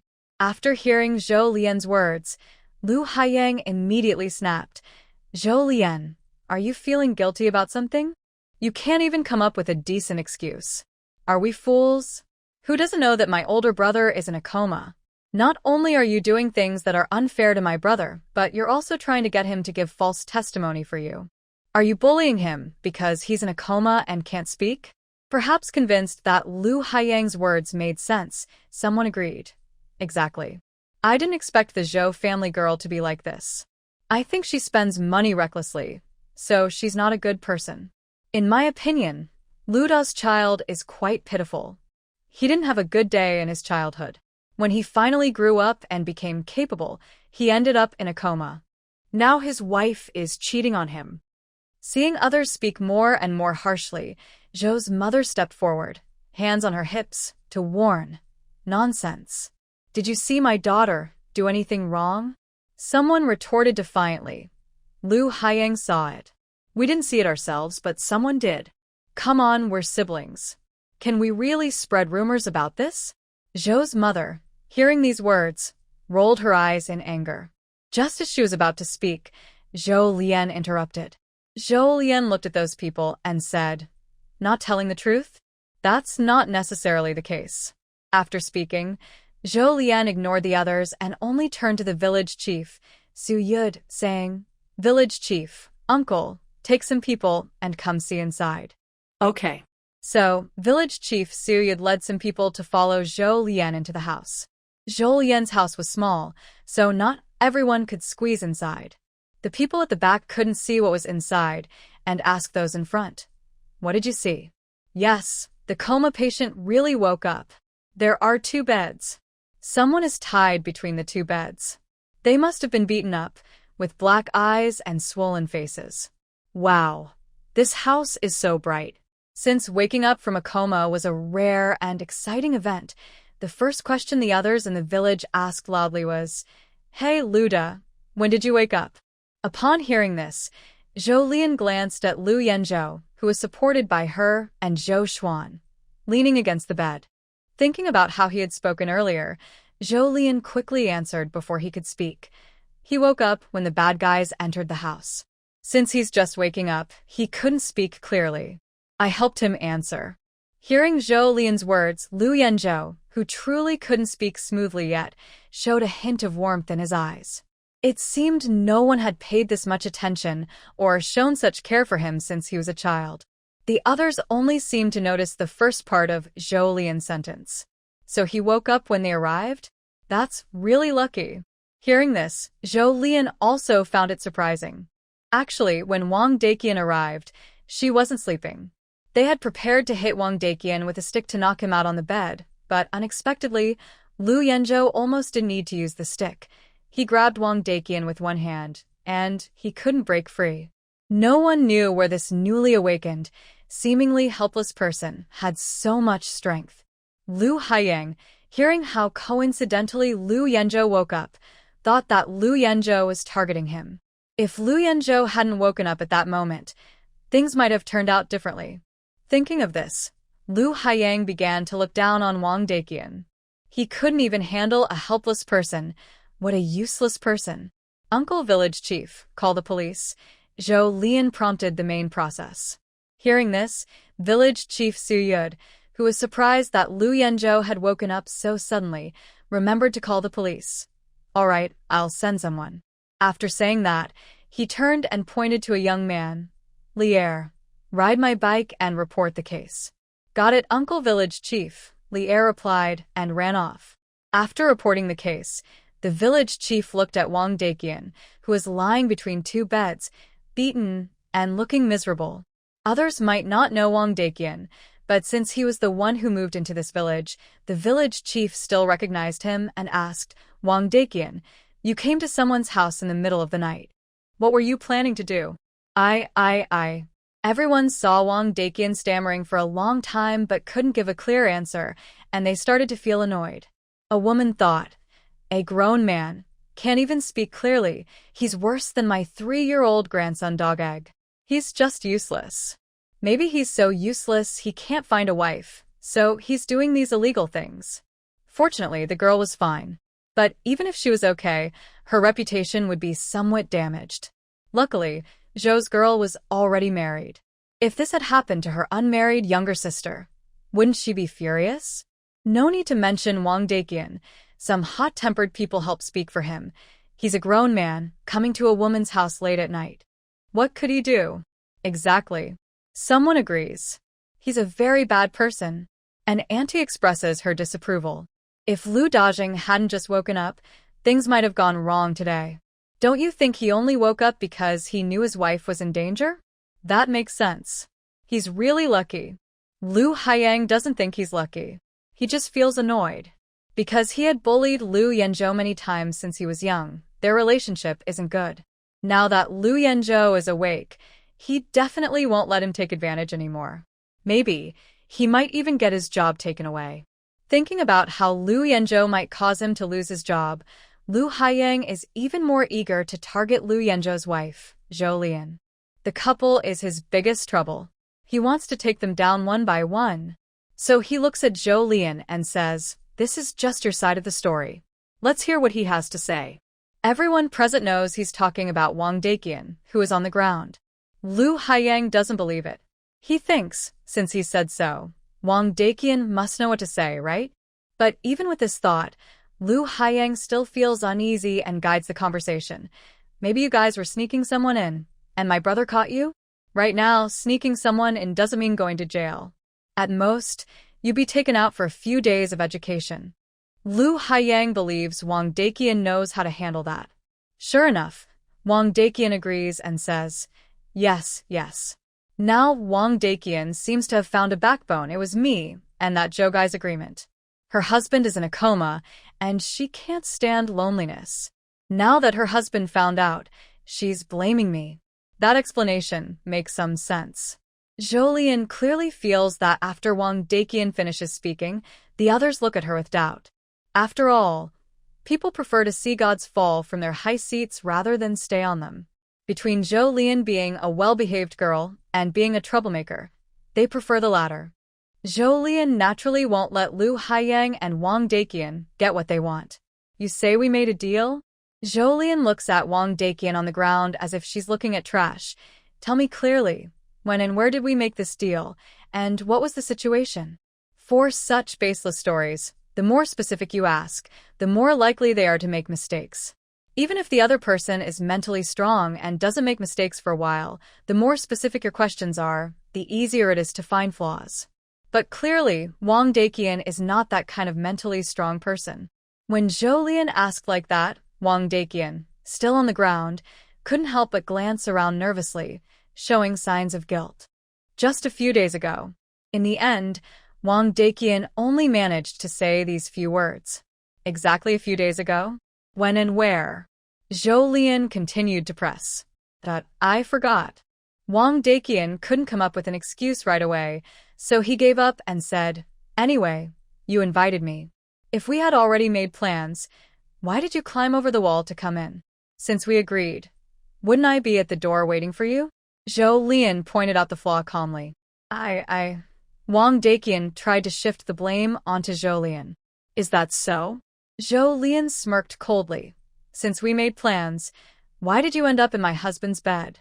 "You," Zhou Lian interrupted Wang Daqian with a cold laugh. "Don't you have a mirror, or do you need to? Look at yourself in the mirror. Why do you think I would invite someone like you?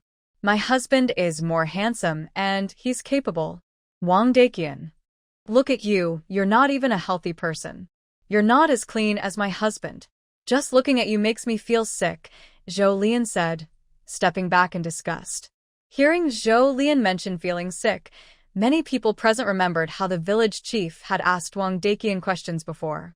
Wang Daqian, a useless person, had nothing to say for a long time. Plus, Wang Daqian's clothes weren't very clean, and everyone showed expressions of disgust similar to Zhou Lian's, except for Lu Yanzhou. Lu Yanzhou felt his ears heat up because Zhou Lian had previously said he was handsome and capable. His gaze couldn't help but stay on Zhou Lian a little longer. He wasn't unfamiliar with Zhou Lian. Even when he was in a coma, he had heard many things Zhou Lian said to him. It was intermittent, but he remembered that she once said she was going to the Lu family to ask for money because he and Zhao Tsuehua didn't look alike. That was his only perception of the outside world during his foggy state. So, after waking up, his eyes always involuntarily followed Zhou Lian. Zhou Lian didn't notice Lu Yanzhou watching her. She was disgusted as she looked at Wang Daqian. "You never tell the truth. When the police come, they won't argue with you like I do." After speaking, Zhou Lian no longer looked at Wang Daqian, but turned to village chief Su Yud. Uncle Village Chief, you saw everything here. Please help me testify when the police arrive later. I want to throw this disgusting thing into the yard. He's staying inside, and I find it gross. Village Chief Su Yud imagined himself in Zhou Lian's situation. Although he was a man and still thought like one, he already felt uncomfortable. So, Village Chief Su nodded and agreed to Zhou Lian's request. Should I help you throw it out? No need, Uncle Village Chief. I have 2 older brothers. After saying that, older brother Zhou Goen and second brother Zhou Xuan stepped forward voluntarily. Please, neighbors, step outside first. I'll ask my brothers to carry him out, Zhou Lian told the others, blocking the door. Seeing the commotion and hearing the host speak, the others realized they had no reason to stay at the door and quickly left. In the room now, only Zhou Lian, Zhou Goen, Zhou Xuan, Lu Yanzhou, Little Zhou Zhou, and Wang Daqian remained. When Wang Daqian saw Zhou Xuan approaching, he trembled noticeably, clearly frightened by Zhou Xuan's earlier punch. Zhou Lian looked at Wang Daqian with a cold gaze but smiled. To protect my reputation, I would have just scolded you. But since Lu Haiyang called so many people here, I have no choice but to take you to the police station. His smile deepened, and his eyes grew colder. I hear that people in prison are very fierce when they fight. Good luck to you now. After saying this, Zhou Lian saw Wang Daqian trembling even more, knowing he had delivered a precise. This was based on Zhou Xuan's reaction when he previously hit Wang Daqian, which she had guessed from Wang Daqian begging for mercy. It turned out to be very accurate.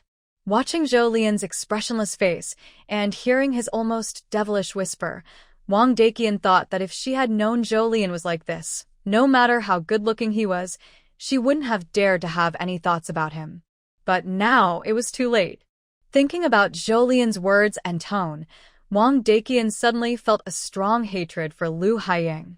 She believed that if it weren't for Lu Haiyang telling her that Zhou Lian's husband was a vegetable and that Zhou Lian's in-laws were wary of him, she wouldn't have dared to be so bold. And if Lu Haiyang hadn't called so many people, she would have only been beaten once, not constantly in prison. So, all of this was Lu Haiyang's fault. After finishing, Zhou Lian looked coldly at Wang Daqian's reaction. After confirming she achieved her desired outcome, she signaled her 2 brothers to take Wang Daqian away. Once Wang Daqian left, only Xiao Zhouzhou, Zhou Lian, and Lu Yanzhou remained in the room. Lu Yanzhou was in the military, so he naturally understood the subtle hints in Zhou Lian's earlier words to Wang Daqian. He didn't think much of it. Even if Wang Daqian did something because of her words, it was all Lu Haiyang's own fault. After all, if Lu Haiyang hadn't had bad intentions, Zhou Lian wouldn't have plotted against him. The room was empty, and Zhou Lian thought about what she had just said to Wang Daqian. She wondered. Usually, soldiers like Lu Yanzhou are pretty honest and probably wouldn't like her behavior. Thinking of this, Zhou Lian momentarily hesitated to look at Lu Yanzhou's reaction. But avoiding it wouldn't solve the problem. In the end, she decided that if Lu Yanzhou thought poorly of her because of her actions, she could just leave. Even though Lu Yanzhou was good-looking, he didn't agree with her for that approach, which meant their values didn't match. People with different values shouldn't be forced to stay together. Thinking of this, Zhou Lian mentally calculated when she could return the 600+ yuan she owed Lu Yanzhou. Oh, and some tickets. The Lu family had given her 636 yuan in total. Lu Yanzhou used 25 yuan for an injection, so she still owed 611 yuan. She currently only had 278.88 yuan. But she received 20 yuan daily for food, so she was only about 400 yuan short, which she could repay in just over 20 days. As for the tickets she spent, she could buy some on the black market. So, if Lu Yanzhou wanted to cut ties with her, it would be quite easy. And suddenly, Zhou Lian heard Lu Yanzhou call her. She looked up and saw him staring at her intently. You did very well, Lu Yanzhou said slowly but firmly. The person in front of him was quite different from his memory of his young wife. Maybe because they didn't spend much time together before, and he hadn't gotten to know her well. Or perhaps because she had gone through hardships and changed. Zhou Lian. She felt that, by comparison, Lu Yanzhou had done better. After all, he had just saved their fragile marriage with a single sentence. Looking at the handsome Lu Yanzhou, Zhou Lian felt that they could still go on together. So she smiled at him. Lu Yanzhou looked at the other's smile and felt as if his eyes flickered. She looked even more beautiful when she smiled, Lu Yanzhou thought. I'll go out first to check on things. Once it's sorted, I'll take you to the hospital, Zhou Lian said. Okay. After replying, Lu Yanzhou suddenly felt a bit uncomfortable inside. Because her voice was very nice, but his voice was so hoarse and unpleasant. Seeing Lu Yanzhou respond, Zhou Lian lowered her eyelashes. For some reason, she felt a little sorry for the other person. So, she gently patted the well-behaved little boat's head, then picked up the little boat and placed it next to Lu Yanzhou, letting its fluffy back lean against Lu Yanzhou's hand. We've all gone out, so let the little boat stay here with you. It really likes you. Lu Yanzhou felt the soft fur on his arm. It was a fragile but very touching feeling. Lu Yanzhou looked at the small, one-legged little boat with a wooden piece tied to its back, then looked at Zhou Lian and asked with a questioning tone, "Little boat?" Zhou Lian, feeling a bit awkward, since giving the dog a name that included some of her own words made her uncomfortable. It named itself, she explained. Lu Yanzhou gave Zhou Lian a look that said, "Do you believe that?" A brief exchange seemed to relax their interaction a bit. Lu Yanzhou looked at Zhou Lian, and the uncomfortable feeling in his chest disappeared. Zhou Lian looked at Lu Yanzhou, but still felt a little nervous. His good looks made her nervous. Another reason was that Zhou Lian was used to seeing Lu Yanzhou with her eyes closed. Now that he opened his eyes, he had a bit of an aggressive look she hadn't seen before, which made her a little overwhelmed. So, she ran away. Seeing Zhou Lian hurriedly leave the house, a smile appeared in Lu Yanzhou's eyes. He gently rubbed the little boat with the back of his hand, but the little boat turned its head and pressed his hand down. Seeing this, Lu Yanzhou looked at the little boat softly and said, "She's very good." He felt he had been a burden to her. Lu Yanzhou wanted to get better quickly, so he started to move his limbs actively.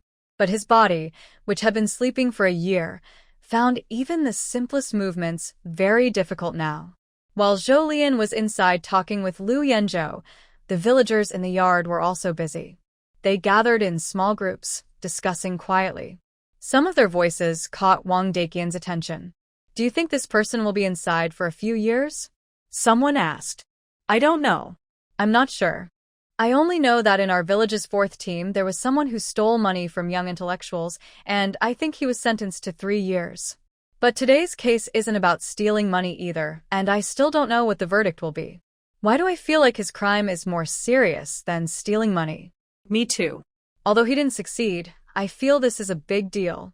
It's not only Wang Daqian paying attention but also Lin Xiangmei, the busybody who moves through the crowd. At this moment, she interjected. "In our village, there was a troublemaker who harmed a young girl. Her family reported it to the police, and he was caught. I heard he got 20 years. That's so long. It seems it was for protecting women and girls or something like that," Lin Xiangmei said. "Is our case similar?" Someone asked curiously. "I'm not sure." Lin Xiangmei added, "That one was successful. Today's case wasn't, but he'll probably serve 10 years in prison. I think it's about the same." Serves him right. How could he be so wicked? Wang Daqian was terrified after hearing this. But after a moment of fear, his cloudy, yellowish eyes shifted again. At this time, Zhou Mama had prepared water for everyone. It was just plain water. In Zhou Mama's mind, many of the people here were just there to watch her daughter have fun, so having water to drink was already good enough. As for other kind people, like Aunt Suiyun, she would thank them later. Zhou Lianen took a walk outside, saw there was nothing urgent to do, and went back inside. Although Lu Yanzhou's gaze made her a little uncomfortable, she preferred staying inside rather than being outside, asked questions, and being asked questions. Inside, the kerosene lamp was lit, casting dim light. Under this soft glow, Lu Yanzhou's features looked more defined. Honestly, Zhou Lianen once again doubted whether Lu Yanzhou was Zhao Cuihua's biological son. If they were truly siblings, then Lu Haiyang and Lu Shanhua would be much better than Lu Yanzhou. Zhou Lianen noticed sweat on Lu Yanzhou's forehead and that his lips looked dry and pale. She instinctively took a handkerchief and gently wiped his forehead. Afterward, she looked into Lu Yanzhou's eyes, feeling a bit awkward, and placed the handkerchief aside. "I'm used to doing this, don't mind." "No, it's fine. Thank you." Hearing Lu Yanzhou say this, Zhou Lianen felt reassured. Her gaze returned to Lu Yanzhou's dry lips. She went out, fetched a clean bowl, and poured a glass of water for him. There is no other option, only a bowl. This is the only cup in the house that belongs to her. After pouring water, Zhou Lian quietly added some spiritual spring water into it. Lu Yanzhou had just come out of a coma, so he needed to drink something good. "Drink some water." Seeing the water handed to him, Lu Yanzhou couldn't drink it himself and lowered his eyelashes. "I'll feed you." Zhou Lian didn't want Lu Yanzhou to drink alone. When she massaged and cleaned him before, she saw his body clearly, so she didn't mind feeding him. "Open your mouth." Lu Yanzhou. He swore this was the first time in his memory that someone wanted to feed him water. From her saying "I'm used to it," and the natural way she was doing it, Lu Yanzhou could roughly imagine how she used to take care of him. When he was still in a coma, he didn't know. Now Lu Yanzhou knew.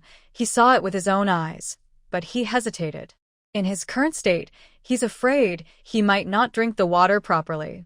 He didn't want to embarrass himself in front of her. "I'll feed you, open your mouth."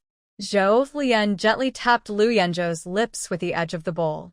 Maybe because her voice was so gentle, Lu Yanzhou unconsciously opened his mouth. After opening his mouth, he immediately regretted it. But she fed him very carefully, very slowly. So slow that even a just-awakened coma patient like him didn't spill a drop outside. Zhou Lian fed him water for a long time, and Lu Yanzhou drank for a long time. While she was feeding him, Zhou Lian felt nothing, but when he was drinking, his heart softened. When he promised Zhou's mother and Zhou Lian to marry her, he was prepared to take care of her. But right after they got married, something happened, and instead, she took good care of him. "You did very well." After finishing a small bowl of water, Zhou Lian said to Lu Yanzhou. Looking into her eyes, Lu Yanzhou felt warmth and acceptance from her gaze. "Thank you. Thank you." "No need to thank me." Zhou Lian placed the bowl on her desk, then said, "I'm your wife, and I have the duty to take care of you. You're just waking up now, so there's no rush to recover. If there's anything I missed, just tell me. We'll get better together." "Okay. Do you need help lying down?" Zhou Lian thought that a recently awakened coma patient might feel very tired. "No, I don't." Lu Yanzhou refused Zhou Lian's suggestion. Zhou Lian didn't insist, only saying, "All right, just call me when you want to lie down. You just woke up, so you should rest well." After responding, Lu Yanzhou said to Zhou Lian, "Gong, and lie, tell you are a military member, and your case will be judged seriously." Although Lu Yanzhou became a vegetable, according to the usual military arrangements, he was brought back to be cared for, but his soldier status should still be valid. "I understand," Zhou Lian smiled. Seeing the smile on the other person's face, Lu Yanzhou felt very lucky to have woken up at this moment. He found it hard to imagine what might happen to his kind wife if he hadn't woken up. Even though he knew his wife's second brother was nearby, he still felt a bit worried. But this was all in the past now. "If you don't lie down, just close your eyes and rest for a while. You still need to go to the hospital for checkups later, and it will be tiring," Zhou Lian advised. "Okay." Lu Yanzhou was obedient. After saying that, he closed his eyes. Worried about disturbing Lu Yanzhou in the room, Zhou Lian quietly left. Not long after, Zhou Lian saw several bright lights on the road at night. The lights moved quite slowly. As the lights approached, Zhou Lian realized they were flashlights attached to police bikes. Seeing the flashlights, Zhou Lian had only one thought. "I want it." Today, Wang Daqian was caught by the awakened Lu Yanzhou, which was a surprise to Zhou Lian.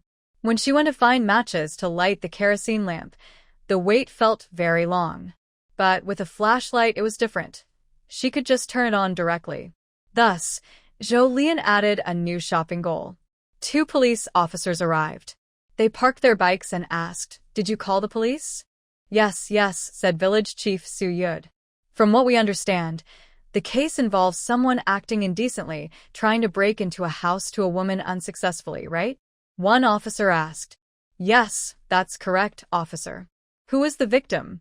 The officer looked at Wang Daqian, who was, and asked, "The suspect is this person. Where is the victim?" "Here." Zhou Lian stepped forward and said, "Officer, my husband is a soldier, and I am a military family member. Would this situation be considered a serious case? At any time, soldiers who defend the country and their families are protected. This is humane. Soldiers defend the country in the army, and their families shouldn't be bullied." Hearing that Zhou Lian was a military family member, the officer's expression grew more serious. "Yes," he replied. Listening to the conversation between Zhou Lian and the police, Wang Daqian only felt dizzy. Does it need to be more serious? Can he still come out of prison alive? Thinking of this, Wang Daqian's hatred for Lu Haiyang grew deeper. "Police officer, it's not like that." Wang Daqian suddenly spoke up. "I'm not here to. I came to steal money." He had just heard that stealing money was a lighter punishment then. He was definitely going to jail this time, but as long as he could come out, he wouldn't let Lu Haiyang, who caused all this, go.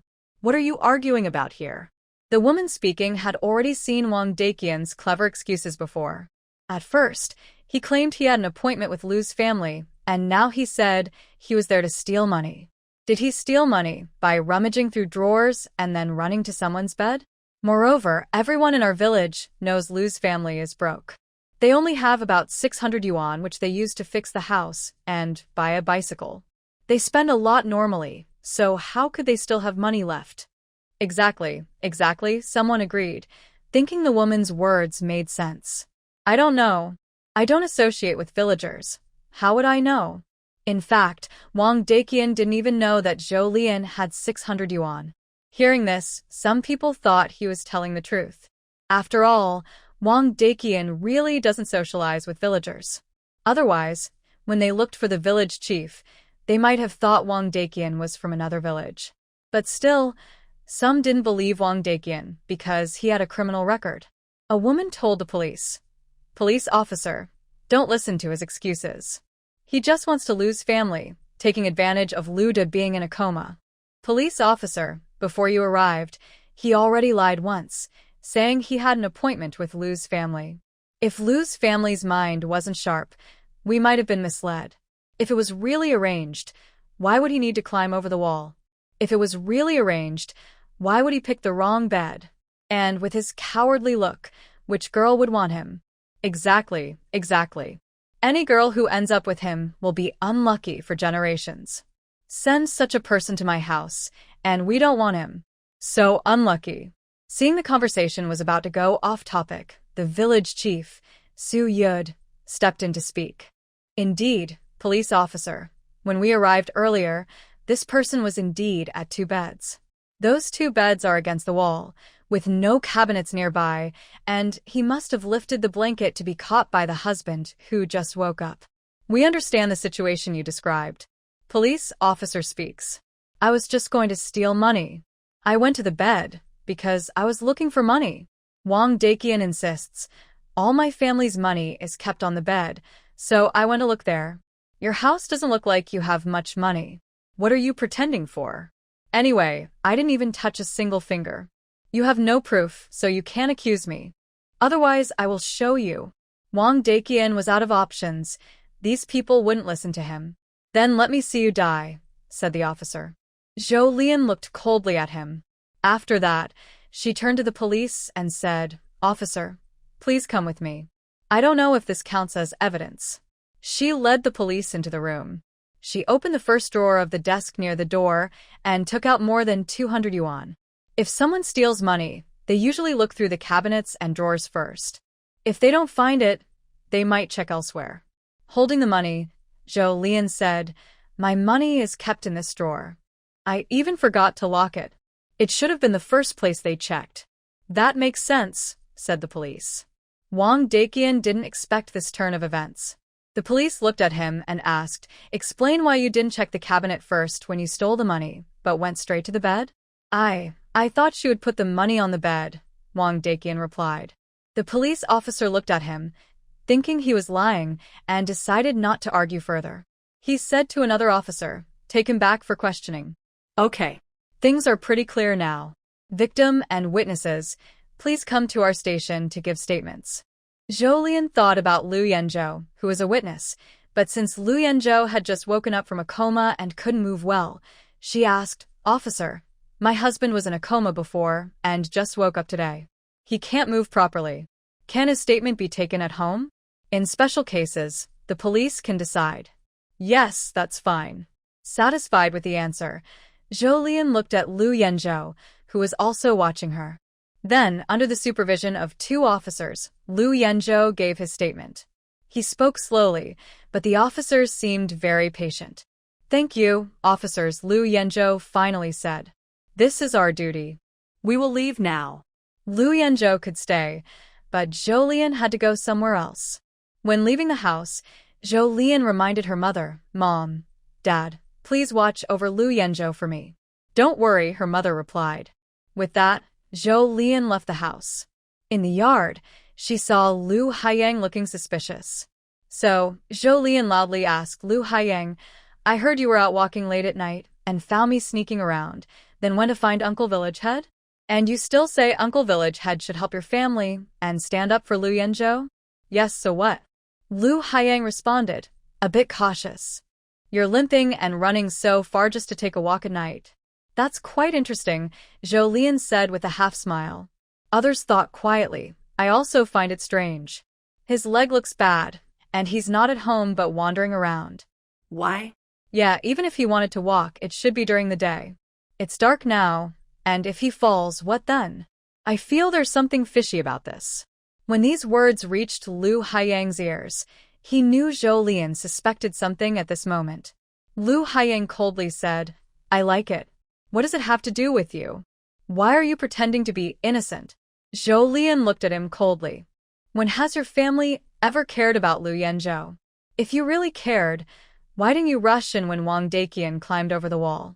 If something really happened, by the time you find Uncle Village Head, it would already be too late. Don't you think your words are inconsistent?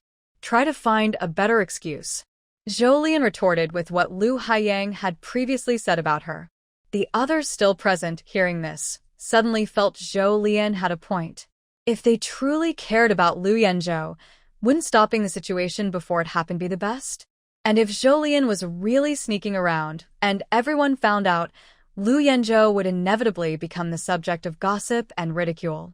"You're saying I hurt my leg, so how could I stop it? So, you didn't open your mouth, huh?" Zhou Lian rolled her eyes. "I called Uncle Village Head, didn't I?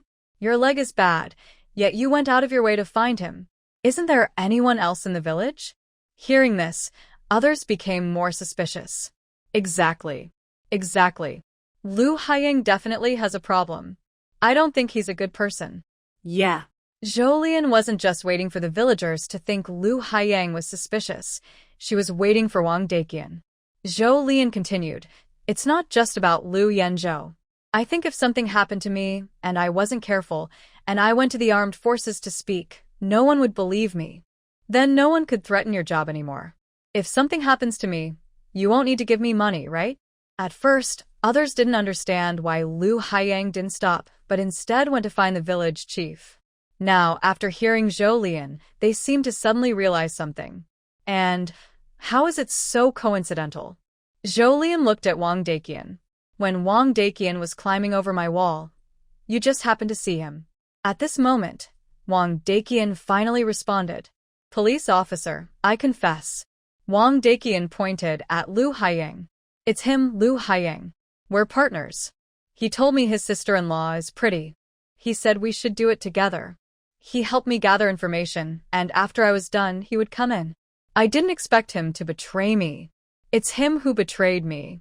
It's him." Hearing Wang Daqian's nonsense, Lu Haiyang was about to go crazy. This could land him in jail. Lu Haiyang looked at Wang Daqian and suddenly remembered Zhou Lian's earlier words refuting him. He told himself to stay calm. He didn't do such things. He needed to find flaws in Wang Daqian's story. Stop talking nonsense. If you say I am your partner, then how did I become your partner? When and where? Wang Daqian replied, just a few days ago, around April 20th, not far from here. I saw you coming out from this side. You told me your sister-in-law's husband is in a coma, and your sister-in-law is very beautiful. Zhou Lian added fuel to the fire. On the 24th of last month, Lu Haiying even came to give me money. Turns out, you had planned this all along. With Zhou Lian mentioning the exact date, which matched Wang Daqian's story, it made his account more believable. This made others no longer think Wang Daqian was just talking nonsense. Who would have thought Lu Haiying was like this? Disgusting Lu family, trying to let outsiders bully his sister-in-law. This is outrageous. Lu Haiying was so angry, he nearly cried. You're just spouting lies. If I am your partner, then why did I go to the village chief halfway through? That's simple, Zhou Lian interjected. To harm me.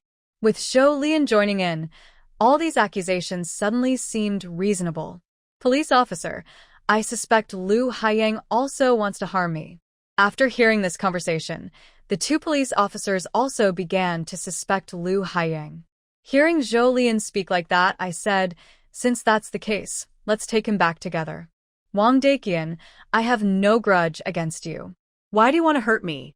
Wang Daqian sneered, I think I have no grudge against you either. You set me up. Lin Xiangmei asked, is this what they call a dog biting a dog? Thus, the police officer took another suspect away. Zhou Lian rode his bike and looked for Zhang Ruru in the crowd, then took her to the police station. At the police station, she said, Police, we want to report a case. The officer responded, which was quite sudden. What's the case? Wang Daqian intentionally hurt her. He often abuses Ruru at home. So, the police officer made another record. When they left the police station, it was almost dawn. The police who came to see off the victim said, if nothing unexpected happens, Wang Daqian will be sentenced for hooliganism and intentional injury. Even if Lu Haiying isn't an accomplice, he's at least an instigator. Thank you, officers. After thanking them, they both felt much lighter. On the way back, Zhou Lian stopped halfway. Sitting in the back seat, Zhang Ruru asked curiously, and why did you stop? I want to use the bathroom, Zhou Lian replied. Oh, I'll go with you, said Zhang Ruru, jumping down from the back of Zhou Lian's bike. It was just dawn on the horizon. No need, Zhou Lian said, parking his bike. I'd feel embarrassed. I'll be back soon. Sister Ruru, wait here for me. Okay, she replied. Seeing that Zhou Lian said he would be embarrassed, Zhang Ruru didn't insist. Zhou Lian then walked toward a nearby bush. She stopped not far from there, at Fengyang Ridge, 10 kilometers from the county town. She said she was going to the bathroom, but actually, she was going to drop off some vegetables. Lu Yanzhou had just woken up. Zhou Lian was worried that she wouldn't have time to deliver vegetables as usual after returning, so she prepared them early. In just a few minutes, she finished and returned, saying to Zhang Ruru, who was waiting and daydreaming, Let's go, Sister Ruru. Okay, she replied. The two rode their bikes back to Yingtao village. Thinking about the new injury on Zhang Ruru's body from the police station, Zhou Lian asked Sister Ruru, I told you to stay away from him before. Did you fail? No. Zhang Ruru shook her head. I did it on purpose to keep evidence. So, she was willing to be hit a few more times if it meant Wang Daqian would be punished more severely. Zhou Lian understood Zhang Ruru's meaning and felt a bit complicated. She didn't say much, only comforted her, it won't happen again. No one will hit you anymore. Zhang Ruru softly responded behind Zhou Lian. Ruru, what are your plans for the future? I don't know. Zhang Ruru replied. She was actually a bit confused.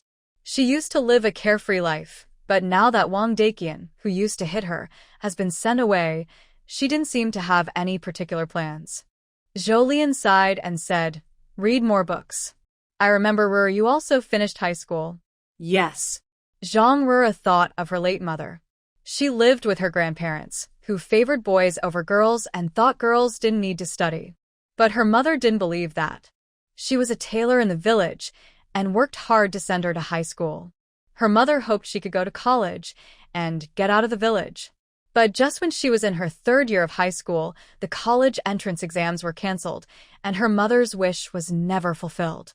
Although the exams are canceled now, studying is still useful. The factories in the county still require exams for jobs, Zhou Lian said.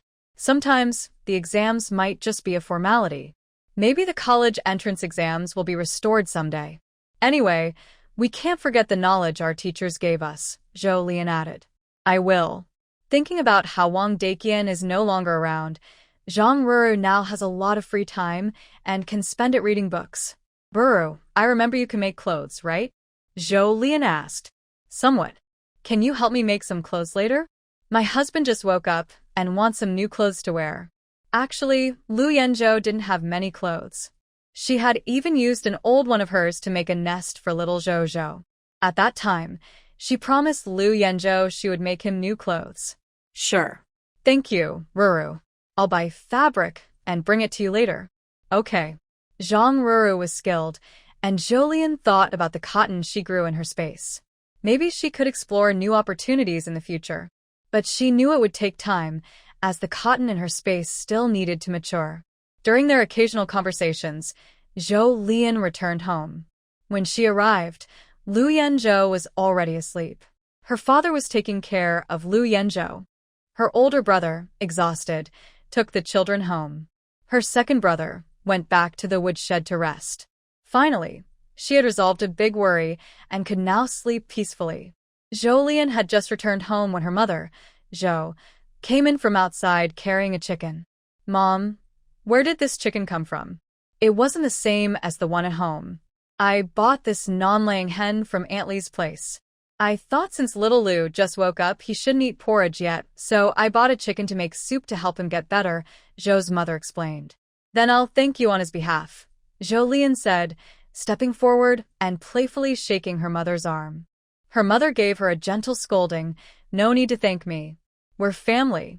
The most important thing is that you all live happily together. Zhou's mother never expected that her son-in-law, who had been in a coma for a year, might wake up someday. That would be a wonderful thing. Her son-in-law was talented and honest. Once he woke up, her daughter's life would surely get better and better. Mom, we will, Zhou Lian replied. Since she traveled here, Lu Yanzhou had been always by her side. Back then, he was in a coma. She couldn't say she took perfect care of him, but she did her best. People tend to develop feelings for those they care for, especially since Lu Yanzhou was good-looking and could speak when he woke up. So, unless Lu Yanzhou wanted a divorce, or they had incompatible values, or he did something very wrong, she wouldn't leave him. Right now, when Lu Yanzhou was in a coma, Zhou Lian liked his looks. Now that he had woken up, she was open to developing feelings with him. Then, Mom, go kill the chicken and make soup. You've been busy all night. Rest a little now, Zhou's mother suggested. No need. I'll do it myself, Zhou Lian said. Although she hadn't slept much all night, her mother and father had been working hard too. She was still young and healthier. Can you kill chickens? Zhou's mother asked, glancing at Zhou Lian. She hesitated. No, I've never done it before. Her mother smiled. I'll teach you. Okay. Zhou Lian thought that learning to kill a chicken was still useful. After all, she kept chickens in her space and planned to raise more in the future. By the way, where are your chickens? Her mother finally noticed that Zhou Lian's chicken coop was empty. The chickens were in her space. Not putting the chickens in the coop was also intentional on Zhou Lian's part. Recently, her chickens had been growing quickly with the wind. Plus, taking chickens out of the space now and then was quite troublesome. So, Zhou Lian was planning to find a place for her little chickens. I was worried that the little chicks might scare Wang Daqian when they came to visit, so I raised the chicks in the mountains and dug a pit to keep them there. Mother Zhou. She felt her daughter was going to great lengths just to catch Wang Daqian. She was afraid he wouldn't come at all. To kill a chicken, you need to boil water to scald the feathers. Mom will go boil the water. You go bring the chicken back, or the mountain weasels will smell it and take it away. Or maybe the chicken will run off by itself. Zhou Lian. It's one of those days when someone offers a pillow just when you're about to fall asleep. Zhou Lian obediently went to the mountain, but when he came back, he was empty-handed. Mother Zhou sensed something was wrong and asked, "Where are the chickens?" "They're not in the pit anymore. Maybe the mountain weasels took them, or they ran away." Mother Zhou. Once the chickens run into the forest, it's probably impossible to catch them. If the weasels took them, there's no way to get them back. She wondered if she had the talent for bad luck. Those were 12 chickens. And her daughter's chickens were still so healthy and beautiful. This made Mother Zhou feel very distressed. But she didn't want to upset her daughter over such a small matter. Her daughter was still young. She couldn't expect her to be perfect in everything. Being targeted by Wang Daqian was already enough hardship. Mother Zhou thought, at worst, she would raise more chickens again. After this lesson, her daughter would have learned something new. It's okay. Come on, I'll teach you how to kill a chicken. So, Zhou Lian followed her mother to learn how to kill a chicken. After cutting the chicken's neck, she caught the blood in a bowl with diluted salt water, then scalded the feathers with boiling water. The feathers would come off quickly after being scalded.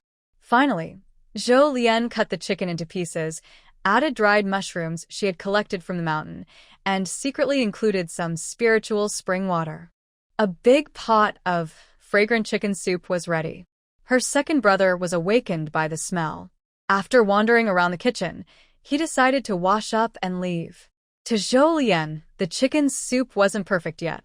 It would be better if she had a clay pot to simmer it slowly over low heat. Thinking this, Zhou Lian had the idea to buy a small stove and a clay pot for making soup.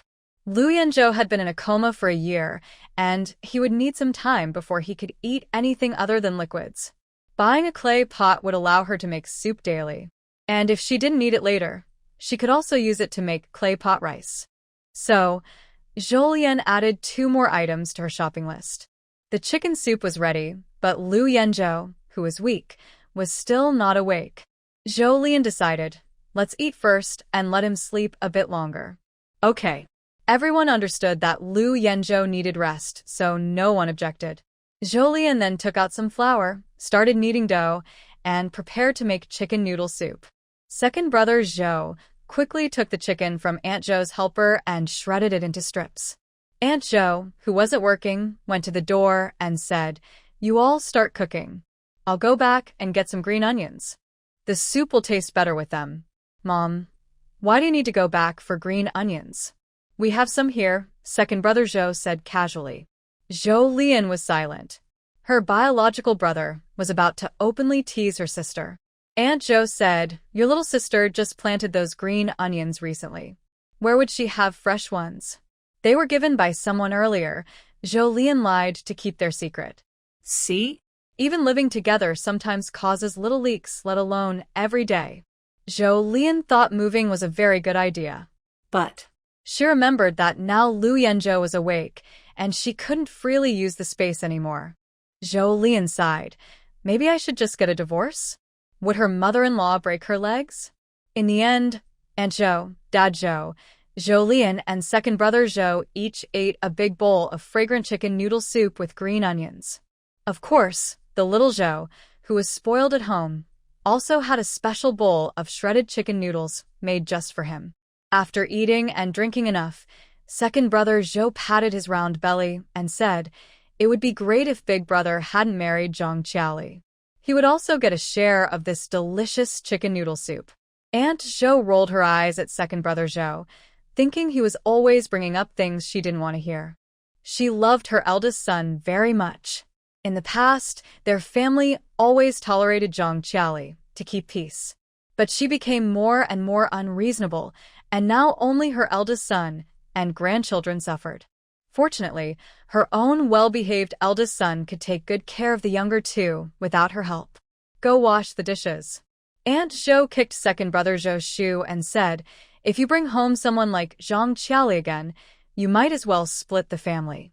Aunt Zhou spoke firmly, because she knew that even if she separated her children, they wouldn't forget to take care of her and old Zhou. Zhang Qiaoli, who had been scolded by the Zhou family, was now getting dressed. After not seeing the good show she wanted at Zhou Lian's place early in the morning, she quietly ran away. She didn't go home. Anyway, she would just sleep with Xiao Hui when she got back.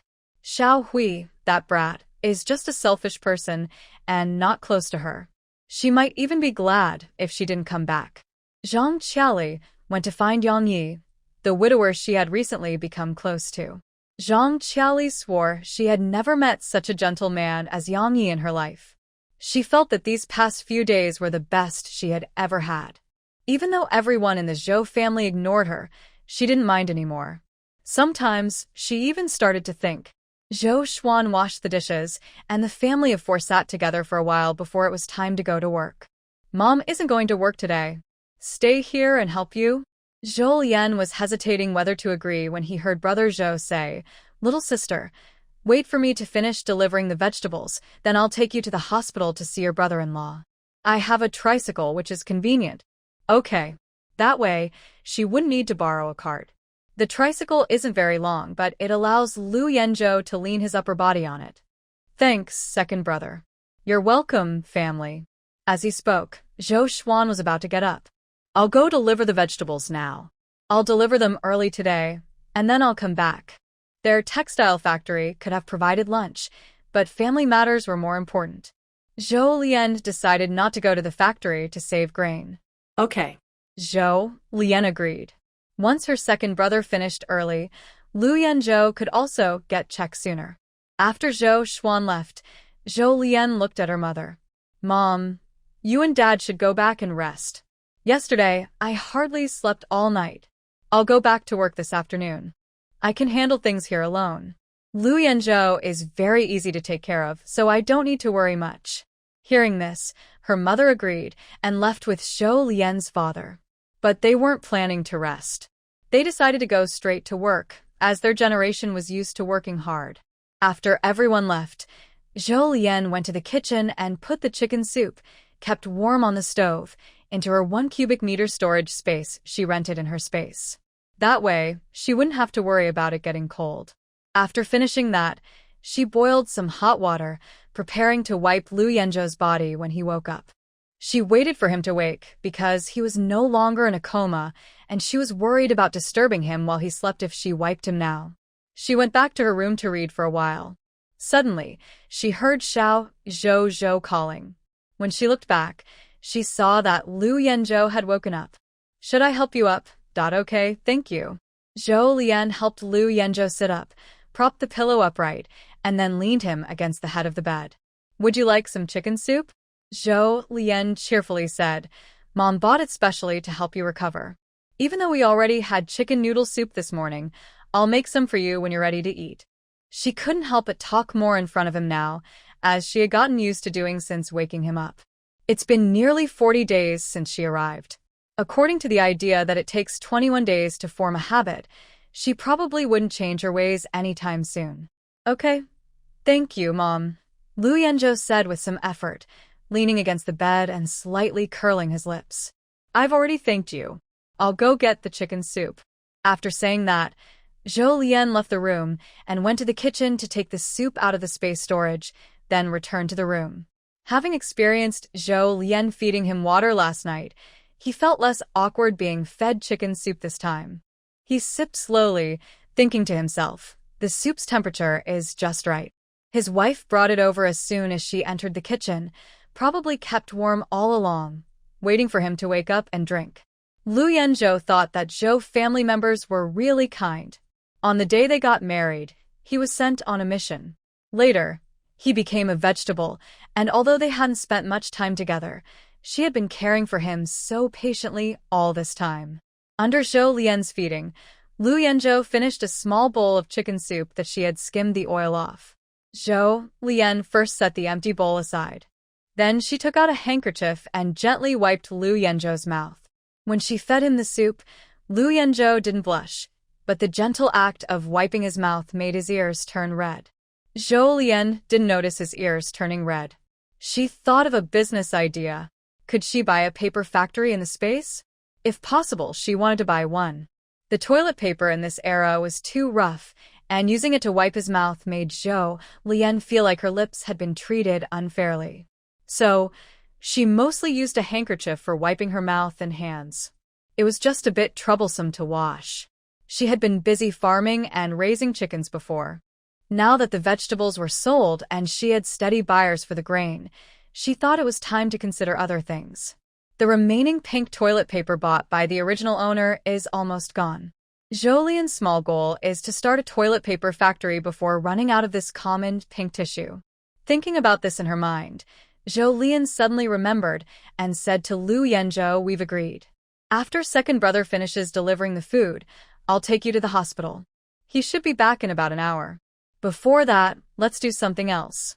After saying this, Zhou took the empty bowl and went to wash it in the kitchen. Only Lu Yanzhou and Xiao Zhouzhou were left looking at each other. Lu Yanzhou didn't quite understand what Zhou meant by doing something else. In the kitchen, Zhou quickly washed the bowl and then brought back a basin of water. It was time to help Lu Yanzhou clean himself. Previously, Zhou helped him wash in the morning. Today, because she went to the police station and was delayed, she was just doing it now. "I'm going to help you wash." Lu Yanzhou. His ears turned red. He felt a bit shy. But if she didn't help, it seemed like he was not clean enough. So, Zhou started to help Lu Yanzhou undress. This time, she noticed that Lu Yanzhou's ears were flushed red.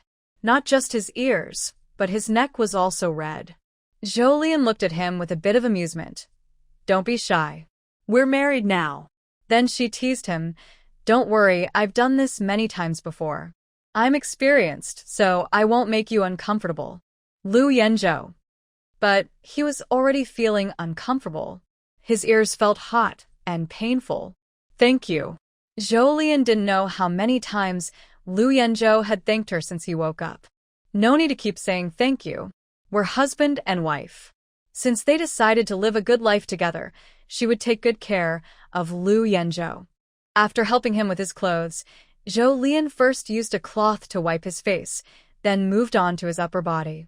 Next was his lower body, but before she could start, Lu Yanzhou, a grown man, was already blushing like a cooked duck. "Don't let me finish drying myself first, okay?" Showing his upper body was already his limit. At this moment, Lu Yanzhou wished he could recover quickly. Once he was better, he wouldn't feel so shy anymore. When he was better, he could also be nice to her. "All right." Seeing Lu Yanzhou shy, Zhou didn't insist on helping him.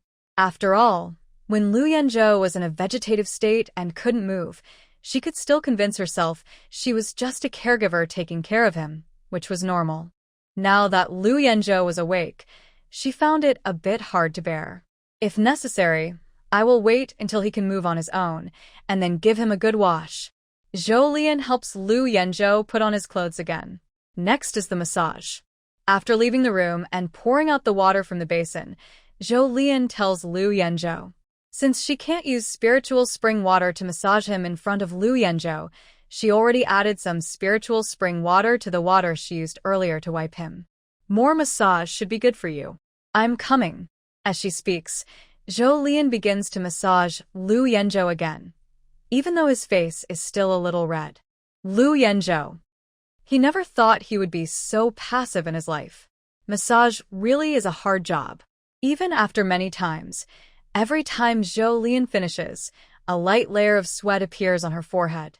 Lu Yanzhou watches her and moves his lips. He originally wanted to say thank you, but since Zhou told him not to keep saying thank you, the words he wanted to say changed to, "Thank you for your hard work." "It's okay.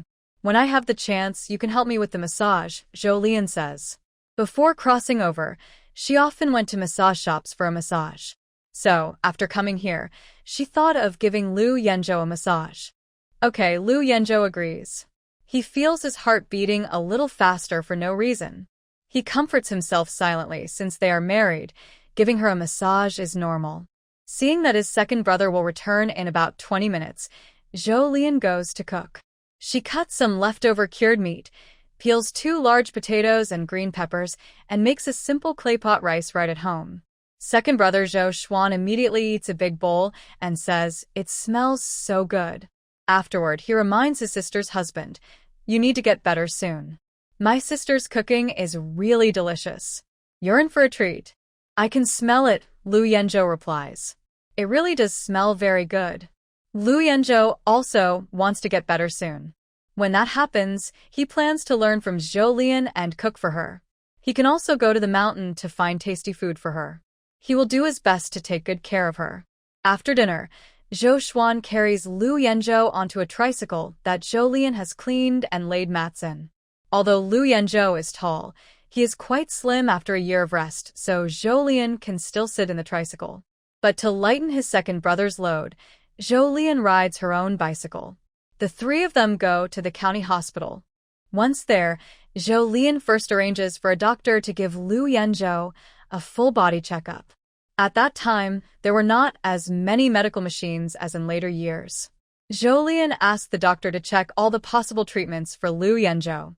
The final test results showed that his IQ, memory, and brain responses were normal. Except for his right calf. All his limbs could move, and he had sensation. The doctor, who performed the check, went to find another doctor.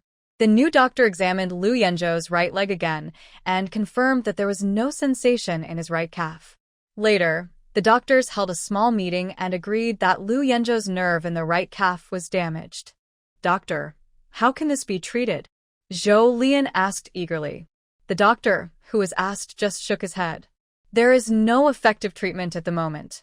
Hearing this, Zhou Lian frowned slightly. "Can he still stand up?" Second brother Zhou asked. "The reason he can walk is mainly because of his muscles and nerves. The brain sends signals through the nerves to different parts of the body. If the nerves are damaged, that part won't receive signals from the brain. So, if the nerves don't recover, it will be very hard for him to stand up." After hearing this, second brother Zhou looked at Lu Yanzhou instinctively. He thought about how hard it was for him to wake up from a coma about that leg. Sigh. Zhou Xuan sighed silently. His brother-in-law really has bad luck. This was a word Zhou Xuan had only learned recently. The doctors also looked a bit regretful. It was a miracle that a person in a coma for a year could wake up.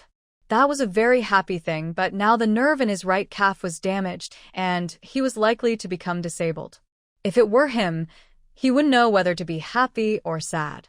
"Just leave it like this for now and go back to rehab," the doctor said to Zhou Lian. "Nerves are complicated. Maybe they will heal on their own later." "Rico, very possible?"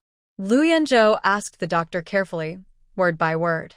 "I don't really know," the doctor replied, awkwardly. "I only know that he should go back and do proper rehabilitation." After saying this, the doctor also reminded them of some precautions. "Thank you, doctor," Lu Yanzhou said after the doctor finished. Then he looked at Zhou Lian and said, "Let's go back." He seemed calmer than Zhou Lian and Zhou Xuan, even though he was the one involved. Lu Yanzhou had noticed his right calf shortly after waking up. When the doctor said the nerve was damaged and he couldn't stand, it seemed to be within his expectations. Since they have memories, it seems he has never been truly lucky except when married to Zhou Lian. Thinking about how he wanted to get better quickly and be good to Zhou Lian before, Lu Yanzhou suddenly found himself a bit silly. He knew his right leg had no feeling but still hoped the doctor could cure him and that he could recover. If his right leg could never stand again, could he still bring happiness to Zhou Lian? Would he become a burden to her? Second brother Zhou Xuan silently carried Lu Yanzhou out. Zhou Lian asked her second brother to carry Lu Yanzhou to the car first while she went to pay the bill. The total was 67 yuan. When they left the hospital, Zhou Lian saw two people looking unhappy. She stepped forward and said to Lu Yanzhou, "Let's go to a hospital in the provincial city. In general, big cities have better medical conditions." "Yes, yes, yes." Second brother Zhou Xuan responded quietly. "Maybe the doctors here aren't very skilled. We should go to the provincial city and see what the doctors say. If Western medicine doesn't work, there's always traditional Chinese medicine." Lu Yanzhou looked at the two people eagerly watching him and suddenly remembered a winter many years ago. That year, it snowed heavily. He was still young, and Zhao Cuihua wouldn't let him inside. He almost froze outside the yard, and Zhou's mother gave him a cotton coat. The Zhou family, really are very kind. Let's wait until I get better before going to the provincial city. Right now, going there was clearly very inconvenient. First, getting there by car was a problem. They couldn't ride bicycles to the provincial city. But here, they only had buses, and they weren't very convenient. Lu Yanzhou didn't want to give up. He planned to wait until his condition improved and then seek medical help. Maybe as his body recovers, his nerves might recover too. And since most of my body hasn't recovered yet, the doctors probably won't be able to check accurately. After all, I can't move my limbs very well right now. Zhou Lian originally wanted to persuade Lu Yanzhou further because she believed that it's best to see a doctor quickly when you're sick. But considering the medical conditions of this era, nerves are complex. Not only now, but even in later times, they weren't fully understood. And she didn't know if the spiritual spring could help damaged nerves recover. In novels, this kind of thing is supposed to cure all diseases, right? So, let's go back and rest for now. When I get better, we'll go to the provincial city. When she said this, Zhou Lian thought about saving more money. As my older brother said, if Western medicine doesn't work, try Chinese medicine. Anyway, if it can be treated, it must be treated. Okay. Lu Yanzhou looked at Zhou Lian and said.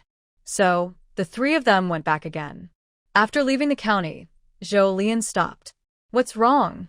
Brother Zhou noticed and asked. Although Lu Yanzhou didn't speak, his eyes kept fixed on Zhou Lian. Go ahead without me. I remembered I forgot to buy something. Once I buy it, I'll catch up with you. Should we wait here for you? Brother Zhou asked. No need, Zhou Lian refused. You guys go back first. Brother, remember to take good care of him. Don't worry, Zhou Xuan assured.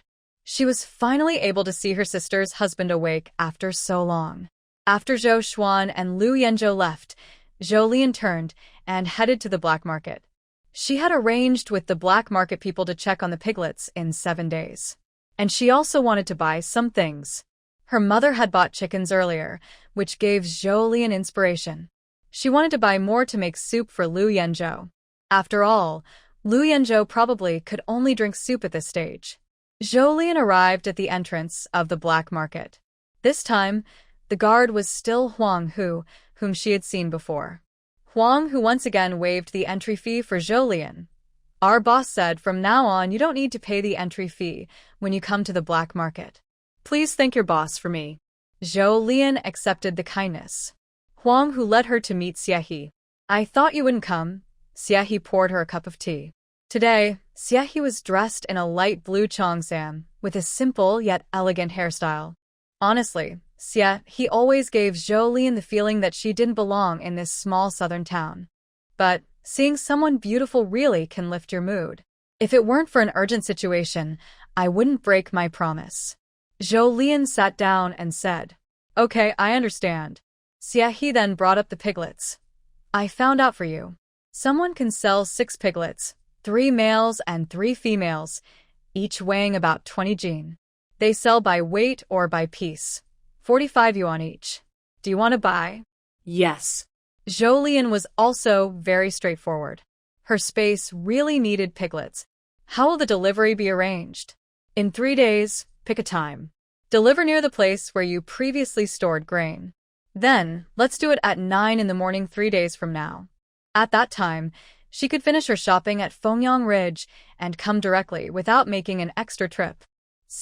He originally thought Zhou Lian would choose to deliver at night. After all, piglets are not food items and they make noise, which can attract attention. Delivering at night seems safer. However, since the other side has already chosen a time, it shows they are not fools, so she didn't say much. Okay. After agreeing, Xiehe continued, You can also come to the black market first. Our people will take you there. You can exchange money and goods at the same time. Good. Thank you. He was very grateful to the person who found her the piglets she wanted. She hopes to work with them more in the future. This way, it will be easier for her, and she can earn more money. I have one more thing to ask of you, Zhou Lian said. Xiehe. This person is really quite rude. But considering they gave her a new idea to make money in the black market and will continue to supply her with high-quality grain, she will help when she can. Yes. Before the other person sold her grain, Xia, he hadn't thought about selling things herself. After all, just a small entrance fee of a dime at the black market could earn quite a bit in a day.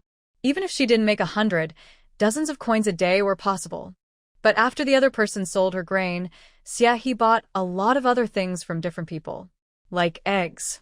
Nowadays, many rural folks save eggs to sell. But each household only has a little, 1 or 2 jin, sold at the black market for about 80 cents a jin, and the entrance fee is a dime, so most people don't want to spend that money. As a result, eggs on the black market are always in short supply. But their own people in the black market buy and sell differently. First, they don't have to pay the entrance fee. Second, they can buy at slightly lower prices.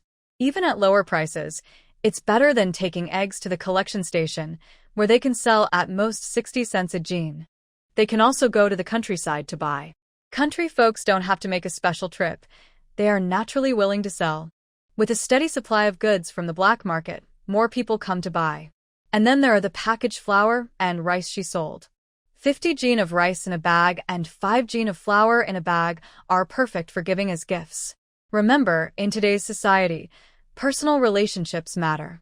Plus, because the rice is of good quality, she can sell a 50 jin bag for 10 yuan and people will buy it. The same goes for flour, 5 jin in a bag, sold for 3 yuan and people will buy. She made quite a lot of money. After thinking about this, Xia He's smile deepened. She asked Zhou Lian, "What do you want me to do?" "Help me keep an eye out for any calves or lambs for sale," Zhou Lian replied. He added, "If possible, also keep an eye out for good clay pots. Of course, if you're willing, I wouldn't mind if you also check on the stove for me." Xia He was stunned. "You call that one thing?" Zhou Lian smiled sincerely. "Please." She could find the clay pots herself, but Zhou Lian was worried it might take too much time, as he currently had someone to take care of. If the other person could handle these tasks for him, he would be grateful. Seeing that she was someone who loved beauty, Zhou Lian considered giving her a refreshing toner made from spiritual spring water. Of course, it would only be diluted. After all, she, the owner of the spiritual spring, hadn't yet experienced using pure spiritual spring water as toner. Xia He hesitated. She confirmed that this girl had a thick skin. Even after she pointed it out, she remained unbothered, not blushing or flustered. That was rare. "Let's get to know each other." Xia He extended her hand to Zhou Lian. "My name is Xia He." "I'm Zhou Lian," he replied, shaking her hand. "You're a wonderful person. I'll help you with today's tasks and from now on we'll be friends," Zhou Lian said sincerely after sharing his name. She tilted her head and smiled at Xia He. "Of course." So, Zhou Lian made a friend in the black market. After parting from Xia He, Zhou Lian went back to the black market trading area. It was obvious that there were more chickens, eggs, and grains now. She bought 2 chickens and also bought some less popular large bones and ribs at the pork stall. The 2 chickens weighed a total of 13 jin, about 6.5 kilograms, costing 16.7 yuan in total. The large bones weighed 3 jin and cost 6 yuan. The ribs weighed 7 jin and cost 4.9 yuan. Zhou Lian wished she could have these in her game space right now, and she wanted to earn money from them in the future. After buying everything, she didn't delay and quickly rode her bicycle back home. As she neared the village, she finally saw Lu Yanzhou and Zhou Xuan. Since the chickens weren't slaughtered yet, she could wait a bit. She planned to eat the large bones soon. For the ribs, she kept 5 jin in her space so they wouldn't be exposed outside, leaving only 2 jin outside. Even so, when Zhou Xuan saw it, he couldn't help but exclaim, "Little sister, you have a big talent. Money should be spent wisely, and the family's nutrition needs to keep up." Zhou Lian replied, "Zhou Xuan. So, this is what it means to spend money wisely." He always thought that spending money wisely meant that if you didn't spend it, you would die. Zhou Lian didn't know what her second brother was thinking inside. She looked at Lu Yanzhou in the tricycle box and asked, "Are you feeling uncomfortable?" "No." Lu Yanzhou looked at Zhou Lian, feeling very complicated inside. From Zhou Xuan's reaction, he could tell that Zhou Lian probably didn't buy these things before, or didn't sell them often, or didn't buy so much. suddenly buying so much. It must be for him. After all, the recent change in the family was because he woke up. If he was well, he could go up the mountain to catch wild chickens and rabbits for her to eat. He didn't know if he would have such chances in the future. He really wanted to get better. Thinking of this, Lu Yanzhou's eyelids trembled slightly. He suddenly felt a bit resentful. Resentful that he had never done anything bad, yet his life didn't go as he wished. Could it be that he did too many wrong things in his past life? Zhou noticed that Lu Yanzhou seemed a bit unhappy. After thinking for a moment, she still spoke to comfort him. Don't think too much. The fact that you woke up is already something to be happy about. We'll go back and take good care of our health. Once you're feeling better, we'll treat your leg. Even if the provincial city can't cure it, we'll go to Kyoto. If Western medicine can't help, we'll find traditional Chinese medicine. Just because it can't be cured now doesn't mean it won't be in the future. Medical science will develop. Even if the worst case happens and it can't be cured, there are many things you can do without standing up. Anyway, I will always be with you. Zhou Lian's last words made Lu Yanzhou pause. He decided to change his previous thoughts. He still had things to be happy about. At least his wife was very good. But being so good made him wonder if he was worthy of her. And so what if he wasn't? Lu Yanzhou clearly felt his selfish thoughts at this moment. Even if he wasn't worthy, he didn't want to be separated from her. Since waking up and seeing her, he didn't want to be apart from her anymore. He would try his best.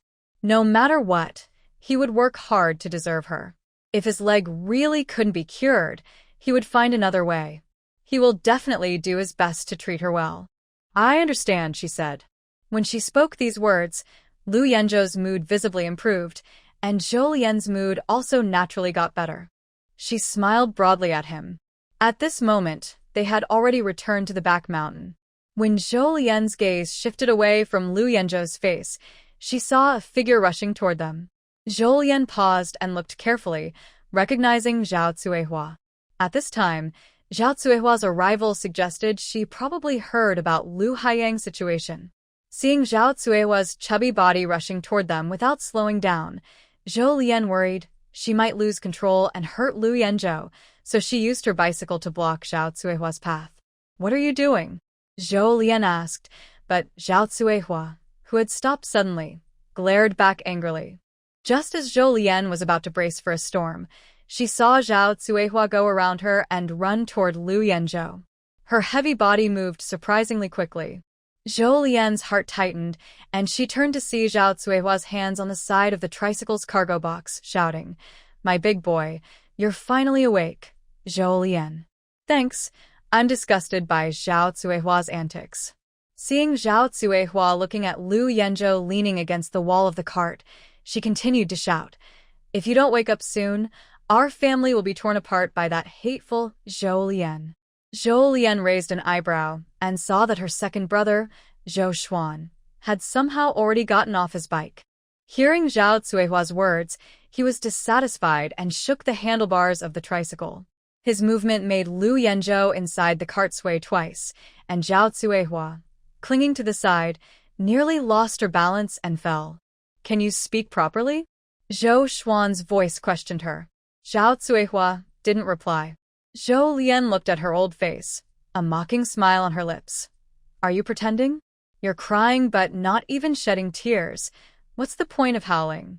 "Shut up." Just thinking about how her second son was sent to jail by this woman made Zhao Cuihua grind her teeth with hatred. But she couldn't do anything about Zhou Lian. While Zhao Cuihua was seething with hatred at Zhou Lian was considering whether to step forward and keep Zhao Cuihua away from Lu Yanzhou.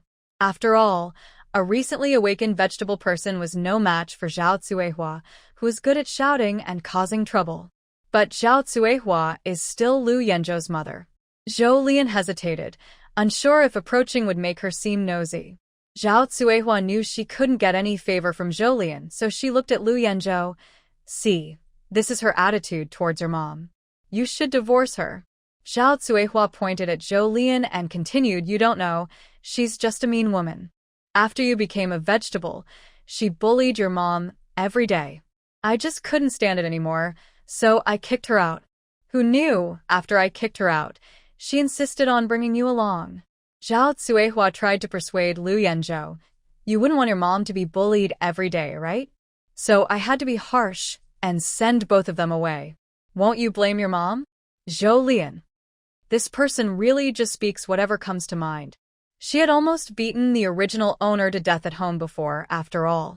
Zhao Cuihua looked at Lu Yanzhou, already somewhat confident. She had been persuading him for years. Even after he joined the army, he still showed respect and sent her money. This time, she only wanted to send away the woman who was bullying his mother. It was not a big problem. Lu Yanzhou would forgive her. Zhao Cuihua's eyes darted quickly. After establishing good relations with Lu Yanzhou, she wasn't worried about her second son not coming out. A year ago, the soldiers came to ask her whether they should take care of Lu Yanzhou or if they should come themselves. She had looked into it. Lu Yanzhou used to be a battalion commander, managing many people, a pretty high-ranking officer. Zhou Lian originally thought Zhao Cuihua came to cause trouble, asking them to let Lu Haiyan go or find ways to get him out. She didn't expect Zhao Cuihua to start by crying about Lu Yanzhou waking up, then immediately begin deception and manipulation. Honestly, Zhou Lian didn't believe Zhao Cuihua was simply happy that Lu Yanzhou woke up and wanted to build a good relationship with him. Even if she had other motives, that wasn't Zhao Cuihua's usual style. So, has Zhao Cuihua changed? What they are facing now is Zhao Cuihua 2.0. I divorced her. From now on, who will take care of me? After Zhao Cuihua said all that, Lu Yanzhou finally spoke. Zhou Xuan. Is this person really speaking? It seems that his lovely sister only cares about him taking care of her, based on what Lu Yanzhou said. Zhou Lian listened to Lu Yanzhou, and his face slightly changed. What kind of bad guy words are those? Among everyone present, only Zhao Cuihua showed a happy expression. Of course it's your mom. After saying that, Zhao Cuihua patted her chest as if she was promising. Her movements were large, and her flesh jiggled with each motion. In this time when supplies were scarce, someone like her was truly rare. Sorry for being a bad mom before, but I will take good care of you from now on. Elder brother Zhou Xuan rolled his eyes after hearing this, thinking, no one would believe such words. But Lu Yanzhou, also a man, showed obvious hesitation on his face, which made Zhou Xuan feel that this person might have a problem with his mind. Zhou Lian looked at Lu Yanzhou's hesitation without speaking. Her instinct told her that Lu Yanzhou was not the type to show his feelings openly on his face. Such abnormal behavior. Zhao Cuihua also noticed Lu Yanzhou's hesitation and felt a bit proud. She quickly added, don't worry, Mom will definitely treat you well. After hearing this, Lu Yanzhou's handsome face showed signs of hesitation, and his expression became even more uncertain. After a while, he said, then I will listen to Mom and get a divorce. Elder brother Zhou Xuan was shocked. He was angry. He had thought that if he went to the provincial city later and Lu Yanzhou's leg could be treated, their family would do everything they could, even sell everything, to cure him for the happiness of his younger sister. But he didn't expect Lu Yanzhou to be like this. So he might as well stay disabled. Zhou Xuan thought this and also cursed Lu Yanzhou to be unlucky for the rest of his life. He remembered how his younger sister had taken care of Lu Yanzhou for a year, only for him to turn his back on her once he woke up. Divorce. Zhou Xuan gritted his teeth and said, immediately divorce. After the divorce, he would find a better girl for his sister. He finally understood that they were not a real family. One was willing to hit, and the other was willing to endure. They were not truly related, just living under the same roof. Zhou Xuan felt disgusted by this family. It was good that his sister divorced, so she wouldn't have to be disgusted anymore. Unlike Zhou Xuan, Zhao Cuihua's face was filled with joy. Her eyes sparkled as she looked at Lu Yanzhou and said, it's so great that you can understand now.